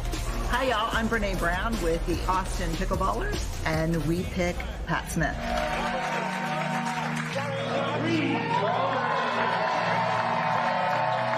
It's all about the firefight.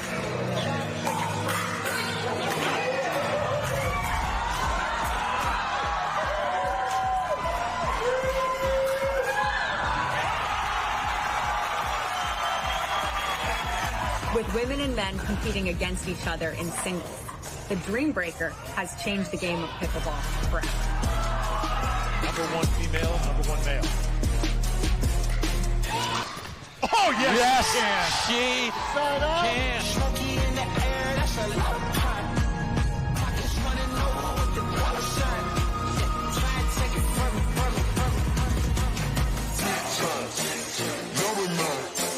Down in my teeth, I got a lot of shine. Running out the numbers, that's a lot of fun. Try and take it from me, must be out your mind. Lot of fun. Smoky in the air, that's a lot of fun.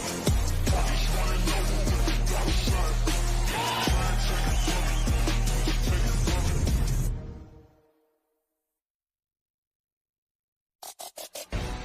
me. Welcome back to beautiful Dripping Springs, Texas. It is home to Major League Pickleball, and Dreamland's championship court is home for the quarterfinal matchups. It's the 4th and 5th seeds going at it. Florida Smash will take on the Hard Eights, and it will be our conclusion of our coverage this evening. Take a look at the bracket as it stands in a single elimination format. You just witnessed the matchup between BLQK and Mad Drops. BLQK punched their ticket to the semifinals, and now the winner of the Hard Eights at Florida Smash will square off against the undefeated Fives. As we welcome you to the booth, I'm Michelle McMahon alongside Dominic Catalano. Dom, when you look at this matchup, an interesting angle here is the sibling rivalry between Georgia Johnson and JW Johnson. What's the most intriguing part of that for you? Well, it'll be interesting to see if they actually do match up against each other. The only chance they got is in mixed. So we'll see. One team is going to have to say, yes, we're putting them against each other. It'll be interesting to see who does that. But yes, JW Johnson and Georgia Johnson opposing sides of the net. Here's the roster for the Florida Smash. Fan favorite Lee Whitwell stole the show last season, season 1 of Major League Pickleball. And Travis Rettenmeyer is the player owner of this team, which is an interesting combination there. Maggie Remenzi was lights out in singles earlier today as well. And the Hard Eights feature a talented roster in their own right. Andre Deescu, Georgia Johnson, Susanna Barr, Johnson Cola. The format will be women's doubles first, then men's doubles, and then a series of mixed doubles. And again, the women's doubles will kick us off. The combination of Georgia Johnson and Susanna Barr jumps out in your mind. Why? Just consistency. Susanna's going to set up Georgia Johnson really well. We saw that in the first time we saw them this afternoon. And then on the other side with Lee Whitwell and Maggie Remenzi, Lee has to get Maggie going really quick and early. Maggie is one to be very hard on herself, but if she's positive and in that right state of mind, Maggie's going to be tough to beat too. How can you not be positive when you're playing with a lady like Lee Whitwell? She's so fun to watch, so fun to play with, I'm sure. For more on that, let's set it down to Cameron Blackwood. Here's what's interesting about this matchup is outside of the MLP back on tour, you have Lee and Georgia teaming up a lot.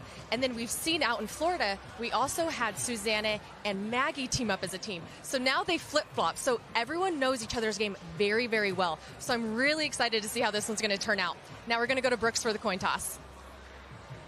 All right, we're here to do the coin flip. Travis, pick a 1 or a 2. It's a 2. Would you like to choose the side or serve or receive?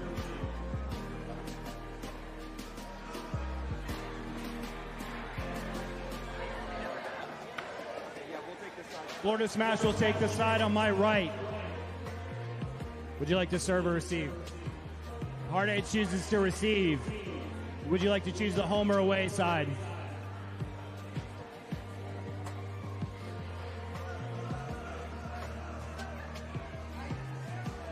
Florida Smash chooses to be the home team. That means when we get to mixed doubles, they'll be the second team to choose. When we get to singles, if we get to singles, they'll be the first team to choose. Have another brief warm-up, about 3 minutes, and then we'll start women's doubles number 1. Women's doubles, the first match. Good luck, y'all. That was Major League Pickleball Commissioner Brooks Wiley. He's been announcing the coin tosses all day. Thanks to him and all of his team's efforts here to create an incredible environment. A lot of work goes on behind the scenes to put together events like these. There's nothing like it in pickleball. This one is really what stands out amongst the rest. The format is fun. It's all inclusive. It's interesting. It's exciting. Now with the rally scoring, an interesting nuance there as well. Many thanks to our entire Intersport production crew. It's been many hours we've been putting in behind the scenes here to bring this pickleball coverage to you at home. We hope you're enjoying it. Glad to have you with us. Once again, the first matchup here, the first series is women's doubles, and it's Maggie Remenzi and Lee Whitwell taking on Georgia Johnson and Susanna Barr. Georgia Johnson just 15 years old. Her counterpart Susanna Barr, 43. And Johnson, one of the best pro women's singles players in the world, top 5 currently. Lee Whitwell, 47 years old, plenty of veteran experience in her own right. She'll lead off the service for the Florida Smash.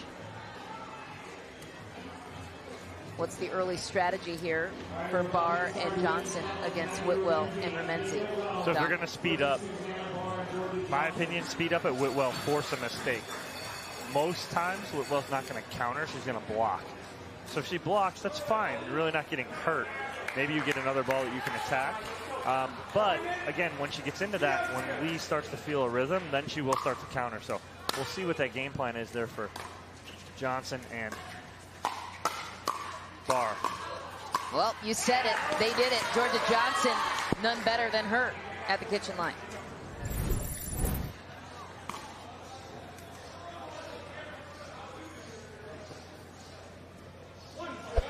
She'll take back the serve for her team, getting the hard 8s on the board first. That ball looked to be potentially long. Byron reiterating it was. He saw it. Susanna Barr back to serve. In this rally scoring format, the players stay on their respective sides, trading serves and points, and the serve goes to the even or the odd side. If you're new to this format, new to viewing with us, that's what's happening. If you're a traditional pickleball player, it takes a minute to get used to, but pretty fun. Games fly. Georgia Johnson once again speeding it up at the net. Yeah, Georgia being aggressive here early, similar to big brother JW. And again, I like the team of Barr and Johnson for the same reason I like when we see in tournaments a lot of times Whitwell and Johnson. Susanna Barr picking up her pace, finishing things off. It's just that positiveness of an adult playing with a youngster and just keeping her positive, keeping her in, and almost a mentoring.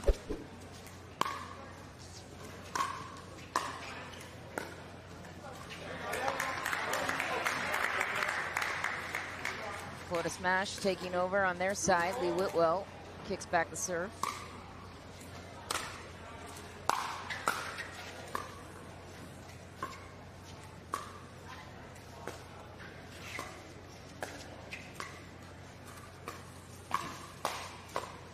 Susanna Barr coming to life early here in this first game. Yeah, I mean, she was our player of the game, the Aura player of the game in the last match. She's picking up right where she left off.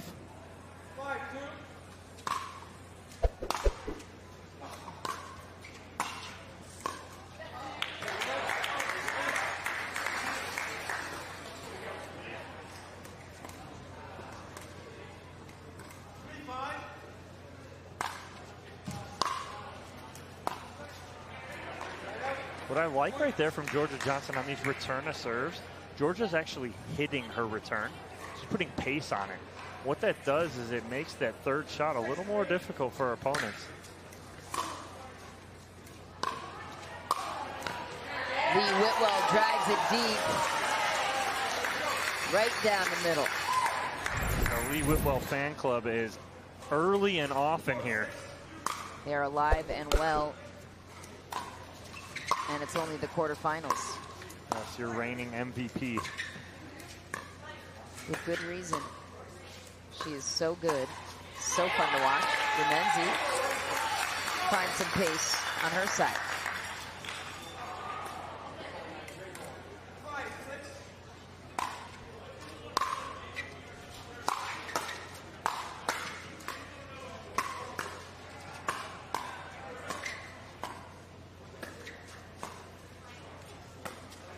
Tagged her. Susanna Barr speeds it up right at the body. Yeah, that's a good shot from Susanna. Almost unexpected there from Remenzi because that ball is so close to the net. It's a tough speed up right there for Barr. If Remenzi can get out of the way, the ball's going out. Just shy of the net, and the hard eights pulling away with a 3-point lead. And this is what I'm talking about. Whitwell trying to keep Remenzi in it right there. Put a smile on her face. I like it because Remenzi, she's nobody harder on herself than Maggie Remenzi. Snap from Susanna Barr. Don't mess around with her.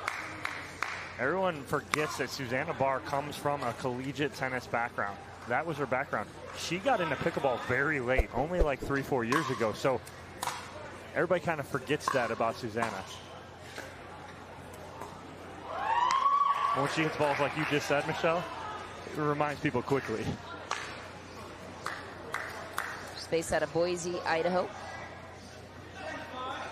Very dedicated to practicing, spends many hours, loves the sport, obviously, as all these pros do. And the pop-up for Whitwell. Not ending anytime soon. Oh my goodness, what defense from the hard eights. What a get from Georgia Johnson. Whitwell trying to drop that in.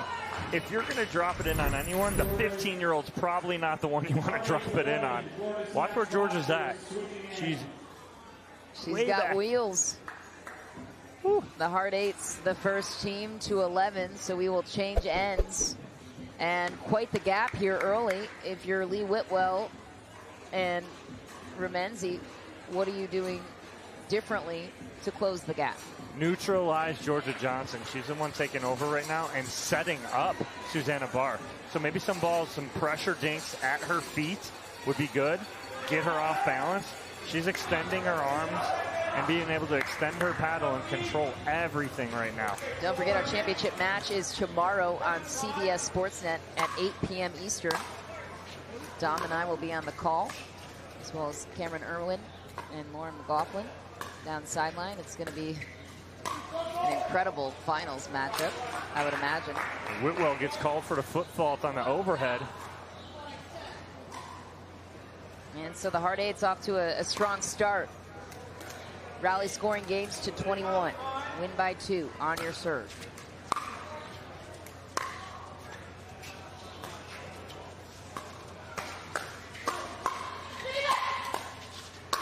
Lee Whitwell fought for it, wanted it.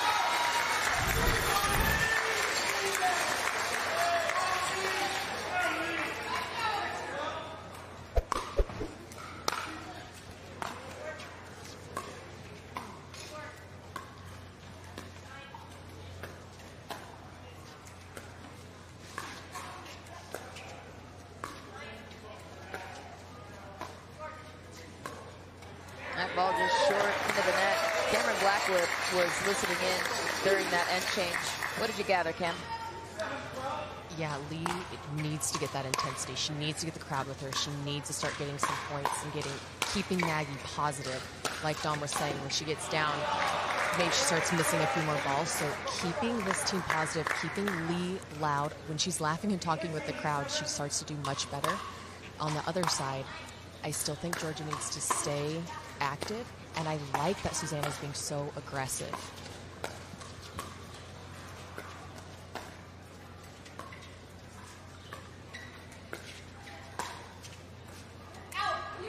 That ball is long. Georgia Johnson was there. Lee Whitwell needs to find a little bit of a rhythm, as Cam was saying. What are you seeing? Absolutely. Whitwell's got to get that rhythm. That lob just missed. I did not mind that decision there from Remenzi. Georgia Johnson goes singles against Lee Whitwell. She just knows the angles too well. Yeah, and that's a great play from Georgia Johnson. That's a 14-7 play. Johnson trying to make something happen, put the pressure on. Susanna just didn't know where to go.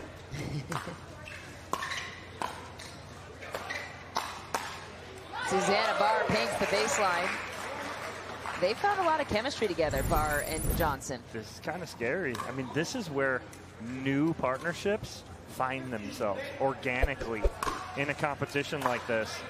I do like this Barr-Johnson team. Oh my goodness. An angle. Explain why that shot was so difficult. It's just Susanna Barr gets on top of it and rolls it here. Watch this. Two-hand, rolls that right out of the reach of Whitwell. So precise with her placement. Johnson wanted the pace. Whitwell was there for it. One of the best parts about the format, as you were saying, Dom, some of these partnerships, these players have never played together before, and part of the strategy in drafting them accordingly is who the owners and players think they would play best with based on the players available. Oh yeah, and Georgia Johnson right there. Barr gets into the firefight waist high with Remenzi, and then Johnson comes in and gets that ball down at the feet. Beautifully done by Georgia Johnson.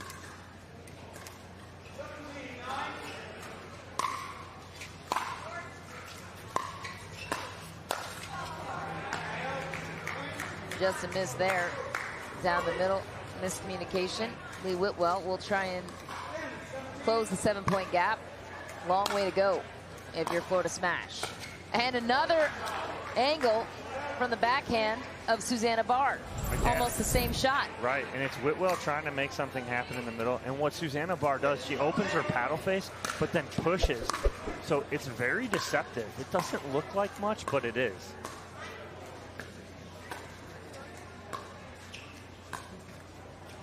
Just shy of the net for Maggie Remenzi. Clearly disappointed.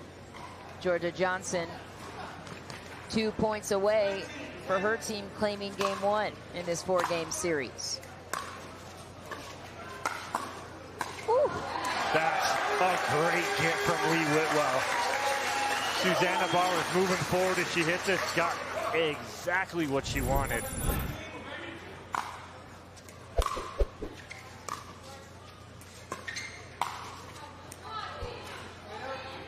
Maggie Remenzi frustrated, that ball sailing long, so game point goes to the Hard Eights. Susanna Barr with a chance to win it.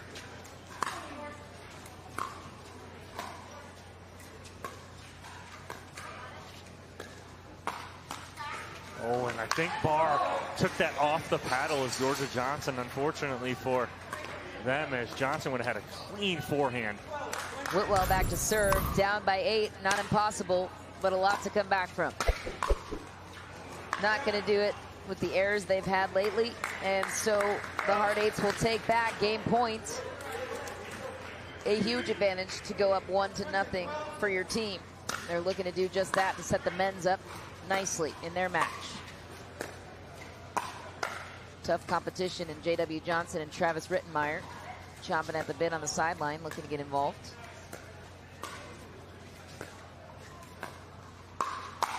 What a play from Remenzi and a response. Looking to climb out of this 8-point deficit.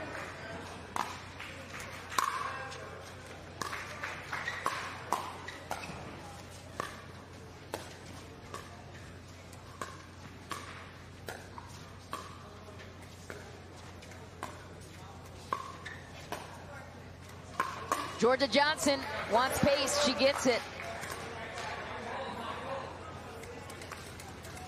Certainly training with her brother, J.W. Johnson, on the opposing sideline has enhanced her growth rapidly at 15 years old. There's that sneaky lob from Susanna Barr. She's been doing it all day, and game sealed. Heart Eights take game number 1, leading the series 1-0 over the Florida Smash. This combination of Susanna Barr and Georgia Johnson is dangerous. Why were they so effective in this matchup? Again, they complement each other so well. Susanna loves playing that role of setup and kind of trickery.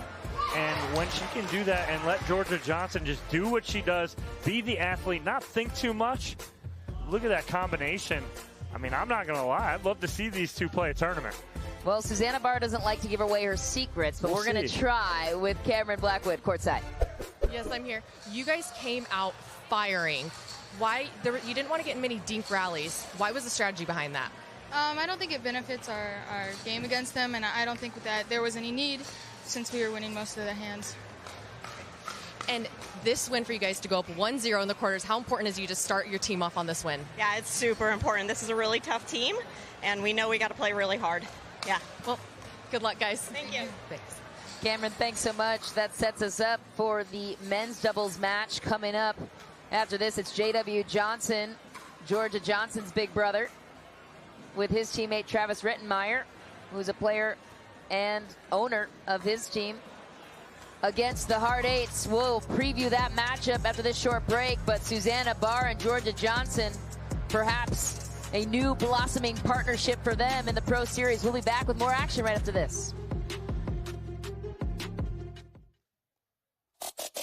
Major League Pickleball 2022 is sponsored by Duper, Skechers, Aura Organic, and Franklin.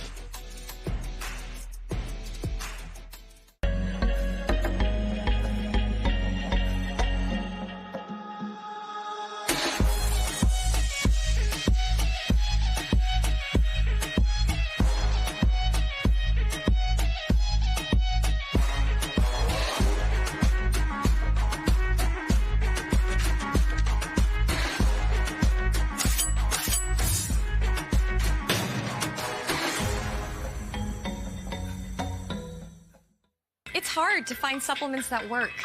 No, thank you. You need supplements that are backed by science with natural and plant-based ingredients and that are third-party tested.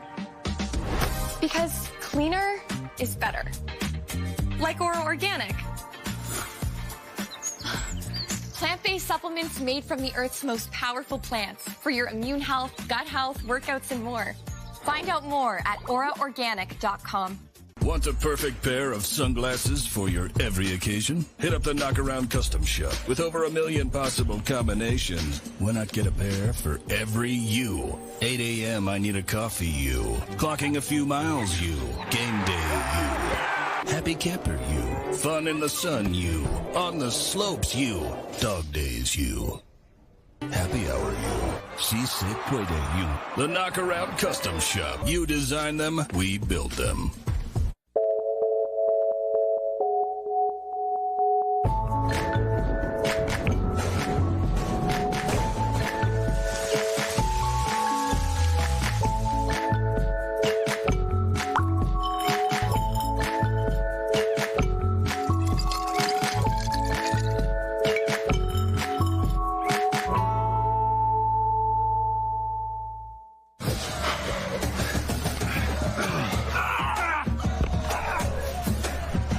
Working out doesn't have to be this complicated.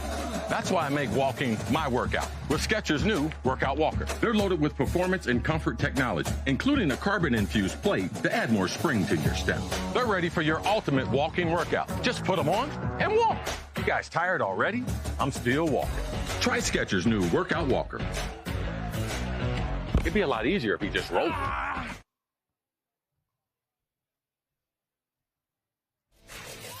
We are back inside the Dreamland facilities. Zane Navratil was victorious earlier today with his team punching their ticket to the semifinal matchups. The Heart Eights and Florida Smash trying to do the same here in the second quarterfinal matchup. The winner of this one will take on the undefeated Fives in the semifinal matchup taking place tomorrow at 1 p.m. Central Time. Same place, right here on the stream, and we look forward to having you with us for that one. It is time for the men's doubles matchup between the Florida Smash and Hard Eights. J.W. Johnson, Travis Rettenmeyer against Andre Daescu and Johnson Cola. JW and Travis make a very dangerous duo. They really do. But what's more dangerous right now is Johnson Cola and Andre Daescu with a 1-0 lead. No, not too much pressure, but what it is confidence that they can play their game, be aggressive here. And if they lose, okay, it's just 1-1. It's not the end of the world. But if the women lost and they lose, now they're down 0-2. So I like this matchup right now just because of that for Sincola and Daescu, and play with confidence and play loose here. And the Hard Eights really have found chemistry with their mixed doubles teams as well, making them a dangerous team to play against in that category, should it go all 4 games.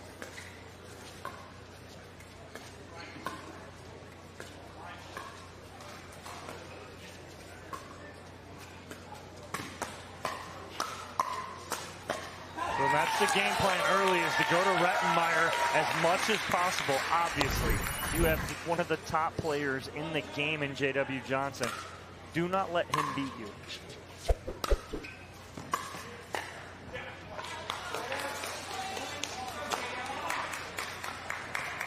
So the Hard Eights take the serve back. Johnson Cola protecting a 3-1 lead.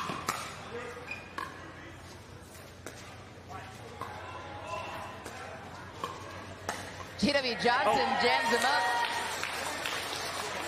Sincola couldn't get out of the way. And let's talk about a change from Sincola and Daescu, the Hard Eights. They've switched sides. This whole tournament, it's been Daescu on the left and Sincola on the right. Now Sincola is playing the right. I had talked with Georgia Johnson and Susanna Barr yesterday, and they were trying to talk the guys into playing that way. And Why? they've bought in right now because they're more comfortable with Johnson Cola's forehand right there. A little more controlled. Daescu plays that assistant role a little bit better, and he does that a lot. So I like this, how they've changed it up and kind of gone with that. And it's been kind of successful so far right now.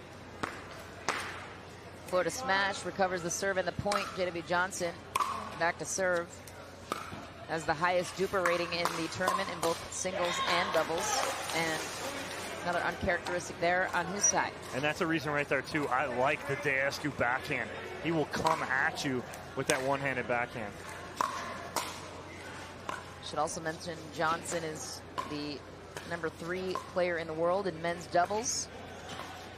#1 in mixed doubles.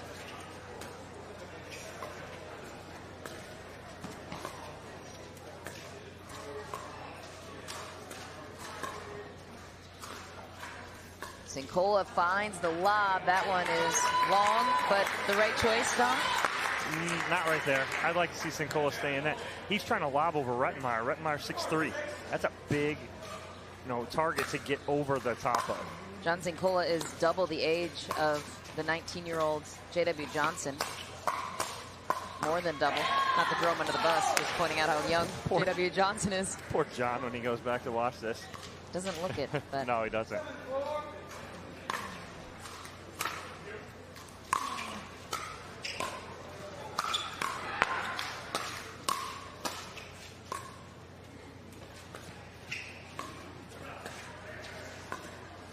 Great job by Daescu and Sincola to get back in this. They go back to the soft game, and that's what continues to work for them. What else is working on their side for the Hard Eights right now? Playing patiently, not trying to do too much. Taking what's given to them. And then again, I do like Sincola on the left and Daescu on the right.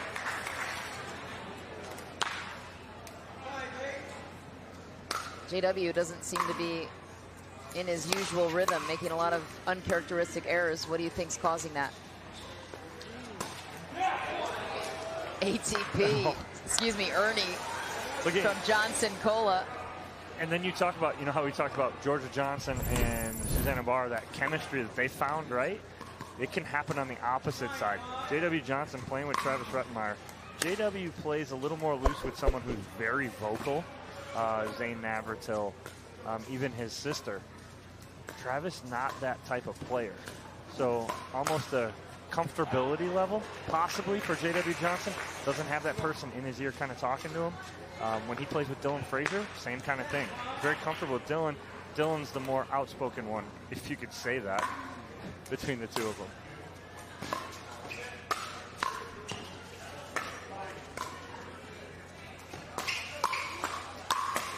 Sincola wasn't going anywhere. He capitalizes on the forehand, gets his team to 11 first.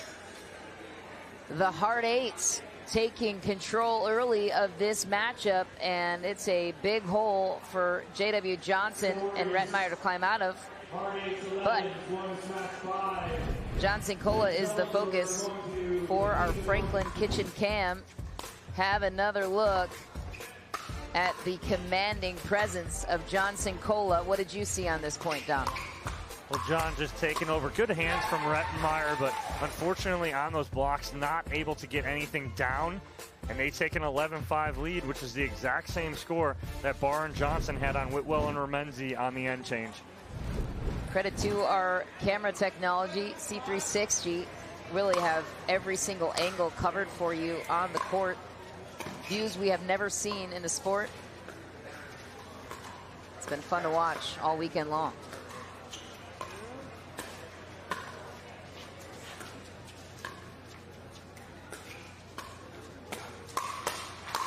Oh, the hands of Florida Smash, not enough.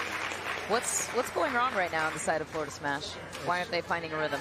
Again, they're targeting Rettenmeyer so much. Johnson's out of rhythm. He's not hitting enough balls to find a rhythm. So this is just great execution by Deescu and Sincola. That ball is wide. The Florida Smash need to make a run for it sooner than later. Travis Rettenmeyer takes the serve back. He's 38, played on the ATP Tour, primarily in doubles, reaching number 57 in the world. Attended UCLA, was the youngest Division I athlete at the age of 16. Just found pickleball by happenstance, playing with some friends in Florida, fell in love, and here he is.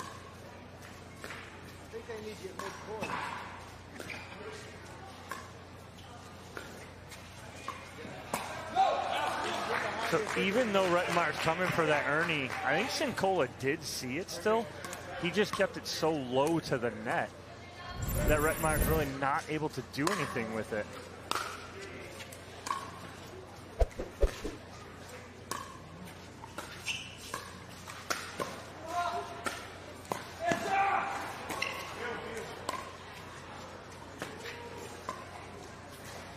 Dig from Deescu.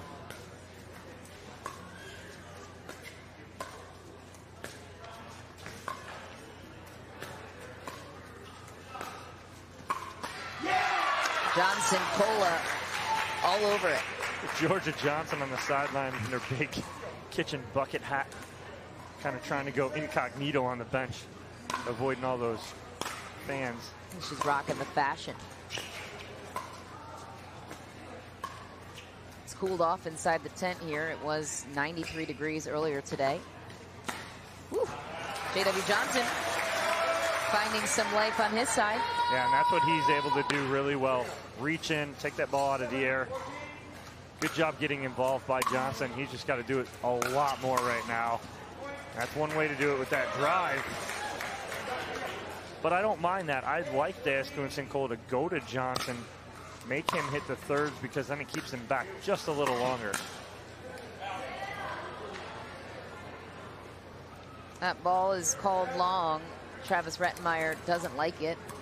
He looked over at Maggie Remenzi, his teammate, who was over on the side, that line, and she agreed. She said, yeah, it was out.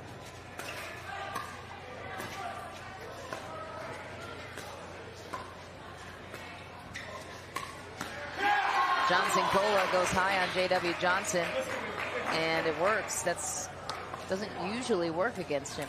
No, it really doesn't. But again, it's what happens when you take a player out of their rhythm. Don't let him get involved. Play enough It gets cold. Now you're seeing it.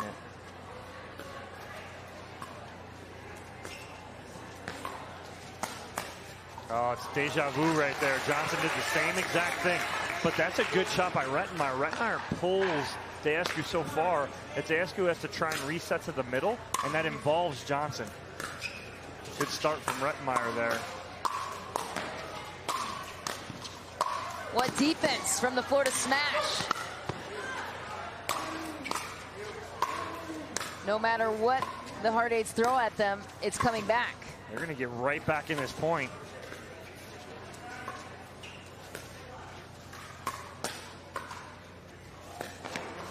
Deascu closes in and finishes it. What a patient point. Unbelievable right there from Rettenmeyer and Johnson just to stay in that point. But just too much Johnson, Cola, and Andre Deascu.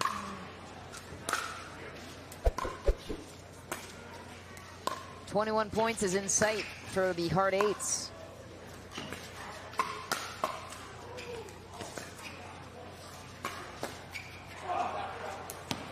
That ball does drop in.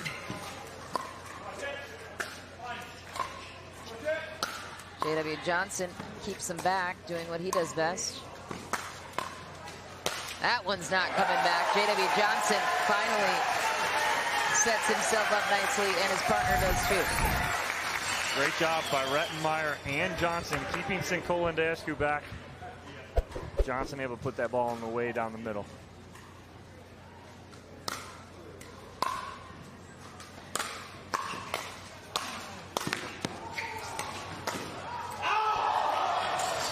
Just missed. Wow. So the Hard Eights with the 8-point lead, and the serve, Deascu throws it in. 3 points away from going up 2-0 against the Florida Smash.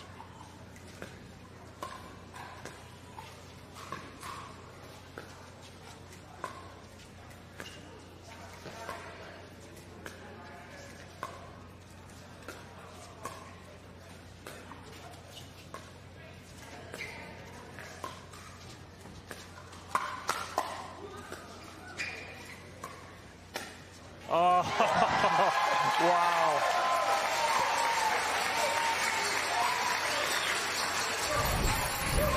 What happened here? That's just Johnson with, that's an incredible shot. Who hits that? Maybe a couple players can do that. It's our Dream View overhead cam, catching the angle. Andre Deascu on his heels, and J.W. Johnson has finally showed up.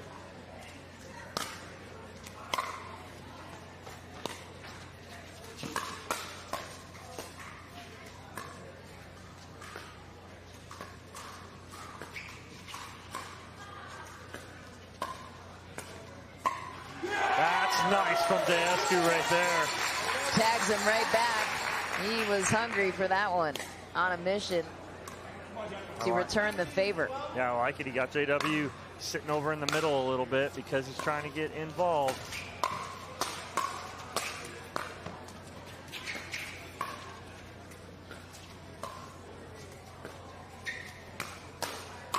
Sincola speeds it up.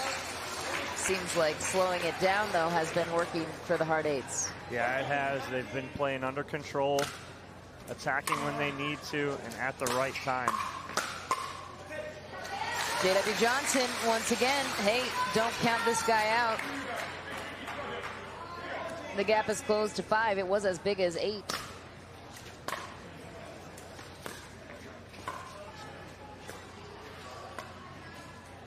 One more here, I would take a timeout if they do score.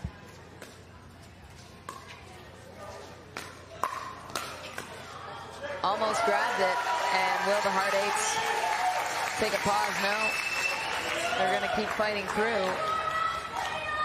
Florida Smash trailing by 4. This would be critical to tie things up at 1 instead of climbing out of a 2-game deficit in this overall series. After this, it'll be mixed doubles. Ooh. And we're back. There it is. Timeout, paddle drop. Timeout is called.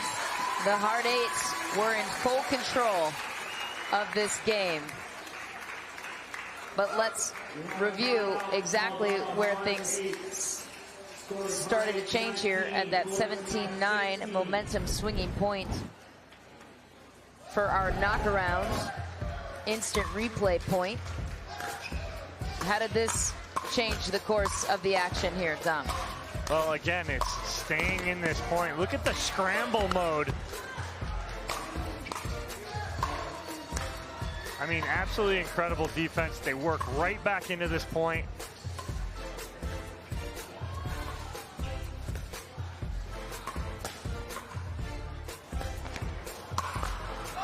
That big put away there from Andre Deascu. That's what the Hard Eights would like to get back to. That's what caused the gap to widen on their side. Now it has dwindled, and they are looking for answers here against J.W. Johnson and Travis Rettenmaier. So what's happening right now, they're going to Rettenmaier, and J.W. Johnson's able to come up, and he's putting a little pressure on Deascu and Sincola. They got to return to Johnson right here.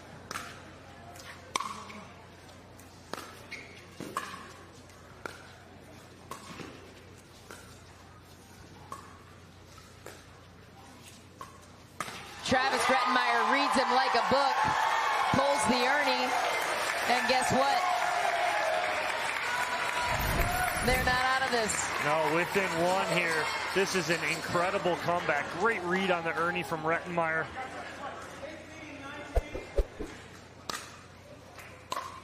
Rally scoring creates a lot of opportunity for momentum swings, and we have a tie game on championship court. Again, going to Rettenmaier with the third.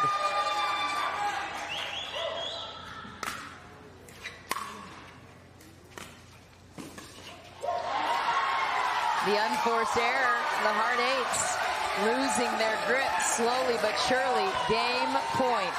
What a comeback from the Smashers here.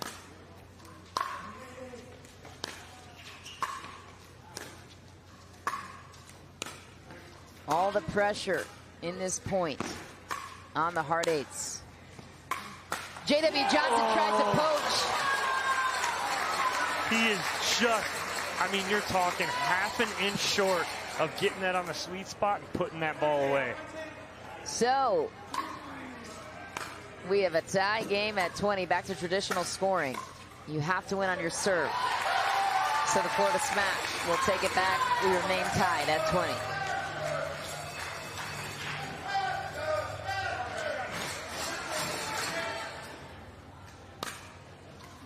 Travis Rettenmaier is still relatively new to the pickleball game, but he's catching on awfully quick. Just a tough miss. I don't know. I can't tell from this angle, but it almost looked like Rettenmaier played an out ball right there. That ball was tight to the sideline.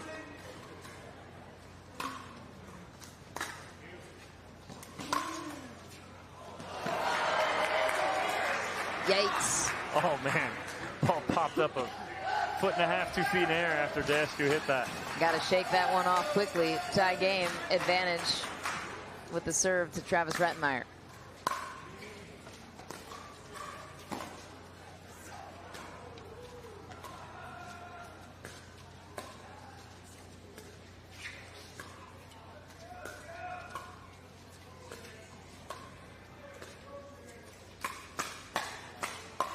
Sincola goes pace. Florida Smash gets it. The flex from Rettenmaier says it all. Florida Smash with game point once again. They have to win it on their serve.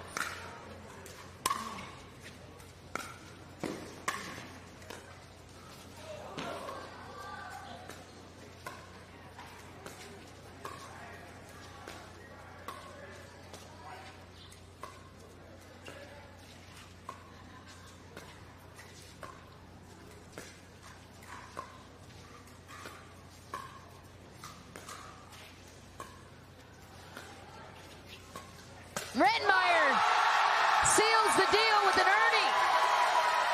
Second time we saw that today. What a comeback. What a finish. The Florida Smash did it all. Climbed every mountain to come back and take down the Hard Eights, keeping their team very well alive in this series. We are now split. What was your favorite part about game point? Oh, I mean, just the comeback, and then, of course, Rettenmeyer with the exclamation point with the Ernie. Watch it coming here. He's going to read this perfectly after he flattens it out to Sincola. And then he just gets super aggressive here. At what point did he decide that he was going to Ernie? He was thinking of it the whole time. He was waiting for Sincola to flatten out his paddle down the line. Here it is here. Watch this read. What a great read. And body control to stay out of the kitchen. Beautifully done by Travis Rettenmeyer. All right, for more on that, let's send it down to Cameron Blackwood with the winners. Travis, when did you decide that you were going to finish on the Ernie? Did you read it the whole way? I read it the whole way, but I missed the first one by like 10 feet. And then I thought, if I missed it that bad, they're probably going to keep letting me do it. So I picked my opportunities. I'm awful at it. Like, it looks unathletic. It looks so bad. But, you know, they got to stay away from this guy, so I know I'm going to get that opportunity. And you guys were struggling in the beginning, but came back, fought your way back. JW got big. How were you able to change that around? Looking for the right opportunities, waiting for him to hit the right dinks and whatnot. Luckily, he didn't do too many more 10 feet out Ernie, so I was proud with that. But we got through it, so that was good. Started with a Gomez. Nobody knows what that means, but started with a Gomez. Okay, nice. We guys are 1-1 now. Nice. Back to you guys. Great stuff, Cameron. I don't know. It didn't look that bad to me. I wouldn't call that unathletic. No. I mean, it works. It's effective. All right, mixed doubles is right around the corner. We're taking a short break, but don't go anywhere. It's only just beginning here on Championship Court. Major League Pickleball 2022 is sponsored by Duper, Skechers, Aura Organic, and Frankie.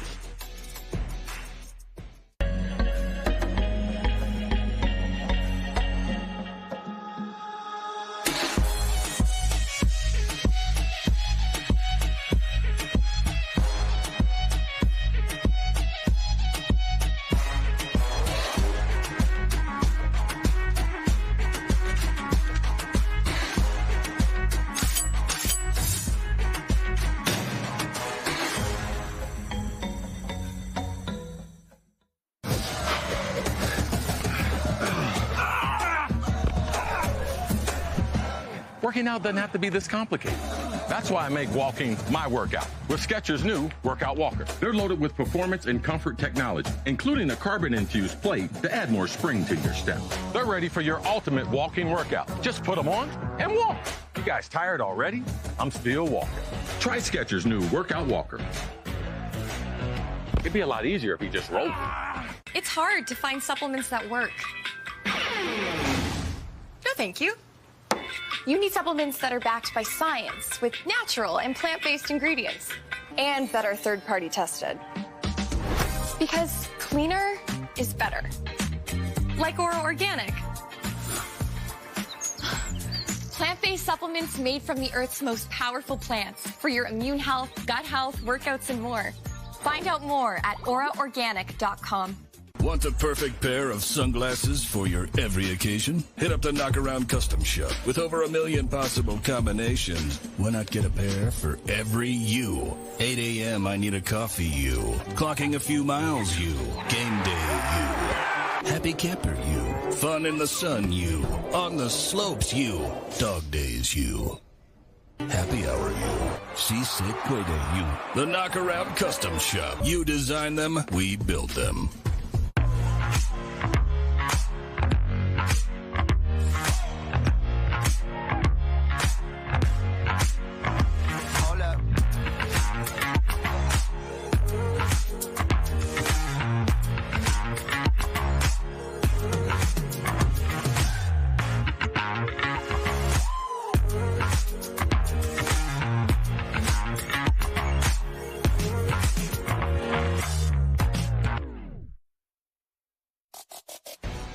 Back on Championship Court, check out our Dream View overhead camera. Warm-ups are underway for our first mixed doubles matchup between the Florida Smash and Hard Eights. We are split 1 game apiece. And here's an interesting occurrence, you think anyway. The Hard Eights had to show their hand first with their choice in mixed doubles team, since they did not win the coin toss. So they put out Susanna Barr and Johnson Cola. So Florida Smash countered that with Maggie Ramenzi and Travis Rettenmeyer. You thought that was an interesting choice. I did. I like the other matchup and way better for Florida Smash. I would have liked to have seen Johnson and Whitwell against this team right here. Why? Because the Whitwell Georgia Johnson matchup I don't like that for Florida Smash. I'd rather see Whitwell against Susanna Barr. All right, first serve is underway. Ramenzi took it back for Florida Smash, and the Hard Eights will take the first point. Cameron Blackwood has more courtside. Cameron. Yeah, Lee Whitwell here was talking to J-Dub when they were deciding on who they were going to throw out, and they were preparing to go to a Dream Breaker, so I don't know who they were looking to win or lose this, but that was the idea behind this choice to go out first, was for a Dream Breaker. Because I think, and I love how you're putting this too, Cameron, is because I think this is this, I hate saying it, I know. This is the sacrificial lamb for the Florida Smash. They felt more confident with JW and I mean, Whitwell. Lee did say before they went out, I believe in you. I believe in you. I love you guys. But that was the conversation with JW at the end was about the Dream Breaker. Love it. But wouldn't they have forced the Dream Breaker even if they would have put JW and Lee Whitwell out against Susanna and Johnson Cola, or they felt most confident beating They felt most Johnson confident, I think, Dasku. with Johnson and Whitwell against Interesting. Dasku and Johnson. Okay. Which to me is odd. I think it'd be the other way around. I don't know. But maybe that's why I'm in the booth and not playing. Well, at least it sets us up for a sibling rivalry in the second mixed doubles matchup, which will definitely be happening since we are split. And the Hard Eights off to an early run. Rettenmeyer back to serve. Excuse me, Ramenzi.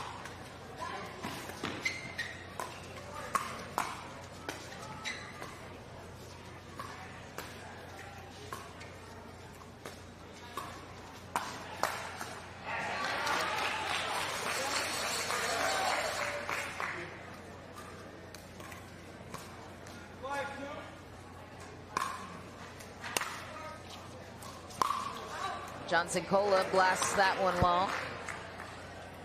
I like the spot there for Sincola. I want him to take something off that. He doesn't even need to hit that at 80%. Hit it about 70, 75. Get some shape on that ball. Have it coming down as it gets over in the middle, cause some confusion.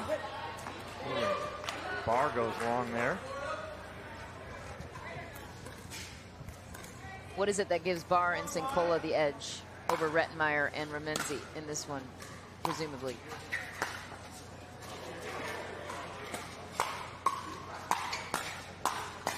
Well, because of the earlier matchup where Barr had a lot of success against Ramenzi.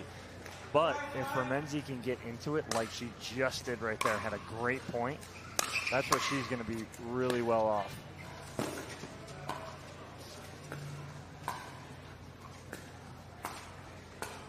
There's that sneaky lob that Barr loves to do so much.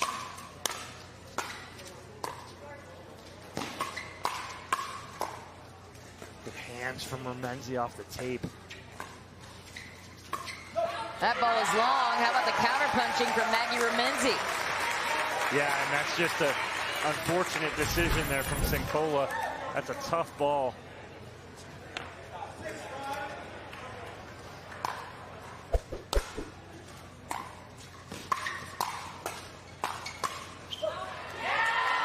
Another ball goes long, so Florida Smash here with the early edge. And so much for that, quote unquote, what they're talking about, sacrificial lamb, out to a 7-5 start.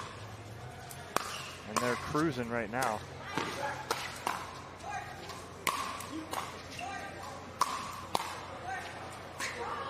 That's tough. What a gift from Rettenmeyer!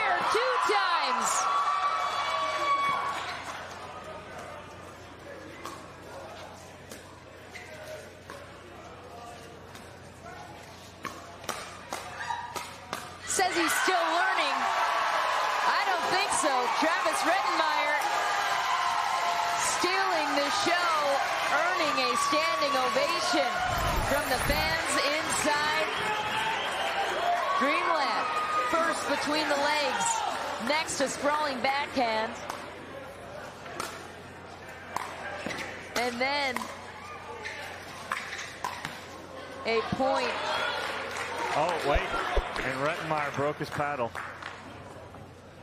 Well, that is a problem. Lots of torque on that swing.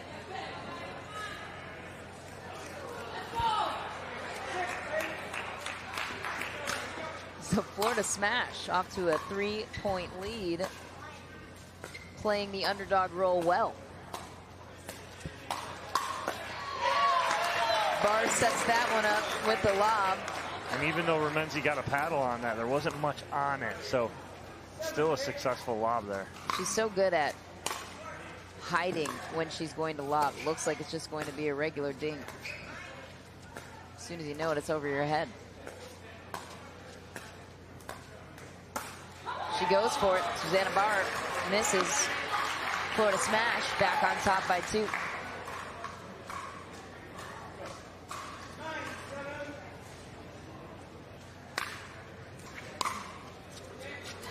That ball sails long. Florida Smash up by 3. How about Travis Rettenmeyer? How much growth have you seen just in this tournament from him? Just in this day. I mean, he's playing great today. And talk about heating someone up. They heated him up last game, and he's just carried over.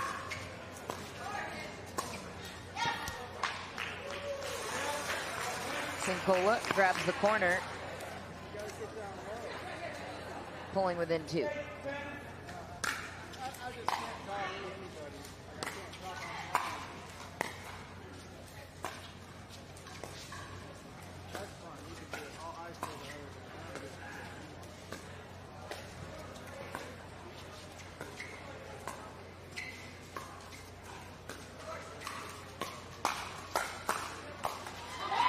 Sincola speeds it up. Susanna Barr just not quick enough to finish the Florida Smash. First to 11. Yeah, Maggie Remenzi playing great right now.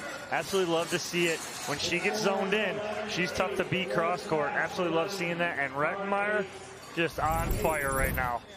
So the underdogs, Rettenmeyer and Remenzi, coming out on top, quote unquote underdogs, of course. There really are no underdogs in these matchups, but in terms of how it was phrased in the timeout, with our ears on the ground from Cameron, that's what the scoop was. She has more from the sideline of the Florida Smash. Lee just told Maggie, she said, now you're going to the good side. Finish this out. So something about that side that they're really liking over there. And she definitely wants Maggie to stay aggressive. Finish this. Yeah, it's better vision from that side. Why? With the backdrop being solid on this side, it's much easier to see over there. You can lose a ball sometimes between that 4-foot space.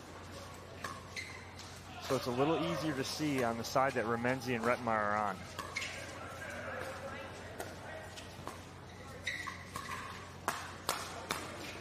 Barr taking no prisoners at the kitchen line.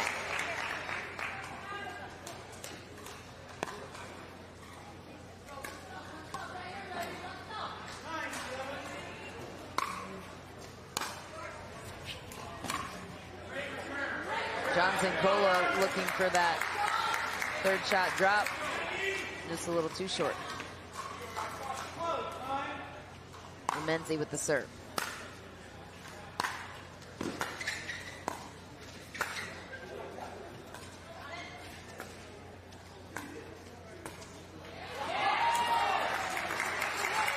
Barr pulls up and gets the error. Florida Smash continuing this streak.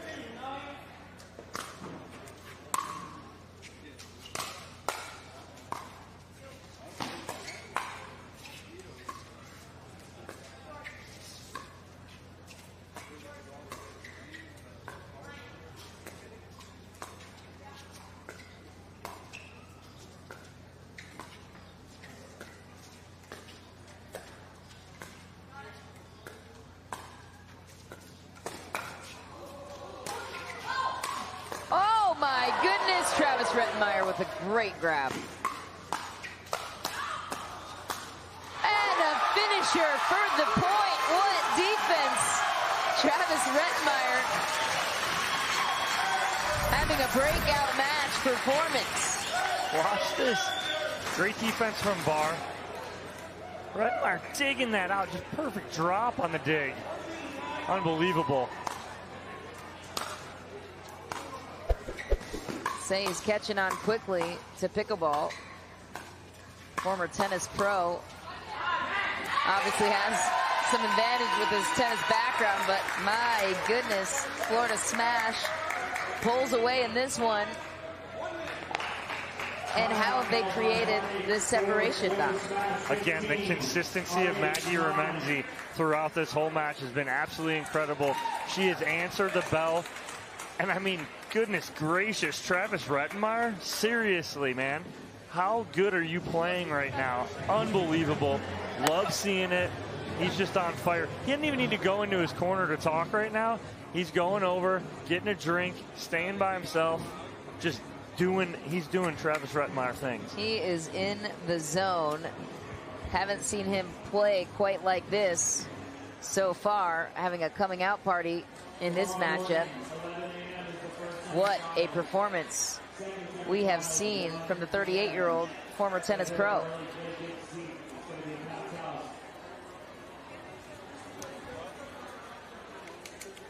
I think he's making a case for becoming our Aura Athlete of the Day. 100%.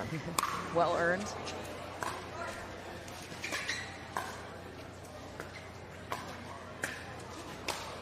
Maggie Remenzi punishing the lob choice of Susanna Bach.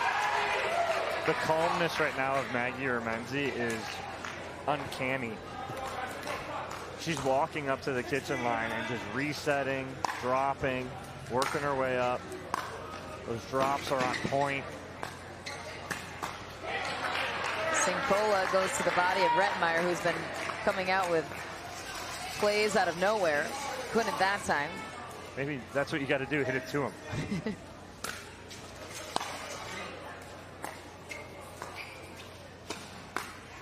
Remenzi almost there, not enough though, and look out. The hard eights trailing by 5. Timeout called on the side of Florida Smash. Looking to halt any momentum the hard eights could pull here. We've seen comebacks in many forms here already in this matchup. Travis Rettenmaier was a part of the first one we saw with his partner J.W. Johnson in the men's doubles match. Yeah, absolutely, and I love this timeout. I mean, it came out one drop shot good, one great drop shot from Barr and a put away from Sincola. Rettenmaier quickly, timeout, enough of that. Here's what they're playing for, a final spot in the semifinal matchup against the top-seeded, the Fives, owned by Gary Vaynerchuk. And his general manager, Ryan Harwood. And the 4 and 5 seeds are very evenly matched. Florida Smash with the early advantage here, looking to find some Travis Rettenmaier magic to close this one out.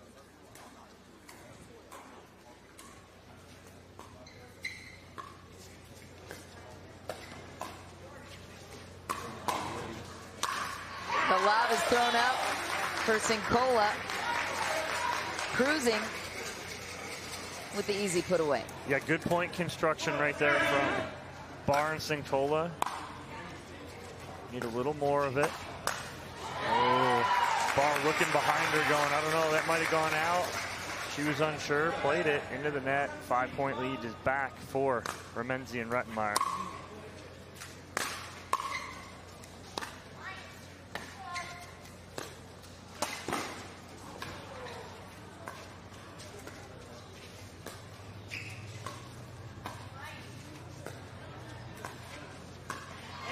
John Sincola was waiting for his chance to speed it up and find the angle. Remenzi was doing a nice job to that point, resetting, slowing things down. Not that time.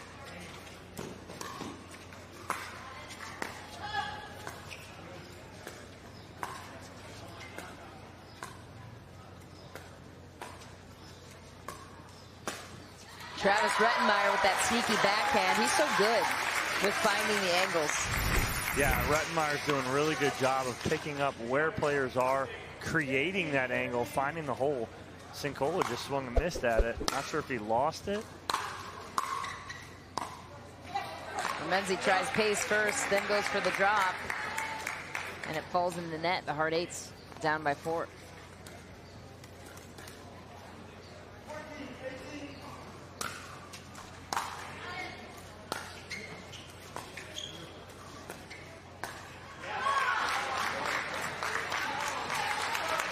That's a good start right there. Nice drop from Barr, but even better, force shot from Remenzi.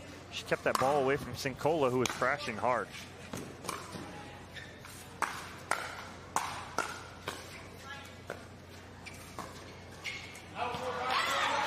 That ball goes wide, and guess what? This thing is within 2.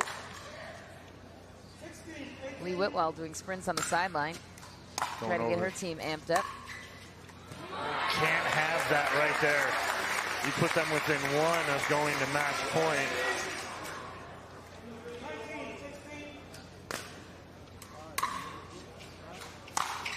Line drive for Remenzi. Do you like that choice? Yes, got to keep it down though. Cincola just got his paddle down in time too. Got to get this third over.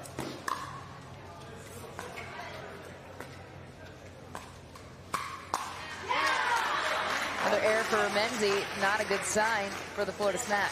Here we go. 1-point game. Susanna Barr back to serve.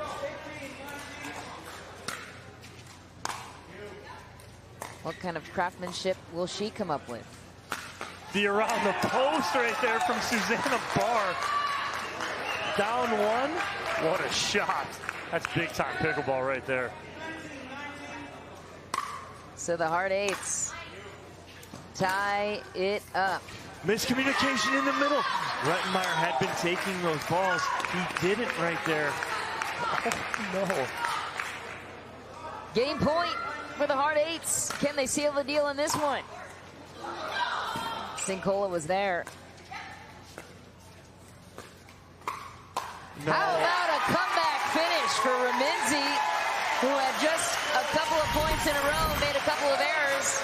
I had no Came on the line and she did it. No idea why John came over there and took that. Stay in it. Well, we're backing. Tied at 20.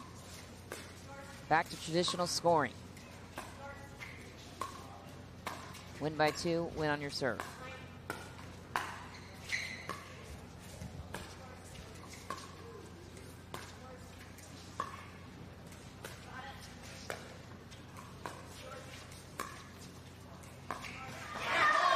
Tough miss for Remenzi. Well, no point giving up, so they're still clean, they're still fine.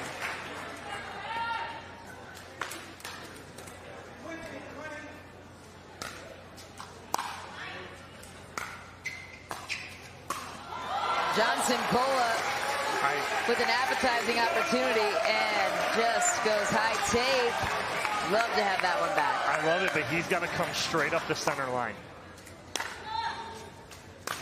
Let Barr take those, but come up the center line. Barr is pushing them back. So good with her topspin. Yep, so I want to see Cincola let Susanna take this third and then crash middle. Go to the middle. Go up the middle line, John. That's a good job by Remenzi countering that. Love it from Maggie Remenzi. She's playing great right now. Not allowing Cincola to come over there, but a mistake from Rettenmeyer. Game point for the hard eights. John Cincola back to serve. That sliced return from Travis Rettenmeyer certainly caused that error. Remenzi back to serve for her team. Florida Smash looking to tie it. Rettenmeyer goes for the drop shot. The third shot dropped, and he does it well.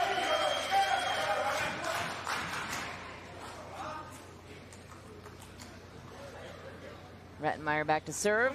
Tie game.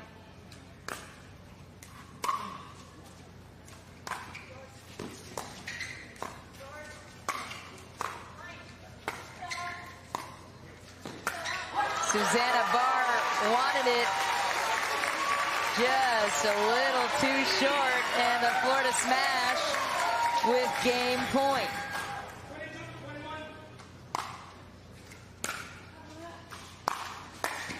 Oh, Rettenmeyer with a chance to win it.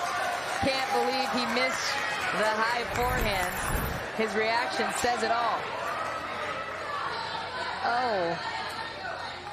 Oh my goodness. What happened?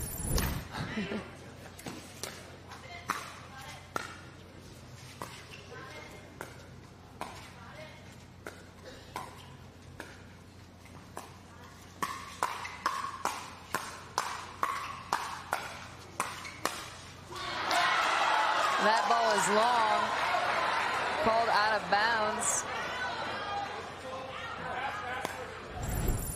We might have a challenge.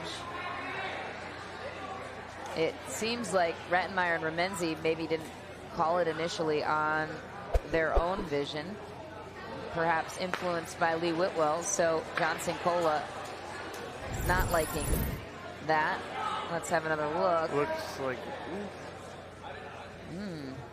I don't know. Might be almost right on the back of the line, maybe. Almost looks like there's a little blue in between.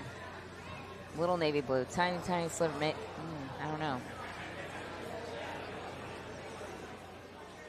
Thanks to our C360 camera angles. I mean, it doesn't get any better than this camera view wise. Ah.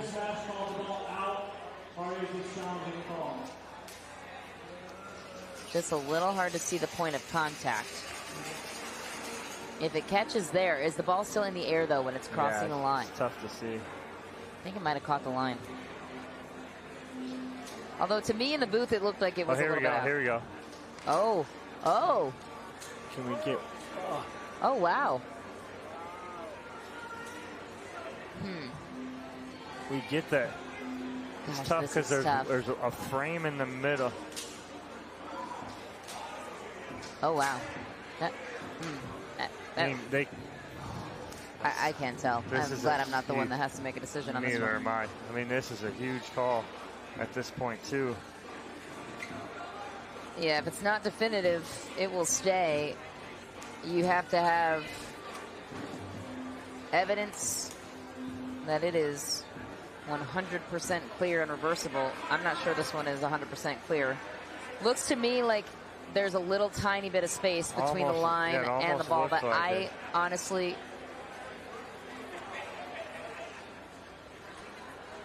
cannot quite tell.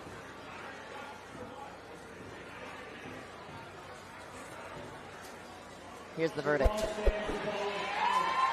The call stands, the ball was out. So the Hard Eights lose their challenge and the points. Good time to use it, though. At least, if nothing else, give yourself a break to regroup. So Remenzi takes point back to her side for the Florida Smash.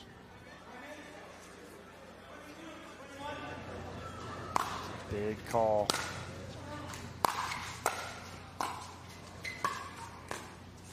Remenzi into the net. They get it back. So Hard Eights still in it. Concern from Deascu right here. Not so much out of Georgia Johnson. She looks like she believes in that dub hat. Gotta get one of those. Okay, game point returns to the Florida Smash.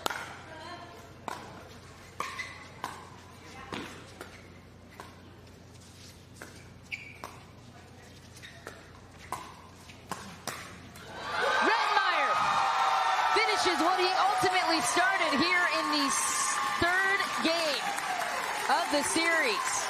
They called them the sacrificial lambs of this one. No, they were not. A huge win for Maggie Remenzi and Travis Rettenmeyer, hugging and embracing in relief after winning what was an incredible battle, Dom. Unbelievably done.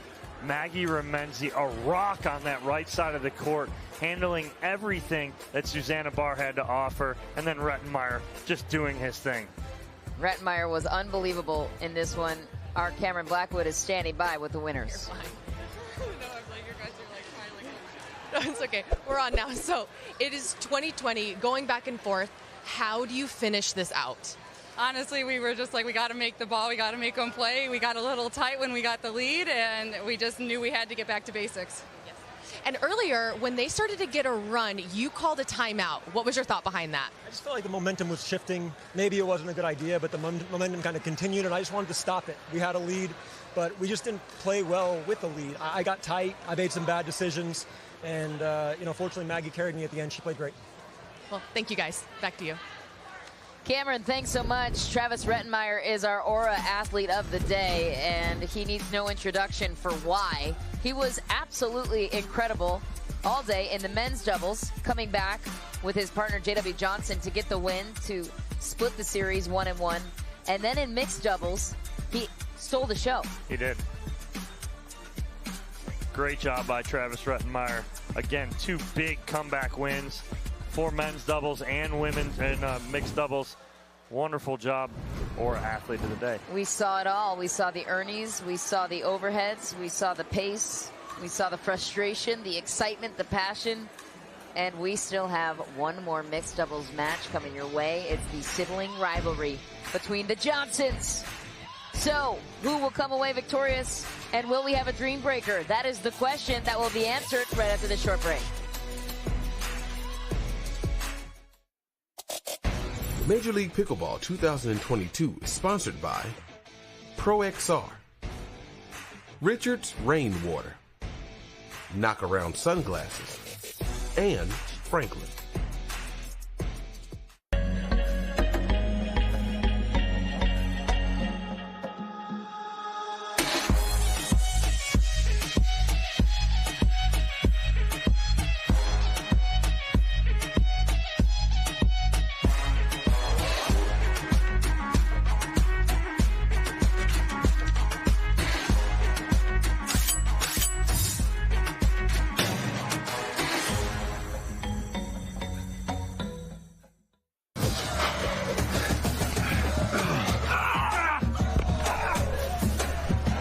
Working out doesn't have to be this complicated. That's why I make walking my workout with Skechers' new Workout Walker. They're loaded with performance and comfort technology, including a carbon-infused plate to add more spring to your step. They're ready for your ultimate walking workout. Just put them on and walk. You guys tired already? I'm still walking. Try Skechers' new Workout Walker. It'd be a lot easier if you just rolled it.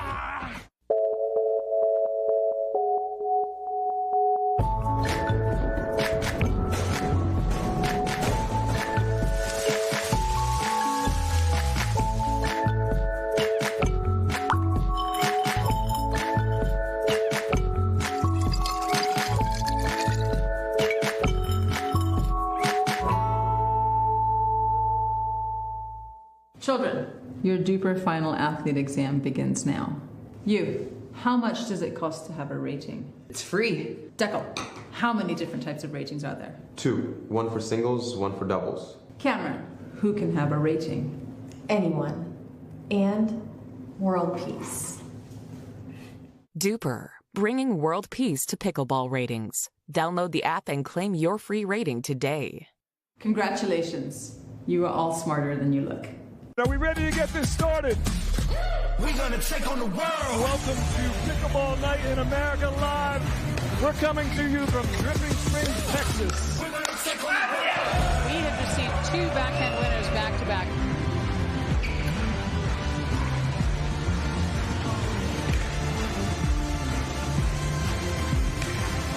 Thomas Wilson is so fast. Oh, DJ with the behind the back.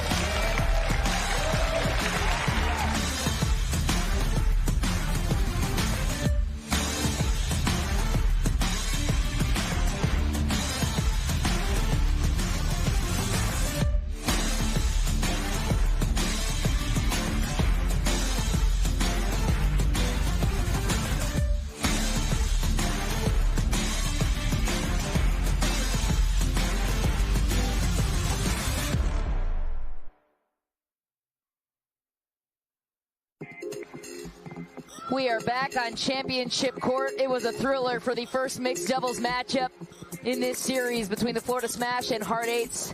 The Florida Smash pulling the upset as the 5th seed, going up 2-1. We have our 4th and final mixed doubles matchup.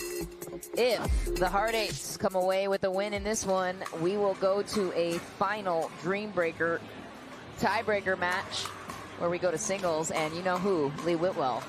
Really, really good in that singles format. Steals the show every time she gets a chance to. So it is Lee Whitwell and her partner J.W. Johnson. They feel very confident in this duo against Andre Daescu and the little sister of J.W. Johnson, Georgia Johnson. So they know each other better than anyone. J.W. and Georgia, they play together in mixed doubles. So how does this play out when you're playing against each other in mixed format? Well, they'll be straight up against each other right now, face on. And Georgia's going to try and keep the ball away from him as much as possible. It's going to be as simple as that. And it's going to be Georgia Johnson against Lee Whitwell, similar to what we saw with Susanna Barr and Maggie Remenzi. And Maggie Remenzi holding her own. She played absolutely incredible that last match. But now it's going to be Georgia Johnson and Lee Whitwell cross court. Let's see what happens. Lee Whitwell will start up our service on championship court.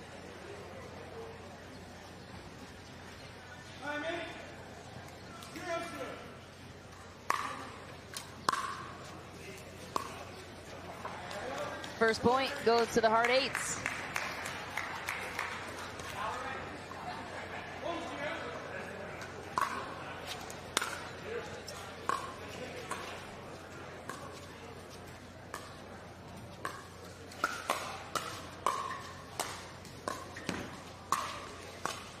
J.W. Johnson taking over on that play.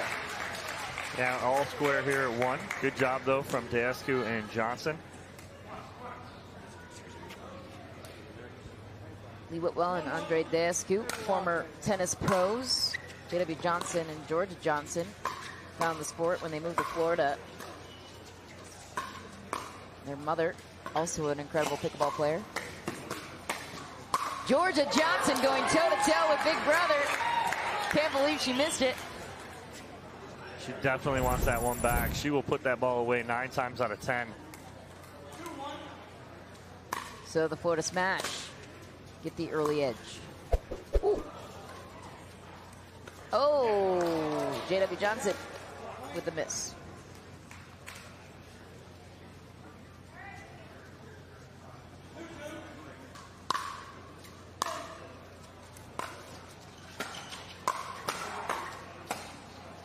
J.W. Johnson sends it long. Heart Eights take back the lead. Why do Georgia Johnson and Andre Daescu complement each other in terms of the way they play? Again, Georgia Johnson can control the point. She can play that opposite role now and set Andre Daescu up. She's going to get a lot of these balls cross court from Whitwell. Handles it very well.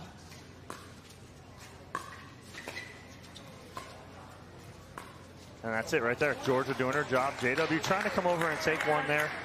He took it, but not much he could do with it. So just trying to involve himself a little bit. Heart Eights looking to tie the series and push a Dream Breaker matchup. And the Florida Smash could close it out right here with a win in this game.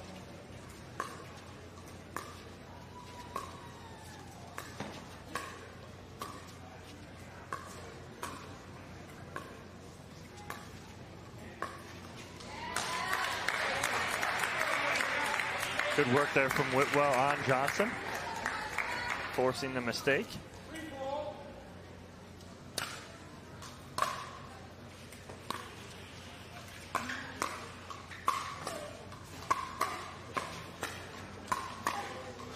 Heart Eights speeding it up. Florida Smash playing defense. Daescu is everywhere. Someone's going to explode after this point.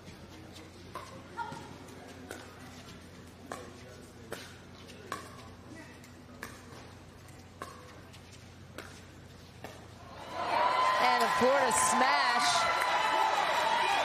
find a way to grind out this point. What a point. Some great gets in the middle of all of that. Seemed like it happened 10 minutes ago.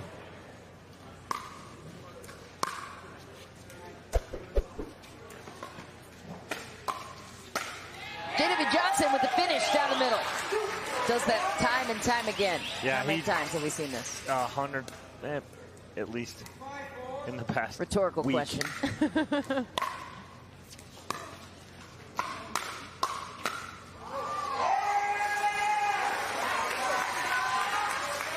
With more on the sibling rivalry between JW and Georgia, Cameron Blackwood has the proud parents. Yes, I'm here with Julie and Jack Johnson. How are you guys feeling right now knowing they're going head-to-head? Well, it's not fun, but it's a first world problem, so we'll deal with it. I mean, ultimately, we're just thrilled. The kids they've both made it out of pool play, and they've made it this far, but I think I'd rather be doing a lot of other things than watching this right now. And Jack, you know Georgia just like me. They're saying, yeah, she may keep it away from J-Dub. I think she's going to start firing at him pretty soon. What do you think? Yes, she doesn't back off of anybody, especially her brother. She's used to playing against him, and she's going to bring the fire. Yes, I agree. And last thing here, are you surprised that they wanted to wait and put this team up against Andre and Georgia? Absolutely. I was very surprised they did that. I don't know what the thinking was behind it. I've tried to just stay away. So hey, but Julie, it's working. I'm going to ask them afterward, but I don't really know why they made that decision. And would you like to be playing here in the MLP? Anything's better than sitting around with this many nerves bundled up inside of you, so yes. Awesome. Well, thank you guys very much. Appreciate it. Thanks. Cameron, thanks so much. JW Johnson making mom proud with that last shot. Got to know who they're cheering for. They're cheering for good shots right now. I don't think anybody in particular, but again, you see after Cameron's interview, Julie goes up and she wants to sit on her own and watch this.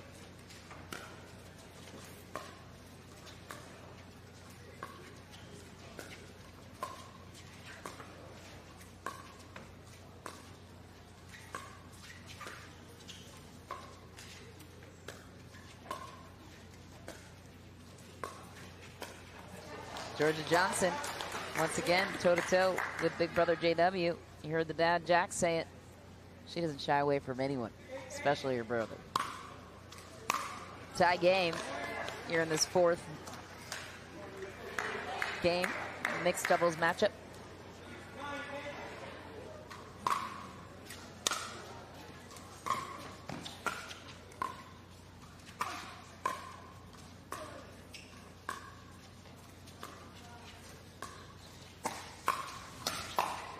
That ball is wide for the smash. Tie things up. What went into the thinking originally putting JW and Lee Whitwell together on their side? Against? Just in general, because they've been playing together this entire tournament. So why partner them? Familiarity. They've played a bunch of tournaments together. So the familiarity they have with each other is insane. They won St. Louis together, so they do have a gold medal under their belt. Oh, and Whitwell ran right into that.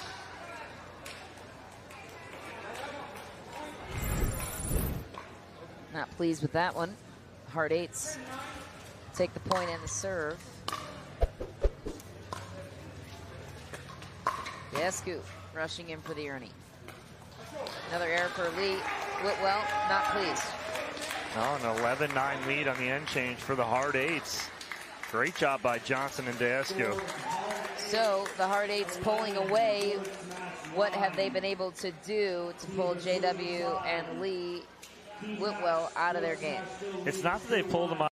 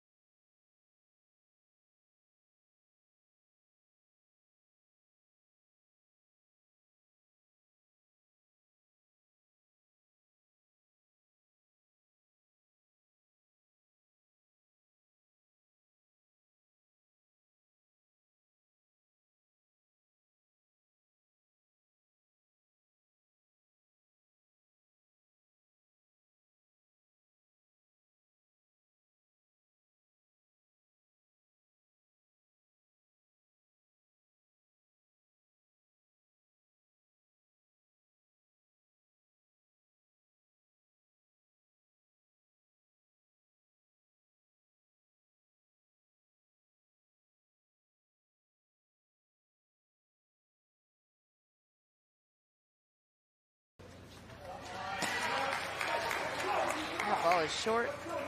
Florida Smash take it right back. Pulling within one.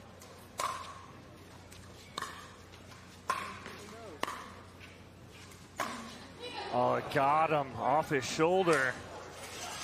They'll take a 3-point lead here. 14-11.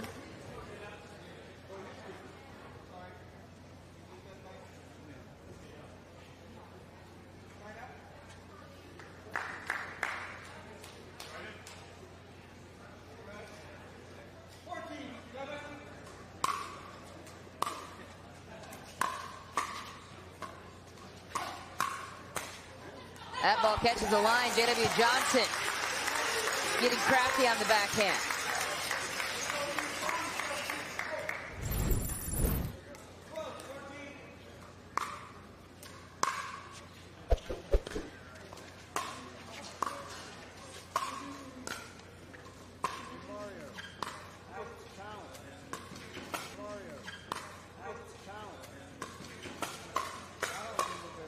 What a snag from JW. Oh, wow. Georgia Johnson saying, I got you, big brother. Here we go. 15 years old, not shying away from her usual mixed doubles partner and brother, JW Johnson.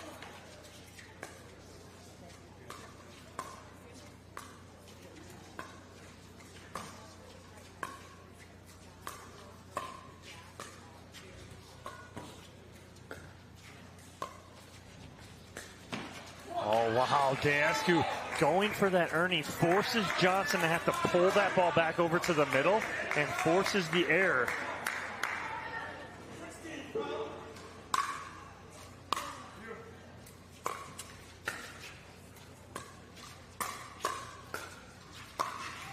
Andre Deascu with his commanding wingspan finishing that point off. That is all set up by Georgia Johnson right there. She attacks big brother on the backside, causes him to pop that up, and Deascu there to clean it up.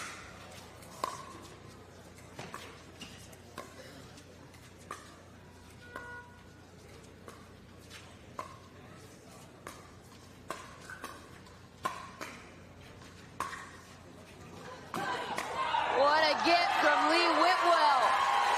My goodness. The crowd goes wild, and rightly so. It was close. What a great get from Whitwell. She comes up with those kind of highlight reel plays, and the momentum building on their side. Don't look now, but here comes the Florida Smash, accustomed to a comeback, as they've done so much already earlier today. J.W. Johnson, a part of the first one in men's doubles.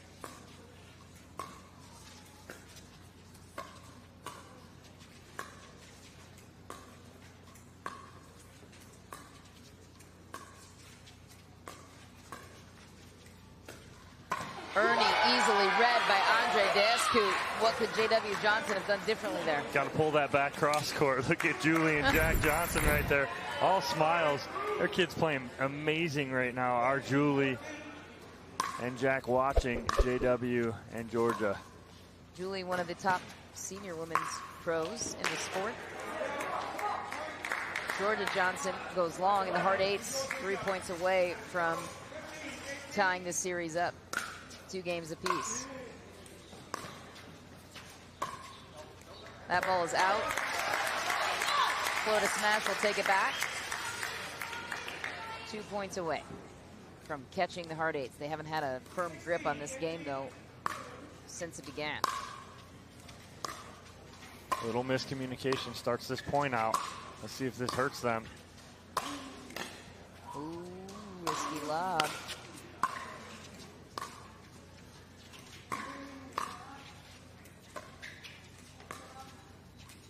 Work their way right back in.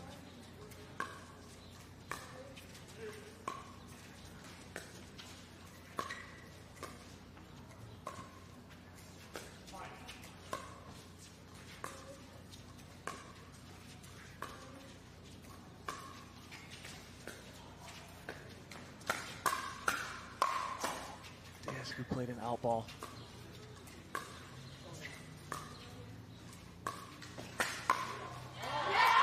Oh, man. That rally spoke for itself. We have a 1-point game. So and things just got a little more interesting. So instead of it being 19-16 with the serve, after Dasku plays that out ball, it's 18-17. Whitwell and Johnson with the serve and a timeout from the Hard Eights.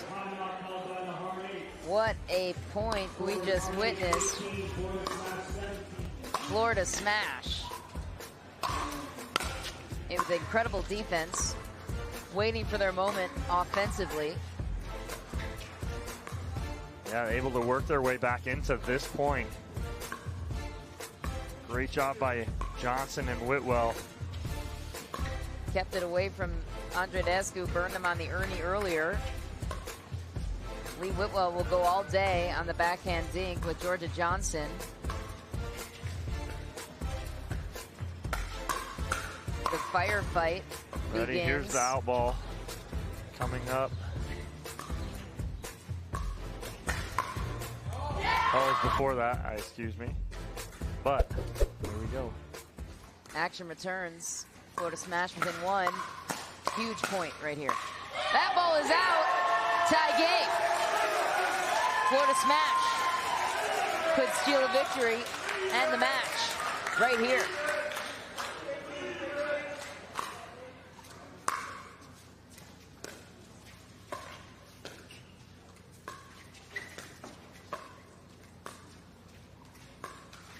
J.W. Johnson puts his team on top, 19-18.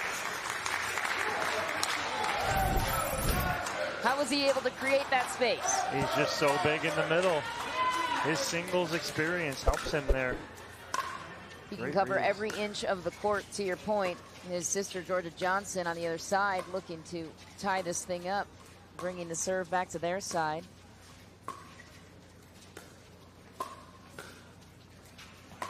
Oh, and he gets Whitwell with it. Finds a nifty ATP. We have a tie game.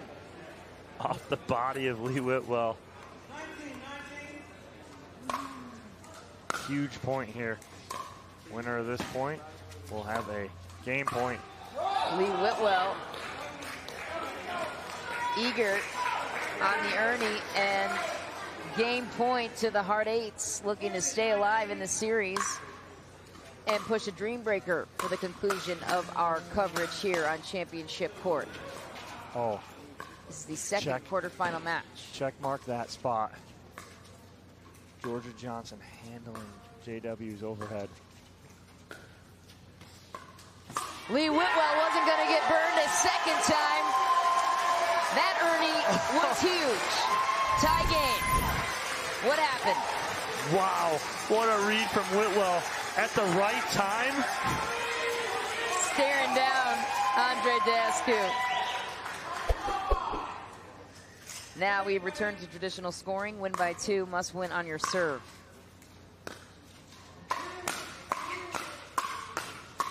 Pace is fended off by Georgia Johnson. 15 years old. Parents are smiling. It's a win-win for them. Either way, one kid comes home victorious. It's a battle they are very familiar with, training together every day.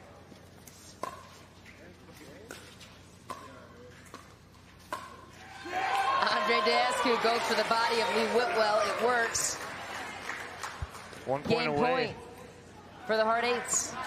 Are we going to get a dream breaker to end the night here, Michelle? Seems like we might.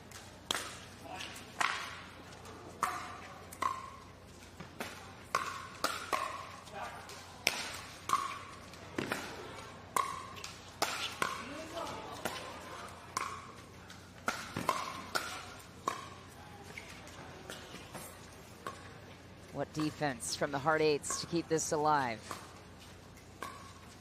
Silence on Championship Court.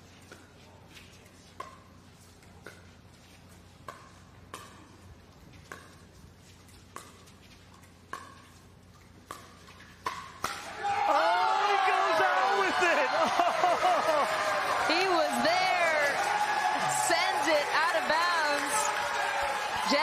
Johnson all smiles because it was a good point and a fun game. And now we have a 5th tiebreaker, which is the Dream Breaker singles format. So the Hard Eights come away with a 22-20 victory. Wow.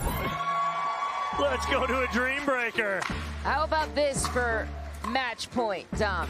Really reflective of the entire match. I mean, let's talk about some digs here. J.W. Johnson had an overhead right there that Georgia digs out. And look at the just tenacity of both Deascu and Johnson working their way back into this point to neutralize and make it a 50-50 point at the kitchen line. Georgia Johnson fears no one, including her older brother, J.W. Johnson. She's been huge all match long for her team. Andre Deascu, successful down the middle, and the Hard Eights come away with a huge victory. Our Cameron Blackwood standing by with the winners. Tied it up 2-2. You guys had a hard game plan going in there. Can you tell us about that? Well, we're trying to keep JW out of it for the most part, but we're trying to keep him honest as well. As you can see, he started creeping over, and he was doing a lot of damage from the right side of the court, so we try to keep him to the left. Very close game, just like all the other ones, so finally we catch a break, you know. And I know you, Georgia. You want to get in a hand battle with J-Dub any chance you get, but you really stuck to that game plan. But in the end, you won that last hand battle. Were you looking to go behind him at all? Yeah, for sure. I mean, I know he has the middle down with his forehand, and I didn't want any part of that, so I just decided to keep going at it and hope for the best. Nice. Well, we're excited to see the Dream Breaker. All right, back to you. It's going to be an interesting Dream Breaker at that. Here's the format for the Dream Breaker. Games to 21 points, win by 2. Must win on your serve, as we've been doing all tournament long. It's rally scoring. Each team must rotate it in 4 players for 4 singles rallies. But here's the nuance. So Florida Smash got to pick second with the mixed doubles matchup, meaning they could see what the Hard Eights would put out and they would counter. But now they have to show their hand first with the singles. They go with J.W. Johnson as their first player, understandably so, one of the best in the world in men's singles. So the Hard Eights get to strategize with who they want to match up against JW. John Sincola will be matching up against JW Johnson. Travis Rettenmeyer will be second for the Florida Smash. All right, so it's men against men, women against women, straight up here. Let's see the women match up here. Maggie Raminci.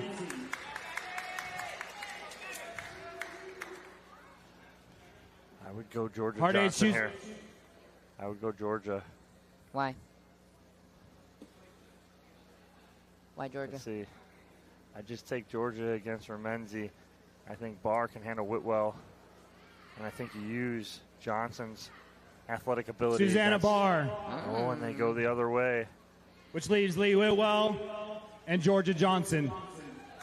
Okay, so that will be the rotation as they flip out every 4 points. This is, to me, one of the most revolutionary concepts in pickleball. So fun the way these teams can stack up against each other.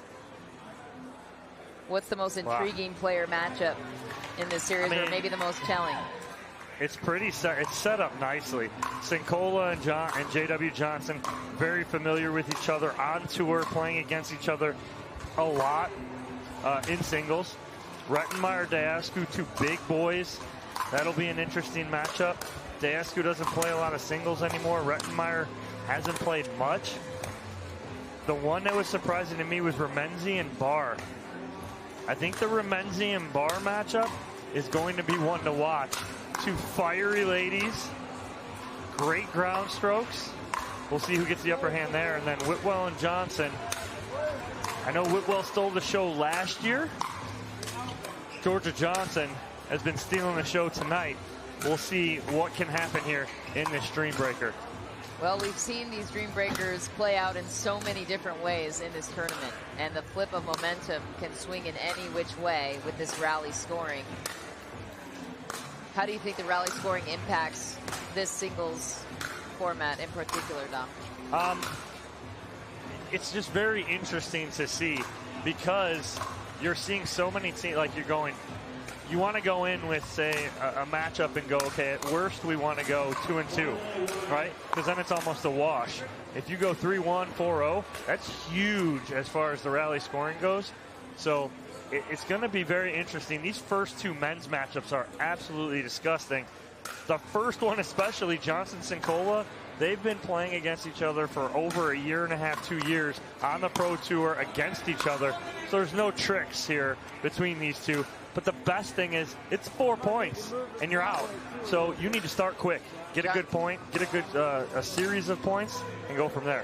Johnson has the highest Duper rating in singles in this tournament. He's also one of the best in the world in that category as well in terms of his performance in singles and doubles. So if you're Sincola, how do you strategize against JW with a kid that can cover every single inch of the court?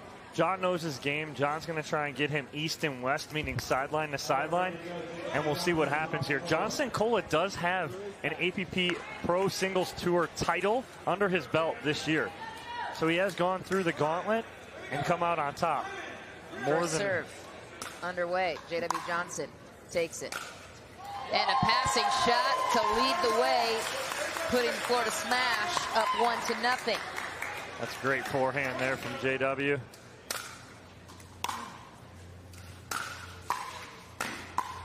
He makes it look easy. I mean, just stone cold, no emotion. They are playing for the final semifinal spot, which we play tomorrow afternoon at 1 p.m. Remember, $100,000 of prize money on the line for the first place team, $25K per player. It's a hefty purse. Then that's trouble. What a play, JW Johnson. When you get into the cat and mouse game up at the kitchen line with JW Johnson, he takes the ball out of the air better than anyone up there. And when he does, gets you on your heels and out of position. That ball is wide. Johnson-Cola comes away with one. So we move to our second rotation. Andre Deescu for the Hard Eights. And Travis Rettenmeyer for Florida Smash. Oh boy, that ball just catches the baseline. Hard Eights climbing within one. That's a nice ball there from Deescu. A couple of former pro tennis players on display in this matchup.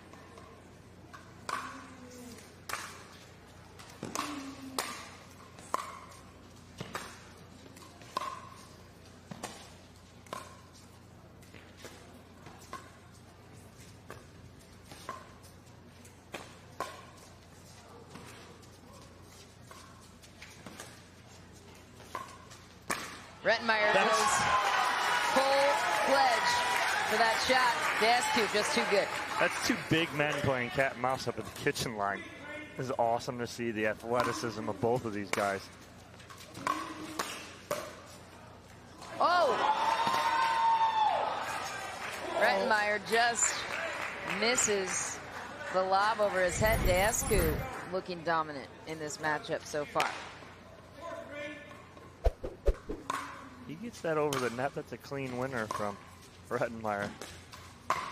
Ooh, that ball is called good. I don't know. That could have been long in my opinion, but... No challenge, nothing here from Florida Smash, and Deescu goes 4-0. So the Hard Eights now with the 3-point lead.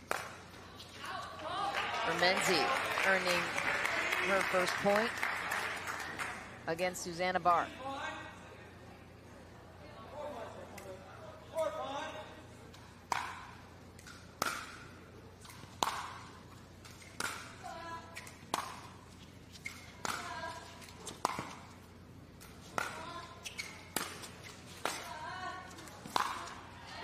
Susanna Barr coming away victorious in that one. A couple of former college tennis players on display. Yeah, Susanna Barr working out of the transition area. Started to come up and then just stop. Hard Eights take the 3-point lead. This is a crucial point in the game. Winner advances, loser is done. That ball wide. That's a big point. You're exactly right there, Michelle. because I think Georgia Johnson has an advantage here against Whitwell. They need to keep this as close as possible. Lee Whitwell, Georgia Johnson, the final part of the singles rotation.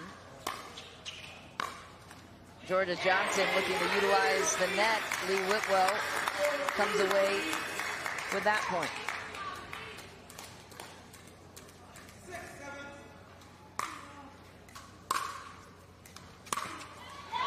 That's great return from Georgia Johnson, getting Whitwell full extension and on the run.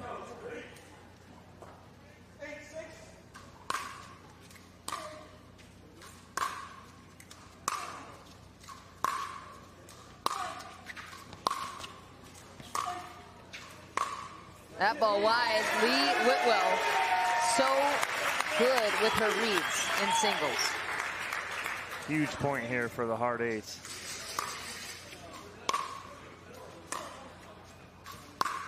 Oh, too good. Shot for Georgia Johnson goes right past Whitwell, steals the 2-point lead. The hard eights pleased with the first 4 rounds of singles. Johnson Cola back on the docket against J.W. Johnson.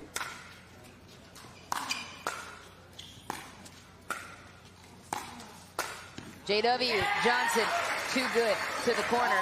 So deceptive, doesn't show at all where he's going with this. No, and what Sincola's got to do is go two-handed backhand cross court against the body of J.W. Johnson. He's got to learn from what Zane Navratil did in New York. That's tough. J.W. Johnson gets everything. Oh my goodness, almost got that. Nearly impossible ball to get back. The fact that he even got a paddle on it is insane. That's exactly what I was going to say, Michelle. How does he get a paddle on this? He is so fast. There's the passing shot you were looking for, Dom. That's it. That's what Navratil did last weekend in New York. And Navratil and Sincola are very close friends, practice together all the time. I mean, I'm not sure if Navratil's talking to him, but he's got to see that. So the hard eights are the first team to 11, so we will switch sides. No longer really a side advantage without the sun. And Johnson Cola takes back the serve against J.W. Johnson.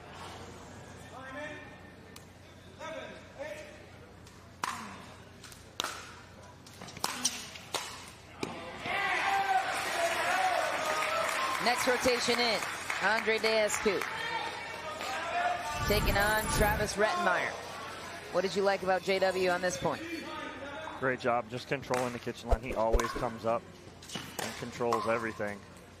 Such a veteran of singles. That's hard eights creating a run. This is dangerous. Another passing shot for Andre Deescu. Channeling his inner tennis game right there with a nice rolling forehand. These two seem to play a relatively similar game and look similar in their technique, their tennis backgrounds. That ball called wide. Deescu not pleased with the call, but surrendering his opinion. Rettenmeyer takes back the serve for the Florida smash. This is the point he's got to have here. That ball is out. Tough break for Travis Rettenmeyer. Next rotation in. It's Susanna Barr against Maggie Remenzi. Deescu right in Susanna Barr's corner. Absolutely love it. Into the net, Remenzi goes. Not what she wanted. I think Susanna Barr took a full swing at that. I don't think she hit it as well as she wanted to, and it threw Remenzi off. Winner of this match will take on the Fives tomorrow afternoon in the semifinal match. Remenzi steals one for her team. Yeah, Remenzi needs these next two, I would say. Get within two here. Game to 21 rally scoring. That ball is out of bounds, and Remenzi, the potential hero for her team.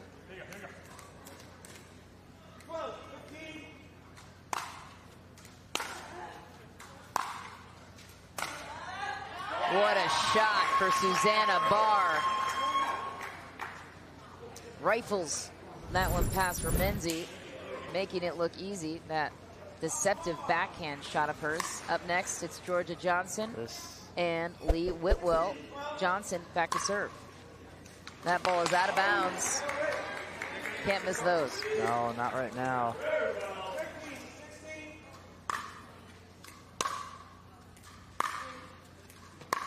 Oh no, Sails it long. A little pressure here for Johnson. It's a 2-point game. She's got to play her game here. Lee Whitwell into the net, giving Johnson a break back in return. Hard Eights 4 points away from a match. Signed, sealed, delivered in their favor.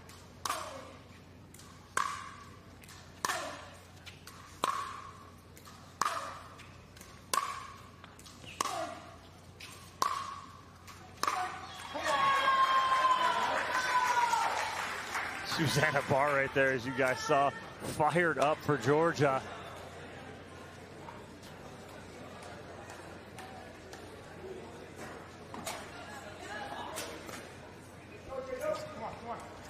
Returning back to the first matchup in this singles format, Johnson-Cola, J.W. Johnson. J.W. Johnson is needed desperately for his team to win.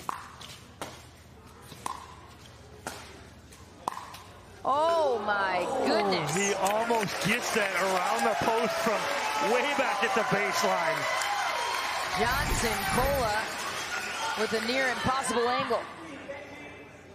So close. J.W. Johnson needs every point he can get. So far, so good, pulling his team within 2.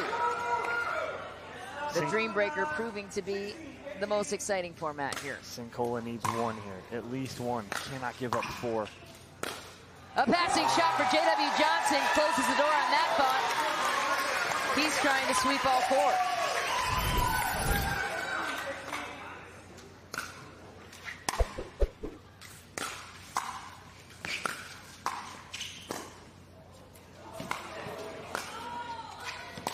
J.W. Johnson, the hero for the Florida Smash. We are tied up. This is anyone's game. It could end here, or it could go to Susanna and Maggie. It's as simple as that. Travis Rettenmeyer against Andre Deescu. Travis has been not as successful against his counterpart, Andre Deescu. Let's see if he can turn the tables in this one.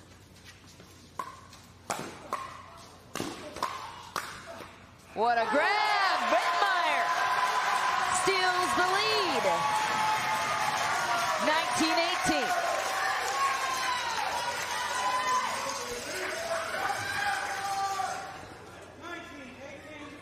Was the hero in mixed doubles and men's doubles with JW. Looking to be the hero in singles as well.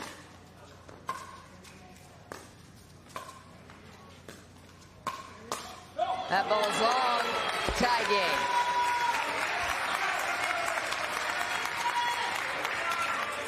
Susanna Barr on her feet. Cheering on Andre Deescu back to serve.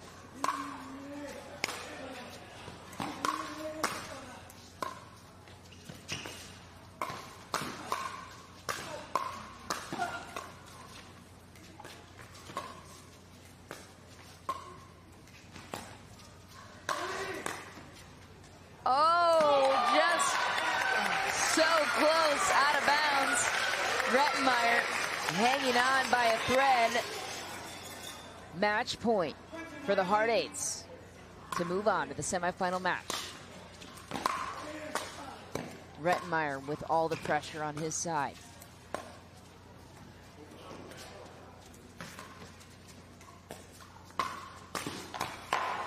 Rettenmeyer saves the day, and the Florida Smash are still alive. We are tied up at 20. It could not get any closer. Who will punch their ticket to the semifinals tomorrow afternoon? That is the question. Maggie Remenzi back to serve against Susanna Barr for the hard eights.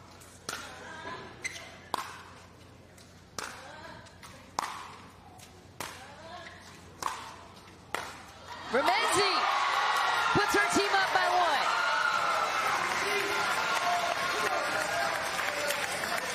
1. We are back to traditional scoring.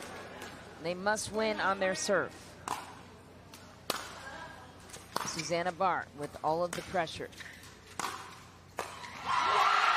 Maggie Remenzi finishes the game and the match. The Florida Smash are moving on to the semifinal game taking place tomorrow afternoon. It doesn't get any better than this. Major League Pickleball was made for this. Unbelievable finish right there. That's how you end a night right there. 22-20 in the Dream Breaker. Unreal. Every single fan in this facility on their feet. Travis Rettenmeyer, the hero, to save the day, fending off game and match point, hanging on. Maggie Remenzi seals the deal. Hugs all around. Nobody knew who was going to win this game, this matchup. Trading momentum side to side. The reaction says it all. My goodness. Susanna Barr went lefty at the end. And she does that all the time. So it's not like it was odd. She does that all the time. We'll go forehand, left hand. But unfortunately for her, goes off the tape and drops. All right, well, the Florida Smash have the fives in tomorrow's second semifinal matchup. The winners are still hugging courtside, and our Cameron Blackwood is standing by with the victors. Hi, guys. Okay, we're here. We got to calm the explicits. We're back on air here. It's okay. We have a very loud Lee and Travis here. Very excited for you guys. And J-Dub, 4 straight points to get them back in this. Please tell us how you did that. Got lucky. It was a paddle, of course. Everybody thinks it's a paddle, so it's a paddle. I don't know. Probably was in the moment, I guess. Of course, I had all the teammates here helping me out, so that was nice. And Maggie, you sealed the deal. How'd you get that done? I just knew I had to make the ball in the court. Honestly, just make a play one shot and get Susanna to come into the net. And I knew I could attempt to pass her when she came in. On to the semis. Any final words? I love my team. Florida Smash, let's go! Hey, Pete, what's up, OGs? Hi, Mom! There you have it, guys. Florida Smash into the semis. No shortage of enthusiasm for the Florida Smash. Travis Rettenmeyer, a proud player and owner of his team. And so, here's the final slate for tomorrow's action.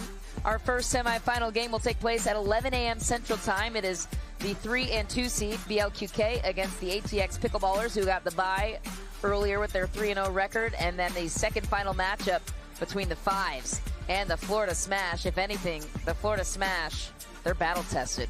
They're ready. This is only getting juicier here. 4 teams vying for that championship, which holds $100,000 of prize money. $25,000 per player. It's record setting. It is Major League Pickleball. We have the best of the best coming your way tomorrow. We will see you there. First game at 11 a.m. And it's only getting better from here. For Dominic Catalano, I'm Michelle McMahon and Cameron Blackwood. Thanks so much for joining us. We'll see you next time.